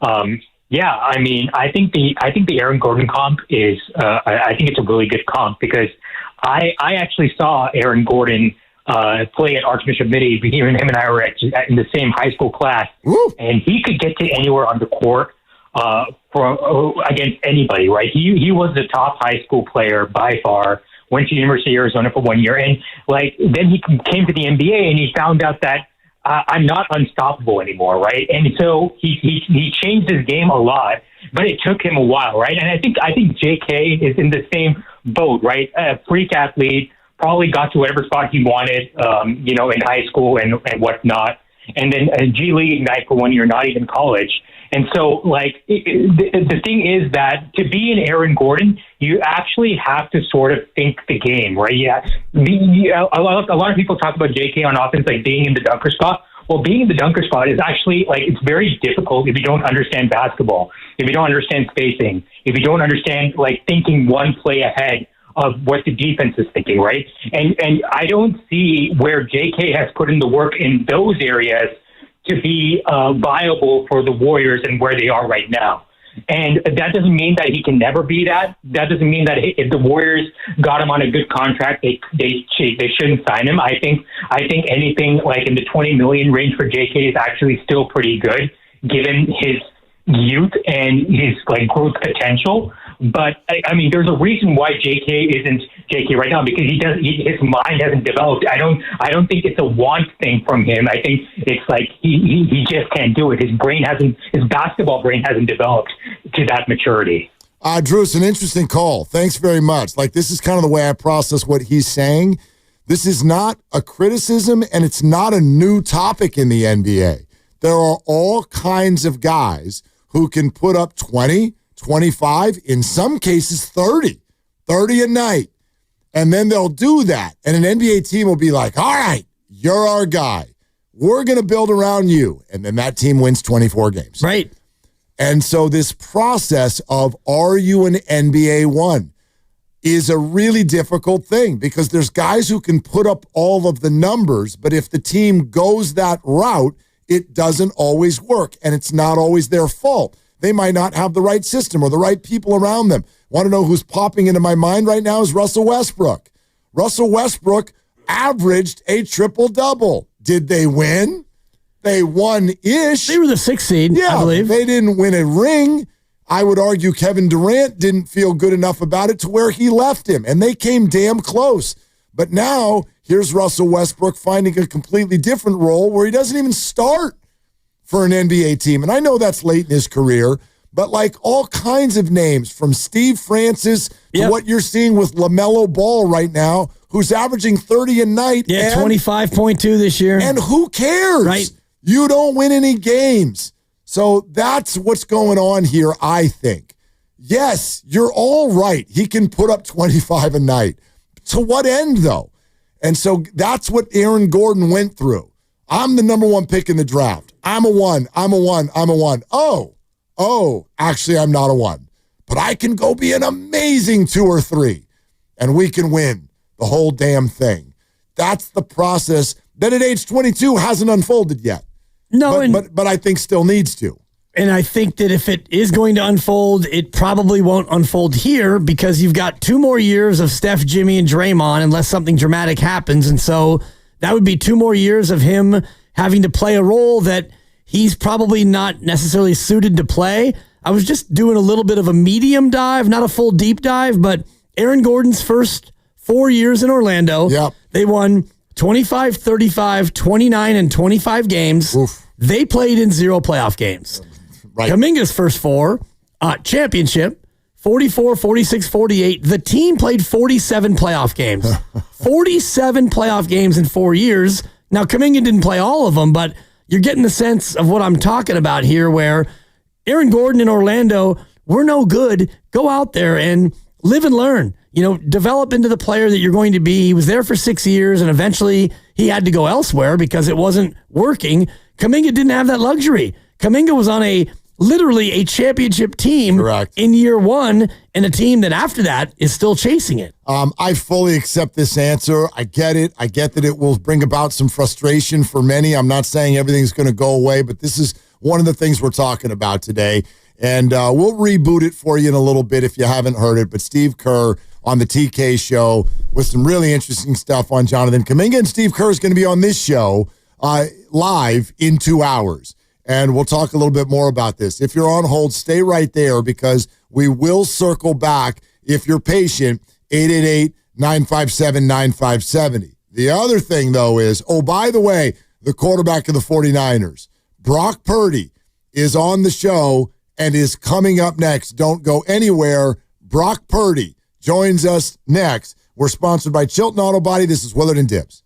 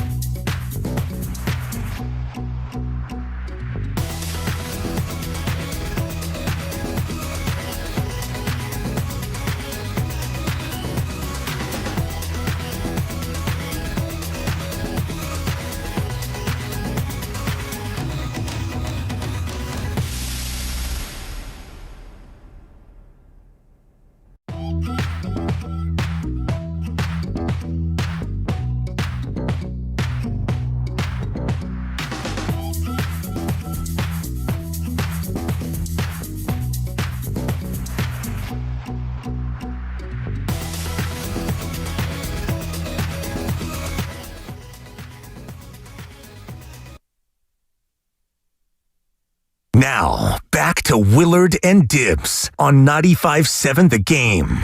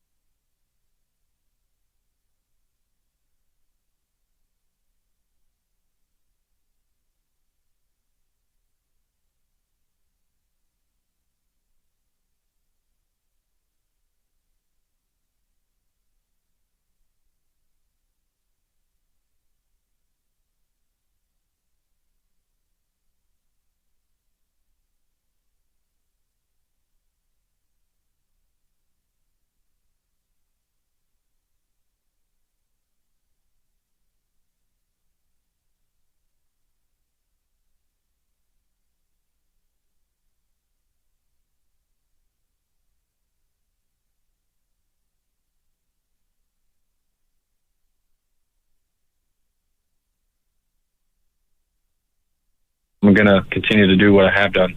But part of the process now is going to the grocery store and being Brock, Blank, and Purdy. You're no longer Mr. Irrelevant. You're a quarterback making big money for a big-time franchise. How have you been able to deal with that, and your wife as well, with the new life of Brock Purdy outside the lines? Yeah, it's, I mean, obviously that component is definitely different, but we try to keep it as simple as we can. You know, we still grocery shop, and For me, I just put on a hat and glasses, and I get away with it. But outside of that, we still have our date nights, and we go places, and still show love to our community and supports all the local businesses and diners and stuff. So we try to keep it normal and simple. And outside of that, I do play quarterback for the San Francisco 49ers, and I'm very thankful for that. But we try to keep it as simple as possible. Do you have a couple of go-to date night spots?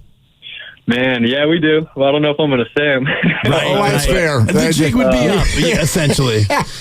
Yeah, but we do. We definitely do. Well, let me ask it this way then, because I think your integration into the Bay Area is kind of an interesting thing. You're a small town guy. You went to college in Ames, Iowa, and now you're here for the long haul. So, first off, I wonder sort of, like, where in that process do you think you are? And you're also set apart from San Francisco. So where in the process of Bay Area integration would you describe yourself right now? I mean, obviously I'm going into my 4th season, and so I've gotten a feel for, the area. Obviously South Bay is where the stadium's at and where we, tend to do more things. But we've definitely done a lot more, going into the city for Warriors games, Giants games, checking out the San Francisco staples. And so just getting a feel more and more as I get into this thing is definitely what I'd like to do and will continue to do. But and then obviously just how passionate everyone is here, especially for the professional sports. Like it's a city where there's a lot of success and great historic moments and iconic moments with sports teams. And so for me to come out here and be a part of that and feel that from the fans and everybody and everywhere that we go, it's pretty cool. Obviously in Ames, Iowa, that's all they had was our college town and supported Iowa State. But out here, man, it's not just one specific team. It's multiple, like the Giants, Warriors, Niners. Like, you just feel this love for the sports out here. And so for me, I'm very grateful for that. And you mentioned the rabid fan base, and it's been 30 years now since the fan base has tasted the sweet nectar of a Super Bowl, and you're following in the footsteps of Montana and Young and more. How do you avoid feeling that pressure and the outside noise from a fan base that is desperate to see you guys hoist the Lombardi? Yeah, I mean, everyone here, man, obviously including myself, but my teammates, this organization, the coaches, everyone is chasing that for sure. And obviously we got close a couple times, the team in 19 and then us in 23. And it's right there. And we want it so bad for this fan base and for each other. And obviously we're going to do everything that we can. But for us, it's how can we continue to be who we are as a team and not compare ourselves to anybody else in the future, the past. Obviously what the past had laid down for us is amazing, but we are who we are, and we got to glue together for this 2025 season and find out our identity here in the off season and run with that. And so that's where we're at. We're excited. We want to continue to, build a legacy here in San Francisco from what all the teams have done in the past, but it's one day at a time. Brock, I know you know this. You get talked about a lot. And I wonder, especially seemingly the kind of guy you are, I wonder if this national constant debate over how good you are, how much you should be paid, who should get credit for your play, does this make sense to you? I mean, everybody has an opinion, and I'm not going to lie. I laugh, at some things that I do hear. Obviously, I don't tune into every single opinion or thing, and I'm a man of faith, and so for me, I just take it one day at a time. I just walk in the locker room, love on my guys here. We walk out to the field and get better, and I try to find ways to win on Sunday. And then I'm just grateful for my family and friends. Like, I don't try to buy into what people think of me and who they say that I am. I know who I am, and I keep my head down and I go to work. But that's part of the business and the sport that we play. I get that. Everyone has to have a take and an opinion, but that doesn't, determine how I live my life and how I go about my business and win games. So. All right, come on. Give me one or two of the opinions that makes you laugh. Man, you guys tell me what's out there, because I don't know. You're a system quarterback. Well, would be one. Yeah, Kyle Shanahan made you in a lab. Yep. So there's that. Okay. Yeah, I mean, the whole system quarterback thing, like early, in my career, it was just funny, hearing that. And I'm not gonna lie, like, I took that as, all right, like, I'm a guy that can come in and like do what the coach says and win games because of that. So to me, that was more of a compliment, and I've sort of ran with that. But I don't know. Outside of that, I don't buy into really anything that anyone says. That's been the story of my life, man. Like from being a late recruit from high school to college to the last draft pick, like that's the story of my life, and I guess that's part of my story. But I just continue to be who I am and not compare myself. But the bad weather, Brock, you don't play well in bad weather other than when you won in Green Bay in the snow. But you hear that narrative a lot about, his hand size and the wet ball. Brock Purdy can't handle the wet ball. What do you think of that nonsense? I mean, again, that's their opinion. Green Bay, it was raining. We won the game. Seattle, my rookie year, started raining. In the playoff game, we won that game. The Buffalo game was crazy. I'm not gonna lie, just the snow and the blizzard and all that. Like that was on another level. But I don't know. Outside of that, man, I don't buy into it. I feel like I can play in any condition and find a way to win, and I've proven it too. So, how would you describe the dynamic between you and Kyle Shanahan professionally? Man, he has a great standard for what success looks like. I mean, from what he's learned from his dad growing up to how he's built this culture here in San Francisco. And so I respect him so much for that. And he thinks very smartly and intentionally about every player and the person that he brings in. And so for me, like just learning from him and his system and his offense, I'm like, this guy has a plan. He always has, and it's been successful. So I'm all in on it, and I have been the last 4 years. And so for me, it's like we have open conversations about where I need to get better, what I've done well, what I need to continue to build on, and who I need to elevate in the locker room. Like we have all these talks about, how do I handle things relationally with teammates, and he's got a great perspective on a lot of things. And so it's cool, hearing him tell me that, he's got my back and he's in it with me for the long haul, and we want to do it together. We want to win together. And so to me, that means a lot. And I know he's got my back and I got his. Brock Purdy here on 95.7 The Game. So when you look at it here in May, going into this upcoming season, what are some of the areas that you're looking to improve upon heading into this season? Man, I think, just going back and watching last year's film, it's like, all right, how can I, get back to just being on top of my assignment and, show really good fundamentals on film. I think last year there was times where I was going through my reads and plays and stuff where I feel like I could have just been quicker, getting my eyes across the field and progressing quickly and trusting the pocket. And, I went back and watched my rookie tape, and on my rookie tape, it was, I got thrown in and all I knew was what the coaches told me, and I was a machine that way. And, there's some good stuff last year too, but I feel like I can get back to those kind of fundamentals, and I'm on myself pretty hard. Coach Mick Lombardi, Clay Kubiak, they're on me right now, out in the field pushing me. And so I'm excited about that, and I just got to go out and apply it every day and in training camp and obviously in the season. Brock, my daughter is 16 and a humongous 49er fan, and she's very worried about, Dre Greenlaw and Deebo Samuel and Talanoa Hufanga. And so I've taken her to school this morning, and I said, do you have a question for Brock? And she said, well, first off, Dad, that's your job. But then she said, ask him how much confidence he truly has in this group right now, considering all of the newness and the unknown.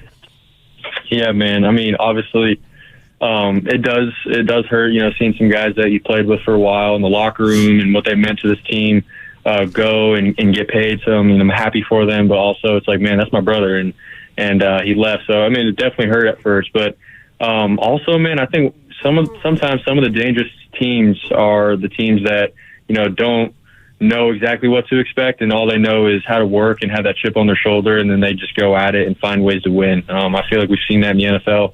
I mean, year after year, you see these teams that come out of nowhere and they're like playing for something that, beginning of the year, no one ever thought they would have a chance. So for us, we obviously have the core group of guys that have been here for a while: Fred, Bosa, Kittle, Christian.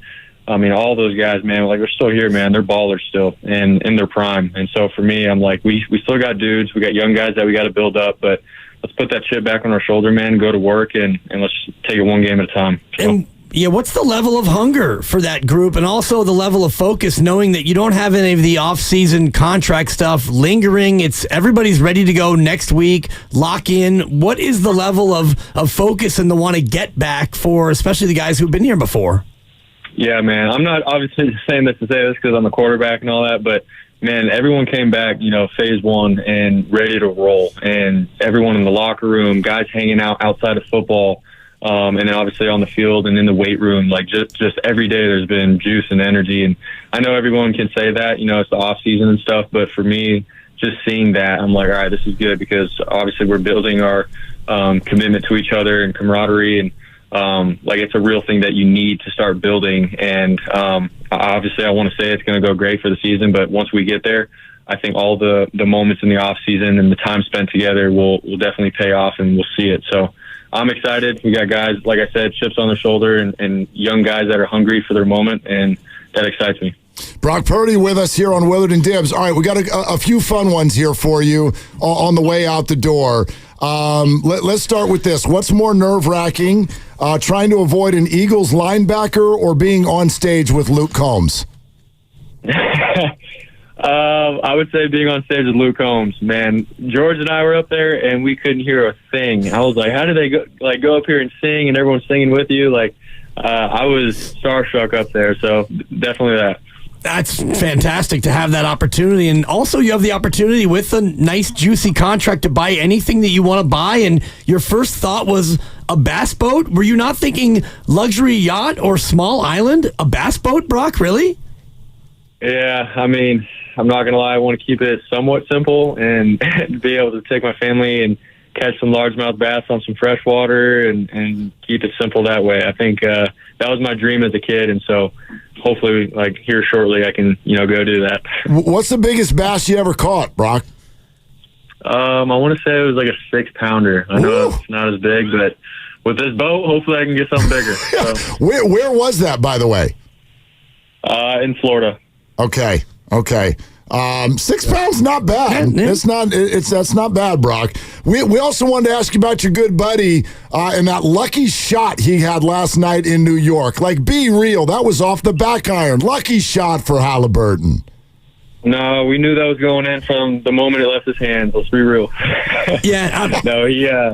I'm so excited for him and just what he's done this whole playoff run so far, and just the competitive nature that Tyrese has, and the energy that he brings to this team. So I'm pulling for him, and I hope that they can pull off the whole thing, man. That'd be awesome, and I got his back. So any chance you pop out there? I think that game 2 is coming up here, and you don't have an OTA assignment. Any chance that you can slip on out and go see your buddy in person? Man, we're gonna have to find out. There's no promises right now, but this would be an amazing opportunity to go and support my guy. That's right. That's a tease right there. I like that. That's a tease. I like that. Stay tuned. Brock, before you go, I'd love to know your thoughts on the receiving core right now, kind of as it stands. I'm really excited about Ricky Pearsall, but let's be real. There are questions. We talked about Debo. Brandon is hurt. There's situations surrounding Demarcus Robinson, one of the new additions. How are you feeling about that group, and what's the expectation early in the year? Yeah, I mean, obviously, having Ricky Pearsall, JJ as our guys for sure to start off the season. Obviously, we're hoping to get BA back as soon as possible, and then Demarcus Robinson as well. And but those young guys too, man, I'm really excited about. They've come in with the right mindset to get better, and they're moving. We got guys that can move, which is awesome to see, and good hands. They're learning fast, and so for me, I'm excited, when we go 11 on 11 in camp and get a feel for, who's who and what they can do. And Jacob Cowing, his speed, his maturity, that, he's had a big off season too. And so we got guys, man. And obviously in the tight end room with George and those boys, and Christian with the running backs, I think our skill group as a whole will be just fine. And we're going to have some guys that are definitely going to, take the next step for us. And I'm just really excited to keep building them up, man. So the whole world will see, this fall. So I'm excited. Okay, Brock Purdy, we'll let you finish with this. We'd love to know, with all the stuff we've just talked about, people are talking about your money, system quarterback, whatever. Outside of your family, what's the best piece of advice you've ever gotten in terms of how to deal with all of this? Man, I think, for as cheesy as it may sound, man, just taking one day at a time and not trying to, cheat the process. I think a lot of kids and people nowadays, they see something, cool on TV or somewhere that they want to be, and they try to get there overnight. They try to act like somebody that they're not. And, for me, I just took it one day at a time. I didn't, try to get to the NFL overnight. There's a process to it. I just tried to be the best quarterback that I was on my high school team and then college team. And then when I got an opportunity in the NFL, I was ready. Like, there's just a process to life. And so just be where your feet are at. Don't try to jump too far ahead of yourself. Don't dwell on the past, but be in the present. So that'd be my advice. Well, the present is pretty good, man. Congratulations again, and thank you so much for your time. Awesome. Thank you, guys. Go Niners. Go Niners. There it is. Brock Purdy right here on Willard and Dibs. What'd you make of all that? So much to make of it. I mean, he sounds a lot more comfortable and secure, as you should when you get that kind of a contract, but it just makes sense that he signed it when he did, and I don't know if he really wanted to hold out for 2 more months to get however much more he could have. Feels to me like he can't wait to get there on Tuesday and start doing the work. Yeah, number one observation. He used to be 100% all shucks. Now it's 99. Down a percent? 99. There's 1% of him now that's like, y'all, I can play. And this is how it's been my whole life. You heard him say that. This is how it's been my whole life. But I've earned this, and I'm ready for this. And all of the debate and all of the little labels that people want to throw out, I laugh. And so I don't think it's overwhelming. Like what I just did is way over the top in terms of the way Brock sounds. I don't think he suddenly turned into some sort of an arrogant dude or anything like that. But I think it's kind of what you just said.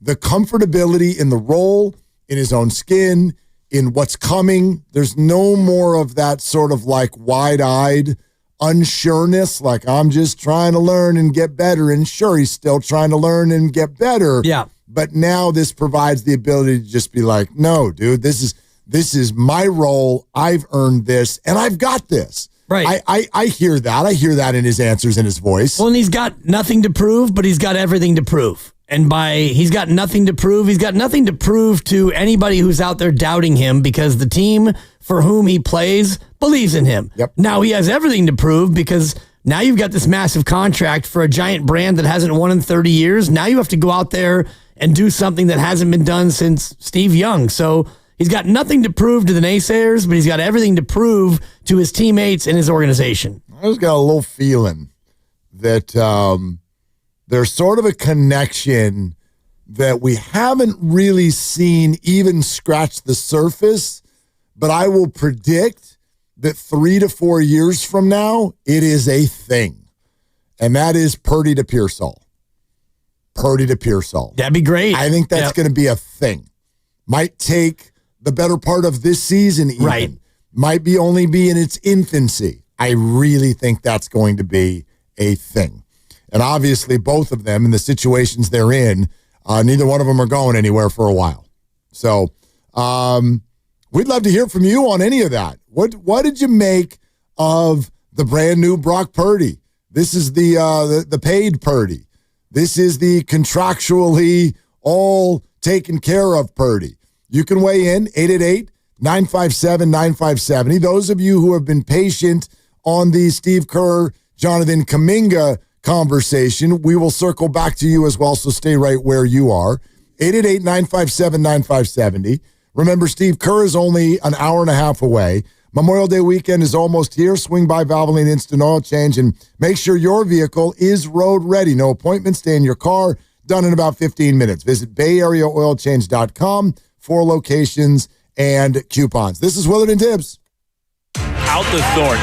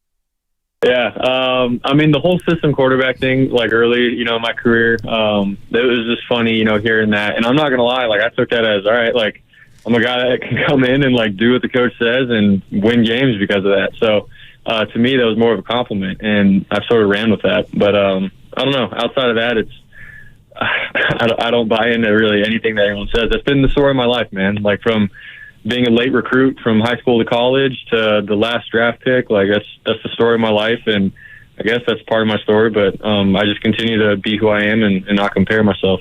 Now, back to Willard and Dibs on 95.7 The Game. I mean, the table setting is the exact same as Steph Curry. I'm not saying that Brock Purdy will ever hold a candle to what Steph Curry... First name Brock, last name Purdy. Probably not. Yeah. No, probably not.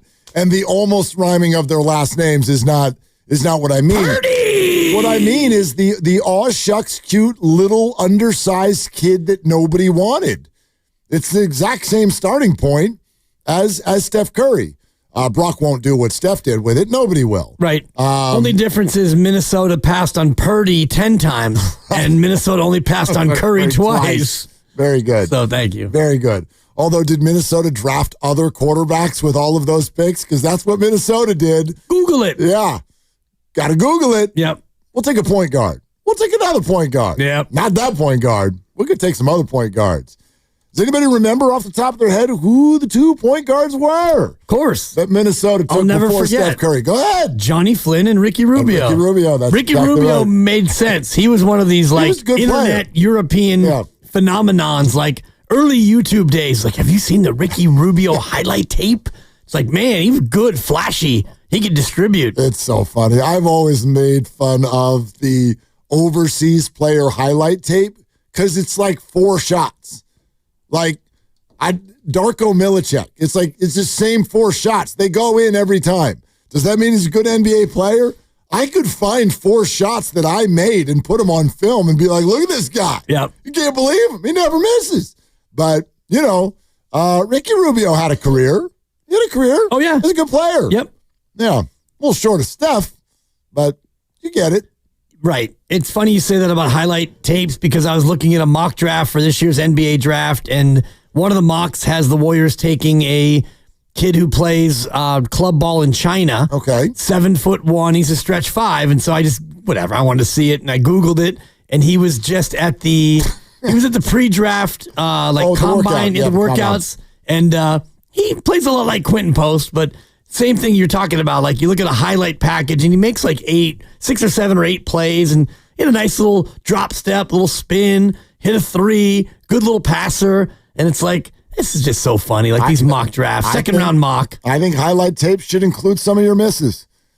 Yeah, and this actually does. Yeah. Okay, good. There's just be real about it. Like, yeah, you misses sometimes. It's okay. It's kind of like when you and I were or any broadcasters putting together your reel. When you're like, I always would suggest that people put together, like, if you want to be in play-by-play, they just put together like 8 home runs in a row. It's like, well, everybody sounds really cool on home runs. Just do 2 innings.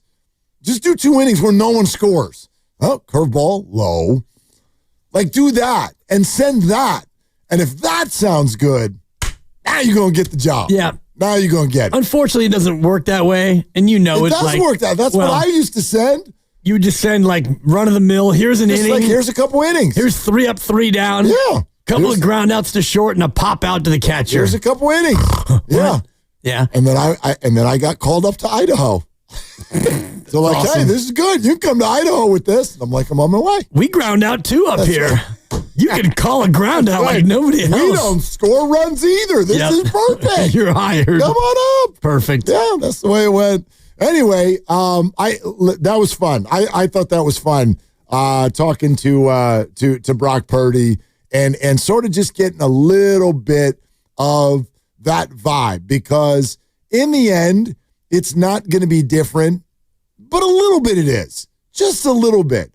Like we started the conversation with, I'm like fully confident this is not going to change you, but it does just sort of change things that are out of your control. It changes things that are happening around you. You are looked at a little bit differently. Maybe you don't care. Maybe you're awesome at blocking it all out. People will talk about you differently. They'll view you differently. They're going to run what you do through the prism differently. Do you know what I mean? When you get thrown in there because Jimmy Garoppolo's on a cart, and you complete passes, everyone's like, hey, well, look at this guy. Well, now when you go complete passes, it's like, you better. Yep. I mean, it's kind of it's at the core of the debate that a lot of us have been having over the last 3 days about Jimmy Butler. Because you keep bringing up, well, he makes $50 million. He makes $50 million. You better. That's right. Well, here you go, Brock. You now make $50 million. So it just changes the sound. That's all. I think he's ready for that. He has to be ready. And not only the salary, but, a year more in the league. And every year you advance in the NFL, there's a whole bunch of other guys who have less experience than you. And so you look across the roster now, and he'll be in his, fourth year in the NFL. And so all the third year, second year, and the rookies, they're all going to be more green than you. So you naturally kind of evolve into a leadership spot anyway, just by matriculating through the league. And I'm looking at last year's team captains, and he was one of them. So was Deebo Samuel, who is no longer going to be there as the boombox guy. Right. Doesn't mean that Brock will be that guy, but he takes on a bigger leadership role by nature of just being there again. Why have we not talked about that yet, by the way? Who's going to be the boombox guy? Yeah, who's going to be next to Trent Williams? Well, maybe you go with a new ritual, right? I mean, you don't have to do the boombox. You don't have to. Right. Maybe it just evolves into some other sort of ritual. I don't know if you naturally pass it off to somebody, because you got to be the right guy. Yeah, but someone else, no matter how you're coming out, someone has to lead you out there. And it was Deebo and Trent. Right. And now it's going to be Trent and... Maybe it's Diamondo Lenore. Oh, I was looking at some of the comments from last night in the Dwight Clark Legacy series, and George Kittle was raving about Demo and his swag and his confidence and all the rest of it. Tremendous player. Not only that, and you're right, tremendous player. George Kittle is making it seem like Diamondo Lenore, Demo, was a guy who could step into that role of we're here, we're him. Oh, get ready for us. Oh, he'll talk. Yeah. I mean, we watched Demo online. I mean, every single time they won a game, and I know there were only 6 of them, sometimes even when they didn't. He was there to tell you all about it. He was there to tell DK Metcalf all about it. All of that stuff. So, yeah, I think he's built for it. That's a good call. Maybe it is Diamondo Lenore. Yeah. Yeah, it makes sense. I mean, you have somebody on the defensive side, and you would naturally kind of think Fred Warner, but I don't know if he needs to be that out there. I mean, he's very vocal, very physical as a player, but he doesn't strike me as that level of swag. Yeah, it's a little different. It's a little more just kind of straightforward intensity. Let's go do this. It's not about let's have music and let's dance. Yeah, and it's not going to be Nick Bosa. Well, I think we should all get hyped up for this game. Because, we want to go out there and really take it to him. That'd be really funny if it was. Nick's out front. He's like, does anybody know which direction we go? Yeah. I've got the latest Maren Morris to play. Hopefully that'll fire you all up. All right. I love Maren Morris. Terrific. Fantastic. Okay, those of you who were patient on the Kaminga conversation, thank you very much. We want to get right back to the phones at 888-957-9570. Steve Kerr in an hour and 15 minutes. And buckle up for this one. Because, I think about time you start drinking. Hey, brother, I think this is a real conversation now. And for those of you who are just joining us, or you got here during Brock, or what have you, this is kind of what started this today. And it's Steve Kerr's appearance on the TK show. That's Tim Kawakami, all part of the Odyssey family. And he got what I think was as intricate as he ever has with regard to the Jonathan Kaminga conversation. And there's 2 kind of significant pieces of audio, and we'll play them both for you. I think the first one sets the table, and then the second one, that's the ha-ha. That's the boom box. Yep. That's the one for me where it's okay, now you have to just listen to that and say, do you accept Steve Kerr and the Warriors' position on this or not? Because I think it's as good as anyone has ever been with regard to explaining how we got here. So we'll give you the 1-2 punch. This is the first one. Steve Kerr on the TK show. I've been asked to win. And right now, he's not a guy who I can say I'm going to play 38 minutes with the roster that we have, Steph and Jimmy and Draymond, and put the puzzle together that way and expect to win. Doesn't mean he's not a really good player. Doesn't mean he's not talented. It just means the fit. And with the roster that we have, it is tricky. There's no question. And we can talk details. We can talk spacing, usage rate, all that stuff. But the game is about the puzzle fitting. It's about 5 guys complementing one another at both ends of the floor. All I do is, I try to win, and that doesn't necessarily mean everybody's going to be happy, whether it's the fans or the players or management, whatever. It's just I got to do what I think is best. Okay, so that's the table setter, and I think it is probably I'm going to admit it's difficult to hear. This was probably a hard sentence for him to say. It's like you're asked about Jonathan Kaminga's minutes, and Steve's like, "Well, I'm trying to win." Whew. Yep. Now I don't think that's what he was saying. Right. But I get how, this guy's going to hit some people a certain way. It is, and it just kind of tickled me when he said, can't just go out there and play him 38 minutes a night. Nobody in the association played 38 minutes a night. That's true. Josh Hart led the league at 37.6. Is he really the leader? 37.6. I just looked wild. it up. Yeah, I would not have guessed that. He played almost all the games, and he played the most minutes. No, but they've got a good, deep team. And he's not their best player. So it's just, But I get it. He's versatile. Yeah. He's very versatile. And so, you're not going to play him 38 minutes a night because nobody plays 38 minutes a night. And I know that wasn't, the point of what he was saying, but puzzle pieces, fit, spacing, usage. Well, and what I think we've all also noticed, and I likened it earlier today to kind of where the Colin Kaepernick debate ended up in sports media circles, where everybody is very dug in. Let me give you an example. It just flew across on our text line, and we thank you very much for listening. This comes from 415. But listen to some of the opinions that come out of this conversation. It is literally I've never disagreed harder with some of the things that this whole thing, this Jonathan Kaminga experience, makes people say. You want to know what just got texted into us? Steph, Jimmy, and Dre are not a winning combination anymore. Really? Steph, Jimmy, and Draymond. You mean the group that played 750 basketball together for the second half of the season? And in fact, nothing ever stopped that. They continued to play that while they were together at all times because the last 4 losses did not include that whole group because Steph Curry wasn't playing. Steph, Jimmy, and Dre, that's now not a winning combination?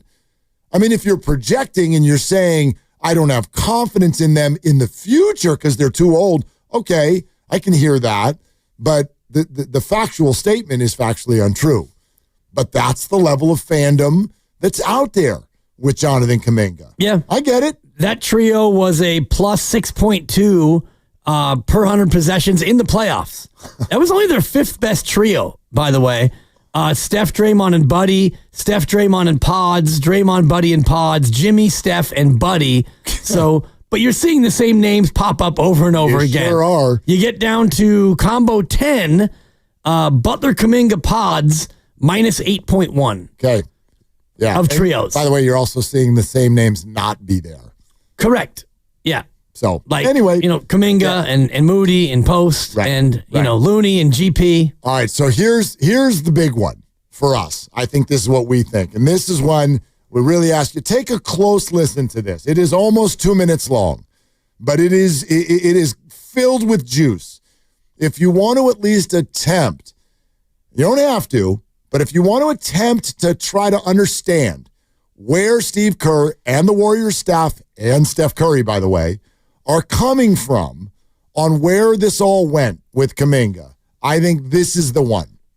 This is the boom box of the whole thing. So here it is on the TK show, Steve Kerr. I've always felt like the type of player JK needs to be is, I've mentioned this in the past. Sean Marion is a guy who jumps out. And I talked about this JK's rookie year, with his athleticism, running the floor, putting pressure on the rim, offensive rebounds, getting into the dunker, the drop-off pass from drivers, going up and dunking and guarding everybody at the other end. To me, that's what he's really built for. And we've really pushed him in that direction. And I think sometimes with young players, there's a process. I mean, I think Aaron Gordon is a good example. He spent years in Orlando where he was, he really wanted to be the scorer and the lead guy and had some success like JK has, but maybe didn't really find his role and find himself till later. And I think that's kind of the hope. I mean,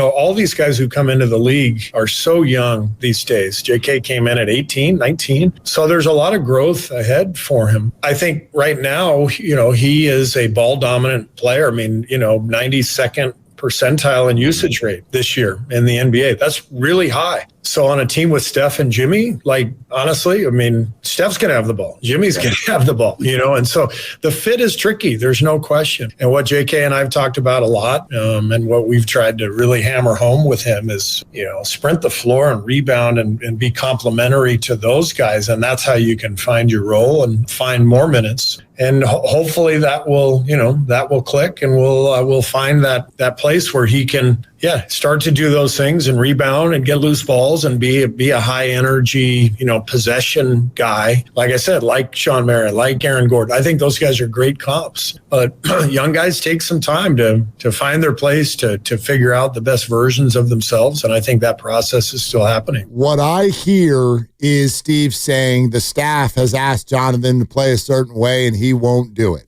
And yes, there's a won't or a can't, but I think he can.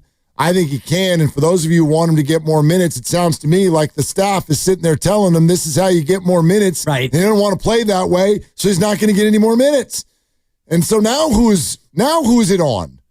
Now who's it on? Well, fit is tricky, as he said. Yes, it is. The fit is tricky. And so if you have a guy who's 92nd percentile in usage, which means when he's out there, the ball is going through him 92% as it relates to the rest of the league. I know his usage is 27%, second highest on the team, only to Steph Curry, which, you want Steph to have the highest usage on the team. He's your best player. Yeah. So that's how that stat is reflected. But all the other things, guarding everyone, sprinting, athleticism, run the floor, pressure the rim, rebound, dunker spot, these are all things that he was not doing consistently. And so I go back to his phrase, fit is tricky. And what he said in his first answer, which is, I try to win. So he's trying to win, and he needs JK to do all those things I just listed. And if he's not doing them consistently, whether it's want or can't, whatever the reason is the reason, and therefore you can't play. I think this conversation too often ends up on points per game. That's it. It's all like the point I hear from so many, Jonathan can average 25 a game. I wonder if the whole conversation could just end up in this spot. You're right, he can. But what about all the other stuff? What about those things? Because those are the things that are often tied to winning basketball, especially because the 25 to 30 point per night role on the Warriors is already taken. It's not available. And so not needed. And in fact, you can't have two people out there being that ball dominant. You can't do it. Right? This is where we get to that old, there's only one ball conversation that we used to have when Durant was coming to town. So, all right, out to the phones, 888-957-9570. Grandpa Daddy, very, very patient. GPD, how you doing? Gentlemen, I'm doing very well. How are you guys? We are great, man. Good to hear from you. You know what? I just want to say real quick, if people cannot grasp what you two are saying, and like for one of the not the first times, but I want to admit, Gibbs is agreeing with Willard. So the consensus is true.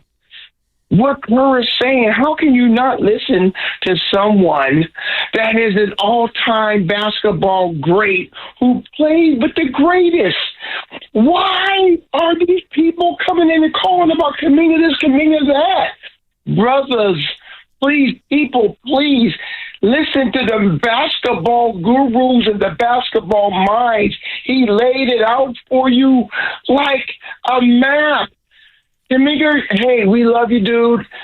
We want the best for you. But you see what's going on here.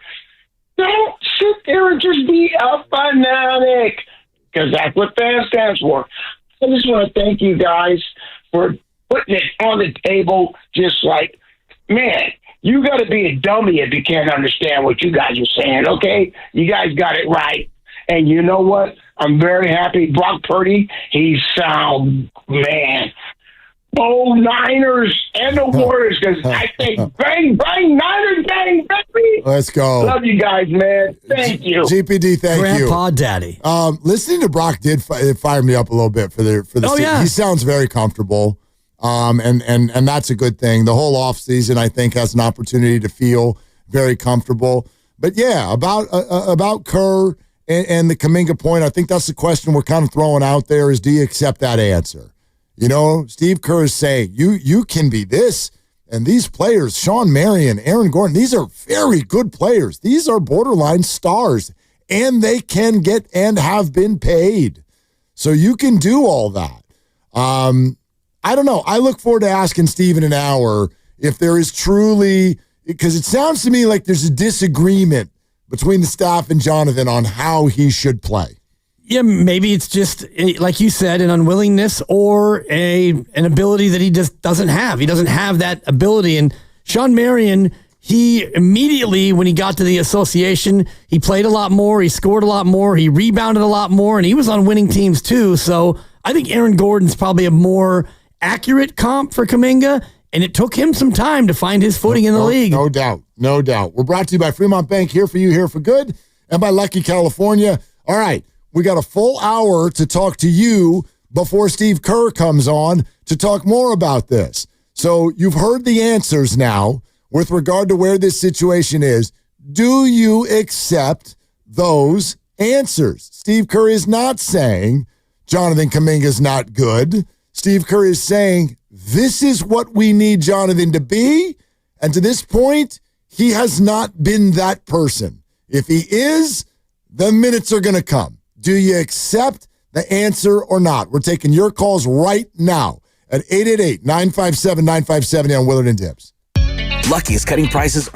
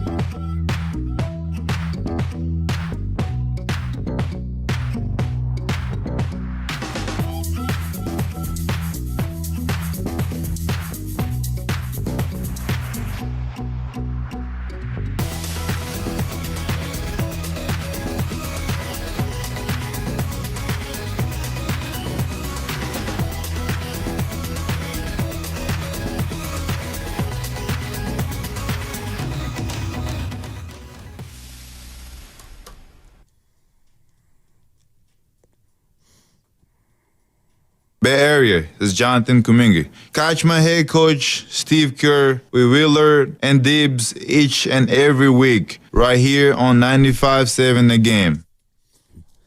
I love that one. And when you get him, ask him, why don't I get to play more? Exactly. We turned that part off. Yeah. It's like, when he gets there. Yep.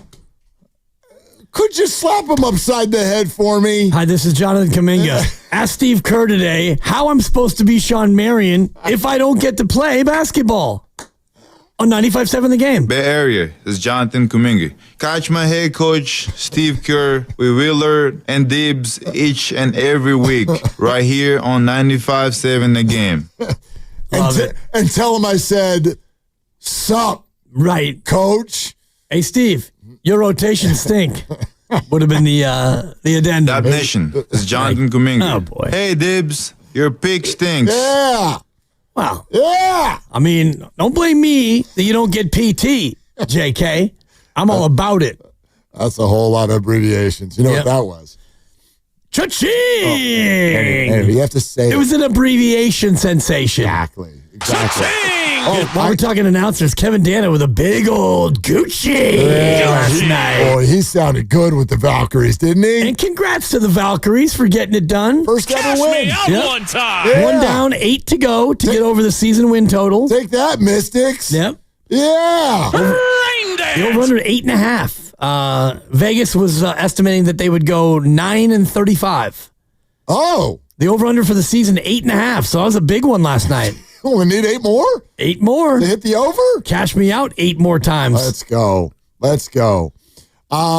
Hey, speaking of abbreviated things, we want to go right to the phones, but I very briefly want to mention this. Your boy Bonte Hill actually is going to be one of the MCs, I think, along with Laura Britt. I think Randy Wynn, and I heard Moses Moody was going to be there, but then did he have surgery or something today? Was that today? Yesterday? He had surgery on a UCL? Thumb. Okay, so he probably still could go. Got UCLs everywhere in your body. Yeah, they apparently. U stands for anything. But so maybe he will still go. Because anyway, point is and this is going to be out at the Fairmont tonight and being put together by the Positive Coaching Alliance. I bet you know all about this, Dibs. Yeah, PCA. Yeah, the PCA, which is working obviously with youth sports everywhere and does an unbelievable job honoring coaches who create all of these experiences. And so there's a big event out there tonight, the Game Changer Awards and Benefit. I don't know, you might still have time to go get tickets. It's a wonderful, wonderful cause for the Positive Coaching Alliance. And NBC Sports Bay Area is involved, and Levi's is involved, and Team Snap is involved, and a bunch of those out there. So anyway, just wanted to say hello to everybody who's heading to that tonight, or maybe send you their way. That's all at the Fairmont. Yeah. Coming up here in a few hours. Fantastic. Yeah. Great plug. And the Positive Coaching Alliance is one of the best things I did when I was a young coach, is you go to their seminars and they give you real pointers and tips on how to, be more positive. Right. I was looking for the Negative Coaching Alliance, but that went out in the 70s. That was the old school. You should start that, actually. Well, that's kind of that would be phenomenal. That's how all of us our age or older were coached back in the day. There was no positivity. It was you got messed up, you got grabbed by the tank top. That's right. And you got told what the blank you're doing wrong. Positive coaching. There was no such thing. Even when you won, you could have done better. I'm just thinking about all my basketball coaches at San Mateo High. Yeah, there was a whole lot of, you just look up and down the bench. Get in there for him. Right. Damn it. Exactly. That's not, I don't want to, coach. Because if I make a mistake, then, Yeah, I don't want to go in there. You yell at the people who are in there. I Safer just sit right over here. I'm fine. We got some snacks. We're good. All right. 888-957-9570. On the TK show, Steve Kerr goes into detail about why things are the way they are with regard to Jonathan Kaminga. It sounds to me, I don't think we're speaking out of turn here. They want Jonathan to play a little bit differently. Focus not just on scoring the ball, but being a complementary piece. Be an amazing defender. Rebound the basketball. Offensive rebound the ball. Run the show through Steph Curry. and try not to be so ball dominant. But to me, he insinuates that they've tried to hammer that home to Jonathan, and to this point, it hasn't really worked. Whether that means like Jonathan won't do it, can't do it, just whatever, and we'll explore that a little bit more at 5. But we're talking to all of you about it now. Let's go to Rich in Los Altos. Hi, Rich. Thanks for the call. Hey, guys. Thanks for letting me on. Yeah, man. Hey, wasn't Brock cool? Man. We thought so. Yeah. I didn't even change subject, and he said he's just the coolest guy. He never big times anyone. He's just totally righteous, dude. Anyway, here's what I called about with the guys. I think, of course, I'm not gonna argue with anything Kerr says. That'd be just a waste of all our time. But the things I see about Kaminga that I think are different from all those guys everybody's talking about, just in my perspective, I watched all the games. I go to a bunch. I mean, I played basketball a million years ago. Is that Kaminga's 22? He can hit a 3. I mean, at 22, he's way past where Butler was, where Draymond, even Curry, way past where they are. And I just think basically good old basketball. I bet you if there's a rebound, Kaminga's going to get it over Butler. He gets higher. He's a higher, stronger guy. I mean, I'm not bad talking Jimmy, even though, whatever. But I just think it kind of sucks for Kaminga because his thing is scoring. So I think from his perspective, he was kind of cooked the day they got Butler, because I'm sure I assume they told Butler when he agreed to even come here that, like, if you come here, you're going to, get X amount of shots. You're going to be the number 2 dude. So, and they're not going to break their word. I mean, Butler's earned that, right? Obviously. But I just think, it kind of sucks for Kaminga, and we'll see if he can do it because I think he has potential more. I mean, I don't know about Pasmarian, but I think he's way better scorer than Aaron Gordon. Are you kidding me? Come on, I think that's kind of an insult to him. I mean, but anyway, that's all I got. And I hope he does it and he stays because picture him 3-4 years from now, by the time his next contract, and he's a good, really good player. Anyway, that's all I got. Yeah, Rich, thanks. Rich walked us off. He's a better scorer than Aaron Gordon. I mean, Aaron shot over 40% from 3 this year. Well, let's just look at the first 4 years because that was where the comp is. And Kaminga, 12.5 a game. Gordon was 11.4. Gordon played 5 more games than JK in his first 4 years, and he played about 4 minutes a game more. Okay. JK, better field goal percentage, better 3-point percentage. Gordon, better rebounder. About the same in assists. And Gordon's team was not nearly as good as I laid out earlier. He played in 0 playoff games. The Warriors had 47 playoff games in JK's first 4 years. So Kaminga definitely benefited by being around better players. And, Aaron Gordon was on a team that won 25, 35, 29, and 25. And so he was kind of learning on the fly in a lot more minutes. Kaminga didn't get that same runway. Yeah, no doubt. It's been a completely different scenario, and that's obviously at the basis of it is who the teams were that drafted those guys. But it's interesting. Like, there's one thing that stood out that he said. He's like, I bet Kaminga could get a rebound over Jimmy Butler easy. Right, I bet Steve Kerr thinks that too. And his question is, why doesn't he? Yeah, 4 rebounds a game. Aaron Gordon 5.8 in his first 4 years, and it's not a thing like the Warriors have these other awesome rebounders, and so there aren't rebounds to go around. You've got Brandon Podziemski, who is 6'3" if you count the hair, and he's in there out rebounding Jonathan Kaminga. So slow down. I can't. I'm too excited. Steve Kerr's coming up. Let that one marinate. Let it marinate. And I'd love somebody to talk their way out of that paper bag. Okay? You have to start meeting each other halfway. My thing that I'll give everybody today, you're damn right he could average 25 a night if given the opportunity. I don't find that to be relevant for the Warriors, though. That's not what will win them games. That's Steph Curry's job to average 25 to 30 a night. And you'll say, well, hey, the more the merrier. Doesn't work that way. Ball's got to run through Steph. In some way, shape, or form, Jonathan scoring 25 a night would take points away from Steph Curry to a degree because of the way they play, because of their usage rate. But I'd love somebody to speak to what you just said and explain how that's possible, especially if you're going to call this show and say, I bet Kaminga could get a rebound over Butler. I think we all agree with you. So the question becomes, why doesn't he? At least more often. Pods 5.1 rebounds a game this year. Come on. Curry 4.4, Kaminga 4.6. That's got to be offensive to Jonathan.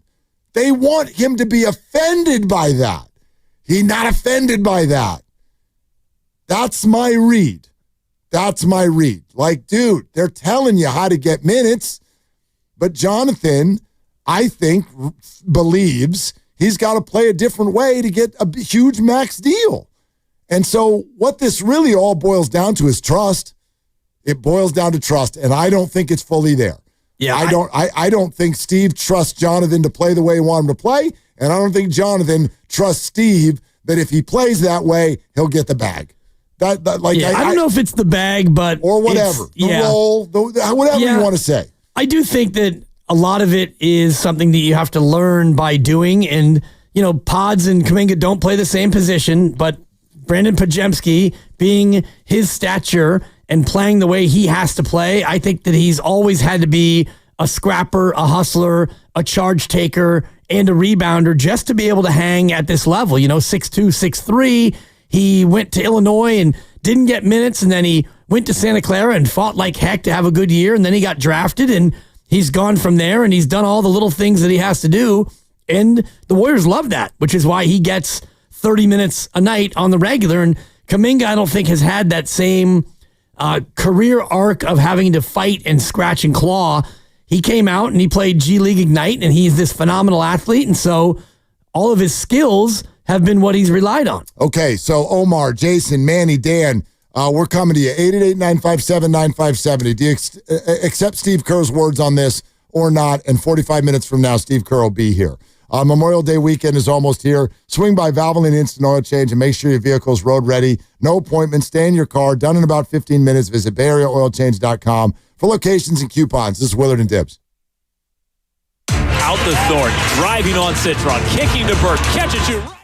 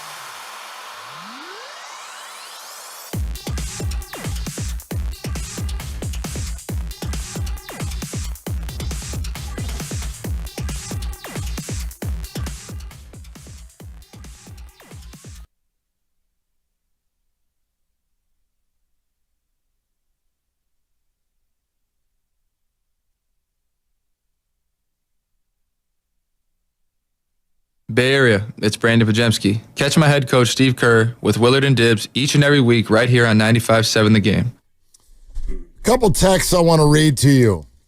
And you tell me what you think. Then we'll go back to the phone. Steve Kerr in 40 minutes. 888-957-9570 is the number. 510, you need more than one scorer. Let someone else get rebounds. Warriors need scorers other than Curry. Okay. Your response? Well, yeah, but you can't just be a scorer. That job is kind of taken by Buddy Hield, who, if you look at Buddy Hield, he rebounds at 3.2 a game, so he actually does other things, and he started to play a little bit of defense as well. So you don't just get to do one thing. Steph Curry rebounds almost at the same rate as Jonathan Kaminga. So he's your scorer. Curry gets 4.4 rebounds. Kaminga gets 4.6. So my response is you don't just get to be a scorer. You're not Wilmer Flores, the DH, where here's your bat, Wilmer. You get 4, maybe 5 hacks, and you can just chill in the dugout until then. I wonder, oh, man. Wilmer Flores. Yeah. It's so, this is a tough one, man. This is a tough one. People all dug in. Yep. All dug in. When I listen to Steve Kerr, I wonder if you guys hear what I hear. Yes, Jonathan Kaminga's a scorer. Yes, the Warriors need more scorers. It's not about whether he can score, it's how he scores. I hope everyone sort of sees that and hears that. When he talks about usage, it's not can he score, it's not do we need more scorers, it's how do they go about scoring. He keeps trying to tell everybody Jonathan right now is only scoring by having the ball in his hands and breaking down the defense by himself. That doesn't work here because that takes the ball out of Steph Curry's hands and takes one of the most effective players in the history of the game, basically, and takes all of the guns out of his holsters. That doesn't work. What they're basically like, why don't you go score by getting an offensive rebound and putting it back in the basket? Why don't you do that? That's worth 2 points also. So it's not can he score and will he score, it's how do you go about scoring. That to me is very, very fundamental to this conversation, and it sounds like fundamental to the conversations that they've all had behind the scenes. I tried to do this once before, and nobody wants to hear it. Because it's easy if it's Steve Kerr saying it. Oh, this Steve Kerr, this stubborn jerk. Who do you think Steve Kerr's talking to when they come to this conclusion? Y'all don't think Steph Curry agrees with him? You don't think Draymond Green? You don't think Steph Curry is right behind Steve Kerr nodding his head? Is that and I wonder, does that change anyone's opinion? Because I promise you that that's the case. Promise you that Steph Curry is in lockstep with Steve Kerr on this thing. There's no way in hell JK's getting DNPs if Steph Curry's like, coach, put him in the game. No chance. So I don't know. I wonder if does that feel better for people who still want all the Kaminga minutes and all of the runway? Right. I don't know.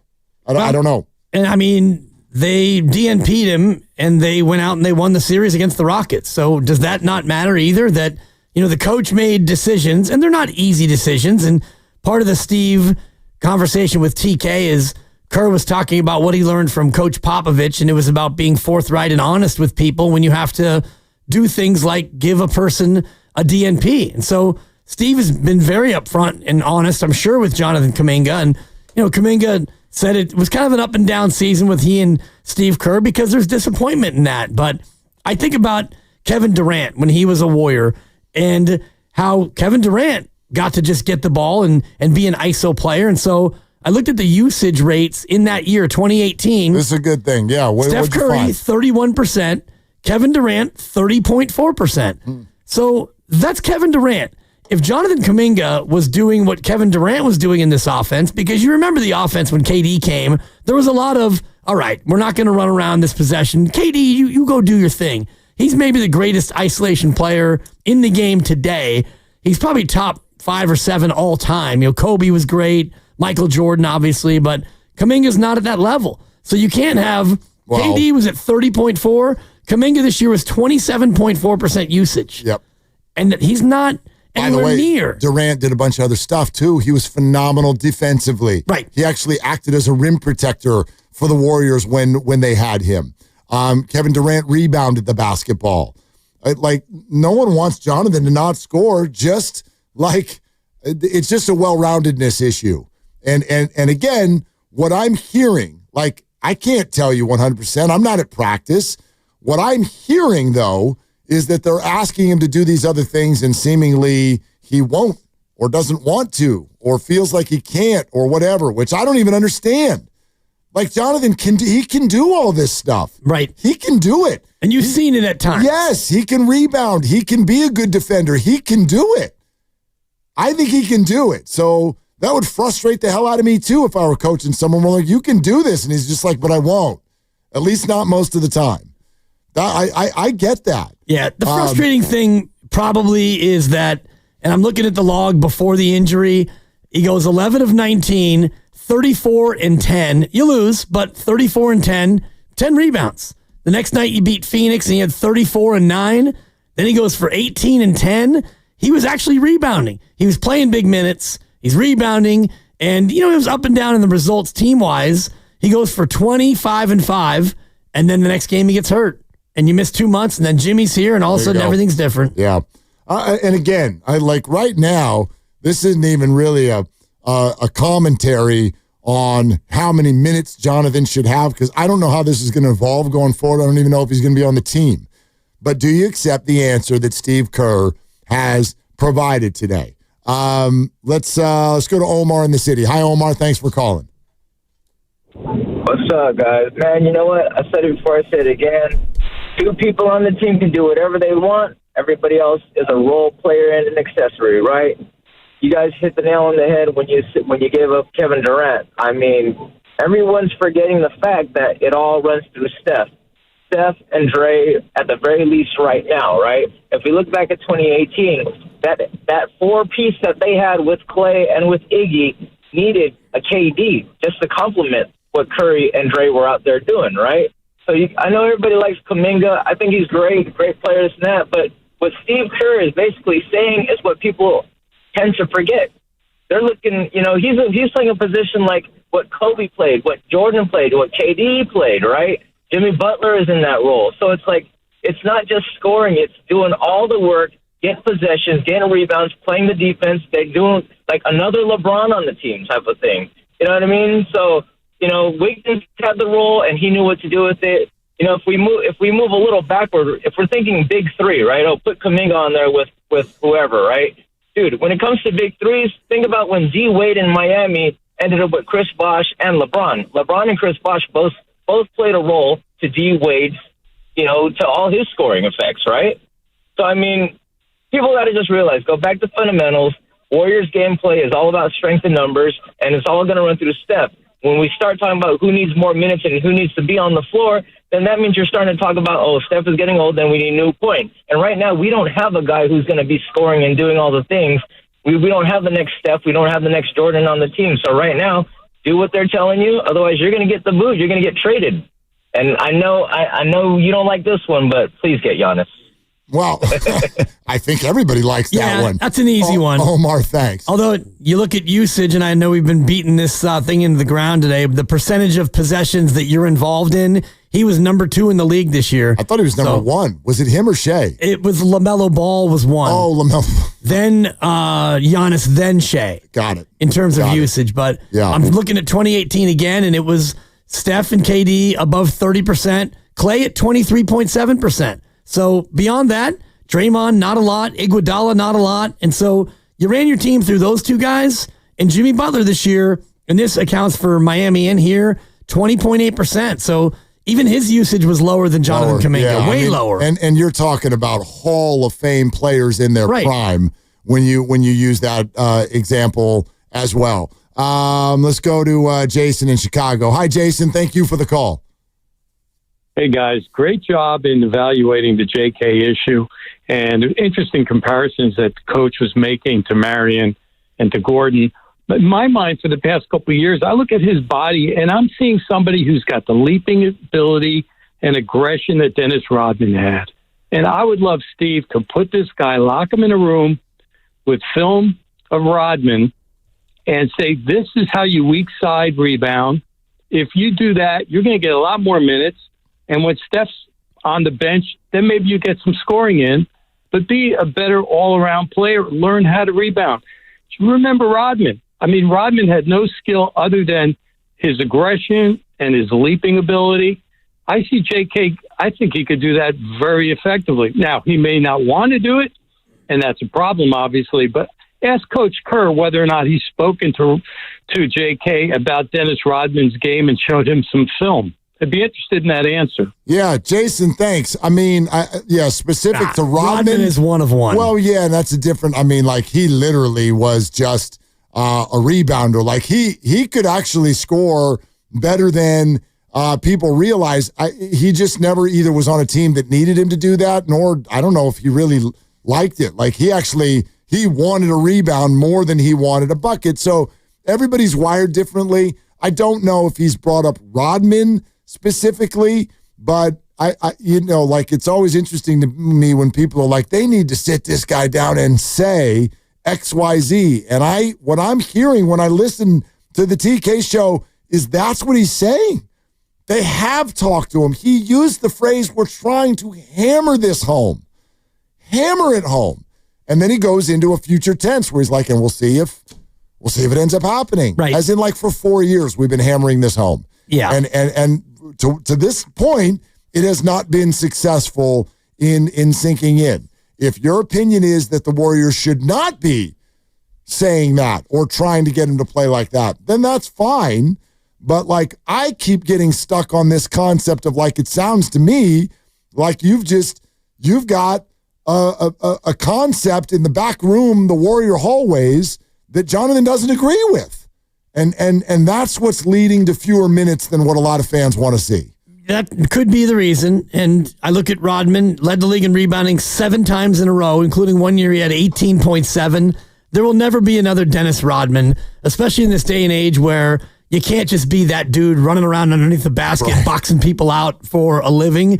Jonathan Kaminga. Nobody boxes out anymore. That's what all the coaches say. And nobody gets 18.7 rebounds a game. Yeah, the leader's usually around 12, I think. But Jonathan Kaminga should be up around 6 or 7, and he should be able to evolve into a better defender on ball and off the ball. He's got all the skills, but when you get down to the things that Steve Kerr said in the TK podcast about what they need him to do, a lot of those are effort, run the floor, pressure the rim, offensive rebound, guard everyone, be a complimentary player.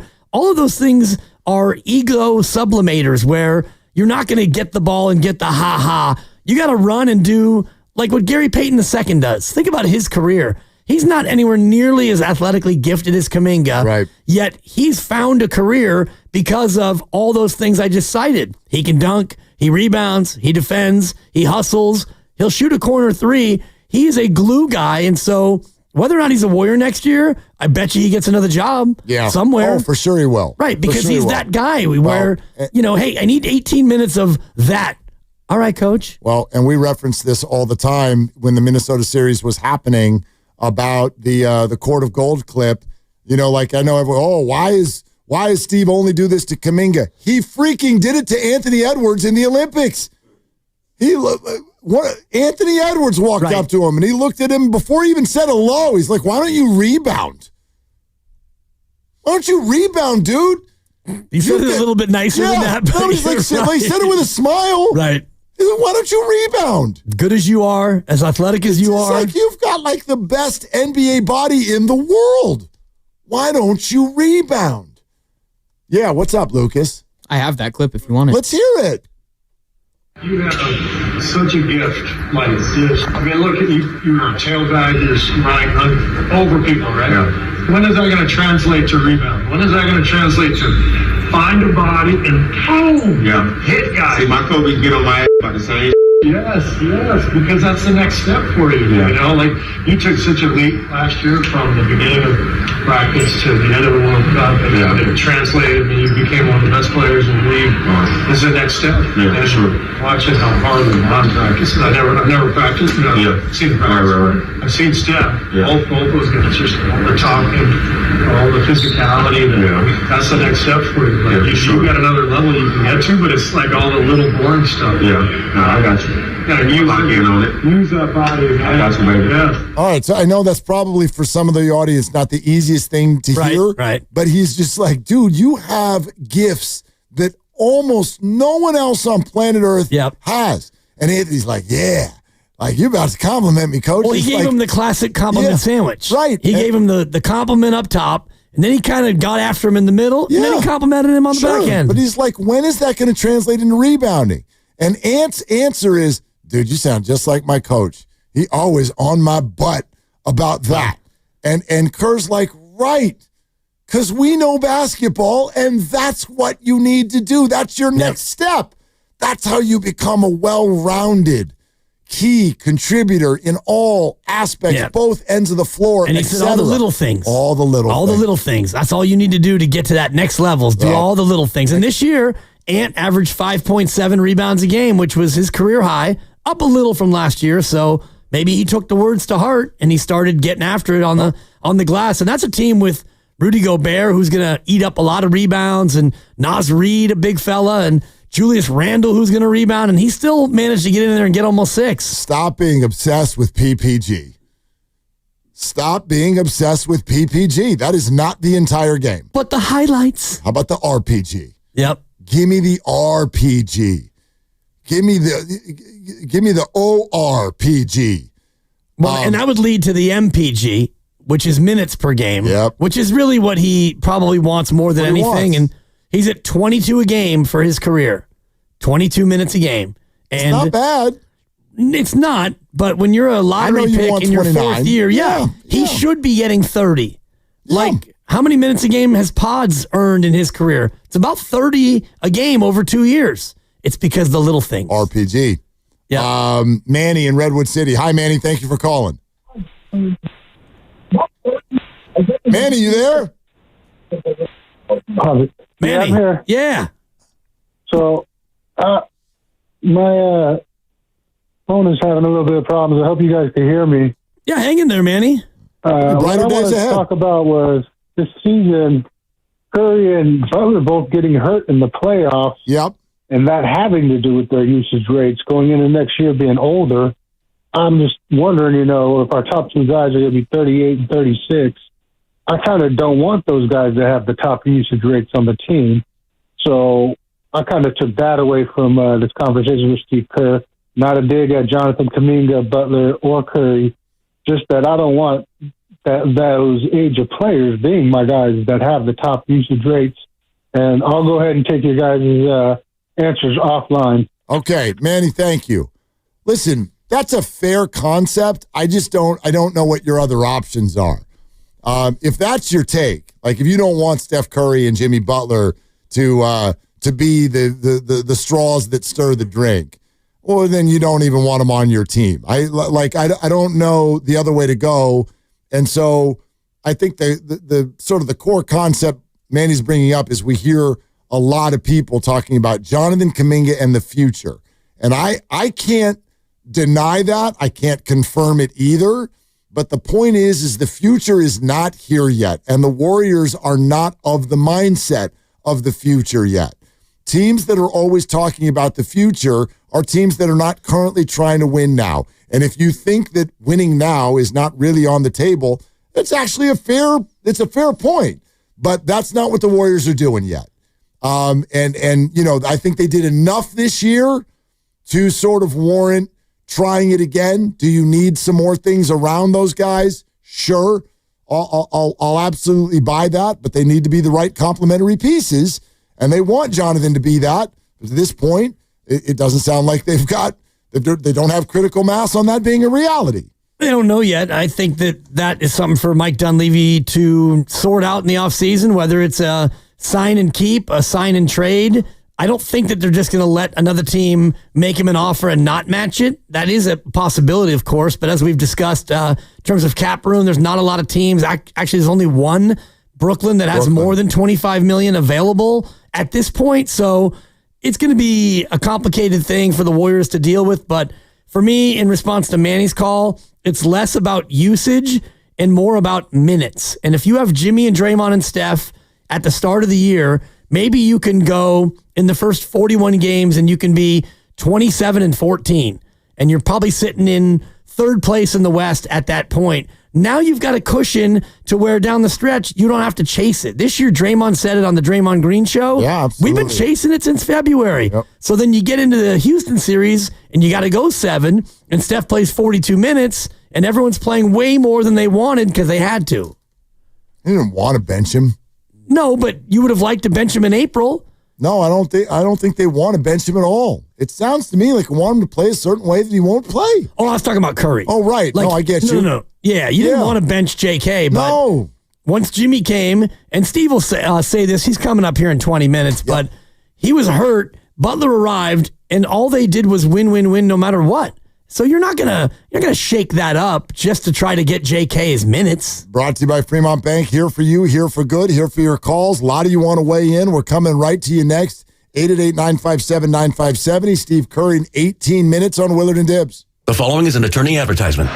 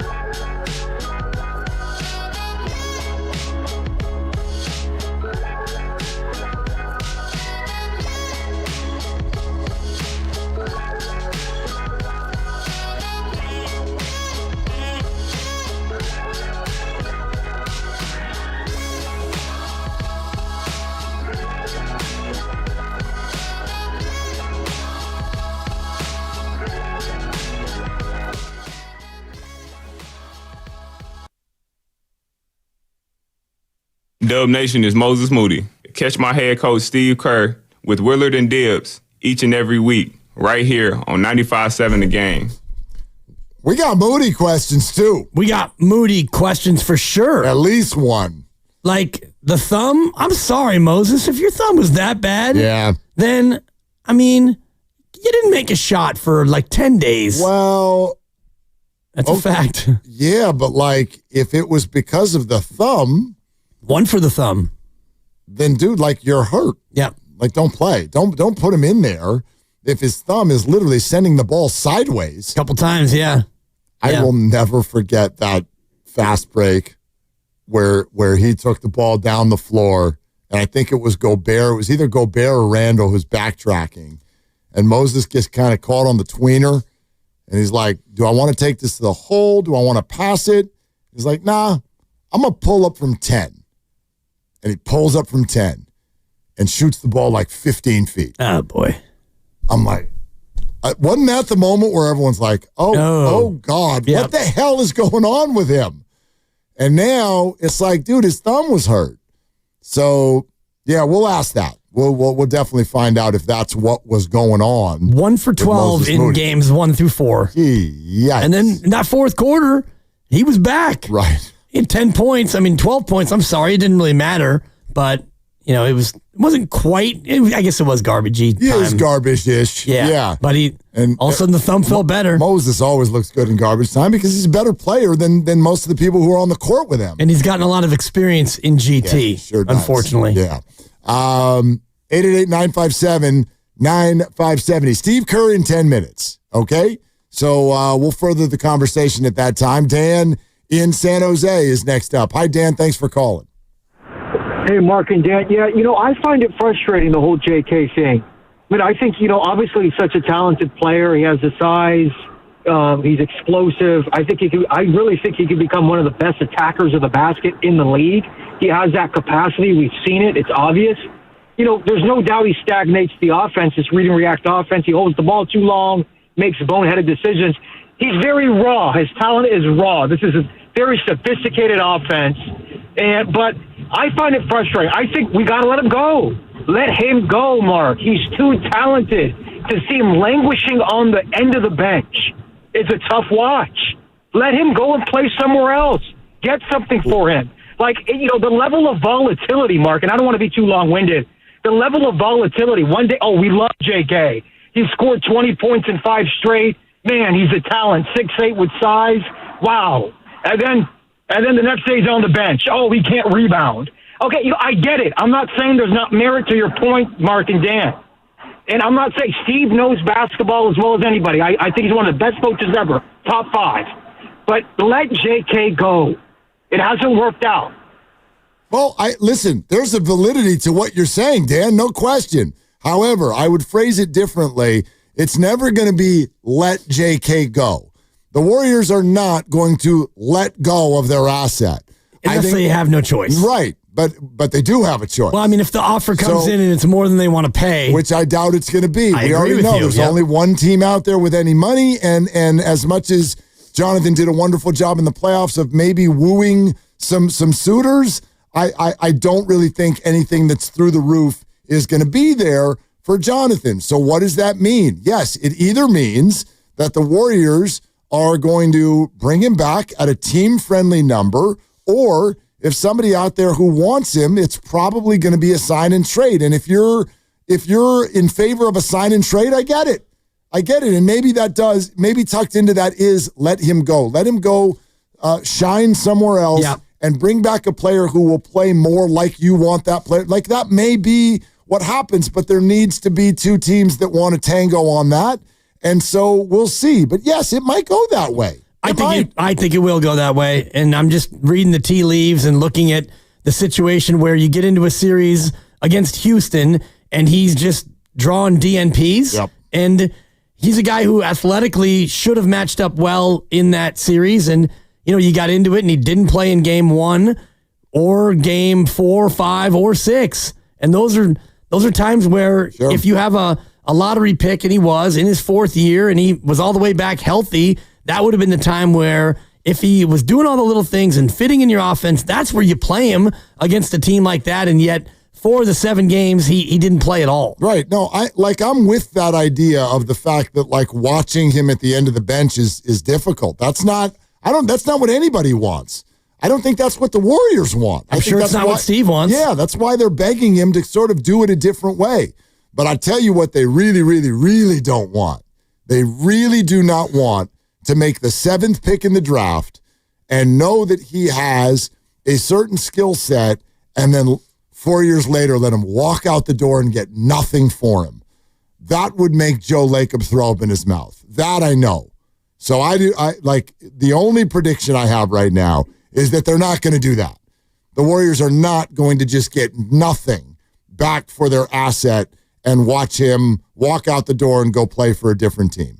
And that to me, that's the last option. Right. And they're also allowed to sign and trade him, but not actually trade him until February. They could sign him to a 3 or 4 year deal, whatever, at a decent number, and then go out there and see if camp helps and see if the fit can actually be something that works with with the run up September, October, and you get to December and January, and JK is playing. He's playing like he is here. He's playing well at times. And maybe you realize then, okay, we gave it another shot. Now you can trade him in February. You don't have to sign and trade him now, in other words. No, but you could. Like, if it's all part of the deal, right? Like, but you're sort of talking about a sign, ... and trade. Right, eventually. As opposed to a sign and trade, which is all tucked into one deal at once. How about, let's see, Pat in Foster City. Hi, Pat. Thanks for calling. Hey, yeah, thanks for taking the call. I heard the interview earlier with Steve Kerr, and you replayed that. That was terrific stuff. But I guess the question I had regarding usage, it seems like it made it seem like usage is kind of a bad thing unless you're doing great and whatever. But, you could be 100% usage guy, and if you scored every time, you'd be MVP of the league. So usage per se is not a bad thing. It just depends on how efficient you are, right? Well, so absolutely. I think JK's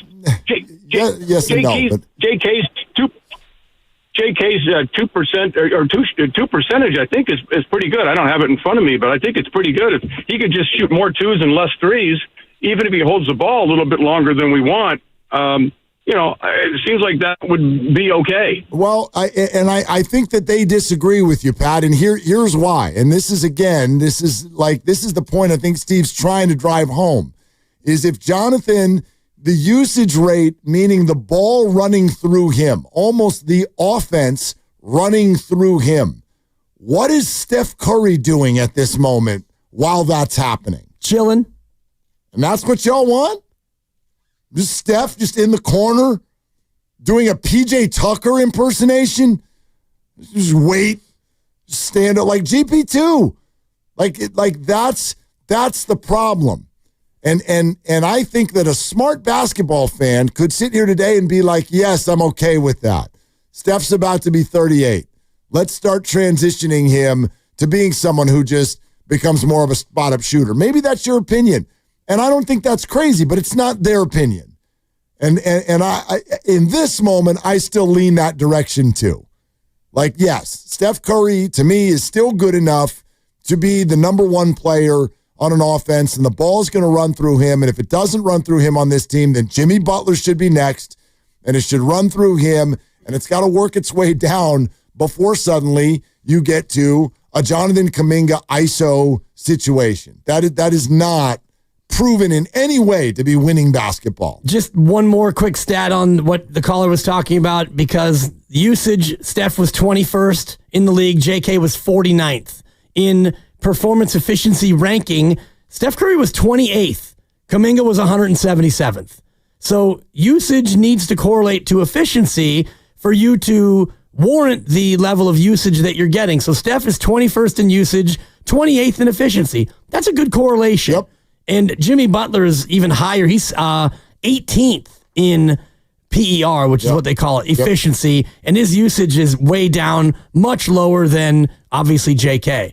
And yet, so when Jimmy's being used, he is incredibly efficient. Very efficient. And that's the way you want it. Like, lower usage, higher efficiency. Steph Curry's about level, on par, and Jonathan Kaminga's way upside down in usage versus efficiency. Okay. So I hope I didn't overwhelm the audience with numbers. You just said the usage is very high, so he wants the ball in his hands, and he wants to be the final answer on the offensive side. He wants to shoot the ball, but when he does, it's incredibly inefficient. Most of the time, yeah. So those are numbers. And numbers are numbers. And that's not an opinion. No. That's you bringing up facts. Yeah, the efficiency rankings. I just want... And it's basically a measurement of what happens when you are on the court and you are involved in the action. How do things go? And he's 177th in player efficiency ratings. Which is why Steve Kerr said, quote, he's not a guy I can play 38 minutes right now because it is inefficient. So far, to this point, nobody, Steve Kerr included, has said today, or quite frankly ever, Jonathan can never be a good player in this league. That's not that's why I have a hard time with the whole thing about the future, right? Because what I think we're talking about now. We're talking about now. And there's no supplanting Steph Curry as the number one option on this team. All right. Great engagement today, and we're nowhere near done. Stay right where you are. We'll come back to you. We're listening to 95.7 The Game, KGMZ FM and HD1 San Francisco and Odyssey Sports Station. And the home of the Golden State Warriors and Valkyries, always live on the free Odyssey app, coming to you live from the Laughing Monk Studios. And now we are joined on the River Islands guest line by none other than Steve Kerr, head coach of the Dubs. Hey, Coach, how are you? I'm doing well. How are you guys? We're doing fantastic. And by the way, before we get into to chatting with you, want to remind everybody that it is all presented by Great Clips, and sports success is about team effort. Same is true for your hair. Great Clips, it's going to be great. Also brought to you by Rafael Lumber and Building Supply, serving contractors, homeowners, and the community in Marin for over 50 years. Visit their showroom today. All right, Coach, I wonder, with a little bit of space from the elimination and then the exit interviews, and you get to now, kind of what's your view on the way this all kind of played out, and why, in the absence of Steph Curry, you guys just you weren't able to kind of grasp at least one game? Well, I don't think my feelings have changed that much, frankly, even with, having a week to think about it. There's a reason Steph Curry is Steph Curry. And, he's one of the greatest players of all time. And, when we lost him, that was a pretty tough blow. And I think Game 3 was the key. We had our shot up 6, mid-4th. That's the game that we really needed to get, because if we get that, the tone of the series changes. And, Steph was scheduled to come back for Game 6, and we just had to find a way to get to Game 6. But couldn't do it. Again, Minnesota played really well. For us, honestly, just the lack of perimeter shooting was the toughest thing for us to try to solve. And we just, we've obviously always been a great shooting team, but we've been pretty top heavy with our shooting overall. With some of the greatest shooters of all time, with Steph, Clay, Kevin Durant, but we haven't been a team that's sort of built with 7 or 8 different perimeter shooters. So when Steph goes out, it's just a lot tougher to get the spacing you need in the modern game. You mentioned Game 3, and that's where Jimmy Butler was terrific shooting it. He had 26 attempts and then just 20 attempts combined in Games 4 and 5. Is it fair to say he took a back seat, or did Minnesota just focus more on him defensively, which made it so he couldn't try to be Batman with Steph out of the game? Well, if you think about Jimmy's game, the way he likes to play, I mean, he's the best ISO player in the league, but he does it in a very unique way. And I'm talking analytically, like if on ISO plays across the league, Jimmy I don't know if he finished number one, but basically he's number one in points per possession. If not number one, then top few. But it's different. It's not it's not like an ISO into a jump shot. It's an ISO into survey and find an open guy on the perimeter or get fouled or get to the rim. And so those last 3 games of the series, last 4 games, it just didn't have much spacing. Part of that was, we went away from Moses Moody and Quentin Post just for, the way the series was going. And so he didn't have as much shooting around him as he normally does. And so all of a sudden the pictures were much different. And Jimmy was basically going against McDaniels with Gobert at the rim and not much shooting around him. So the game got way tougher, for Jimmy in those last few, and that was just kind of the way it shook out. Steve, just because you mentioned his name, we're very curious about Moses Moody, the struggles he had down the stretch, and then the news today that there's a thumb injury and that he needed surgery. Do you equate those two things? Is that what was going on for him down the stretch? Well, I don't know. I mean, you never really know, how much stuff like that factors in. You never want to make an excuse for it. And Moses definitely didn't make any excuses for it. I just think that, the way the Houston series shook out, they put Şengün on him. It kind of changed all the matchups. It changed the rhythm of the game. We turned to Buddy. Buddy gets going and has 33 in Game 7 and, 24 in Game 1 of the Minnesota series. So things really shifted towards Buddy and away from Moses. So sometimes that's the way it works in the playoffs. That's how it worked out this time. I was really happy for Moses the way he came back and played so well in Game 5 in the fourth quarter when we got him back out there. But it just didn't work out for him that well or Quentin, in the series based on the matchups. And like I said, sometimes it just plays out that way. And it kind of played out in reverse for Jonathan Kaminga, where he kind of fell out of the rotation against Houston, and then Steph gets hurt, and suddenly you need some scoring, and so he comes in and takes on a much bigger share. Would Jonathan Kaminga have been a part of that series had Steph not gotten hurt? Well, you don't know. I mean, there's a reason that we were playing the guys we were, in the Houston series and down the stretch of the season, because we found a formula that worked, and we found lineup combinations that worked. And when you find something like that in the NBA, you stick with it, because winning is really hard. So, these are always questions that are tough to answer hypothetically. But I know that we had found a groove, and we were winning, and we advanced in the playoffs, and so we were going to keep doing what we were doing. But as soon as you go down in a series, you have to rethink everything. And so we may have rethought it and gotten him out there, but who knows? Steve Kerr with us here, Willard and Dibs, 95.7 The Game.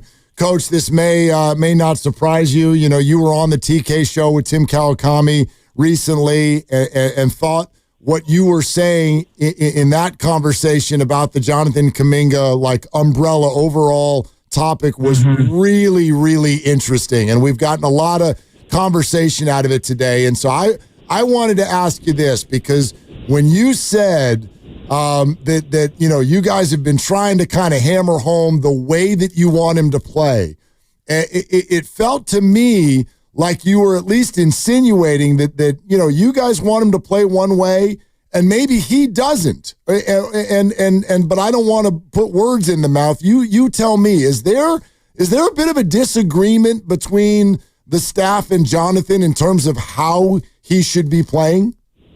I don't think there's a disagreement. I think that there is maybe a different view, from his perspective and what he's comfortable doing. He's obviously a natural scorer. You saw that in the Minnesota series when he got his opportunity. He scored really well, and that's what he's most comfortable doing. But with our team and the way we're built, and with Steph and Jimmy, they're going to dominate the ball. What we need from that spot is rebounding, and we need the passing, the connection, and yes, we need the scoring, but it has to come within the context of what we're really good at and what we're really great at for the last 2 months, with Jimmy and Steph. So I think, I said it to Tim yesterday. I mean, young players take some time sometimes to figure out, who they are and what kind of player they are and what their role is. And it's not always easy. And he, as I said, JK's 22. And I think there's plenty of growth ahead, but it's never an easy road when you're sort of going down a path like this. Yeah, I think it's a fair question to come out of that conversation for a lot of people and wonder if this is a can't do it or a won't do it kind of a conversation. In other words, these things you're asking him to do, you believe he's capable of doing them, right? I do, but it's you go down the path and you try to get kind of habits that are built, and you want them to be consistent, and so in year 4 you would hope that those things are coming, and I would say they have been inconsistent. I'm talking about the rebounding front and taking care of the ball. And so, look, I mean, I've tried to explain this, to our fans and to you guys over the course of the year. But the way the team is built, we've got 2 guys in Jimmy and Steph who are 2 of the very best in the league, and they're going to have the ball in their hands. We have 2 guys in Steph and Draymond who are going to turn the ball over quite a bit. It's just kind of the nature of their games. And so, the fit with Jonathan, and I've been very open with him about this as well, the fit is a little tricky when he's a guy who needs the ball and he's a guy who turns the ball over a lot, so it's, you throw all that stuff together, and as a coach, you just say, all right, what's the best way for us to win? How does the puzzle fit together? And that's why we ended up kind of in the situation we did, where he fell out of the loop a little bit. And, not his fault, but, again, young player, we're trying to win. And we went down the path we felt gave us the best chance to do that. You made a great comp to Aaron Gordon on the TK pod, and we were playing that sound before, and you even mentioned that Aaron Gordon had to go elsewhere to kind of start to figure it out. Do you think that Jonathan Kaminga could develop into doing the things that you need him to do here in Golden State over the course of the offseason and, coming back with the veteran core, or will he have to try and find this sort of role elsewhere? Well, I mean, he's definitely capable of doing that here, and that's obviously what we're going to be focused on, as a coaching staff. JK told me he's going to be around here a lot more this summer. He hasn't been around our facility much the last couple summers, but he's got a couple of young girls.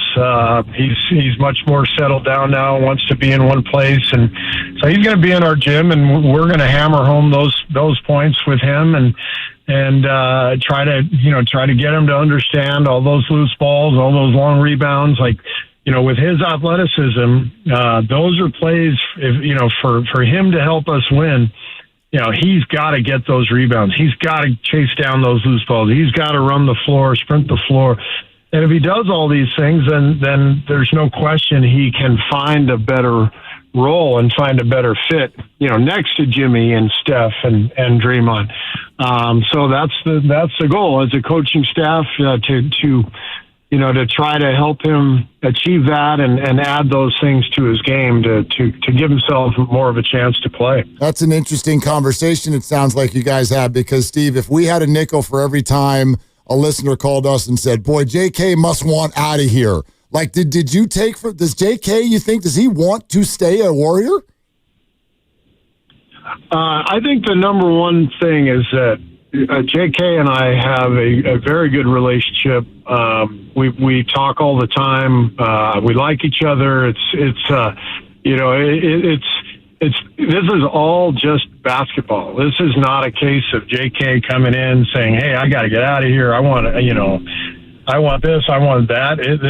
This is just trying to make this fit and trying to make this work.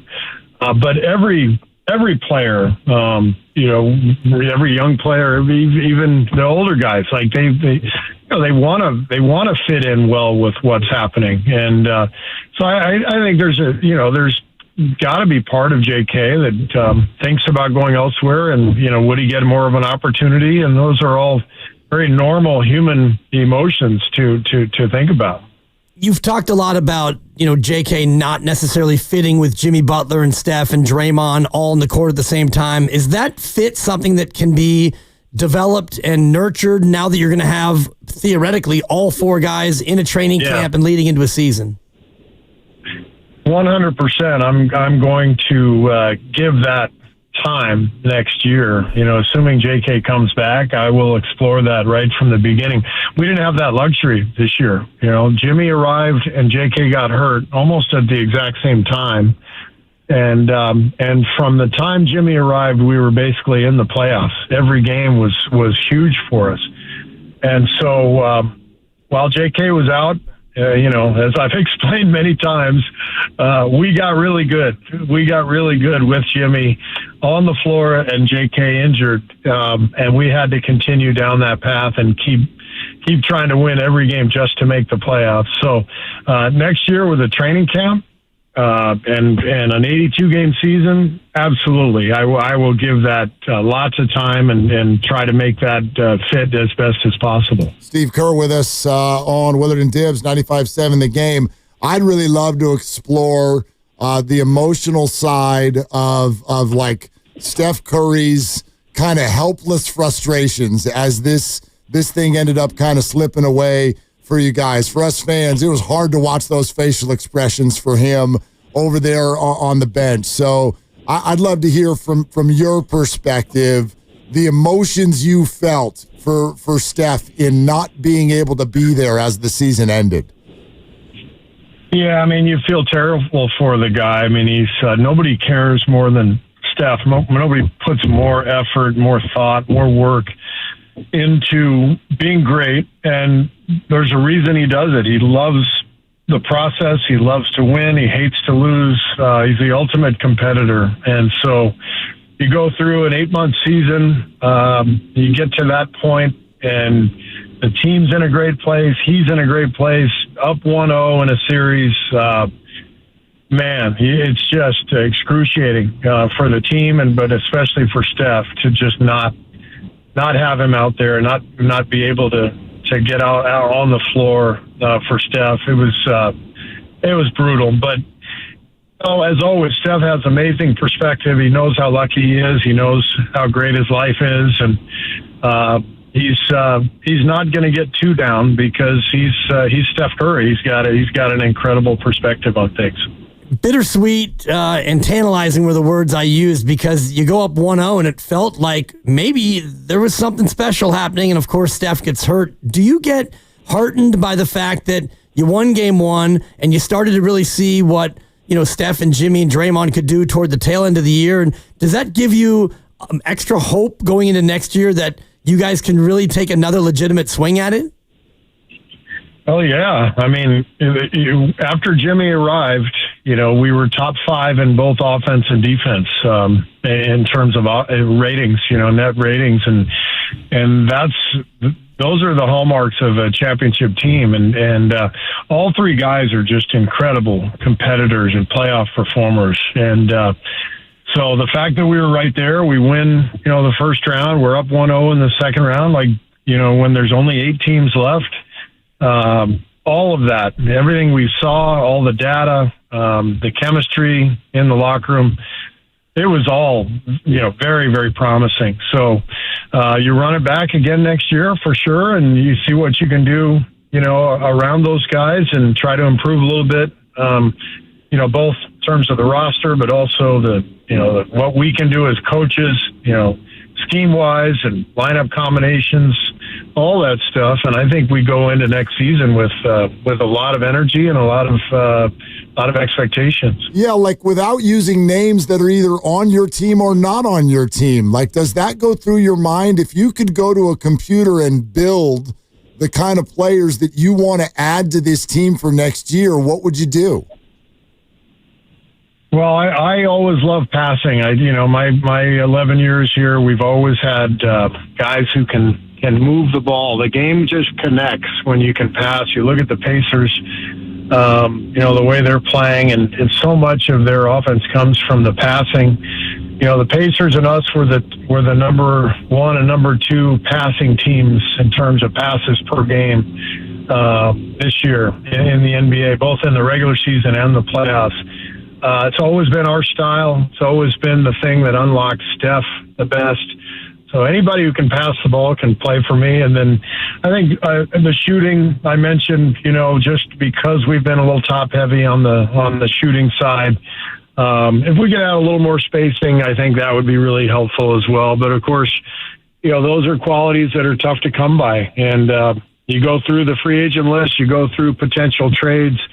There's never anybody that's easily accessible, because if we think they're good, other teams think they're good too. So I have great faith in Mike and Joe and Kirk and the front office, and I know that Joe always does everything possible to put the best team on the floor, and so I have a lot of faith in what our front office can do, and we're gonna do everything we can to put the best team out there possible. You mentioned the Pacers. Are you watching these playoffs, or is it too painful for you, Steve?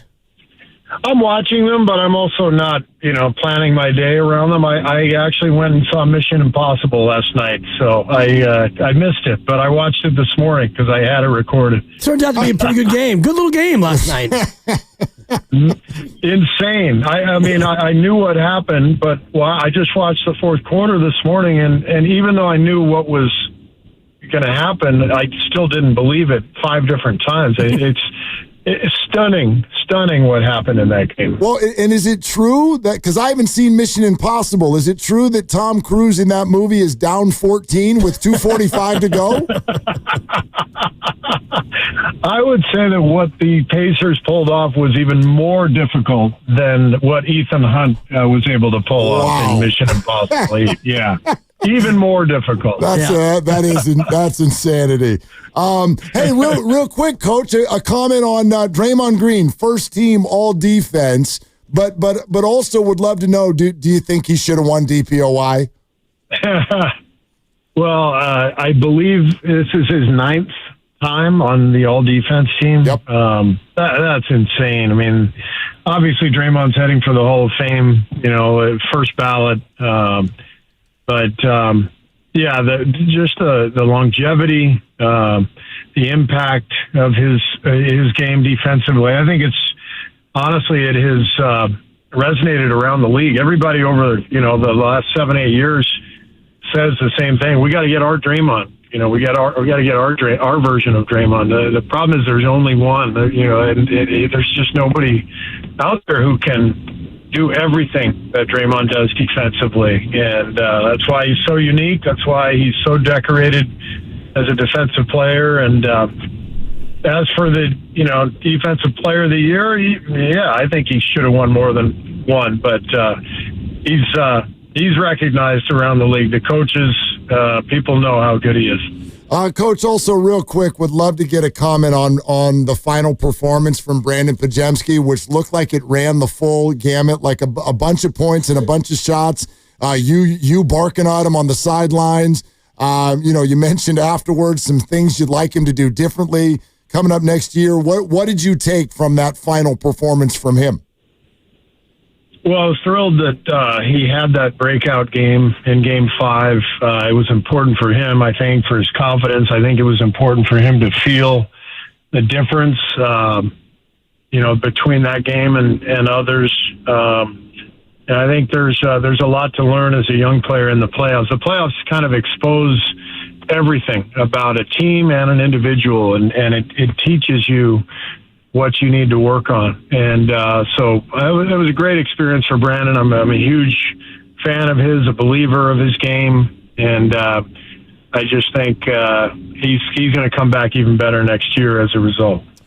Coach, thank you for the entire year. No one is classier than you, and it means the world to us, and we really appreciate the extended time that you spend with us every single week, including this week. And we're already looking forward to next year. But above all, just thank you so much for your generosity. Thank you, guys. I really enjoyed it. Look forward to our chats every week, and you guys do a great job. And we'll keep it rolling next year for sure. Absolutely. You going anywhere fun this summer? I am. I'm heading to New York this week. We're going to a wedding. My wife and I are, and we're going to extend the trip into a New York City vacation for a few days. Go see a play. Go see. Or go have a couple good dinners, and we always like going to New York. My wife is from there, and but I'll be around quite a bit, and I'll get down to San Diego a little bit, July and August. But the Bay is home, man. I love it here, so we don't want to travel too much. Yeah, and if you get the itch to talk sports while you're out there, we're on 5 to 9 East Coast time, and we'll take your call. Steve, we'll put you to the front of the line because you're a friend. All right. I'll file that away. Yeah, put it in your head for no chance. Yeah, 888-957-9570. Right. All right, Coach, have a safe trip and hit those golf balls straight too. All right, thanks, fellas. Take care. All right, Steve. You too. There he goes. Right. That's all right. That's Coach Kerr. And it's presented by Great Clips, and sports success is about team effort. Same is true for your hair. Great Clips, it's going to be great. And brought to you by Rafael Lumber and Building Supplies, serving contractors, homeowners, and the community in Marin for over 50 years. Visit their showroom today. Steve Kerr, and the curtain falls on the 2024-25 season and his appearances with us here on Willard and Dips. Yeah, and good, frank, honest assessments and answers about Jonathan Kaminga. And then I like the question that you asked him without putting a name. If you could create a player that you're looking to add, what would that player be? And I wrote down the 3 things that he said, and none of those 3 things are things that Jonathan Kaminga currently does. He said passing, shooting, and spacing. Yep. They were the 3. And I just wrote them down thinking, not that this was a rebuke to Jonathan Kaminga, but if you're looking to upgrade this roster, which is basically what you asked him, what kind of things are you looking for? You're looking for passing always, shooting. And spacing. And these are things that Jonathan Kaminga currently does not do very well. Right. Well, and I also, look, I think that Steve didn't want to dive into this because he's very, very hesitant to speak for other people, right? Like all I think athletes and coaches, when you get interviewed a lot, you don't want to, it's kind of like why someone's like, they're not going to be like, man, that guy got that.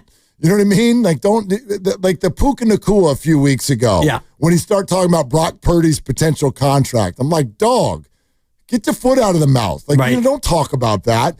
But when I asked him, does Jonathan want to be a Warrior? His answer went to, our relationship is really good. So again, I'm not going to overthink that because he doesn't want to answer for Jonathan. But I think there was tucked into that, there is an admission that, like, maybe not. Maybe not. And I don't think that would surprise anyone. But, maybe not. Like, we may get to a spot where all sides just sort of agree that right here, right now, this isn't the right spot for him. It's possible that that's the way this ends. I think it's probable. I would say it's more than 50-50, and it's no hard feelings either way. But if you're Jonathan Kaminga and your skill set is not matching up with what the Warriors need you to do, and if the Warriors need you to do X, Y, and Z, and you have shown either an unwillingness or an inability to do X, Y, and Z, well, then you might be better off, and the team might be better off if you just clapped the hands together and said, let's find something else for everybody, because they don't need a guy who is high usage and low efficiency. They need a low usage and high efficiency and somebody who can pass, like Steve Kerr was saying, and Jonathan's not that player right now. Well, and I think Lucas caught this too, because it just so happened that I was looking in there when this question went out, and Lucas's eyes kind of did a thing, and I was thinking the same thing when I asked him. The Kaminga thing, is it kind of a can't do it or a won't do it? right? Like, you think he can do these things. And Steve's voice was like, like he didn't say no, but there was a tone that came out that surprised me. Because I thought he was going to be like, oh, Jonathan can do this. Jonathan can absolutely do it. It's just a matter of willingness. But that's not kind of how he answered the question. I thought that was interesting. Let's just put it that way. And it depends on what this is. Like, can he get after rebounds and loose balls and all the rest of it? Of course he can. That's just effort and desire. If you're athletic enough to be in the NBA, then I'm sorry, you have the ability to get on the floor and dive for a loose ball. How many times do we see Quentin Post on the floor in his short stint in the regular season, diving after loose balls at 7'1"? So you can, if you're an NBA athlete, you can do some of these things. So I do believe a lot of it is willingness. Now, can he ever be a good enough passer, or can he ever ball handle enough, or other skills? That may not be, something that he has the ability to do right now, and it's not willingness. We'll go back to the phones in a sec, but here's the one we're referring to. Go ahead, Lucas. These things you're asking him to do, you believe he's capable of doing them, right? I do, but it's you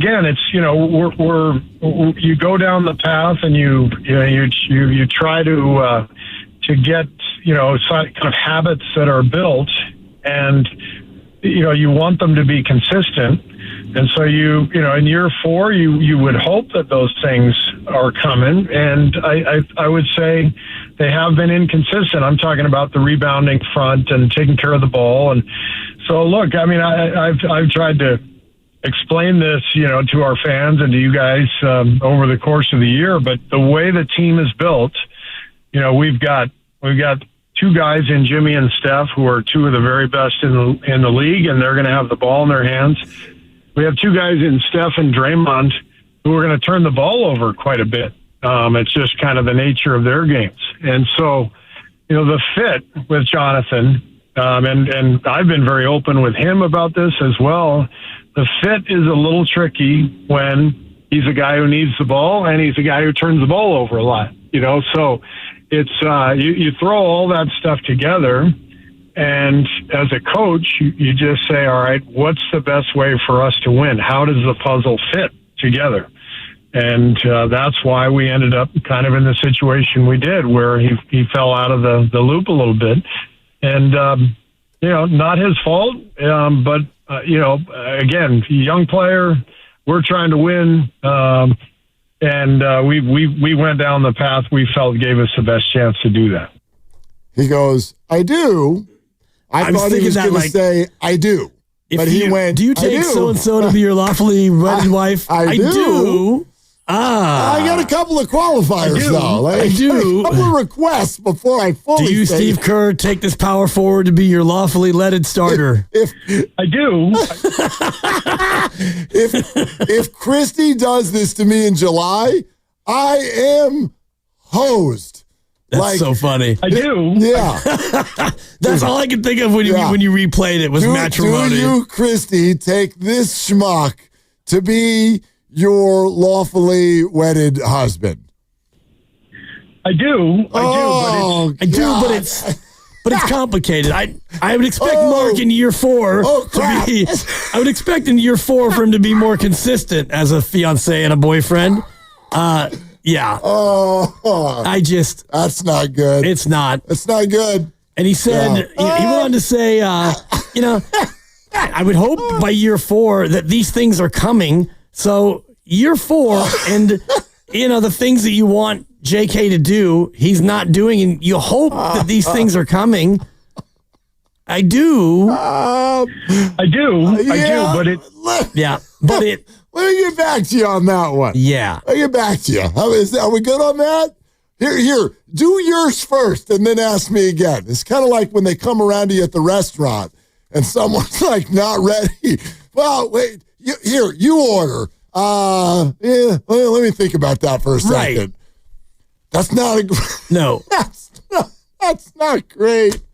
We watch a show called Love is Blind, and it all culminates where they walk down the aisle, and they always ask one of them, and there's that pause, and sometimes they're like, I just can't do it.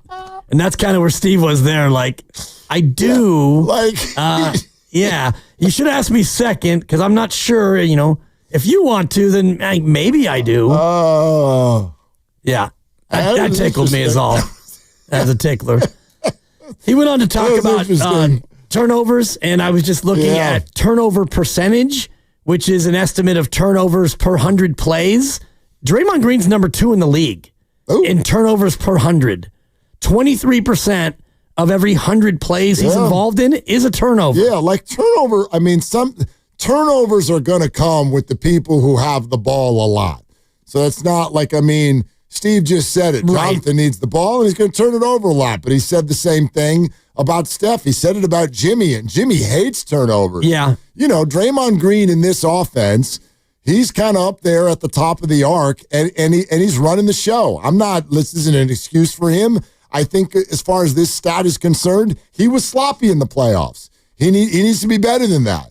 But there are going to be turnovers. When you're in charge of kind of running that point and distributing the ball the way that the Warrior motion offense works, there's going to be turnovers. Absolutely. Yeah, and, a lot of the slop, I think, came from them just forcing it. They, to me, were trying too many shortcuts where I'm going to throw a 65-foot long ball pass to try to get a cheapie two. Right. Some of those happen.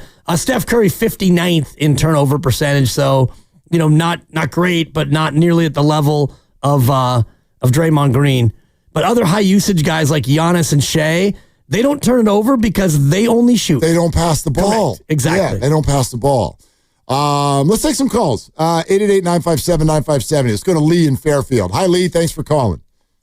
Hey, thanks for taking my call. I disagree with Steve Kerr for a couple of reasons. The first thing I'll say is this: J.K. was playing well until he got injured, and then when he got injured, they picked up Butler. Right. So when he came back, his position was gone. So you're asking him to be even though he said he's been trying to drill this into him all along that he needs to be a rebounder and spread the floor or whatever. But that's not his game. His game is to score. He's a scorer. You're not asking Looney to be a scorer. Looney's supposed to be in a rebound. So everybody got their own role. And his role is instant offense. And the reason why I say that is when Steph is out there, teams are double and triple team him because they know no one else could score. The only other scorer we had was Buddy Hield, and he's hot and cold. Sure. He can't drive to the basket. He's just going to shoot threes. The last thing I'll say is this. This was Kaminga's contract year. So, he's trying to play for a contract. And how many teams are going to pay you to be a rebounder? He's not going to get the money he's after if he's in there rebounding and spacing the floor and getting put back. Right. He's only going to get a... But you understand, yes, but you understand why the Warriors don't give a rip about that. Like the Warrior basketball, right? Like the Warriors are not here so that Jonathan can get paid. The Warriors, Steve has said this so many times, he's here to win. And your first point, like Lee, you have very good points, but can I ask you a question back about your first one? Like your first point was, okay, Jonathan was playing really well before Butler, right? And so Jonathan and Steph, and they're playing well and they're scoring. How's the record? Well, everybody can't win. I know Steve Kerr says we want to win. Right. But everybody can't win. But let's say this, Mark. Last year, Kaminga wanted out. Remember that? He said he couldn't get along with Kerr. He wanted out. So you don't think there's some residual effects from that? I know. Yeah, I know for a fact that there have been bumps in that road. At least conceptually, I don't think they dislike each other. But yes, there have been some creative differences. How about if we call it that, Lee? I agree. I agree. And the last thing I'll say about Potts. Now, it just from the outside, it looks like Steve. And I know we didn't have another point guard when Melton went down or whatever. But it looks like he just allowed him more time to grow, right? He allowed him to make mistakes while playing. And it seems like when Kaminga made a mistake, he's on the bench. And everyone knows that, and you guys know this too, if you're starting a team right now, and I'm just going to ask you then, I don't want to take up all the time.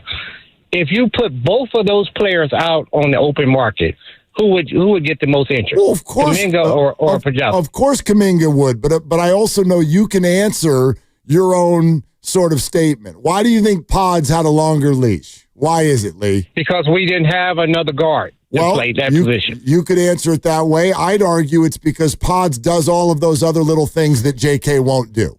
So even if his shots, he can't score though. Pods can't score. Right. Nobody holds him. They leave him wide open. Right, but on some nights he can. On some nights he can't. But when he can't, he's still out there moving the ball and rebounding the basketball. Yeah, which are the things that Steve says are very, very integral when you're surrounding Steph Curry on a basketball team. And I think they've seen a lot of success with that for about 13 years.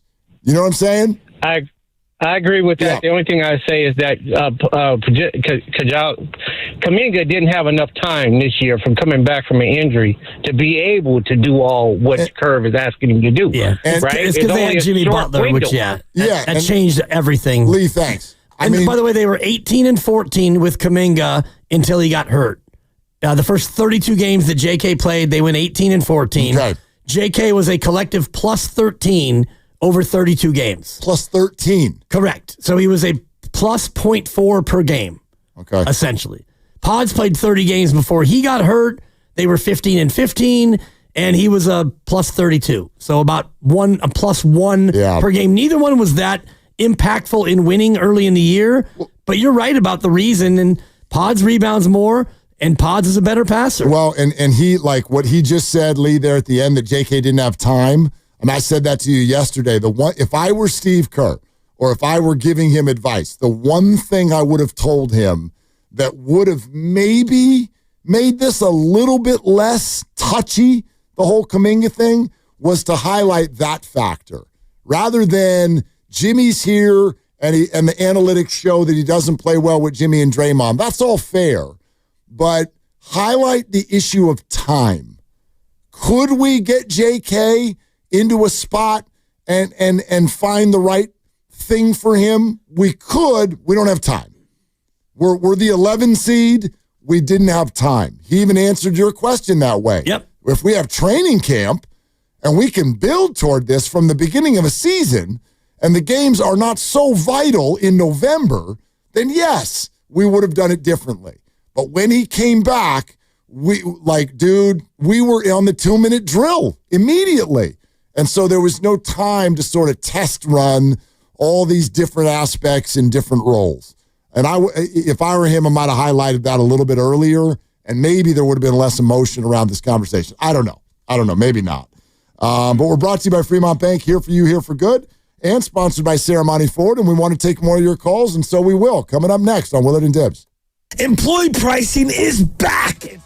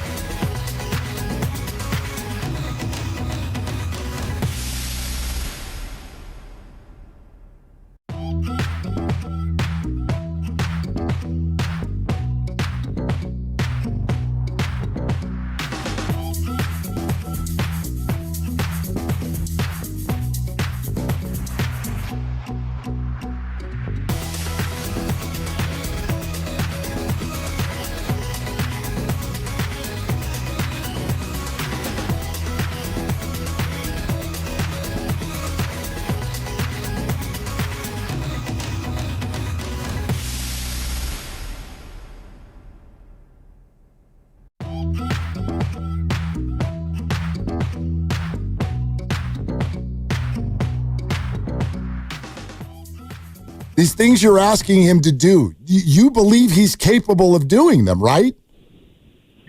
I do, but it's you go down the path and you try to get kind of habits that are built, and you want them to be consistent, and so in year 4 you would hope that those things are coming, and I would say they have been inconsistent. I'm talking about the rebounding front and taking care of the ball. Dub Nation, it's Steve Kerr. You're listening to Willard and Dibs on 95.7 The Game.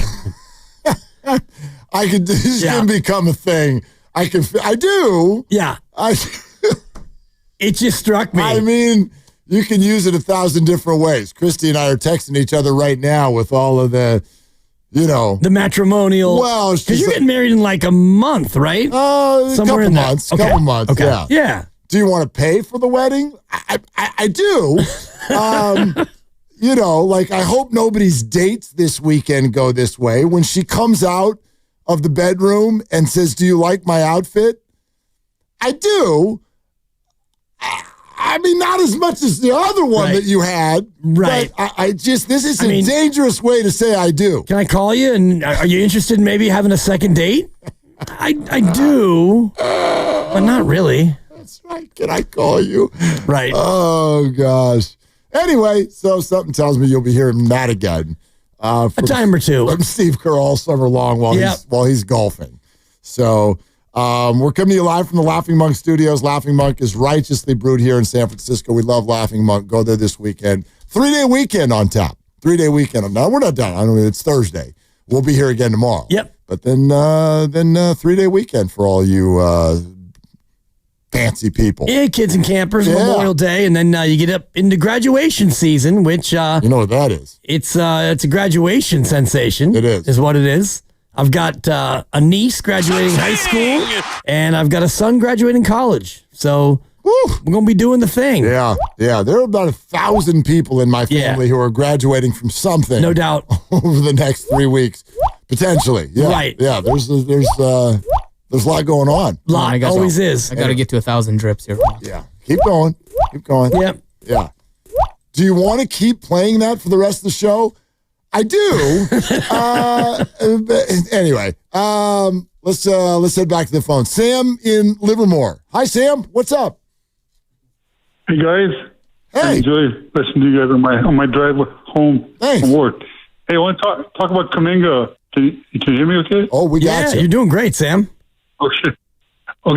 I do agree with Coach that if you have Stephen Curry and Butler, he's not a fit with the team, and he doesn't have the pieces that we need, like rebounding. He was saying passing, not turning the ball over, and so there's two options, right?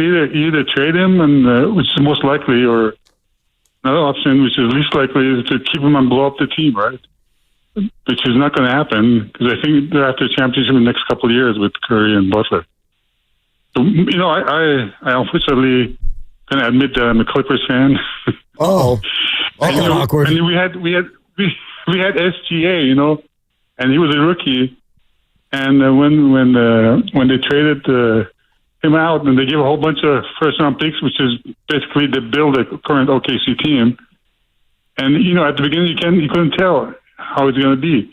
I think Kaminga, he never had a chance to be the first player in any team yet. So you never know what's going to happen, and I think it's best for him also to get his chance somewhere else where he can be like a number one and number two.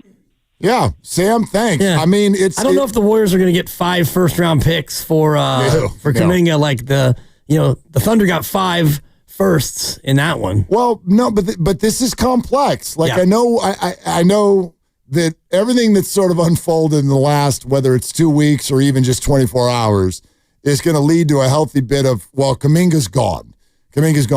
Understand there are at least 3 parties involved, and it's kind of, to a degree, has to fit everybody's desires. The Warriors do not want to let him walk and get nothing. Jonathan is not even going to want to walk if it's not, to a degree, for the right number. Like, he's not going to want to sign a long-term extension for $12 a year And then there's got to be another team that wants Jonathan for, say, $25, $30 million a year and has the right things to give up that are going to make the Warriors happy. So I know that today makes it feel like, the Warriors are going to do a sign and trade with Jonathan Kaminga. But Joe Lacob will be there, I'm sure, on 95.7 The Game all summer long to say trades are hard. Yep. And they are. And so I still think there's a lot of ways this could go. And the new league year doesn't begin until June 30th. So we've got basically a little over a month, 39 days, 5.5 weeks until something can happen of this ilk. So I'm sure we'll have plenty of time to have experts weigh in. Maybe we get Bobby Marks on next week, Lucas. You're running hot right now with your guests. That way we get a sense of the market for Jonathan Kaminga. And, we'll start to look at this from all different angles. One thing I liked what Steve Kerr said is, the idea of if he does come back, that he would give this a real long, solid look. Sure. I mean, no choice. You have to, right? Yeah. But I guess there is a world where Jonathan Kaminga could start doing the things that they want him to do, and he could become a productive member of this team, and it could work. Well, and again, whether it could or whether it couldn't, I don't know. But what they didn't have that they would is time. Yep. And right. So that's the whole thing to me with regard to whether or not they could find a way for everybody to sort of fit the roles and have the actions to go out there and play good basketball. Speaking of experts weighing in, here comes Gene in Oakland, everybody. Hi, Gene. What's going on? Hey, guys. Hey. Calling me an expert, huh? Oh, well, now you got to live up to it.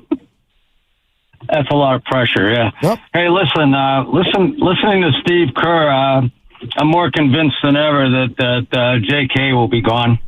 Hopefully in a sign and trade. Reading between the lines, I just feel like what I heard from him was more like, it's too bad. It just didn't, he just didn't develop fast enough, and now it just doesn't fit the system. What you said earlier, Dibs, something I've had in the back of my mind for some time, that this notion that you could say that J.K. is kind of a poor man's Kevin Durant. He's an ISO player.